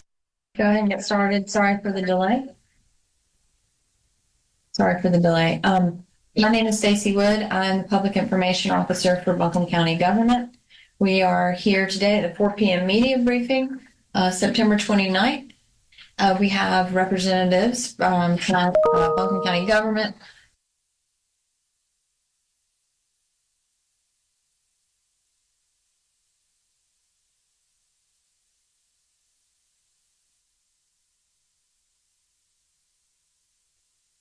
Black Mountain, Asheville City Schools. I believe Maggie's on the call. Her connection was a bit spotty, so if she drops off, we'll have her on at the 10 a.m. tomorrow morning. We also have Bill Norton with Duke Energy and Sheriff Miller. To get us started today, we will start with remarks from County Manager Avril Pender. Thank you, Stacy. Good afternoon. Buncombe County, let me start by saying that we hear you. We need food and we need water. My staff has been making every request possible to the state for support, and we've been working with every single organization that has reached out. My promise to you is that we are very close, and you'll have more information before the end of the day. We also know that cell service is key to easing the hearts and minds of our loved ones. We are happy to share that as a stopgap, the City of Asheville has partnered with Verizon to set up a temporary satellite cell tower in the parking lot of 35 Woodfin Street. This tower will offer an opportunity for limited cell reception within several city blocks of where it is parked.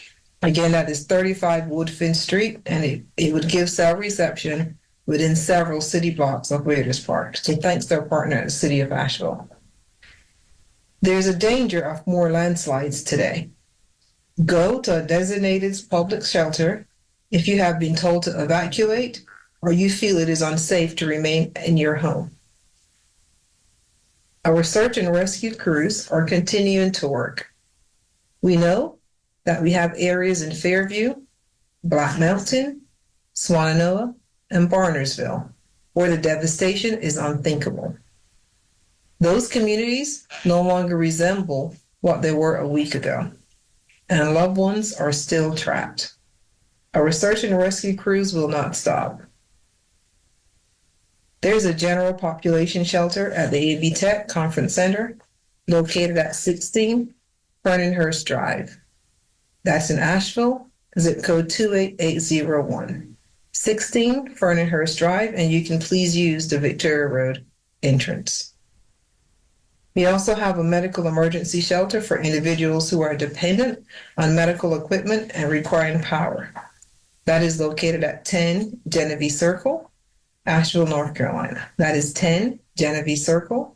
The shelter at the Ag Center is full, so please do not go there. That shelter is full, so you can utilize the shelter on the AV Tech campus, which is the AV Tech Conference Center at 16 Fernandhurst Drive for general population, and for those needing medical equipment requiring power, the shelter at 10 Genevieve Circle. We are working to set up food and water distribution sites throughout the county and are very close to that announcement.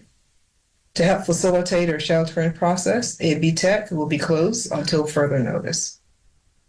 We have many people that want to contribute to the Helene response. If you have donation, equipment, or other questions about specific needs, you can email Helene donations@buncombecounty.org. That is Helene, donations@buncombecounty.org. If you'd like to volunteer, you can email Helene volunteers@buncombecounty.org. Helene volunteers@buncombecounty.org. It is important that we coordinate donations to best meet the needs of our community, most impacted by Helene. So again, for donations or of equipment, or you have questions about specific needs, please email Helene donations@buncombecounty.org. And if you would like to volunteer, you can email Helene volunteers@buncombecounty.org. Next, I'd like to introduce Black Mountain Town Manager, Josh Harrell. Josh?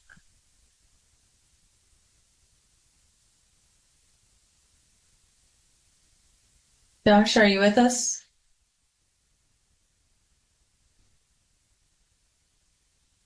Hello, Josh. Can you hear me now? Can you hear me now? We got you. Thank you. Okay. Yeah, it's still pretty bad here in Black Mountain. We've gotten a lot of stuff done today. The roads cleared with trees. Active rescues have still been taking place. We're still getting folks out.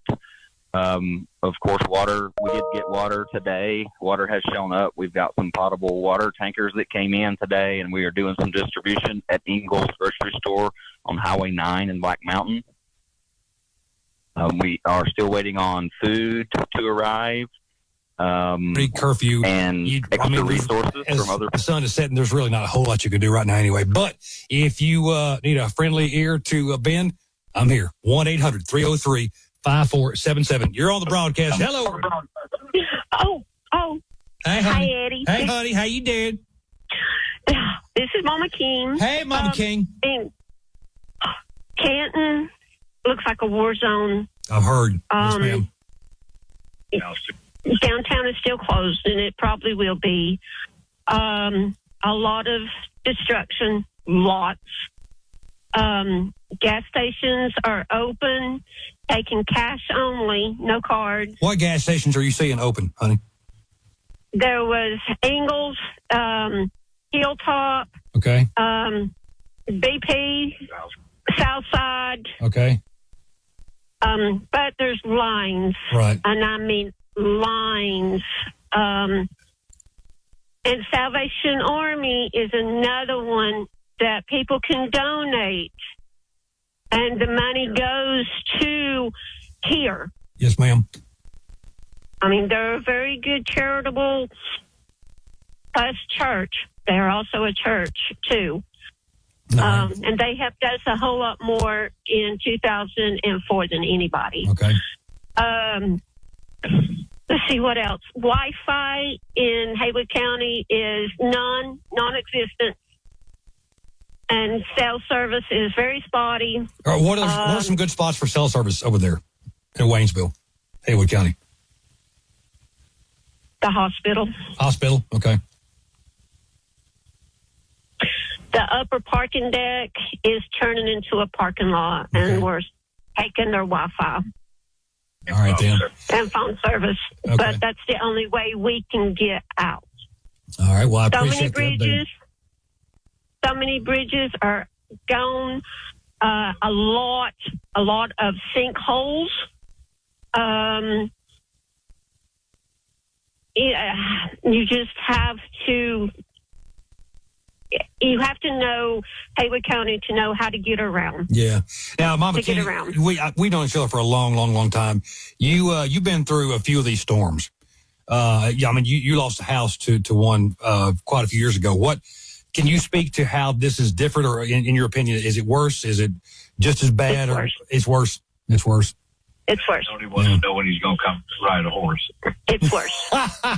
Tell him I don't know about riding. Well, riding a horse might be the only way we can get around now. Tell him I come learn as soon as I can. It's worse. Yeah. There's like the community kitchen. It's gone. The car wash that was beside it, it's gone. The car wash is just flattened. Yeah. There, like the Chinese restaurant right in the corner. Yes, ma'am. As you go up, the water was over that building. And it looks like after it hit Canton, downtown Canton, it just pushed all of the debris downward. Tractors and trailers that were parked were moved. And that's what took out the kitchen and probably took out the car wash. Yeah. Well, honey, thank you for the update. We appreciate y'all. We love y'all. We're praying so very hard for you, okay? Thank you so very much. We love you, Mama King. Hello, welcome to the broadcast. Turn the radio down. Hey, sir. It's Travis. Hey, Travis, what's going on, buddy? Listen, we got my daughter and her boyfriend go to Mars Hill. Yes, sir. We sent some food up there. The cafe up there is out of food entirely. They've called the National Guard, but the kids on campus have no food. Oh no! If anybody's got any spare food in the Mars Hill, Weaverville area, yes. I mean, you got freshmen up there that ain't never been away from home, and they're sitting up there and they got nothing to eat. Oh man, yeah. If there's anybody in the So, vicinity can make it up there, yeah, absolutely, man. How you guys holding up? We don't have power or water, and we're actually downtown at the satellite thingy, so we could get some service to call when we can text. That's about it. Yeah. But we had some trees down, and we had a whole lot of water. Yeah. But other than that, we're okay. I mean, we're okay. Yeah. Well, Travis, now, since I have you on the line, I was just talking about people not being taken advantage of. Now you have Travis, everything man business. Can you speak to that and how what people should watch out for? Folks coming in trying to take advantage of this situation. Yeah, definitely. You definitely want to, if you're working with any kind of repair people, especially like your roof, stuff like that, you want to work with local people. Yes, because then people from out of state, you don't know if they're just going to take your money and take off, never fix anything. I mean, you got to be really careful because they're called storm chasers. Yeah. Oh, yeah. And me and a bunch of my friends, we hate those guys because this storm's coming. You're gonna see roofing crews, and some of them are legitimate. Yeah, I mean, you just got to be careful. Do your due diligence. Do your homework. Yes, sir. Check them out before you hand them any money. Yeah. How's that? Yeah. It makes me so angry to think about people taking advantage of situations like this, but they're going to. Well, and be careful even at the stores. Yeah. I mean, you go to some of these little stores, man, they'll charge you $20 for a gallon of water. Yeah, please, y'all don't be price gouging. For the love of God, this is the last. A time like this is just please don't do it. I'm begging you, please. Exactly. Most people have big hearts, and most people are just wanting to help people out, and I love each and every one of you for that. So we appreciate the update, Travis. Yes, sir. You take care, brother. All right, we'll do it, man. Love and prayers. Hey, you too, buddy. Love and prayers. It's Eddie Fox, iHeartRadio, Asheville's continuing coverage. It is Operation Stormwatch. It's been a rough past couple of days, but I know that you might be up in the hills and hollers and thinking that nobody is coming and you're by yourself. It's not the case. It's just taking some folks time to get there.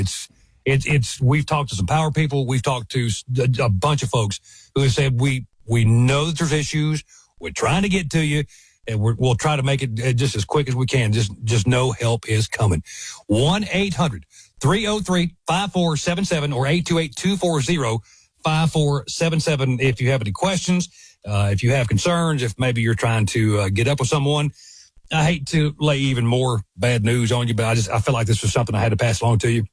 If you haven't heard the word yet, artist, singer, songwriter, actor, and activist Chris Christopherson passed away peacefully at his home in Maui, Hawaii, today. He was surrounded by family, was 88 years old, it was yesterday he passed away. Christopherson, he changed the face and language of country music with songs like Sunday Morning Coming Down, Me and Bobby McGee, Help Me Make It Through the Night. A legend, y'all, is gone. Chris Christopherson passed away. He was 88. 1-800-303-5477 or 828-240-5477. It's Eddie Fox, iHeartRadio, Asheville's continuing coverage, Operation Stormwatch. If you have something you want to pass along, you got some information. Look, at this point of the day, you should be dug in for the night. There is a curfew in effect from 7:30 to 7:30. Hello, welcome to the broadcast. What is your name? Denise. Hey, how are you, ma'am? I'm good. How are you? Well, considering we're hanging in there, ma'am. We're hanging in there. Yes. We just drove back from Murphy. We're in Florida, but I am I've been sick to death, worried about a friend of mine that lives in Asheville. Yes, ma'am. And I've tried calling her cell phone and her home phone, and she's by herself. So I just wanted to put her name out there. Yes, ma'am. What's and your name? hopefully, her name is Kathy Pell, and she lives on Pinedale Road. Okay.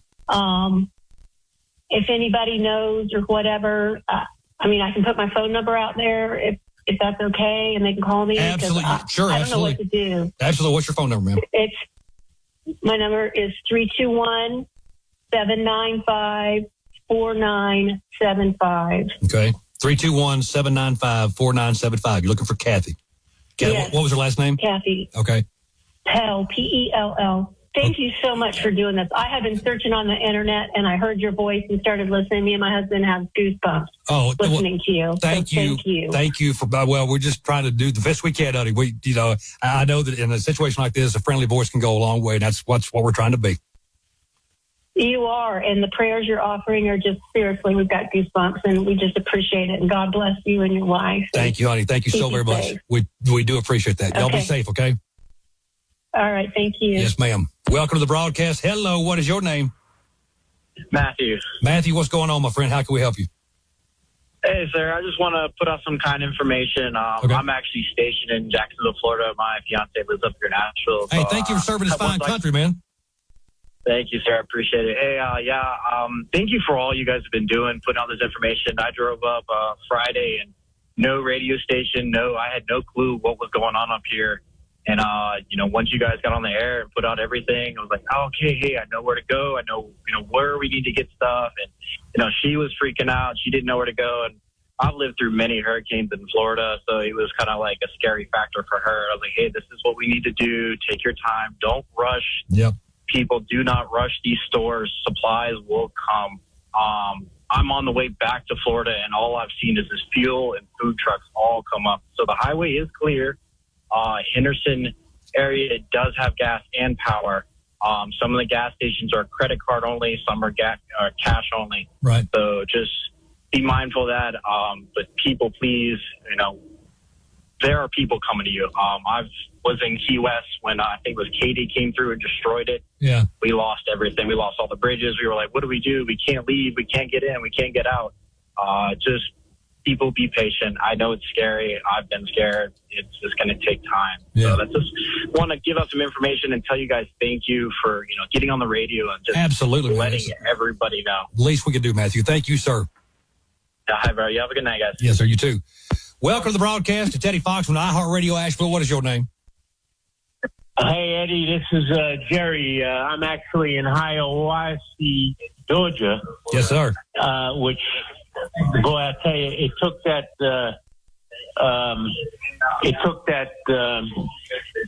east turn at the last minute. Otherwise, this would have been us. So, and I spent a lot of time in Cherokee and Whittier, and I know things are really bad there. And my call is more, I have some friends in the tribe and stuff. I'm calling to find out what's going on with the dogs and stuff. Is the food line open? Do they have access? Well, it just depends on which store and what time of the day. I mean, some stores are open. Well, there's only one Food Lion, Eddie, in Cherokee, and that's the only supermarket that's really there. Do you have smaller markets? But that one I do not have information on right off the top of my head. I have not heard anything about that particular store, sir. Okay. Sorry. All right. Well, listen, man. Thank God for you keeping us informed what's going on. We're trying to get information out. We're trying to. Yes, sir. Appreciate you. Welcome up. All right. 1-800-303-5477 or 828-240-5477. Continuing coverage. iHeartRadio Asheville.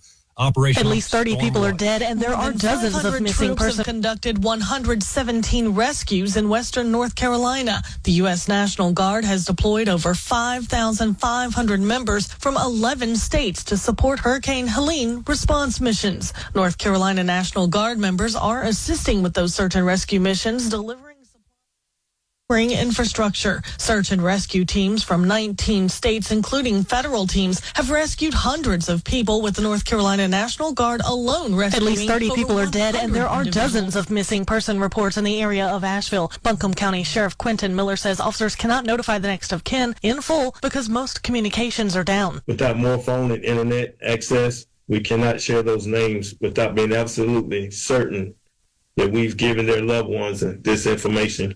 The city of 95,000 people has been flattened with floods and lights from the remnants of Hurricane Helene. Asheville Assistant City Manager Ben Woody says while he cannot give a timeline, he wanted to make it clear that service restoration will be an extended effort. Drinking water is being sent to Asheville by the State Emergency Operations Center. All roads are considered closed, including Interstate 40, and non-emergency travel is prohibited. Interstate 26 south of Asheville is the only major roadway in and out of the city because of the damage to Interstate 40. I'm Rebecca Hughes. It's Eddie Fox, iHeartRadio, Asheville's continuing coverage, Operation Stormwatch. If you have something you want to say, some information, 303-5477. Hello, welcome to the broadcast. What's your name? Hey, Richard here. I'm wondering if anyone knows about the roads from Augusta, Georgia. My son's trying to come up here to Arden tomorrow to clear our drive that's got about 10 trees in it. Specifically, I know that 26, I think, is back open from down south, but from Augusta on up, I have no idea. I haven't heard anything about those roads. Yeah. If anyone knows, they'll call in and let me know. I'd really appreciate it. Yes, sir. We'll try to get that information for you. I appreciate what you're doing, too. Hey, thank you, sir. Appreciate y'all. Thank you. 1-800-303-5477 or 828-240-5477. Hello, you're on the broadcast. What's your name? My name is Austin. Austin, what can we do for you? I'm wondering, so I'm a concrete contractor out of upstate South Carolina, and I'm wondering who I have to get in contact with to help up there in Western North Carolina. Well, there's a whole bunch of organizations doing a whole lot right now. So it just, at this point, I don't know, to be honest with you. At this point, it's, I think, trying to just get dug out and seeing what is needed and when. I wish I could tell you more than that right now, but I don't have the information, sir. But if anybody knows, by all means. Do you think we can make it up there and try to see who we can talk to? Sure, absolutely. I mean, the more the merrier. Where anybody that can pitch in and help, I absolutely encourage that. Yes, sir. Okay, well, thank you, for all that you do, and we appreciate it. We appreciate you. God bless you for wanting to help out, man. That means the world to us. It really does. God bless you too. Keep doing the Lord's work. Thank you. Yeah, absolutely, man. Be careful. Welcome to the broadcast. Hello. Nope, not on that one. How about line? No. Line 5. Hello. What's going on?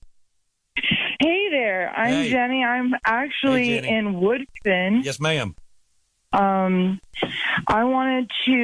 been listening, and one of the callers asked where best to donate. And I want to let everyone know to donate to Beloved Asheville. Beloved Asheville. Okay. Beloved Asheville works directly with the community, and that's one of the best places to donate to make sure that it gets to the people. Okay. And when I was at Lowe's, there was a truck that had arrived right as they were closing that was full of generators. Okay. And that's the Lowe's in West Asheville. Okay. Well, thank you for the update, Jenny. We appreciate that very much. Absolutely. Everyone stay safe. God bless you too, honey. 1-800-303-5477. Hello. Welcome to the broadcast. What is your name? Hi. I am Christine. Hello, Christine. I am calling about a friend in Black Mountain. Yes, ma'am. That I would like to just get an update on it, if possible, in the coming days. What's the name? Her name is Lori Newman. Lori Newman, okay. She's the owner of Farm Girl Urban Flower Farm Girls. Okay. She's a flower grower in Black Mountain, and she supplies a lot of the local hotels and restaurants with fresh flowers. Okay.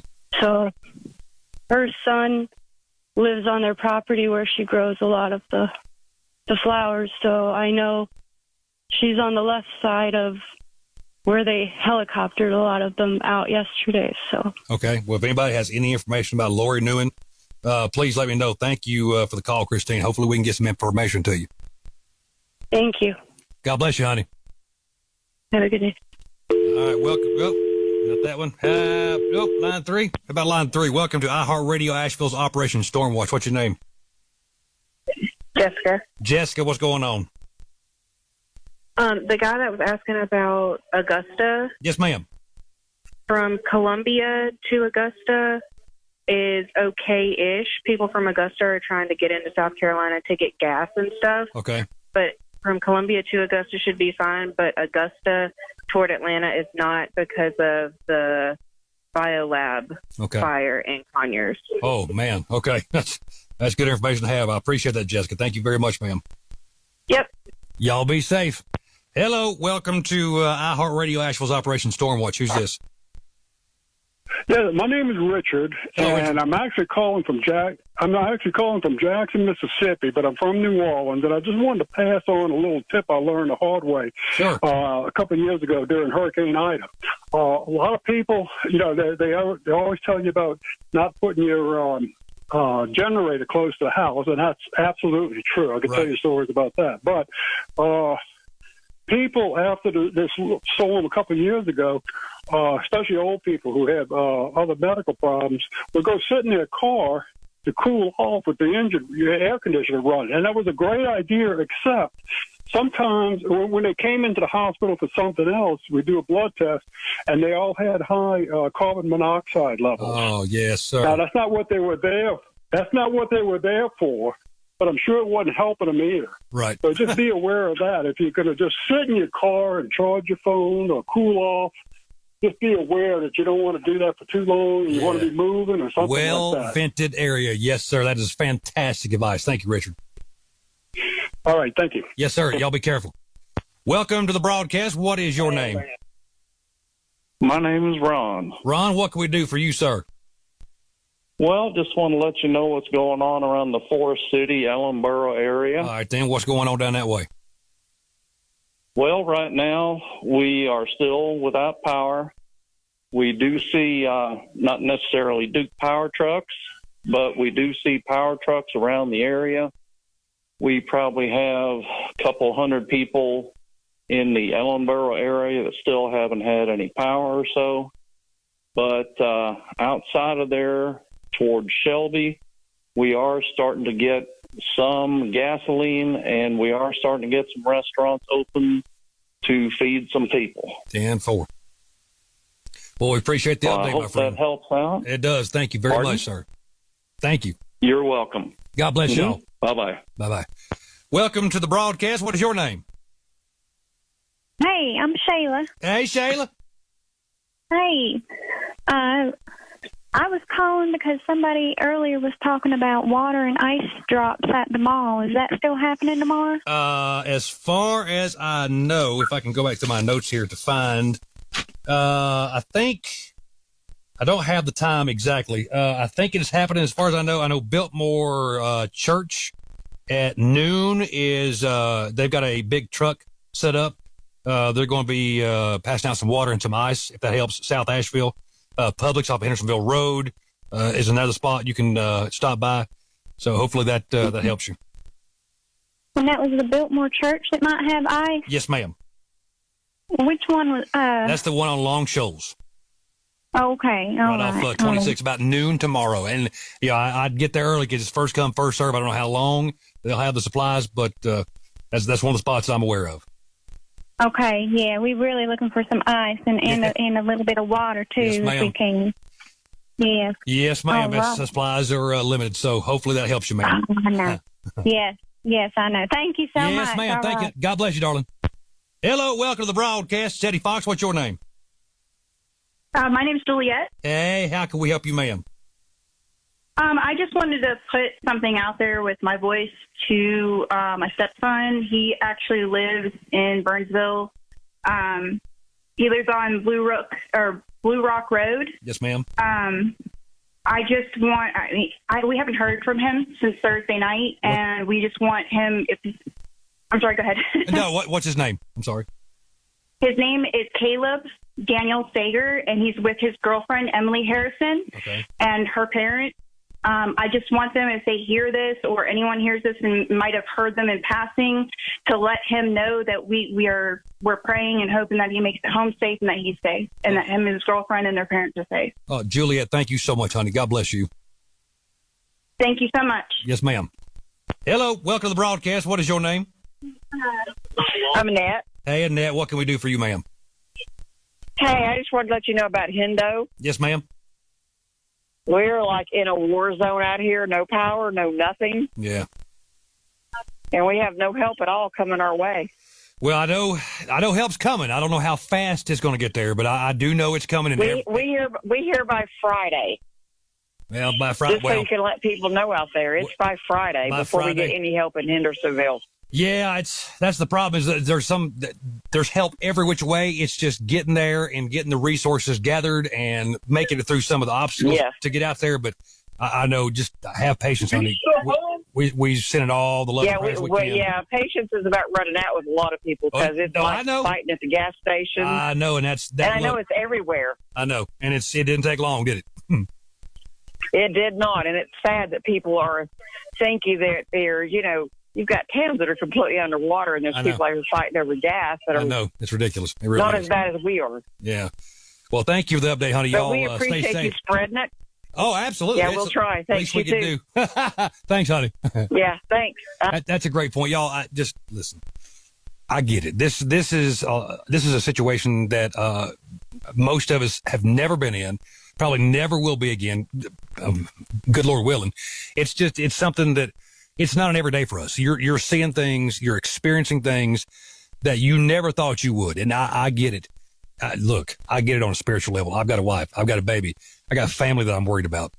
It's just a lot. We've all experienced something traumatic over the past few days. Now, some handle it better than other ones. Some excel, some don't.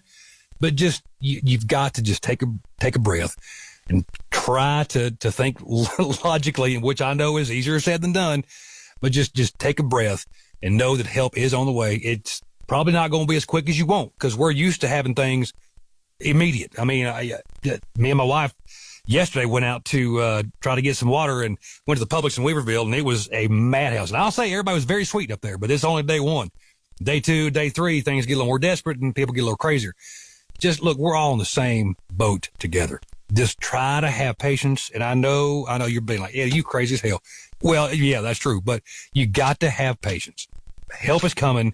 We're going to make it through this because we're strong people. We're Western North Carolina people. We are Western North Carolina strong.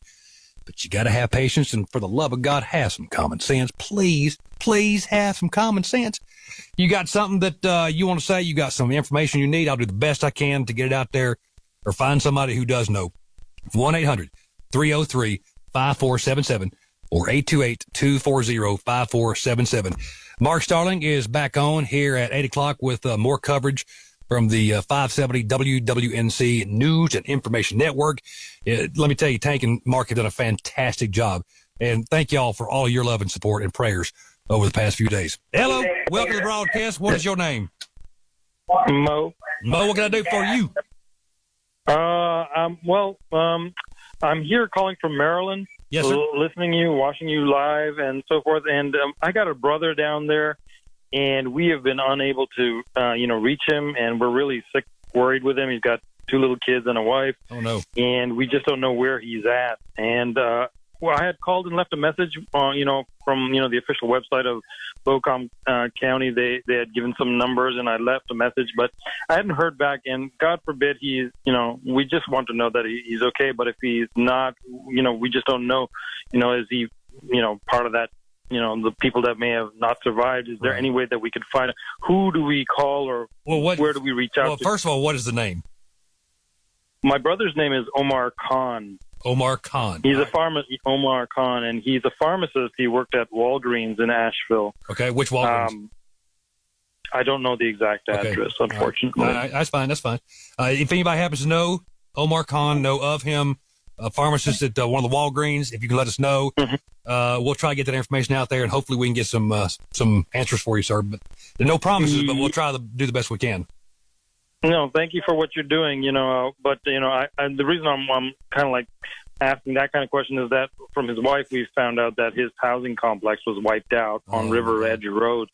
So that's why I'm trying to I'm asking that kind of a question. I understand. Yeah, maybe I might call back. But you don't have any place that we could call to At find this point, I do not. There's the list of missing and the list of the ones who have perished in the storm.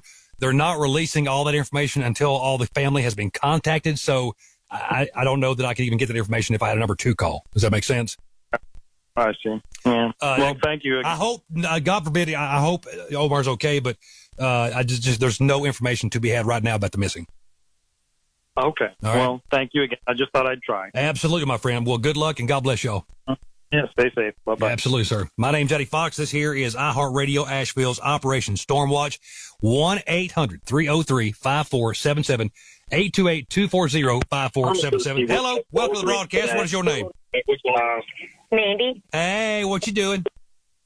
Nothing. I was just listening to your radio station, talking about some of the weather and lot conditions and stuff. I just wanted to let everybody know that in Spartanburg and in Gaffney, there is gas stations, restaurants, Walmarts, grocery stores, and stuff like that starting to open up. Gaffney? So that way that I'm sorry. Turn your radio down, please, ma'am. Okay, he said turn the radio down. He said, oh, okay. The grocery stores and Walmarts and restaurants and stuff in Spartanburg on number 9, Gaffney, Highway 11, and Highway 29 in Hillcrest. Okay. We've got Walmarts, Publix, QTs, all of that is starting to open back up. Okay.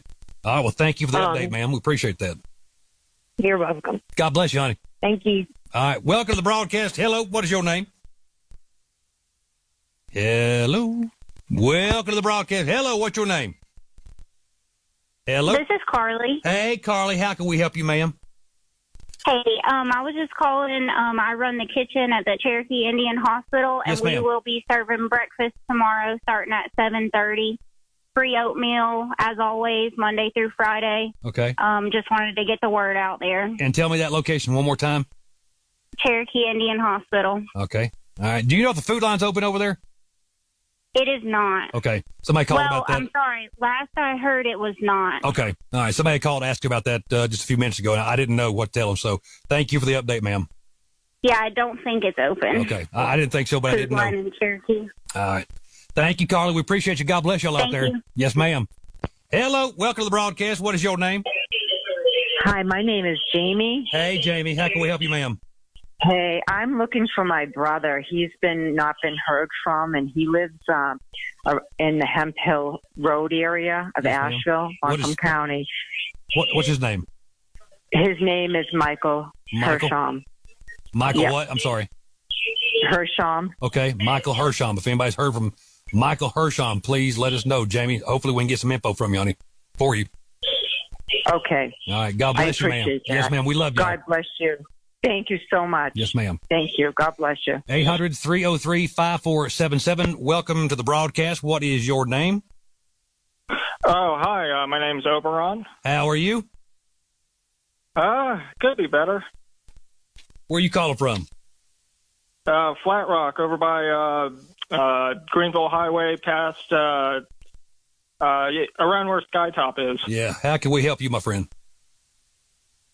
So I guess I just wanted to give an update. I've been listening to you all yesterday and all today. Been listening to shortwave a bit too. Just want to give an update from the Greenville Highway side of things. Okay.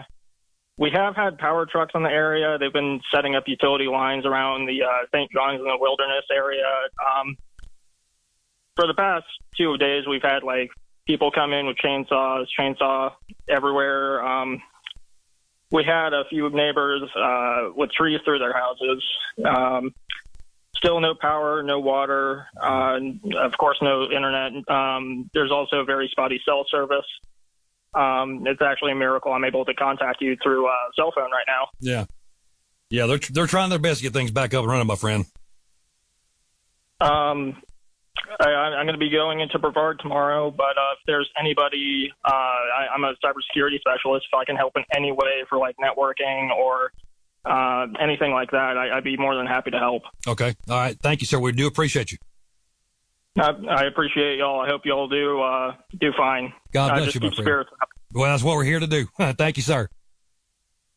Thank you. Yes, sir. All right. Welcome to the broadcast. It's iHeartRadio Asheville's Operation Stormwatch. What is your name? How can we help you, my friend? This is David. David, turn that radio down, please. I am. Hold on. What's going on, I am sir? I am calling from McDowell County. What's going on in McDowell County, David? It is a bombshell. Looks like went off. Old Fort is gone. Yeah. Old Fort is totally gone. But I do want to offer my services. I am a Class A CDL driver. All right. My work is out of commission for right now. If there's anybody that needs a Class A CDL driver, I am more than happy to help relieve whatever we need to do. Well, David, you got a phone number we can holler at you? Is 828-460-5818. That's 828-460-5818. Correct. All right. Well, we'll put it out there, and if anybody needs some help, maybe they'll give you a holler, my friend. All right. Thank you so much, Eddie. Thank you for offering your services. God bless you, man. We really appreciate it. Thank you. Absolutely. You have a good one. You too, my friend. Hello. Welcome to the broadcast. What is your name? My name is Tom. Tom, what can we do for you, sir? I'm trying to get in touch with family members that are on 105 in Banner Elk. All right. Who? What are some names? Chad, Abby, and Nick. Chad, Abby, and Nick. All right. Well, if anybody's heard from Chad, Abby, or Nick, they're 105 Banner Elk Way, let us know. Tom, hopefully we get some information from you, sir. Okay. You haven't heard about any roads opening over there, have you? Not up that way. I don't really know much about that direction, sir. No. Yeah, because that's just north of Marion, so it's not too far. Yeah, Marion, I know is there's some pretty bad spots over there, but specifically, I don't know. Thank you. Yes, sir. God bless you, my friend. You too. Welcome to the broadcast. What is your name? Not on 2. How about 3? Hello. Welcome to the broadcast. What is your name? Hi, my name is Carla. Hey, Carla. How can we help you, ma'am? I just want to let my family know that everyone's okay.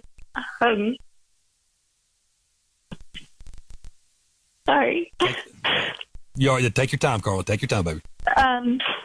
They're in Burnsville. Yes, ma'am. My family is, and I just want them to know that everyone's okay.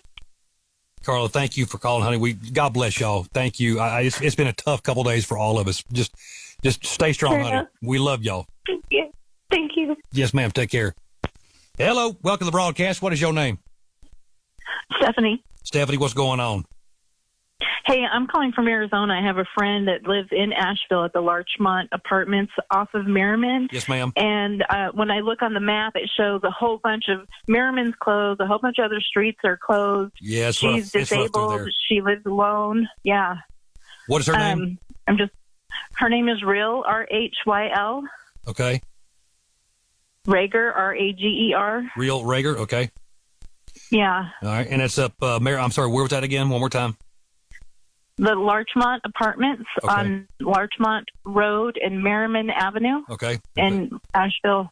All right. If anybody has any information, please let us know. Stephanie, hopefully we can get some information that'll put your mind at ease, honey.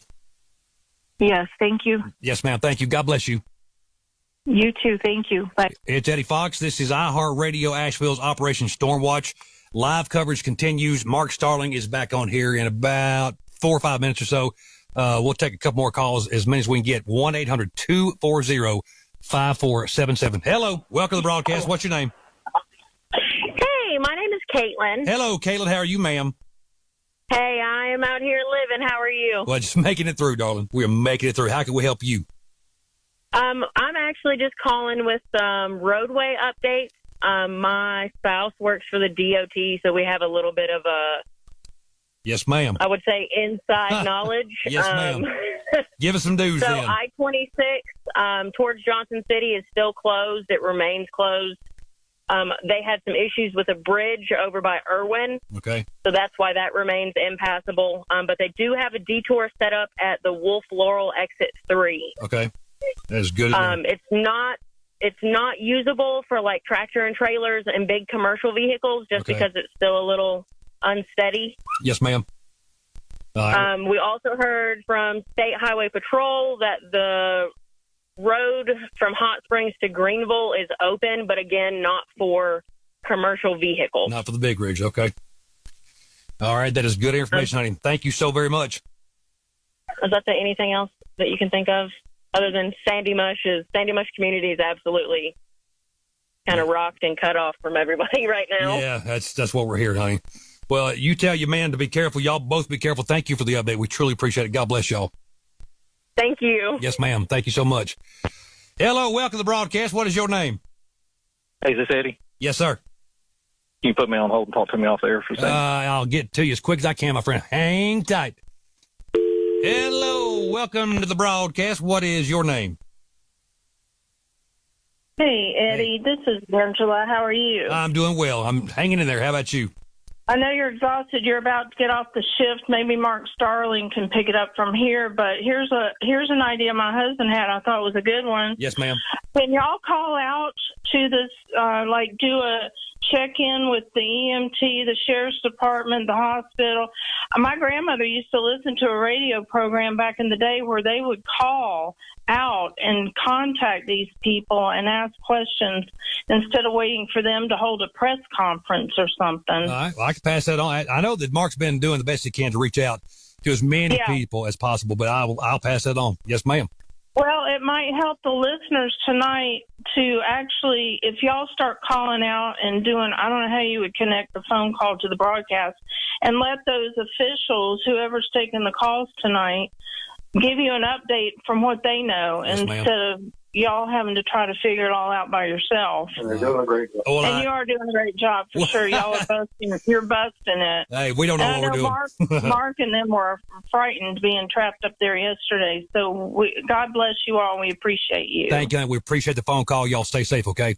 You as well. Bye now. Bill, we'll see you very, very soon. Y'all, God bless you. I'm turning things over to Mark Starling after this iHeartRadio news update. iHeartRadio Asheville, Operation Stormwatch rolls on live. More than 500 troops have conducted 117 rescues in western North Carolina. The U.S. National Guard has deployed over 5,500 members from 11 states to support Hurricane Helene response missions. North Carolina National Guard members are assisting with those search and rescue missions, delivering supplies and restoring infrastructure. Search and rescue teams from 19 states, including federal teams, have rescued hundreds of people, with the North Carolina National Guard alone rescuing over 100 individuals and 11 pets in western North Carolina. A federal major disaster declaration has been issued for the area. Relief efforts are ongoing in Asheville and western North Carolina following the devastation caused by Tropical Storm Helene. President Biden has declared a major disaster in North Carolina, making federal funding available to affected individuals in several counties. Water distribution sites are being set up in Buncombe County, which is currently without water, power, and cell service. Highway Patrol is assisting in bringing necessary supplies to the area.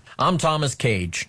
All outpatient appointments at Party Blue MD practices, urgent care and specialty practices, as well as appointments for imaging and elective surgeries at the hospital are canceled on Monday. Emergency services are still available at Party Hospital, but all elective surgeries and imaging appointments are postponed. Hospital spokeswoman Erica Allison tells the Henderson Lightning that Party has established a medical discharge shelter at Henderson High School for discharged hospital patients, but it is not for emergencies.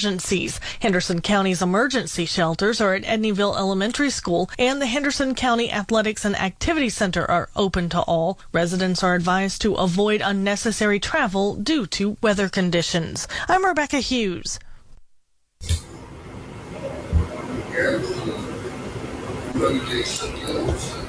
Hi there, my name is Ashley Wilson, and this is Asheville's Operation Stormwatch. Mark Starling going to be joining us here momentarily from Asheville. I have been helping out outside of the market in Charlotte, and also we've had our team in Greenville chipping in as well and providing assistance to the community throughout this devastation. I want to remind you that our phone lines remain open, so you can give us a call tonight. The phone number is 822 828-240-9962. And you're listening to any number of iHeart radio stations here in the Asheville market, including 99.9 Kiss Country and News Radio 570 WWNC. And a lot of information to share with you tonight. At least 200 roads remaining closed across our area, including I-40 and I-26 at the Tennessee-North Carolina border. That I-40 closure there at the state border is expected to be long-term. And I-40 also closed at Old Fort Mountain. DOT does say that that is projected to reopen around noon on Tuesday. Mark, are you there? Unfortunately, not hearing Mark on our channel right now. Mark, still waiting for you to join us.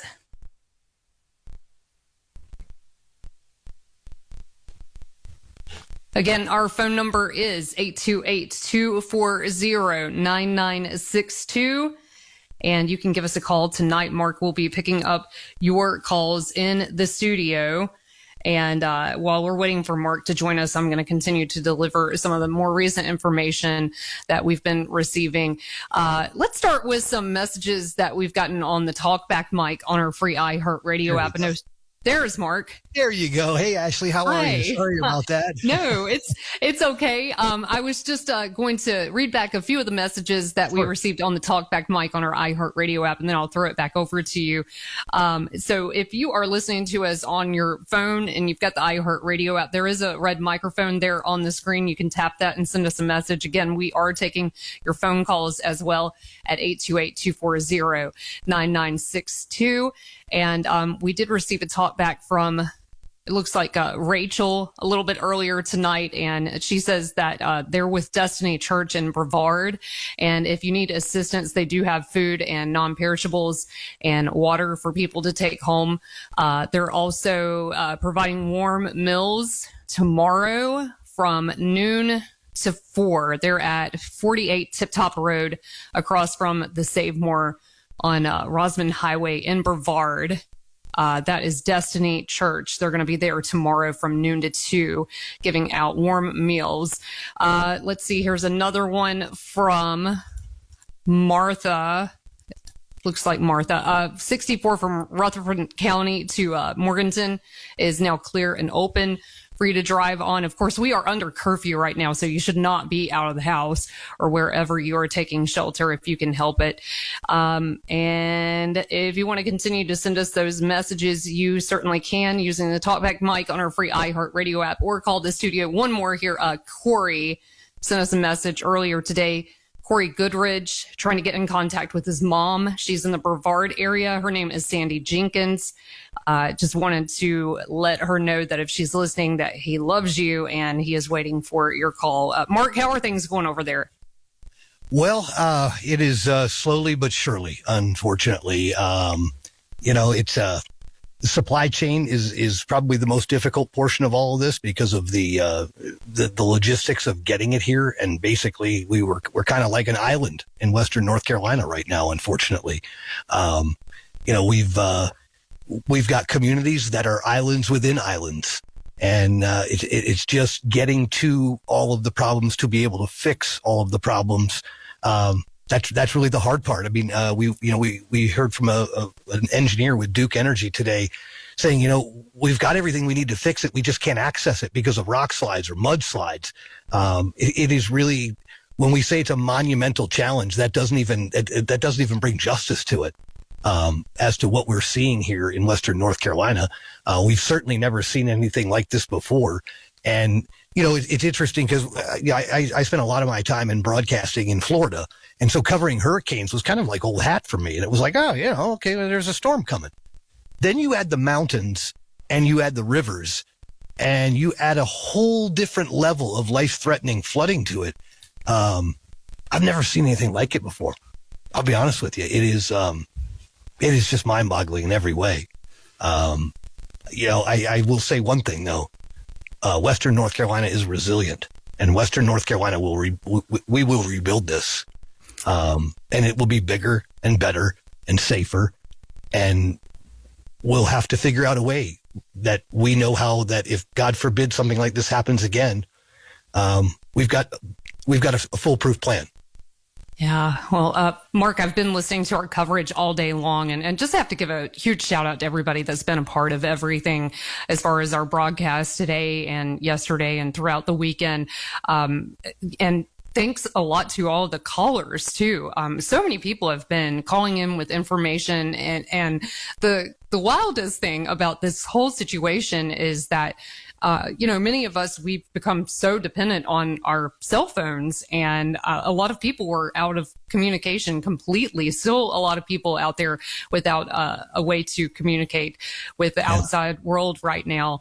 And since we've been able to get some calls from people in the community, we're now able to spread that information here on our Asheville stations, our Asheville iHeart stations, and people without electricity, you don't have a TV, and if you don't have a cell phone signal, you can't necessarily see what the news is on your social media channels. Right. So, but we've been right here with you throughout it all, and that's really the power and the magic of radio.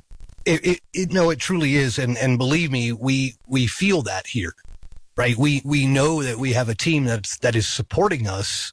And there's a reassurance there. When we lost connectivity to the internet, then we lost connectivity to literally all of our access to information. And the next thing you know, we kind of looked up, we were on the air, and we were literally just telling stories at that point, and trying to kind of recycle information and making sure that we were getting it out there. We didn't have phones, and all of a sudden an engineer comes walking through the door, and we hadn't seen humans in what felt like hours. It felt like days. And the next thing you know, there was 2 more engineers and 2 other people from corporate, and like this team came together, and we're back, and we're here, and we're not going anywhere until the last piece of tree limb has gone through a wood chipper and the last drop of water has recessed. This is our home, right? This is where we need to be. And we're going to get it done. It's Eddie Fox is joining me here. I actually have to reach over and turn his mic on. We don't have everything. The way things are set up here, it's crazy right now. So Allison, if you've got, I don't know if you saw the press release that came in a little earlier today from the city of Asheville. The offices are going to be closed tomorrow. Obviously, there's not a whole lot happening. If you've got a couple of things that you can kind of hit real quick, I just need to get a couple of other things set up in the studio, and we'll be good to go. Yes, of course.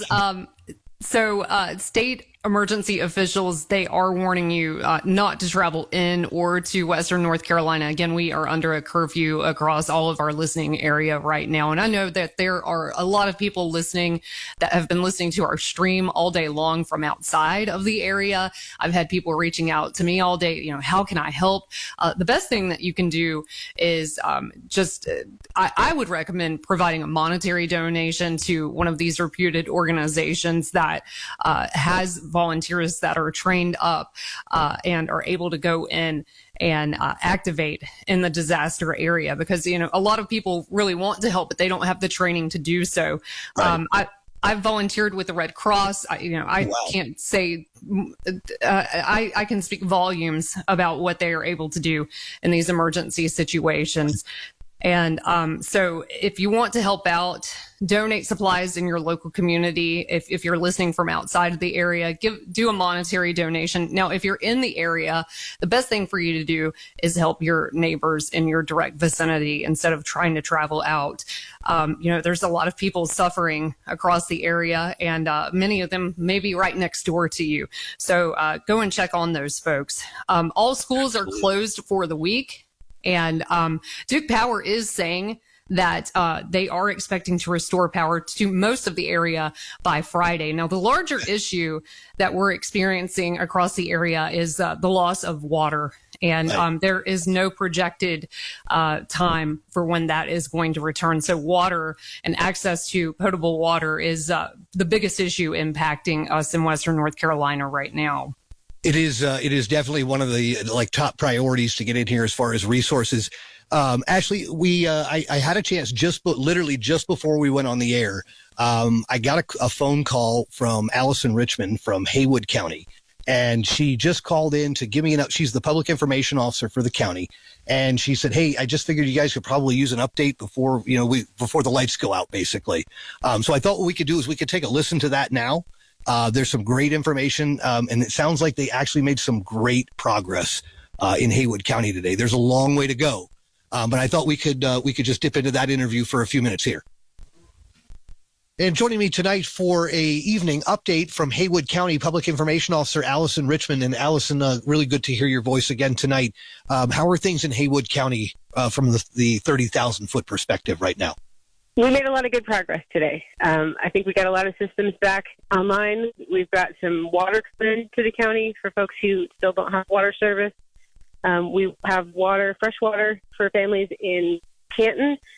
It's kind of in between Canton and Clyde, so it's up on the hill there in the Canton Plaza. Folks can come and bring their own containers. You'll be able to get a gallon of water per person or 5 gallons of water for a family if you've got enough containers for that. That will be there at 8 o'clock in the morning. They'll be there 8 to 6 all day long, so you can come get fresh water. There will be a second water tank. We're just working on a location for that. We'll announce that tomorrow. We know that we don't have any schools going on, so we have a chance to stay home and keep working on getting cleaned up. Encouraging people as they're cleaning up to be careful. There's still critters, animals are let loose by the flood, and just watch out for surprises out there. Stay off the roads if you can. We're still seeing here a lot of down lines. We had a couple new landslides overnight, and we got a little bit more rain, so some of the slopes that were already failing slipped a little bit more. So we're seeing some instability out there with landslides still. Most of the water in Haywood County has receded, but there's still some pockets where it's not safe. So especially after dark, we have a curfew here in the county from 9 p.m. to 7 a.m. just to kind of encourage people to stay home and stay safe. So check on your neighbors, take care of each other. We're just encouraging people to look out for each other as much as possible, to share and share alike, to conserve fuel. That's still an issue in the county. We had a lot of long lines at fuel stations today. So try to be conservative with that. Conserve water as well until we get more resources in. Right. Haywood County is under a boil water alert. So if you're able to boil that water, keep it safe. Try not to drink anything that's unsafe until we can get the systems back up and running. But I think we made a lot of good progress on infrastructure issues today, and I think we'll continue to see that improve little by little over time. Allison, as far as supplies getting into Haywood County, how is that supply chain working for you right now? It's starting to come together. We got one water truck up and running. There's another one that has arrived, and it needs to be upfitted so we can use it. That'll be in place tomorrow. We've also got food coming, so there'll be resources starting to show up in communities here very soon. Excellent. This is always the question I hate to ask because I always fear that there's going to be an answer to it.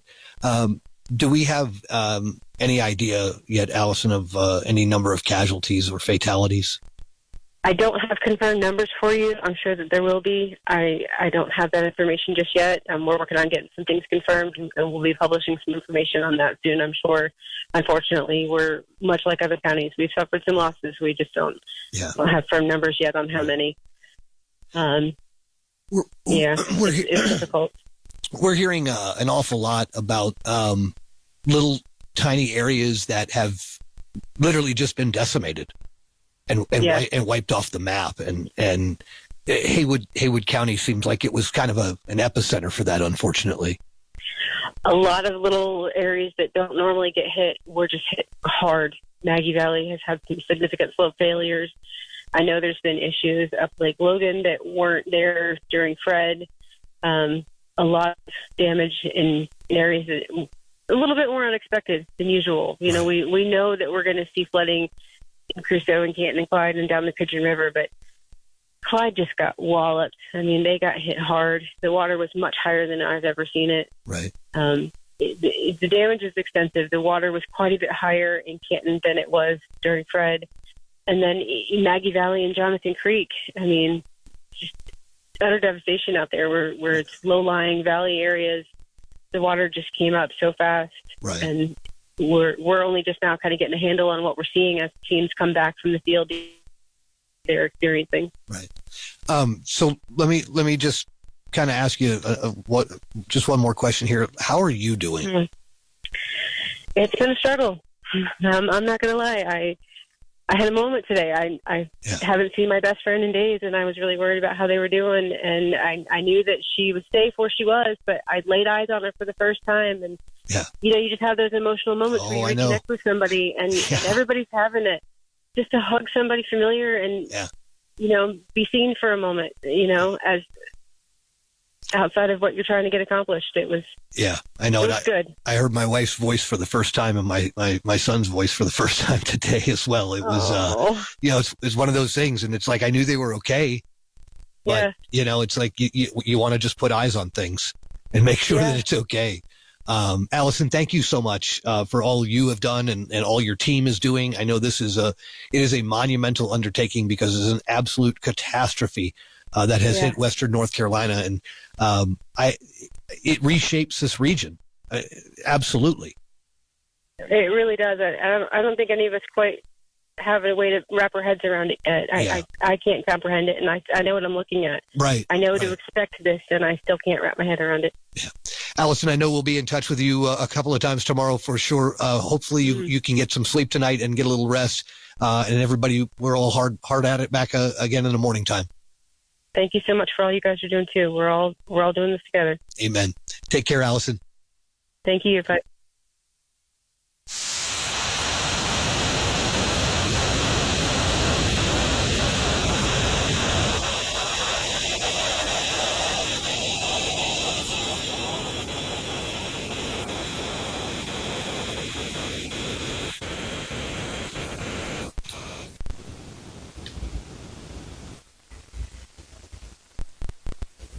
You're listening to Asheville Operation Stormwatch coverage on your local iHeart radio station.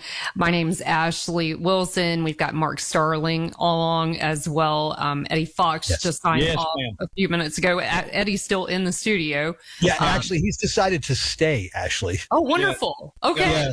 He found out we had granola bars, and that was the end of it. But I brought some granola bars and some Pop-Tarts, too. Yeah. So he's not revealing the flavor of the Pop-Tarts, which leads me to believe that they're probably, those cheap ones, aren't they? The toaster tarts or something like that. They're called free tarts. They are. It's free, it's for me, okay? Ashley, we want to say thank you so much for what you're doing for all of our neighbors here in Asheville. It really means the world to us that you are given some of your time to help the cause here tonight and just be with people and feed some information to folks and make sure that they've got what they need and they've got a friendly voice to hear it from. And we just want to say thank you for doing that. Oh, of course. And, the mountains are close to my heart. I tell everyone that I'm from the mountains. I was actually born in Burlington, North Carolina, but my grandparents are from Marion, and I actually went to high school at McDowell High. So, all this hits really close to home for me. And I'm just devastated to hear from, all the people that we've had on the air today and just some of the stories that they've been telling. And, everyone has been impacted by this in some way. My dad, I was on the air with you guys last night. My dad lives in Boone, and for 2 days I couldn't hear from him. So you know how that goes. I know so many people are listening and can empathize with that when you can't get in touch with anyone. I mean, we didn't know where Eddie and Amanda were. So let me tell you, I cannot tell y'all how much it means to me and Amanda both. The outpouring, once we got into cell service and the messages started popping up, folks asking about me and Amanda and Ellie Lynn, it means everything to us. And to be out of touch like that and knowing people are probably worried, but you can't do anything, but just, kind of enjoy the unplugged time. This is the scariest thing I've ever been a part of. It just, everything is so scary, and it's to all of us. It's just not something we deal with, and probably will never deal with again, God willing. Yeah. It's just, you don't know where to start. You don't know what to do, how to act, what to feel. It's just, we've all had a traumatic experience over the past couple of days, and we're just doing the best we can. We're still going through it for sure. Let's go over to the phones. I believe we've got Brian on the air with us. Hey, Brian, how are you tonight? Good. My name is Brian. I'm trying to get information on Waynesville down there. Okay. What specifically are you looking for? I just wanted to know how it is down there. I'm in Norwalk, Ohio. I got real good friends down there I'm concerned about. I actually got a call from a good friend of the show, Mama King, who lives in Canton, in the Haywood County near Waynesville, and it's pretty bad right now. To be honest with you, it's their experience. I mean, they're barely out of the big storm back 2021, and this is. I asked Mama King. She actually lost a house back in, was it 2004 when the big storm came through? Yeah, that's the last flood. So her house was washed off the side of a mountain, so she knows firsthand loss and what that experience is like. And she said this is by far worse than anything she's ever experienced. So it's pretty rough, sir, to be honest with you. Yeah, everywhere, Brian, is. I don't think there's anywhere that was left untouched. Some areas definitely got less than others, and some areas just don't even exist anymore. I did talk to a couple of people. I have talked to a couple of people in Waynesville, and they have relayed to me like the downtown area. Not really, downtown Waynesville was okay. There was definitely damage there, but it wasn't to the catastrophic levels as it was in, say, somewhere like Crusoe or somewhere like that, Dutch Cove. Is there any routes going into Waynesville? Yes, Haywood County. You can get into Haywood County now. Yes, I don't think you can go much further on 40. Yeah. I think you're kind of limited, but really the big problem is coming down from Tennessee. Yes. And unless you're coming over, unless you've got to go through over Old Fort, you don't have any problems. If you're on this side of coming down from Old Fort, you're okay. But because they've got Old Fort at I-40 closed there as well because of a rock slide, that's going to be at least a few days. That is an absolute mess up there, which is slowing down the logistics of the supply chain. So, it's really, it's quite a situation we're dealing with here, man. Who are the folks that you're looking for? He's my best friend. His name's Stephen Gaddis. He messaged me yesterday, and I haven't been able to get a hold of him since. All right. Well, Stephen Gaddis, if you happen to be listening and you can, by all means, give us a holler. Yeah, he can call us at 240-9962, 1-800-570-9962. Brian, thank you so much for the call, man. We're praying for your friend, and we'll keep his name out there, okay? All right, I appreciate it. Thank you. Thank you so much. Take care. Yeah, let me just say this right here. I know a lot of folks are, in a time like this, you're not used to being without. And I know water supplies are running low. I know that you're without power. You really, at this point, shouldn't be out and about. There's a curfew in effect through 7:30 tomorrow morning. And I know that you want things to be fixed now, because that's the way we are. Things are immediate, and we've become accustomed to that. Just know that. Yeah. I know you feel alone right now, but you are not. It's slow, but help is on the way. Now, that's just words to you right now. I realize that, but help is on the way. A lot of times these crews, they know where the problem is. They just can't get there, but they're trying. Yeah, Duke Energy was saying that today during a press conference. I know Ashley and I were talking about that just a little earlier, that it's not getting the poles or getting the parts or the transformers or anything like that. They've got that stuff. Right. It's getting to the ones that are broken. Yeah. And some of the substations that were completely submerged, those have to basically be bulldozed. Yeah. And then you've got to rebuild those from the ground up. It really is something pretty incredible. I do have some new information for the city of Asheville. I just got this just before we came on the air. Someone emailed me and said, hey, I'm listening to you in Minneapolis, Minnesota. I'm a new volunteer for the World Central Kitchen. We received an email update yesterday that they are in Florida and Georgia, and they are now geared up, and they are heading to the Asheville area as soon as they can figure out where to bring in helicopters and airboats, unless the roads open quickly. So that's going to be a huge thing. Food service is going to become a very big thing very, very soon. Yeah. It's incredible. Ashley, anything on the agenda for you over there tonight? There was one thing that struck me this evening. As I mentioned earlier, I'm located in Charlotte, and through technology, I'm able to join you guys tonight. And I did drive up to Boone today to pick up my dad because I wasn't able to get in touch with him. So I just went there physically, and I brought him down here to Charlotte. He's in his 60s and has no entertainment whatsoever in his apartment. So I was just like, come on back down with me. But Boone is pretty much normal for the most part. You can tell that there was some flooding and some storm damage, but those areas, the rural areas, where, you know, the New River is, those areas were deeply impacted, like Meat Camp Todd, North Carolina. I used to live out there. You've got roads that are completely washed out. Valley Crucis. I'm also hearing that there's severe damage in Banner Elk, and I haven't heard a whole lot out of Banner Elk, Avery County today. Right. And then when I got home this evening and I turned on the national news, they are doing pretty significant coverage of what's happening here in Western North Carolina. But one of the stories that they showcased tonight, which just absolutely broke my heart, was about the Unicoi Hospital and them having to evacuate about 60 plus people out of that hospital off the roof. Yeah, off the roof. Yeah. And actually, we need to run to the phones real quick. We've got a kind of an emergency call coming in from Black Mountain. Brad, you're on the air here with iHeartRadio Asheville. You just said you saw a message from Black Mountain Police that said what? Black Mountain Police Department, Bee Tree Dam is close to failure. This area is now being evacuated. All Bee Tree Valley and downstream Biltmore needs to evacuate now.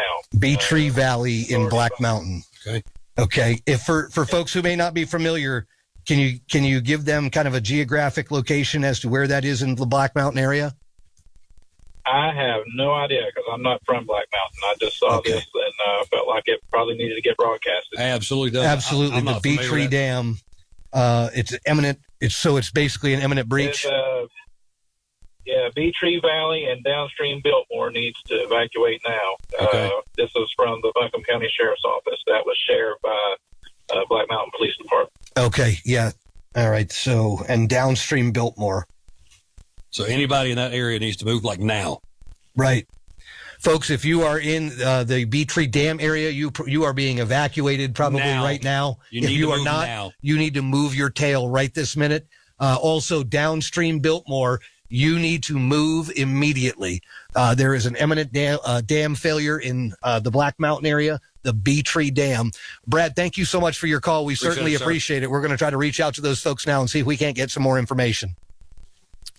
Guys, I think... Thank you. Yeah. This is a good time for us to hit our news update.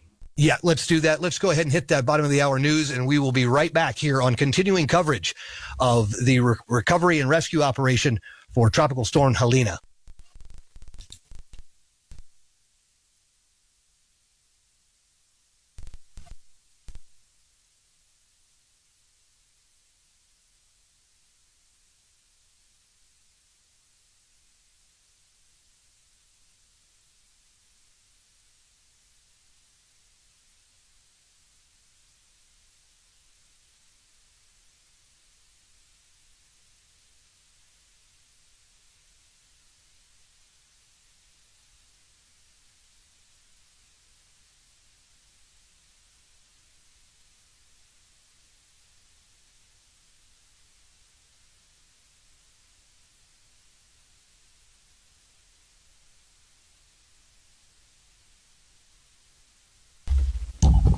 And it's 8:31 here on your Sunday night as we are continuing coverage of the recovery and rescue operations from Tropical Storm Helene.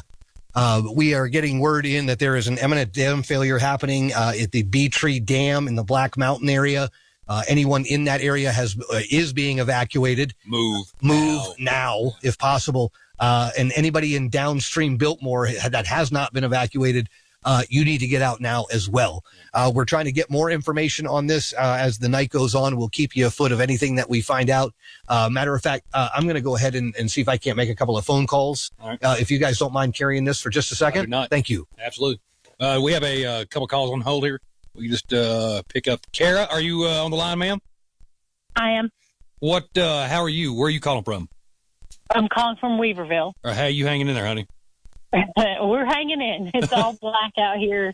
There's no gas. There's no propane. There's no food. There's no nothing.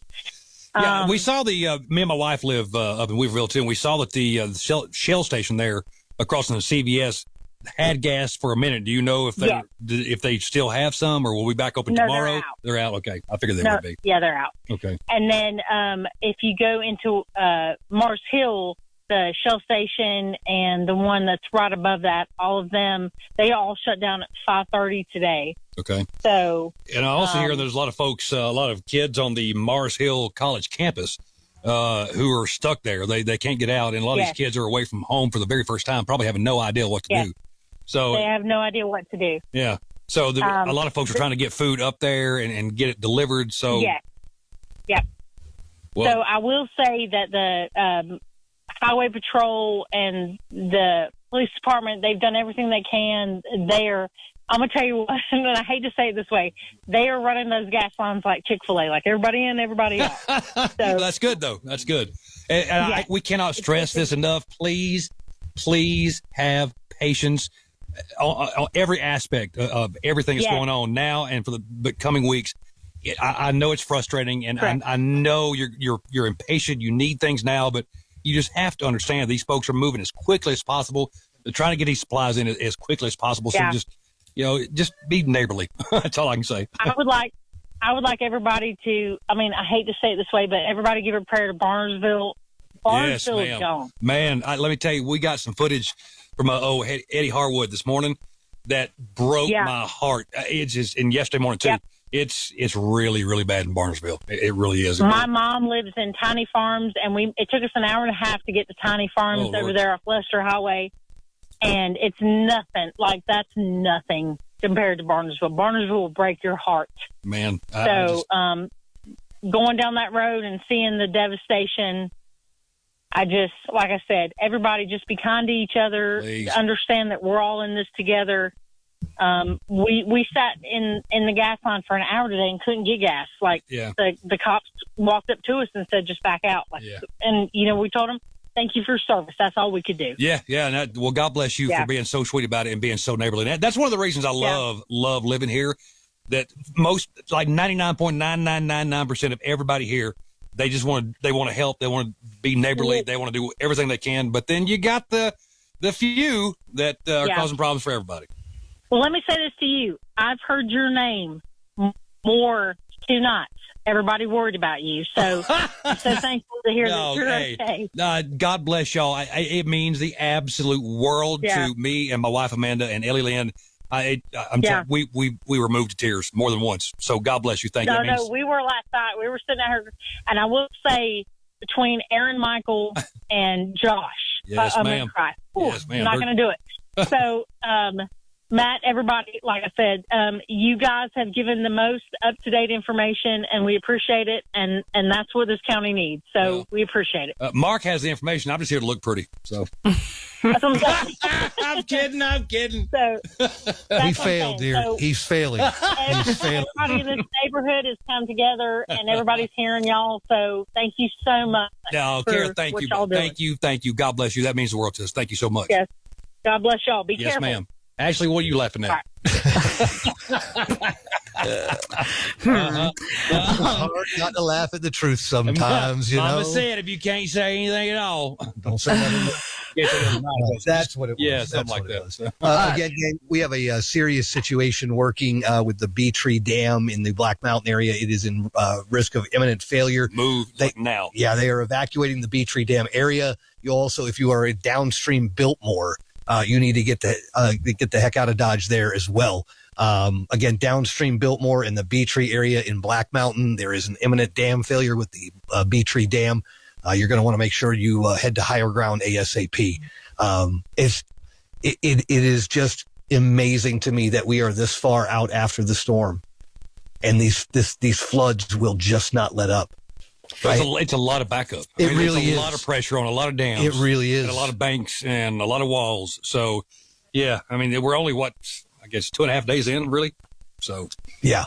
It's really quite incredible, to be honest with you.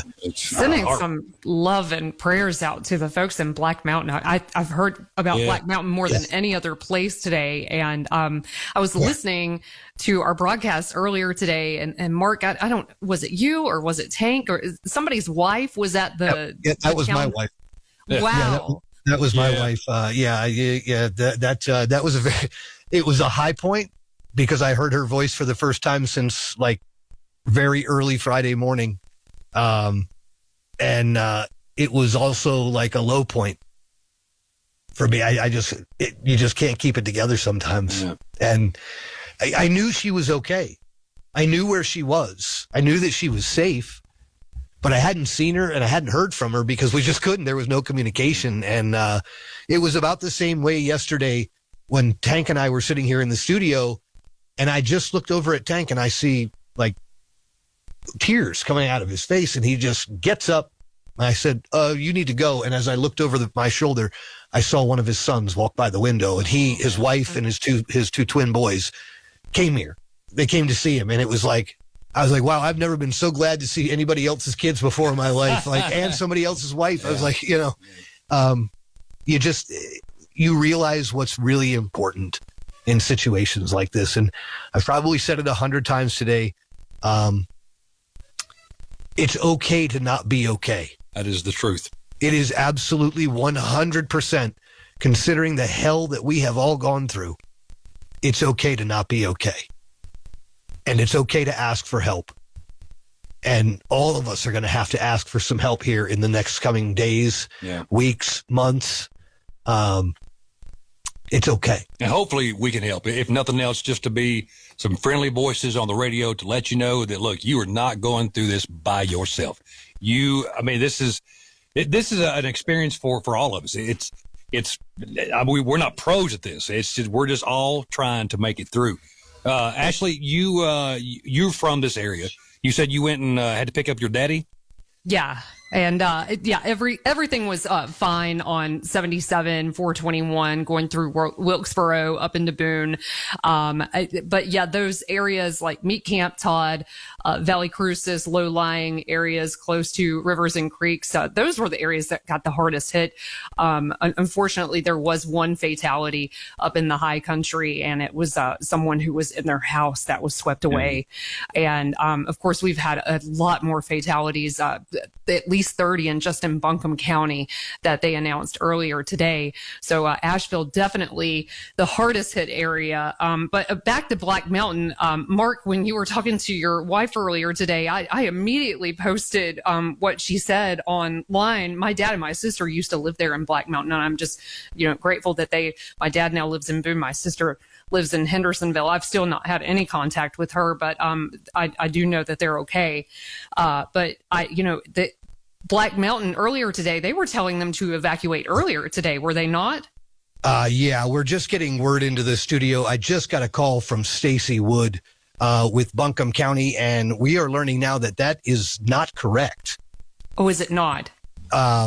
Yeah, she's going to be calling into our hotline here in just a minute, so we'll be able to put her on the air to let us know that is not correct. That came from Black Mountain Police Department. It was shared then by Buncombe County. Oh no!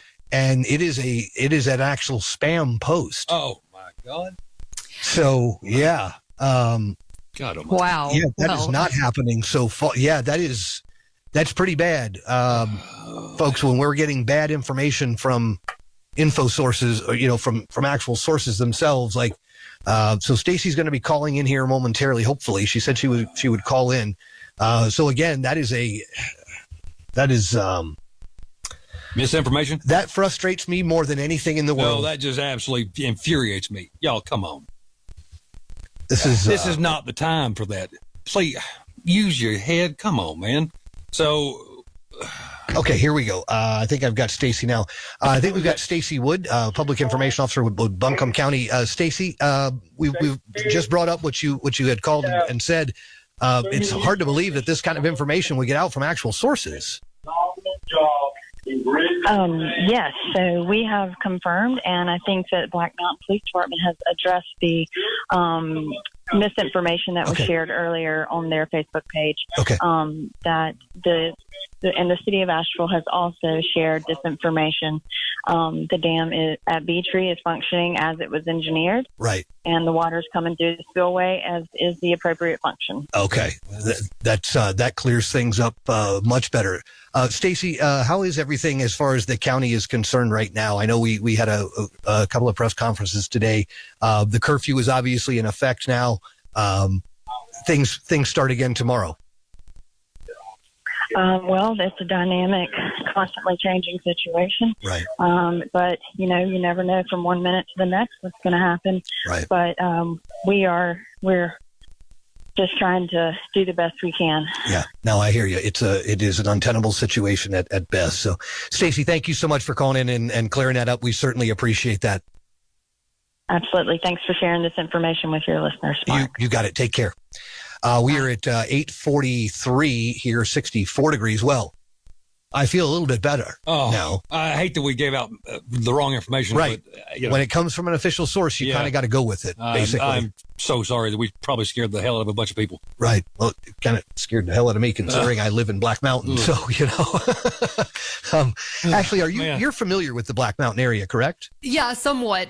My dad and my sister, they live just off 40. We didn't go into the village too much, but, it's a small, close-knit community. And, hopefully everybody is sticking together there and helping each other out. We've the words Black Mountain, I think, have come out of everyone's mouths more than any other location today. It's such a wonderful little place. I moved there a little over a year ago, and it's just been such a wonderful place to live. It's such a great little community. And, having seen some pictures here and there, it's just unrecognizable now. Yeah.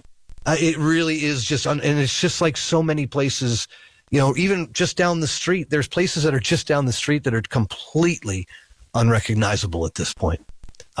Really a sad state of affairs for sure.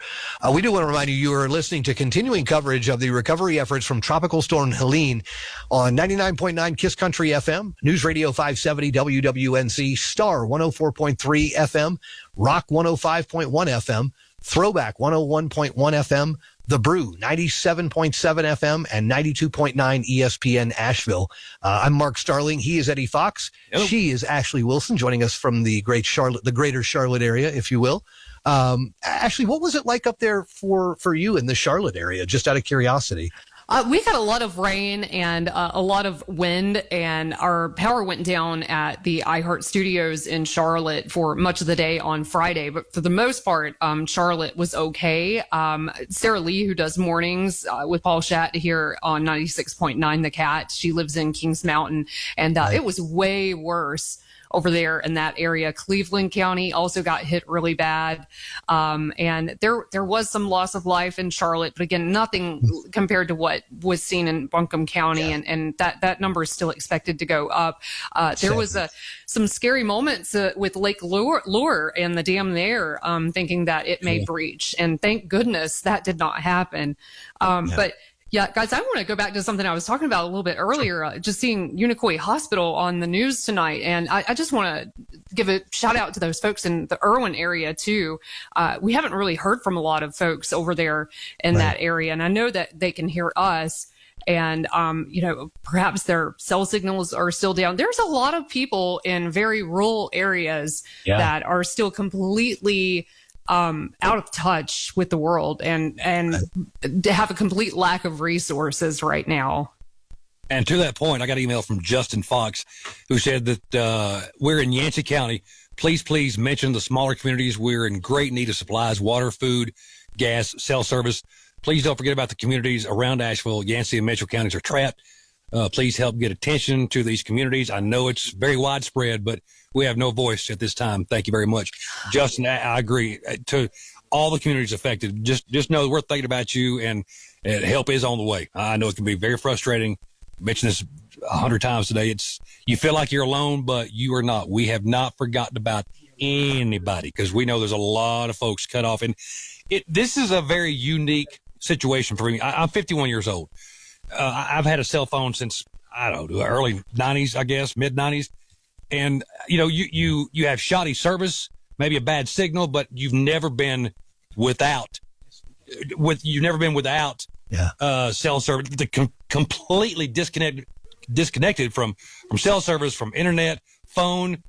It's a unique, very horrifying situation to be in. It really is. It really is. We just got a call in here just a minute ago from the Asheville Fire Department saying, hey, did you guys know about the B tree? Yes, we did. We want to remind you folks, the false claims that you are seeing online about the B tree dam and Black Mountain that was shared by multiple organizations. It is not, in fact, relevant or true. The dam is functioning as it should, as the spillways are operating properly.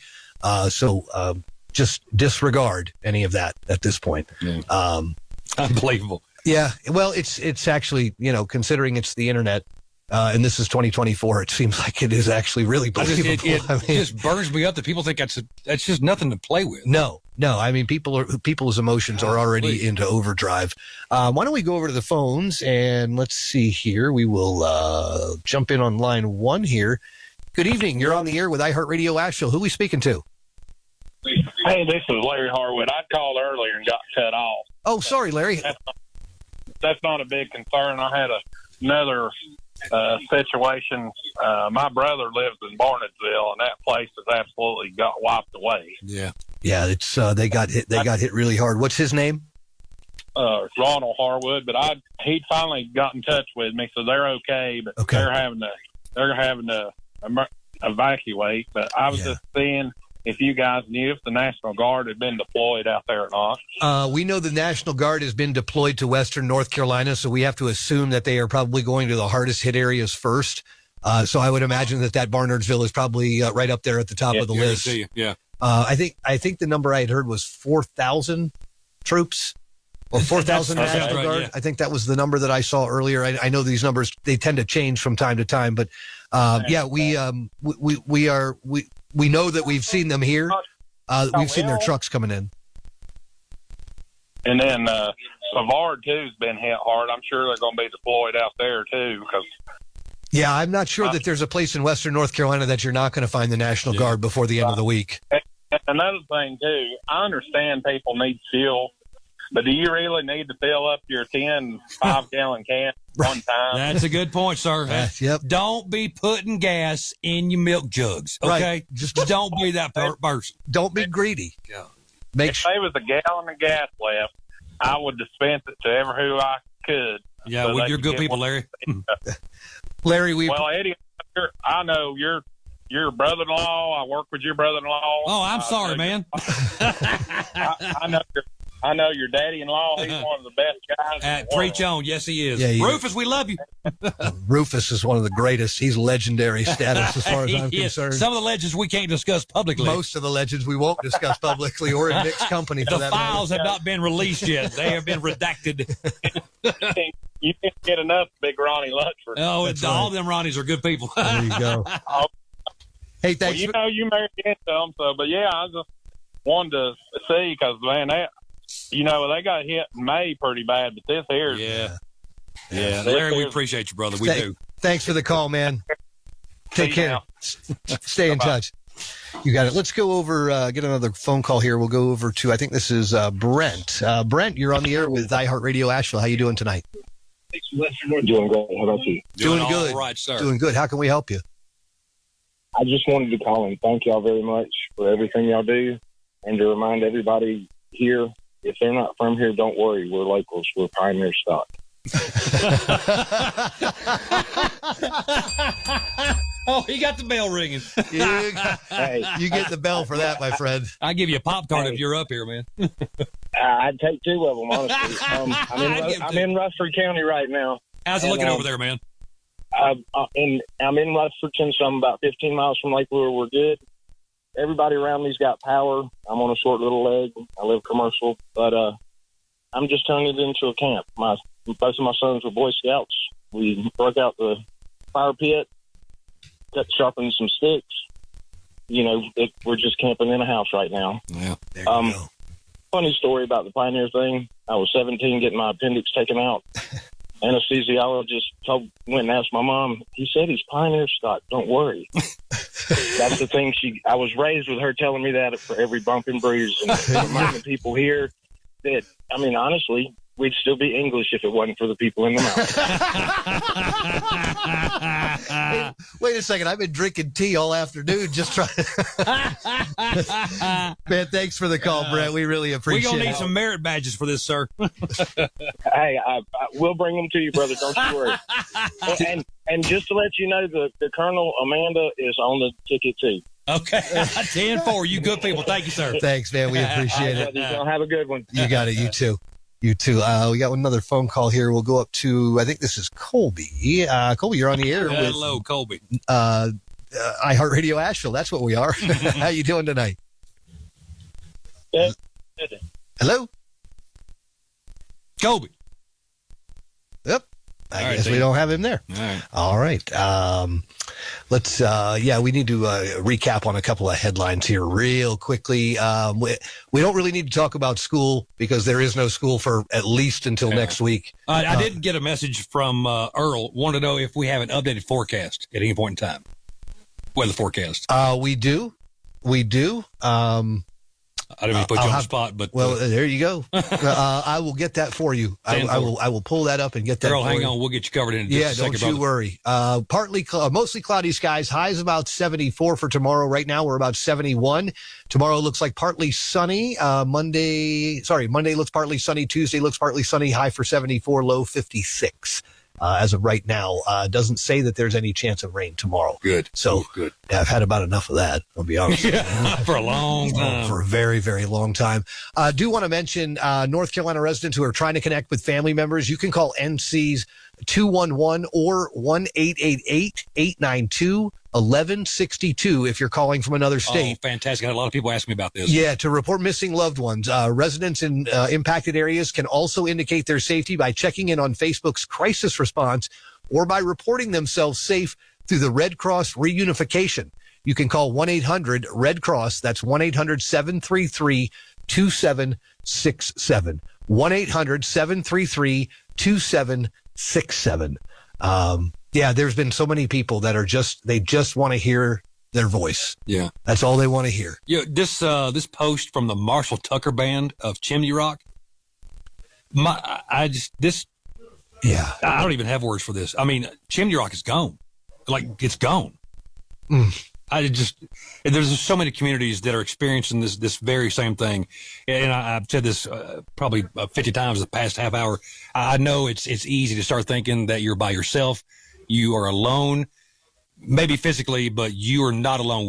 There's so many people sending love and prayers. And I know those are just words right now to you, but help is on the way. People are trying to get to where you are, no matter where it is. It's just not easy for some of the areas that are hit harder than others. It's hard, and it's going to take a minute to get there, but their help is on the way. Yeah, it just takes a little time, right? We got good movement today in a lot of different areas.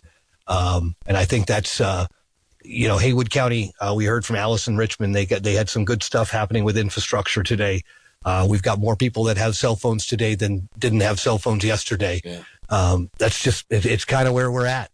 It's going to take a little time, but we should be a little more each day. And a few weeks down the road, month down the road, things may kind of come around a little bit. Well, we're going to survive. We're going to we're going to rise above this because that's what we do. Absolutely. 100%. It's going to take some time and some strength and, some digging, but we're going to rise above this. I guarantee you. You're listening to continuing coverage of the rescue and recovery efforts from Tropical Storm Helene here on iHeartRadio Asheville, part of our all 7 stations, part of our iHeart family. And, of course, our good friend Ashley from Charlotte is with us tonight, taking some time and sitting in and just kind of hanging out. And that's really what we do. I mean, that's what this is. It is. There's not a whole lot of new information that's coming in right now. Everything kind of really dials back after 6 o'clock at night. And really, I think this is about keeping people company. Yeah, well, you should be at home and you should be embedded at the house until. Well, I'm happy to go if you would like me to. I can go ahead. I hope we can bring some bit of joy to your life right now. That's the hope anyway. So give the phone numbers. Do you mind, sir? I mean, if people need to reach out. Yeah, 240-9962, 1-800-570-9962. You can also email me, Mark, M-A-R-K, at WWNC.com. Eddie at 99kisscountry.com. I always get that one wrong. Ashley, do you have cats? Sure, you can email me if you'd like, but you guys are doing a great job handling everything. It's Ashley Wilson at iHeartMedia.com. Did want to say that we got a talk back a little while ago. Unfortunately, we're not able to play these back on the air right now, but we are able to see them in the studio. And this one came from, it looks like Sosha Peters, and she's in Old Fort. And earlier this hour, she says that they now have power off of US 70. So if anybody is looking for their family, anybody trying to get in contact with anybody in that area, they just got power less than an hour ago. Their cell service is back up too. Just wanted to let everybody know that everyone in Old Fort off of US 70 is doing good now. Right. Excellent. Do you have cats, Ashley? Do I have cats? Yeah. Yes, I have a cat. I thought I heard one meowing a while ago. I thought you did. I want to make sure I wasn't hearing things. No, but hey, it's been a long time. this is the incredible thing about working for iHeart and the technology that we have available to us is that we literally can talk to you from anywhere. And so if we have power, yeah. Yeah, but it's a combination of old school and new school, and we've got incredible new technology. But we also have these radio towers that we're able to use to keep in touch with people in a disaster situation. So this has just been such a great testament to the power of radio and being a resource to the community. Yeah, Ashley, I don't know how long you've been in the business. I know Eddie's been in it like 2 days longer than baseball's been around. But we go through these. You know how it is. We go through these. We go through these type of situations, and whether it's a hurricane or whether it's a war or whether it's something like that. There's a certain part of all of us who are in this business that this is what drives us, is to bring people the information that they're looking for, bring people the information that they need, but at the same time, just to act as that companion. I tell you what, it changes things, and it's a lot different feel when you're a part of it and not just reporting on it. Yeah. No, that's absolutely 100% correct. We are coming up on the top of the hour. We're going to catch up with a newscast from our friends over at 24/7 News Source who have just been absolutely phenomenal during all of this. John Mounts and the team at 24/7 and Chris Berry and his team, they're just a great group of guys and gals, and they have really done a wonderful job backing us up. For those of us who have been on the ground when we haven't been able to connect, they've been right there for us, and it absolutely means the world.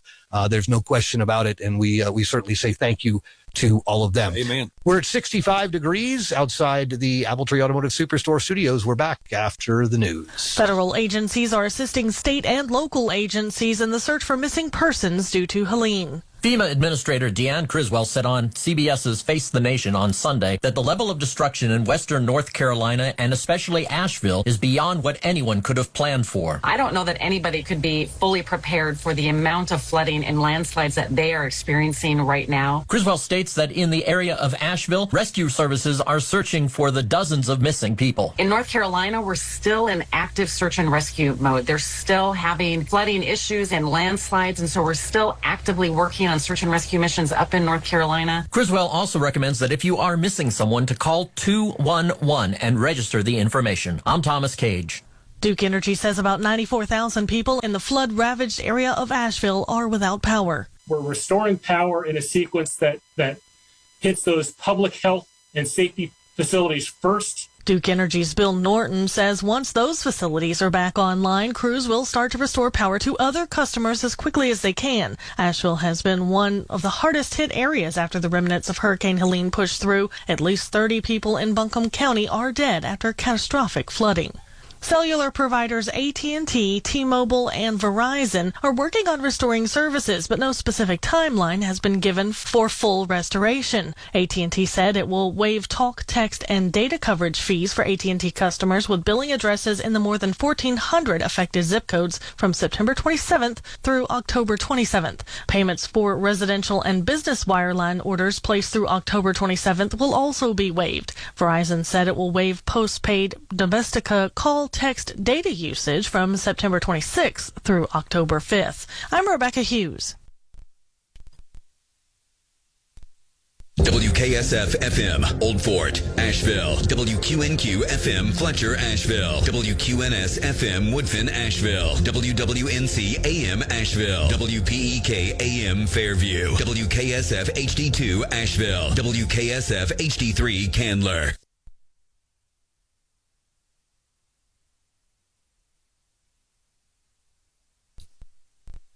We're here connecting the community. This is iHeartRadio Asheville's continuing coverage of rescue and recovery efforts from Tropical Storm Helene. Good evening. I'm Mark Starling. It is 9:02 and 64 degrees. With me, Ashley Wilson, over in our Charlotte market. And, of course, the legendary Eddie Fox. Legend of my own shower. Legend. Yeah, you got to start somewhere. That's right. And you're listening to continuing coverage of the rescue and recovery operations for Tropical Storm Helene.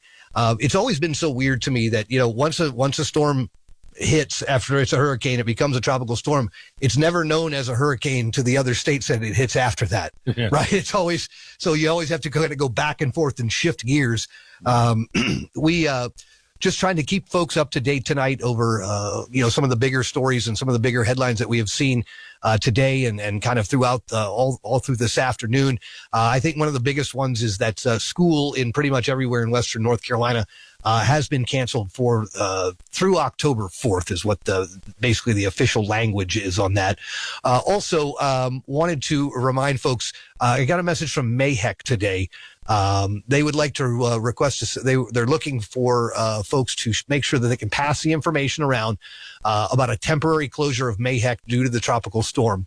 While hospitals across the region remain open, several healthcare practices, including the Mountain Area Health Education Center, are temporarily closed. Mayheck, which serves patients throughout Western North Carolina, has closed all locations for both patients and staff until further notice. Phone and online communication may be limited. Mayheck is actively working to restore all those services and provide updates as soon as they become available. And they just say they appreciate your patience. Mayheck serves a lot of people in our area.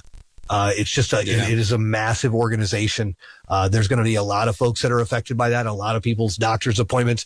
You remember back when COVID hit and we went through a lockdown. Oh yeah. And what was the first thing that everybody kind of canceled and went without? It was their doctor's appointments.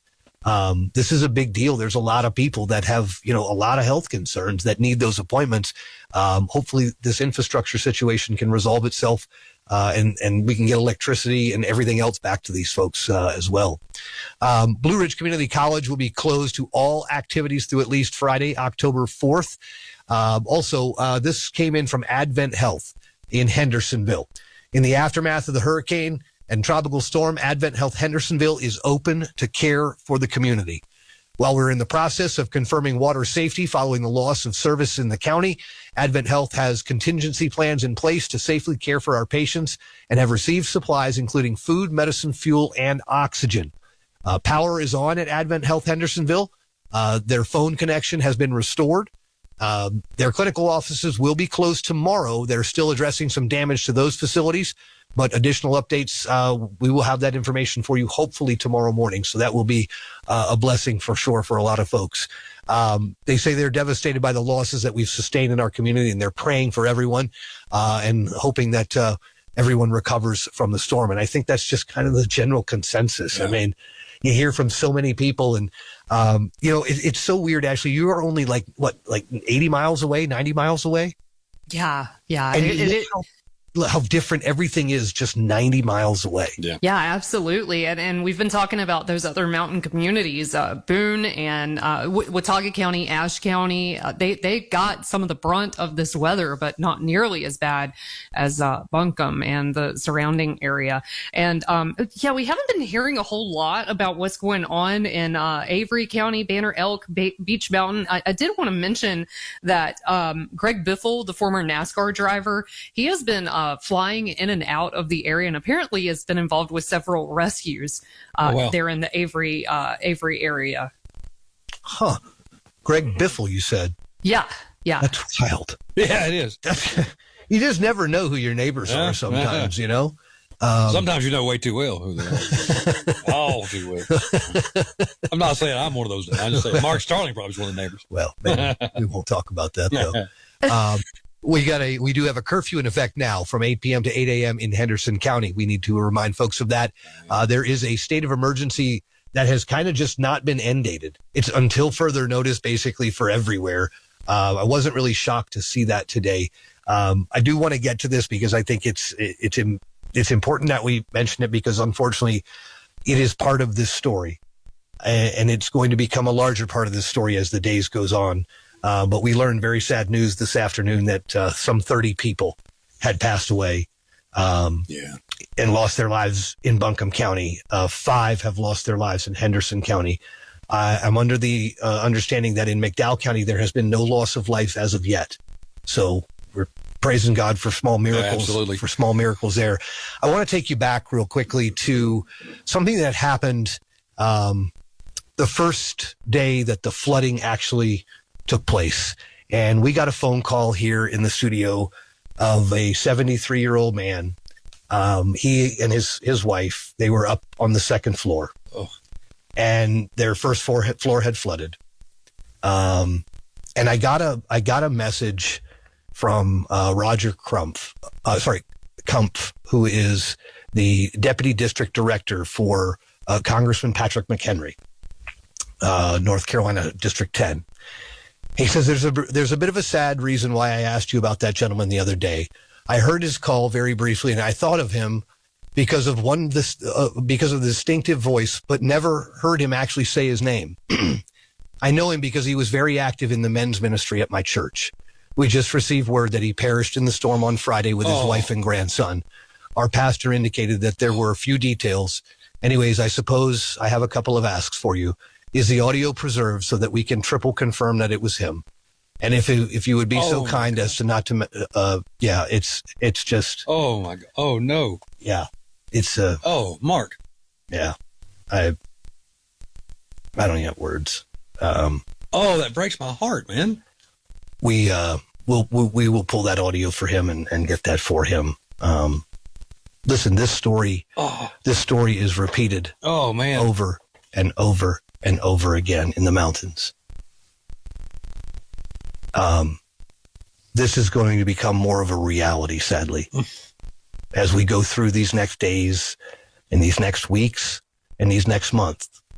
And as I said before, it is okay to not be okay, because none of this is okay. None of this is normal. None of this is average. We are living in very weird times right now. We're just not used. This is not an everyday occurrence. This is not normal for anyone. It's not ever. It's not a once a year occurrence. It's not this is a once in 1,000 year. Yeah, it's just storm. It's just. I'm not trying to be cliche. It's just. It's things that we report on. We see on TV. We see in movies. But God, to come down 26 and to see the devastation like the O'Reilly Auto Parts there. It's unbelievable. Right, at UNCA, just the swath of absolute destruction, boats up on their side. Like there was a van upside down with a truck on top of the upside down van. Windows, just entire buildings just swept away like it's nothing, like it's Legos. It's hard to wrap your mind around what you're seeing. And is it real? Is it, I don't know. Your brain has a hard time processing that. And I think we're all going through that. And then on top of that, you have no power and you have no water and you have no service. And it's a lot on your senses at once. And don't think that we're above this. We are just as, I mean, my God, man, me and Mark and Amanda and we've all cried 100 times. It's just, you don't know. Sometimes you just can't process it any other way. No, you can't. But just know, and this may be words to some people, but there's nothing but love and prayers. So much love and so many prayers for this community. Hopefully it gives you some sort of comfort if you're hearing this tonight. I mean, that's why we're here. That's if nothing else, maybe it's just a little touch of reality in an otherwise chaotic, massive mess over the past couple of days. And that's hopefully it can bring just a little bit of light into your life. Just getting an email in from Rebecca.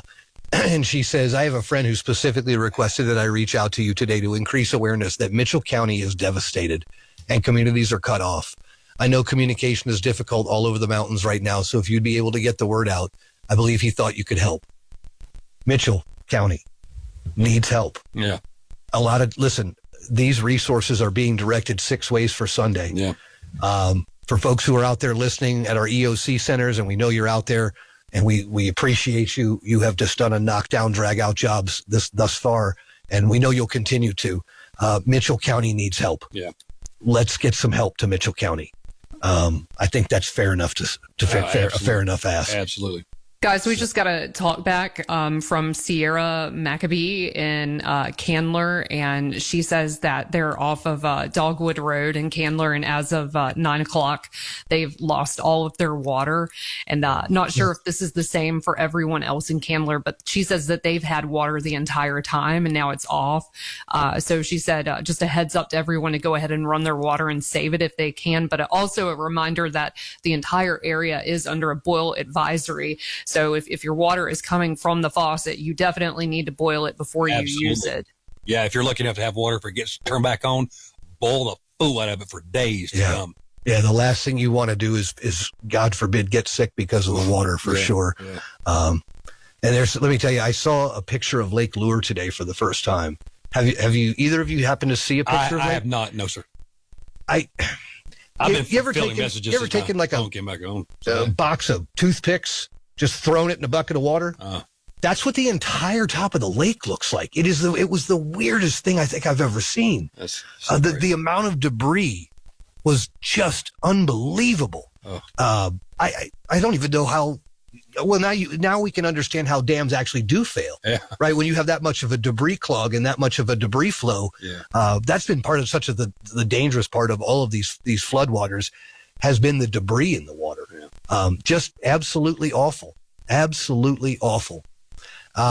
Speaking of debris, Haywood County sent out a notice a little while ago. Debris removal. Please ensure that debris is placed beside, not on the road. Debris should be lined up next to state maintained roads, not private roads. Whenever possible, separate tree debris from construction material. Remember to take photos of the debris for FEMA documentation purposes. This is going to become a really big thing. Folks who are here in Western North Carolina that have been affected by the storm, you can apply for disaster assistance on disasterassistance.gov or on the FEMA app, or by calling 1-800-621-3362. That's 1-800-621-3362. Just some advice I've been asked to pass along a few times today. Once we start digging out of this and shoveling out, and you start calling on plumbers and roofers and contractors, make sure you vet the fool out of them, because these yahoos are going to be trying to take advantage of this situation. They're storm chasers. They follow it around, and they will take your money and leave you hanging. We know. Look, call Mark, call me, call Amanda. We know TP Howard, Balkan Roofing. There's just so many people that we know that they're good people. They're not going to take advantage of you. They're going to work with you.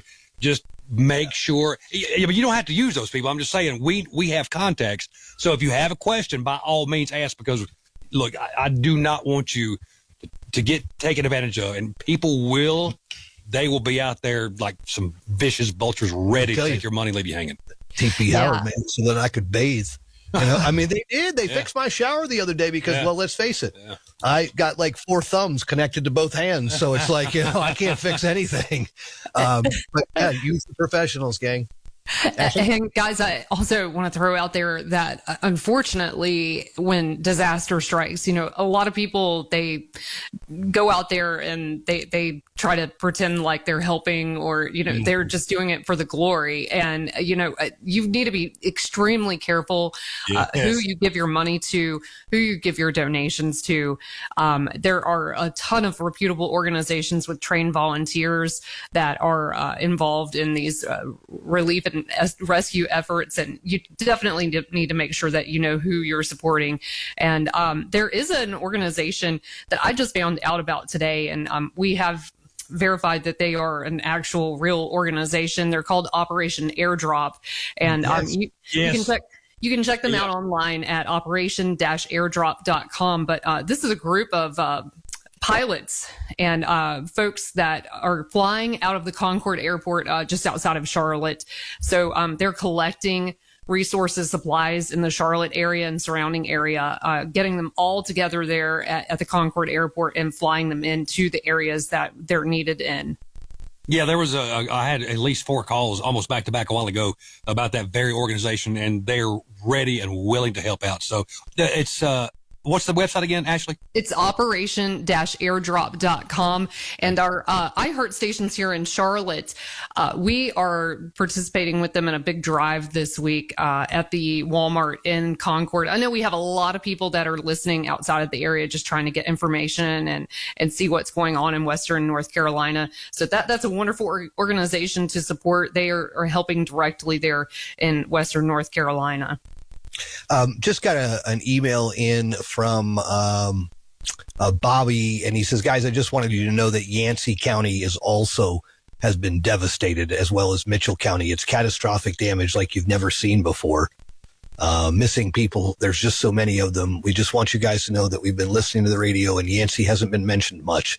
We just want you to know it's really bad up here. Yeah, we have forgotten about Yancey, Mitchell, outlying areas. I mean, we're thinking about everybody, all of y'all. And those are very rural areas. Those people are somewhat cut off from the world. And this is one of the things about mountain people. Like it's a good thing and a bad thing about being a mountain person is that sometimes you really want to be cut off from the world. And that's I mean, that's why you live in the holler. But then it also makes you more vulnerable when there's situations like this. But I've always said that if there was an apocalypse that happened, I hope I'm in the mountains, because that's where my people are. Those are the people that are going to round up the resources and help you out. Those are the people that know how to grow their own food. They know how to can their food. They probably have an emergency kit and supplies. The original MacGyvers, if you will. Just got this in from listener Matt. He says, update from Lester. My home was destroyed by a tree in the storm, but I'm far from the only one. There's still lots of trees and power lines down. There was a 5-hour wait for gas today on Lester Highway, 3-hour wait into the store. I'm not sure how much food is left, and assuming that it can't be restocked anytime soon. We're all making it okay, but supplies, including food, water, gas, are running out. Duke Energy has an estimated time for restoring the power in this area as possibly by Friday. Thanks for all you guys are doing. I mean, it means a lot to us, and we hope you all are okay. Geez, Matt, thanks, Matt. That's the hard part, is when you get that possible time. Mm-hmm. That word possible. Yeah. That really just kind of takes the wind out of the sails of any sort of the hope for getting it through. A message from Carla. She says, I called earlier. My name is Carla, but for good measure, in case they weren't listening, my parents are Billy and Doris in Burnsville off Silver's Gap Road. I just want them to know I've talked to everyone and they are okay.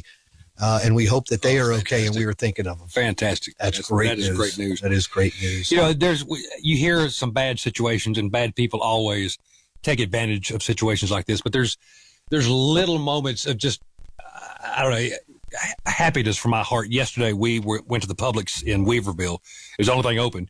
And there was just one lady standing in line. The line, we were there for, I guess, 2 hours maybe, in line, hour and a half. And this one little lady had a bunch of eggs and some bread and was just holding, because you couldn't find a buggy anywhere.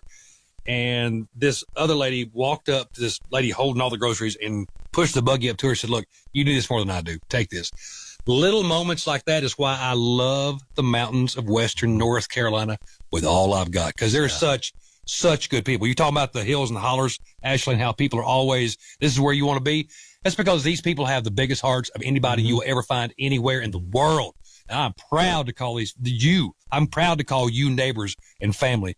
And we're right there with you in this. And I just thank you for all of the folks who have such a big heart, and they're all about wanting to pile on and help and bring in supplies and cut down a tree or just take somebody to what everybody's wanting to help. And I cannot say enough how much we love and appreciate y'all. Yeah.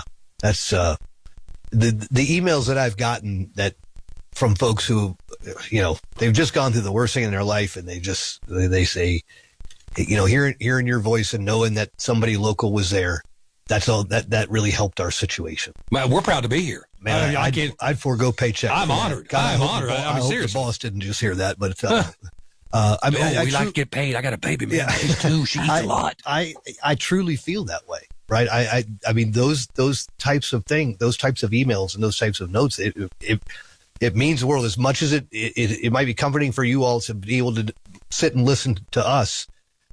It's just as much for us to be able to sit and listen to you and talk to you and know that you're okay. Yeah. Absolutely. And that if something is wrong, that we might be able to try and help you. Back during COVID, Mark, is when I think you and I really bonded because I was at the house broadcasting.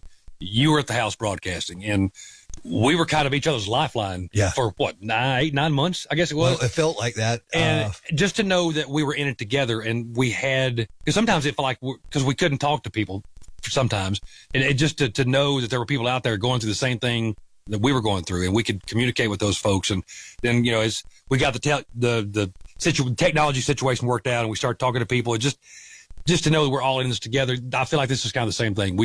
We're in this together, even though maybe you can't talk to us, or, you can't talk to some of the folks that you love. We're all in this together. And we appreciate the support. We're not going anywhere, as I said, until the last bit of debris is cleaned up and the last drops of water of floodwaters have recessed into the river. That's when we stop. Hey, who is this crew on our driveway out here at the radio ranch cutting down these trees? Them boys. They drove up from Miami straight through the night. Good Lord, Yeah, I don't know how they got here from Miami that fast. They broke land speed records as far as I can tell. God bless them, man. They worked their absolute tails off today getting there must have been 100 trees down out there. So the road that the radio station, actually, have you ever been out to our station? I have, yes. Okay.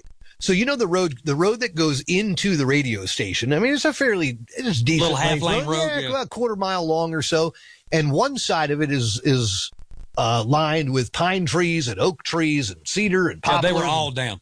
Every single one of them came down from the start of the road all the way back to the radio station that crushed our gate out in front. And one guy cut from the end of the road all the way up to the radio station property. Wow. One guy? The night of the storm, one guy, and moved all of it by himself, apparently. Wow. And then when this crew came in, they got here at 8 o'clock this morning, and they fired up their chainsaws. They drove straight through the night from Miami to get here because that's who was available. That was all the only people that were available. Yeah. And I came through at, was it like 5:40, I think, dropping the wife and baby off at the house, and they were wrapping up. They had cleaned the entire thing. I'm just amazed by their work. Thank you guys so very much. Really, really was amazing. Oh, man. But never mind. I was going to say, let's run over the phones, but we probably should give them the phone numbers. 240-9962, 1-800-570-9962. With us tonight, Eddie Fox from 99.9 KISS Country and Ashley Wilson from Cat Country. I am the only one that doesn't have any sort of, I had country background, but I'm Mark Starling, and I work on News Radio 570 WWNC. The Angry News Gnome, Unky Meh. Well, that's only on the KISS Country. You're still Unky Meh to us, and we love you, man. We do. It's been a great it's been an interesting time. It's been a great time with my coworkers to be able to be there for each other. That's one of the things that I love about these people that I work with, is that we can lean in on each other when we need to. When you got a guy that's as tall and as big as Tank Spencer is, when he gives you a bear hug in the parking lot and lets you know that everything's going to be all right. He was outside eating a peanut butter sandwich when me and Amanda came walking in the parking lot earlier today. That was about the 38th peanut butter sandwich. He's like, "Oh my God, it's so." He come up and hugged us, and I about puked and loved it. I loved every second of it. It was amazing. It's it's good to see people, and when we get through all this stuff on the other side, Ashley, you are going to have to come down and join us for some sort of a celebratory after a shower. After we get a shower, everybody needs to shower and bathe first. We most definitely will, and our guys in Greenville too. Wow, Aaron, Michael, absolutely, Slayton. Yes. I mean, they kicked so much butt because what some people may not know is that we were down in Asheville for some time, and those guys had to take it all over. So big kudos to everybody that's been involved. From the engineers to the guys coming in and cutting down trees. Oh Lord, yes. They really have done just a knockdown, drag out job. I mean, I can't, you just can't say enough good about them, because they've just done fantastic. Hey, can we go to this phone call right here? You can. I think I might know this. Push the button. Well, it's right here. Hey, Miss Bonnie. Yes. You are on the air. It's Eddie and Mark and Ashley. How are you, ma'am? Hey, Eddie, I'm good. Is this my moose bunny? It definitely is. How y'all hanging in over there? I'm hanging in good.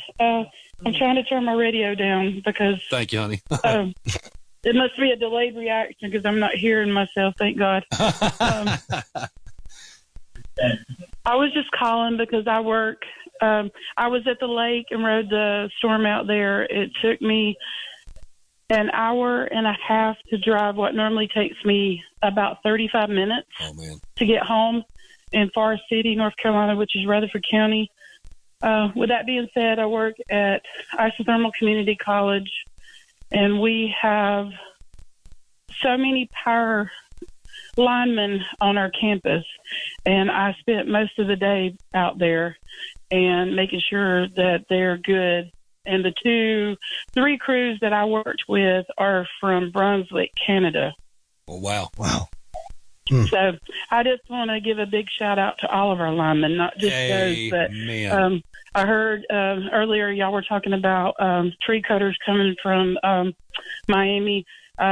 We have those crews there. We have crews from Louisiana, and we have crews also from oh, Lord, I hear myself talking now. Turn that radio. Don't pay attention to it. Delayed. I gotta keep going. Let me turn it off. Oh, that kind of startled me. But, yeah, we have crews at Asheville Community College. We have crews from Canada. We have crews from Louisiana. And we have crews from, I just lost it. I'm a little bit nervous.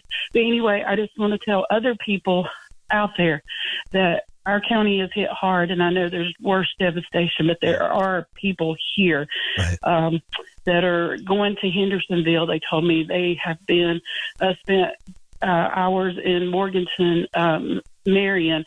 So they're making rounds and they're getting out there, and there's more people coming. So just keep looking up. That's the only thing we can do at this point. And just know that there is people out there that are here to help us. Bonnie, thank you so much, honey. We love y'all. Thank you, Bonnie. Love you too. Can I say one more thing? Yes, ma'am. Also in my county is our Central High School that is on North 221. When Lake Lore and Chimney Rock is part of Rutherford County, when they had to be evacuated, all of the firemen, from my understanding, they had to bring their fire crews, equipment and things to RS Central. And so for our county is a shelter. So if anybody is in need in the Rutherford County area and don't know where to go, they need to go to RS Central if they can get there. Okay. Bonnie, thank you for the update, honey. We love y'all. Thank you so much, Bonnie. I love you too. We certainly appreciate it. Take care, sweetheart. Stay safe, okay? We are at almost at 8:30. Is it 8:30? 9:30. Sorry, 9:30. Do the math, Mark. Do the math. Carry the one. 64 Eastern degrees. time zone. That's right. We're going to catch up with a quick check-in with the news with our folks over at 24/7, and we will be right back. Over 500,000 without power as thousands work to repair the outages. Over 550,000 locations in North Carolina are still without power 2 days after Hurricane Helene hit the state, according to readync.gov. The outage map shows that 10 counties have at least 20,000 homes in the dark, with Buncombe County and Henderson County being among the hardest hit. Duke Energy has deployed 11,000 workers, including crews from 19 states and Canada, to restore power as quickly as possible. Congressman Chuck Edwards warns residents to be prepared for potential multi-day outages. I'm Thomas Cage. Residents of flood-ravaged western North Carolina are without power, water, and essential supplies. A woman in Leicester, not far from Asheville, which has felt the greatest impact from the remnants of Hurricane Helene, shared her experience with reporters. I'm stuck at home with these kids, no water, no gas, no way to get none. Asheville's in Buncombe County, where dozens have been killed and hundreds are unaccounted for. Residents worry about rural parts of Swannanoa because they say emergency crews haven't been there yet, and there are multiple reports of missing persons. Emergency officials walk the streets streets of downtown Swannanoa Sunday to evaluate the situation after debris from the force of floodwaters caused the Davidson Road Bridge to collapse. Mudslides destroyed houses along North Carolina Highway 176, and the road is now shut down indefinitely. Polk County Fire Marshal Bobby Aldridge described a mudslide as the worst he's ever seen in the area, adding, "This is way worse than 2018. Rescue efforts began Friday and continued through the weekend between Tryon and Saluda. The Tryon Daily Bulletin reports approximately 50 to 75 residents sustained damage. Urban search and rescue teams are working in the area to clear debris and assist with recovery efforts. I'm Rebecca Hughes. We're here connecting the community. This is iHeartRadio Asheville's continuing coverage of rescue and recovery efforts from Tropical Storm Helene. And we are at 9:32, 64 degrees. Good evening. I'm Mark Starling. He is Eddie Fox. Hello. She is Ashley Wilson. And we are here with you tonight to just get you through another night. Yeah. And that's the only way I know how to describe it, is that this is just another night of what is going to be a long series of nights, unfortunately. But we'll get through all of this together. I think we just go right to the phones, guys, and let's chat with some folks. Hey, good evening. You're on the air with. Oh no, you're not. You're not even there. Let's try you. Hey, good evening. You're on the air with iHeartRadio Asheville. Who are we talking to? Hey, Mark. Hey, this is from the Center Cancer Center. Hey, honey, how you doing? Well, what, Eddie, I'm doing fantastic compared to other people, I have to say. I have no complaints, but what I wanted to call in and say is we really appreciate you guys being our lifeline to know what's going on. Oh. And Mark, today when I heard you talk to your wife, I just want to be honest with you. I want you to thank Brandy, your son, and Eddie and Amanda and Ellie and Amanda's parents. Thank them for letting you guys be on here to know what's going on. Oh. We love y'all so much. Yeah, let me tell you, y'all, these gals do so much for this community, and we cannot say enough how much we love and appreciate you. Well, we love and appreciate you, and our clinics in Spruce Pine and McDowell, I don't even know when we'll get back to them. I'm worried about the patients, and but we just have to do the best we can and pray for them and pray for all of them and pray for everybody. Yes, ma'am. So thank you so much. I just wanted to get through and tell you guys how much we love you, appreciate you, and Mark, when this is over, I want you to give Brandy and your son a big hug and a big kiss for letting us share you with us. How about if I make it two? I ain't gonna kiss him. I'm gonna go ahead and tell you right now, I ain't gonna kiss him. Yeah, I ain't gonna kiss Eddie. His face way too furry for that nonsense. I got news for you, sweetheart. You stay safe, okay? We love you. All right. Take we care. love you too. Take care. I just got an email in from. This is really interesting. Loyola University in Maryland. And it says, I just wanted to say thanks and hang in there from way up here in Baltimore. We've been listening to get more info until we finally heard our future son-in-law at Warren Wilson. We made it out today, and he's on his way up here, thankfully. Your coverage and your passion is sending a powerful message to all your listeners. You're doing a good thing, and it's so important that you're letting people know it's okay to not be okay. It's going to take a long time for everyone. You are what makes radio matter, all of you. Oh. For this college radio station, to all of you, thank you. Oh. Take care of yourselves and your people. I've been involved in radio since college, back when we still needed an FCC test. This is what I always want to tell our student staff. This is radio. Real people in their communities doing what they can to help communities is invaluable. You're doing the most important work you can. Sincerely, John DeVecca, Operations Manager at WLOY, Loyola Radio in Baltimore, Maryland. God bless. Thank you so much. So I'm honored. Yeah. Honored. Great. Honored. Yeah. That's it. Yeah. He just summed it up. That's why we do it. And we love these mountains. We love Western North Carolina. I've tried to move away 3 different times, and I can't stay away. I mean, Hotel California it for is, him. Man. These mountains got a hold of me, and I'm proud of that. I'm proud to be here. I'm proud to be from here. This is the longest place I have ever stayed in my career. We're gonna let you stay, I reckon. You all right? I really don't want to move again. It's really a pain to have to move, all that packing and all that nonsense. Ashley knows. I mean, these mountains, man, I'm telling you. Look, she keeps coming back. She keeps getting a little closer every time. I'm telling you.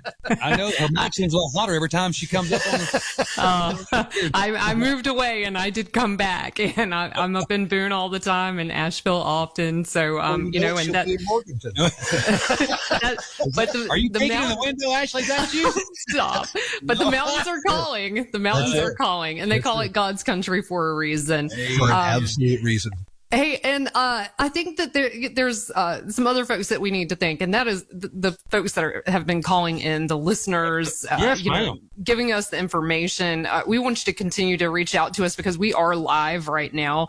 It's 828-240-9962. We've also had some people sending us messages on the iHeartRadio app. You can listen to us there. Download the app to your phone. You can listen to this station or any station in the country right there on your phone. And just to piggyback off that note that you read, we posted the Kiss Country link in Charlotte this morning on the country station in Charlotte, 96.9 The Cat, just so that people could listen in and see what's going on. And, you know, we've had people calling in from all over the country, you know, Charlotte area, different areas of North Carolina today, checking in on their friends and family members, trying to see if they're okay, because I had mentioned before, I couldn't get in touch with my dad for 2 days. He's in Boone, and so I just drove up there and picked him up this afternoon. But Leslie Peters Colbert on this post this morning, sharing the stream link, she said, my son's girlfriend and her family are in Western North Carolina in Mars Hill, and as far as we know, they are safe, but haven't heard.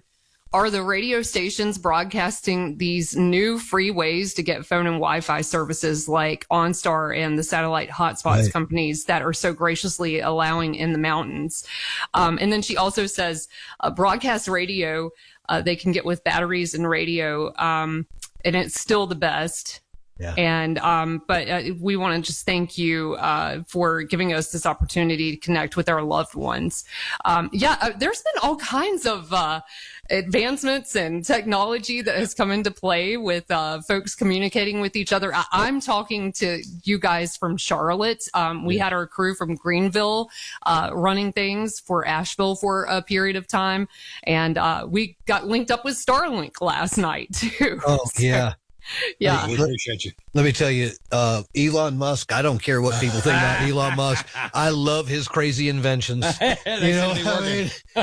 crazy science experiments have really done well for us this last 24 hours. Let's take some more calls. You want to? Yeah, let's do it. All right, hit line 4 here. Hello, welcome to the broadcast. What is your name? Ken. Hey, how you doing? Okay, you buddy? I'm making it through, my friend. Making it through. Where you calling from? Woodson. What you seeing in Woodson tonight? Well, I was just going to see if you've heard anything about the situation in Woodson, if they're going to have any water distribution centers or anything like that here in Woodson. Nothing particular. No. To answer your question, nothing as of yet. I know that there's a lot of people wanting to bring supplies in. We're trying to get those people in and in contact with the people they need to be in contact with, but nothing in particular just yet, my friend. Okay, buddy. I appreciate it, and y'all doing a great job. Thank y'all so much for being there when we need you the most. Well, we love you, my friend. Thank you for calling in. We love you. Hey, guys. All right. They did say during the news conference today that they were going to establish, 6 distribution sites across Buncombe County, but I don't know that they ever... They haven't announced them yet. If they have, I missed it. I think what they were waiting on was there was still kind of a delay in the supply chain, and they were not going to announce those until they knew for certain that those supplies were going to be here, and they basically had them kind of in hand. So that we are hoping that is going to be one of the first announcements in that Buncombe County press conference right out of the gate tomorrow morning. I know there's like Biltmore Church off of Long Shoals. Noon tomorrow, I think they're going to be set up with some supplies. Yeah, they've got, hang on one second here. I think I actually have that information. I would show up early, kind of get in line, and you know, they had ice today. They were there for a good, hour and a half, 2 hours, it seemed like, handing out ice. So yeah, that was, hang on here. I know I've got it in here somewhere. I read it 4,000 times this afternoon. Now, I know also Fresh Market was distributing free bottled water at their Asheville locations today. I don't know if that will happen again tomorrow. They have 2 locations, 944 Merriman and 1378 Hendersonville Road. I would imagine that they will probably try to do that again tomorrow. We will reach out to them and try to get a confirmation there. Still trying to find that. Let's see here. No, as far as the food and water distribution sites, they basically said to us today, they're still in the works. Yeah. Well, as soon as we find out some hardcore information, I promise you'll be the first to know. However, Black Mountain, you do have potable water at the Ingalls in Black Mountain. You have to bring your own jugs. I'm not exactly sure. Well, there's a curfew right now, so tomorrow that potable water will be there as well. Go to the Black Mountain Ingalls. Just make sure you bring your own jugs, and you will be able to refill your supply that way. And I know they were still waiting on food delivery. Not the Ingalls, but the actual city of Black Mountain was waiting on food delivery for food service for people. Yeah. So that was something that had been delayed as well. And again, the state of emergency has been extended indefinitely or until further notice, however you would like to describe that. So we go to the phones? Yes, we do. Laura, are you still there, ma'am? Laura Dotson. Hello, Laura. Miss Laura. Laura. How you doing? This is hello. How are you? Doing very well, ma'am. Good. I've been trying to get in touch with my brother. He lives in Canton. Okay. He is at 9 Top Lane. And the last we talked to him was Thursday morning. What's his name? And Clifford Moffitt. Clifford Moffitt, all right. And we haven't heard from him since. Clifford, you out there? If anybody knows where Clifford is, or if you've heard from him, Clifford, if you may be listening right now, if you can, call and let us know. Hopefully we can get some word back to you, ma'am. Okay. I appreciate that. Thank you so much. God bless you, ma'am. You give them phone numbers one more time there, Mr. Starling? Yeah, 240-9962, 1-800-570-9962. That's 240-9962, 1-800-570-9962. Miss Betty, you on the line? Who have I got? This is Eddie Fox and Mark Starling. Who's this? I was trying to call a 1-800 number. I thought it was in Nashville. It was a... This is Asheville. No, I'm Dave. Yeah, this is Asheville. Sorry. Well, this is David Johns in Greenwood, South Carolina. I'm a retired South Carolina state trooper. Yes, sir. And today my wife saw something on her Facebook that somebody in Eagles Nest at Banner Elk, North Carolina, was stranded up there at an Airbnb at Sportsman's Lodge. And I was it was some woman with a baby and a couple little dogs, and they out of food. I don't know. And I'm not sure. And they said there was 2 helipads up there, and they was up towards the winery up there. I don't know nothing about this, but I tried to reach several people earlier today, and I couldn't get anybody, and I left a message at Boone, North Carolina, to some captain up there, but I've been listening to the radio about this stuff up there, and I saw this number, and I was trying to see if anybody could check on that. I don't know. I can't give you any particulars. Yeah. Honestly, I don't know. But if anybody is in that area and maybe happens to know what this gentleman is speaking to, then by all means, let us know. Yeah. But I do not know. Please call the station, 240-9962, 1-800-570-9962. Thank you, sir. We appreciate the update. Yeah, for sure. Please stay safe. Did you have... What's that? A number I could call if I can't, another number or something? Off the top of my head. I do not, sir. Yeah. I'm so sorry. Let me tell you what, give us the name one more time.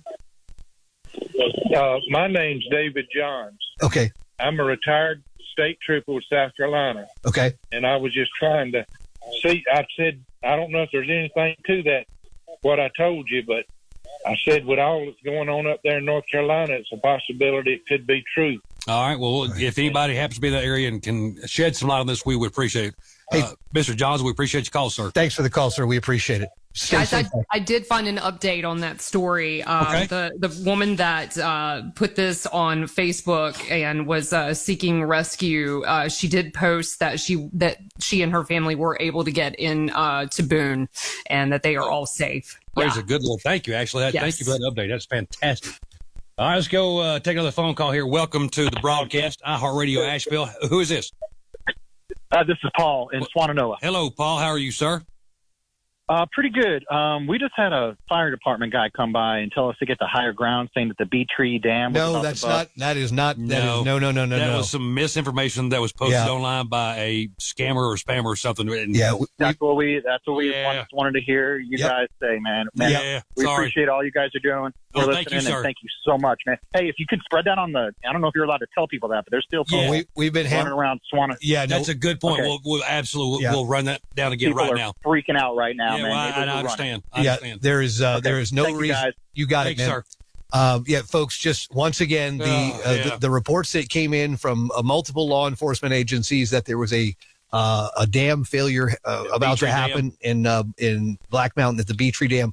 Those are erroneous reports. False reports. We have made confirmation not only with the Buncombe County officials, City of Asheville officials, Asheville Fire Department officials, several different people. That is not a thing. However, that got posted by two different law enforcement agencies. I will never understand it. And then we reported it. And we're so sorry that we freaked everybody out. But just, when you see an official source posting it, you take it to be true. But they, I don't know what happened, but it is misinformation. You do not have to evacuate. Period. Take another phone call here. Welcome to the broadcast. What is your name? Hello. Is this Kiss Country? It is. It's all the stations. You got us all. It was like the family pack. Whether you wanted all of us or not. Who's this? Oh, yeah. I just check it in from Fairview. It's devastation over here, boys. Yeah. You guys without power and water, I assume? Yeah, power and water, and it's the awfulest mess we ever seen. I want y'all to tell everybody, pray for everybody. Oh, we need to pray for one. Let me tell you, we've been praying since the first second of this. We pray every day around here. So you are definitely in our thoughts and prayers, my friend. It's. I know everybody around us is bad too, but we're bad over here too. It's devastation. It's crazy. Well, God bless y'all. Thank you for checking in. We appreciate you. Love you too. Bye. All right, man. All right, welcome to the broadcast. Who is this? Hello. Hello. Hey, how are you, honey? Hi. Good. How are you? Doing well, considering we're doing all right. We're very blessed. Yeah. Y'all have a broadcasting system, right? Yes, ma'am. We're just. I don't know if we're on the line or anything. Yes, ma'am. We're on the air. What's your name? Oh, we're out. This is my friend Alexandra and Eva. Well, I'm Alexandra. This is Eva. We're in Asheville right now. Yes, ma'am. And we wanted to call because we just wanted to bring awareness. We were speaking with some homeless people out on the towns of like downtown, and they're telling us that the churches are not open for them, and they're not providing. They don't have any food or water, and they have no transportation to get over there. So if anyone is able to bring food or water or or even transport them. And I know a lot of people, they said it's difficult to get help, like homeless people won't take any help, but we brought over as much food that we had left over and stuff in cans or anything. So if anyone was able to get out there and help them, they're still down there at the service center. Thank you. Thank you guys for stepping up and helping out. We truly appreciate that. Yeah, we just want to make sure, people who can't afford food and shelter or anything are getting the shelter. We spoke with this one guy who had a tree fall on him while he was sleeping in a tent. So that must have been a scary event to live through. My Lord. Well, thank you for the update. Yes, ma'am. Any help that y'all can give would be much appreciated. Thank you for the call. Yeah, you're welcome. Thank you so much. Well, let's take us another one here. Hello. Welcome to the broadcast. What's your name? Tom. Tom, how are you, sir? Are you hanging in there? Yeah, no, I'm good. I'm actually down in Sumter, South Carolina. Well, hello, South Carolina. I grew up in Asheville. I grew up in Asheville. I was curious. I'm looking at putting together a truck and trailer with water and just essentials. Is there like anything specific or any drop-off locations that you know of in the area? That is a good question, Mark. I've had a lot of folks call throughout the evening asking. They want to come in with trucks of water and supplies. How does that work? I think that really the best thing that folks can do right now, and let me make sure I've got to try to find the number. I'm looking for the number for the Buncombe County. I mean, at least this is basically. I would suggest trying to get in touch with the county and letting not just show up. Okay. The other thing you could do is contact local churches, Biltmore Baptist or Biltmore Church in Arden, the Arden campus. Yep. I'm sure if you reached out to them, they could probably help you maybe create a drop-off point or a pickup point. That's a good. But that would be Trinity Baptist Church in West Asheville would be another good one. I know they're always looking to reach out and help folks out. So yeah, you could definitely contact them and get some headway there. What about like Hearts with Hands? Can you contact with them and I haven't heard from Greg. I know they're located in Swannanoa, and Swannanoa was hit so incredibly hard. So we'll be reaching out to him tomorrow. We're going to try to get in touch with him tomorrow, I think. So, but yeah, I would certainly try the regular, kind of the I guess the run-of-the-mill places that you would normally go, right? Church drives, that type of thing. I got you, man. Well, yeah, man, I grew up there, and my thoughts and prayers are with you guys, man. Just know that there's people all around that are ready to try to come help you guys, man. That means the world to us, man. Thank you. God bless you for having such a big heart and wanting to step up and help. That means the world to us, sir. It really does. Yeah, bud. Y'all take care, all right? Yes, sir. You be careful. All right, welcome to the broadcast. Yep. Got tired of calling. I'm sorry. Hello, welcome to the broadcast. What's your name? Is there something I said? My name's Paul, and this is between y'all, apparently.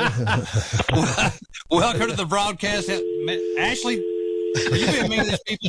Are you saying something I'm not? It's just Ashley prank calling. She's trying to get a word in edgewise. No, I was not playing David Allen Crow for the 20th time. Okay. No way. Our phone number is 828-240-9962. I also want to give a big thanks to the folks at USA Today that have been sharing our stream all day long on their YouTube channel. Hey, thank y'all very much. Yeah, all the love and support. I mean, you may not believe that prayer works, but I'm a believer. I'm a true believer.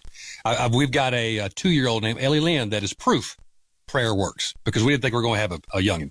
You pray, miracles do happen every single day. That's why I bring it up. Prayer works. So all the love and prayers that you can send is absolutely appreciated, and I'm telling you, prayer works. So we appreciate y'all. And one more shout out. There is a Facebook group called 828 Storm Connections. Aaron mentioned it yesterday, and there have been people posting in there all day long about 99.9 Kiss Country and the storm coverage, and WWNC and the storm coverage. And it's on all of our iHeart Asheville stations. We are broadcasting simultaneously all this information. We've been wall to wall since when, guys? It's been days now. Yeah. It's Friday morning, I guess it was. Is that when we started? You started Thursday. Yeah, we started Thursday morning at 3:30. I got here to the station Thursday morning at 3:30, and that's the last time I've been anywhere else. Yeah. So, but we were starting to rev up for it, and prepare for it and figure out what our game plan was going to be. Yeah. I think on really kind of the weekend, we were speculating, okay, well, if this thing is going to do this, then we've got to do this. And, I tell you, for me, when it got serious is when every forecaster, every outlet was saying, heed every single warning and watch and everything that you see, follow it to the T. And I mean, some people did, some people didn't. It's either here or there, but I felt like then it was going to be bad, and it's bad and then some. I'll tell you, I think there's a chance that we're teaching some people some things tonight. And I know you're going to go, what? Yeah, the look on my face. I just got another message from somebody from a college. And it says, I'm tuning in from New Jersey, and I told all of my students at WMCS or WMSC to tune in. You guys are doing an incredible job, sending the best from all of us here at College Broadcasters Incorporated at WMSC at Montclair State University. God bless y'all. Thank you. I just walked in and started talking. I don't know what I'm doing. No, I know. It's apparent. No, it's fine. I'm only kidding. Thanks, Mark. I appreciate that. I'm only kidding. This is the most humor I've had in a consecutive amount of time. And sometimes you just have to laugh. Before you cry. Yeah, you really just got to let it out every once in a while. So we are about 4 minutes away from the top of the hour, with the 10 o'clock hour. We're going to be with you up into through 11 o'clock tonight. Are you sleeping at the station tonight, Eddie? It looks like I am, yes. Oh, yeah. I only got a single air mattress. I've got Ellie's bed. Oh, that's right. Ellie has a fold-out mattress that she has never used in the Kiss Country studio. I'm not making this up. She uses it like a play pad, but let me tell you, I'm going to sleep a fool out of that thing here in a little while. What are those phone numbers again there, Mr. Starling? 240-9962, 1-800-570-9962. Let's go to the lines right now. Hello, welcome to the broadcast. What is your name? Tell you, I think there's a chance. Turn your radio down. Hello, I'm sorry. Sorry. This is Alicia from McDowell County. Yes, ma'am. We just wanted to give an update from McDowell County because we haven't heard much from about that. Yes, by all means, please. Some information. Please do. Absolutely. So we live in the Woodlawn area, which is up north towards North Cove, and we're without power. We just got cell service tonight. A little further, just a couple miles north of us, everything is shut down. Bridges are out. We do have, what is it called? National Guard is here. There are helicopters flying in and out. There were a couple distribution places today, and we're hoping that there will be more tomorrow. If we get that information, is there a way that we can share that with you guys? Because we're not hearing any of that on the radio, and we know that some of our folks who are without cell service, the only thing they're hearing is from you guys. Yeah, you can email that. Can you get an email out? Yeah, if you can, yes, you can email me. It's Eddie at 99kisscountry.com. That's Eddie at 99kisscountry.com. Anything you guys send to me, we will get it on just as quick as we get it because we want to make sure you guys have every bit of info that you can get. Yeah, sure. And Mark at WWNC.com. Yep. Yeah, but go Mark ahead. at WWNC.com. Yes, ma'am. McDowell County schools are out through this week. Confirmed on Facebook. Yeah, that we confirmed that ourselves on Facebook. I think it's safe to say pretty much all of the schools in the listening area are out for at least the next week, if not indefinitely. We also heard that the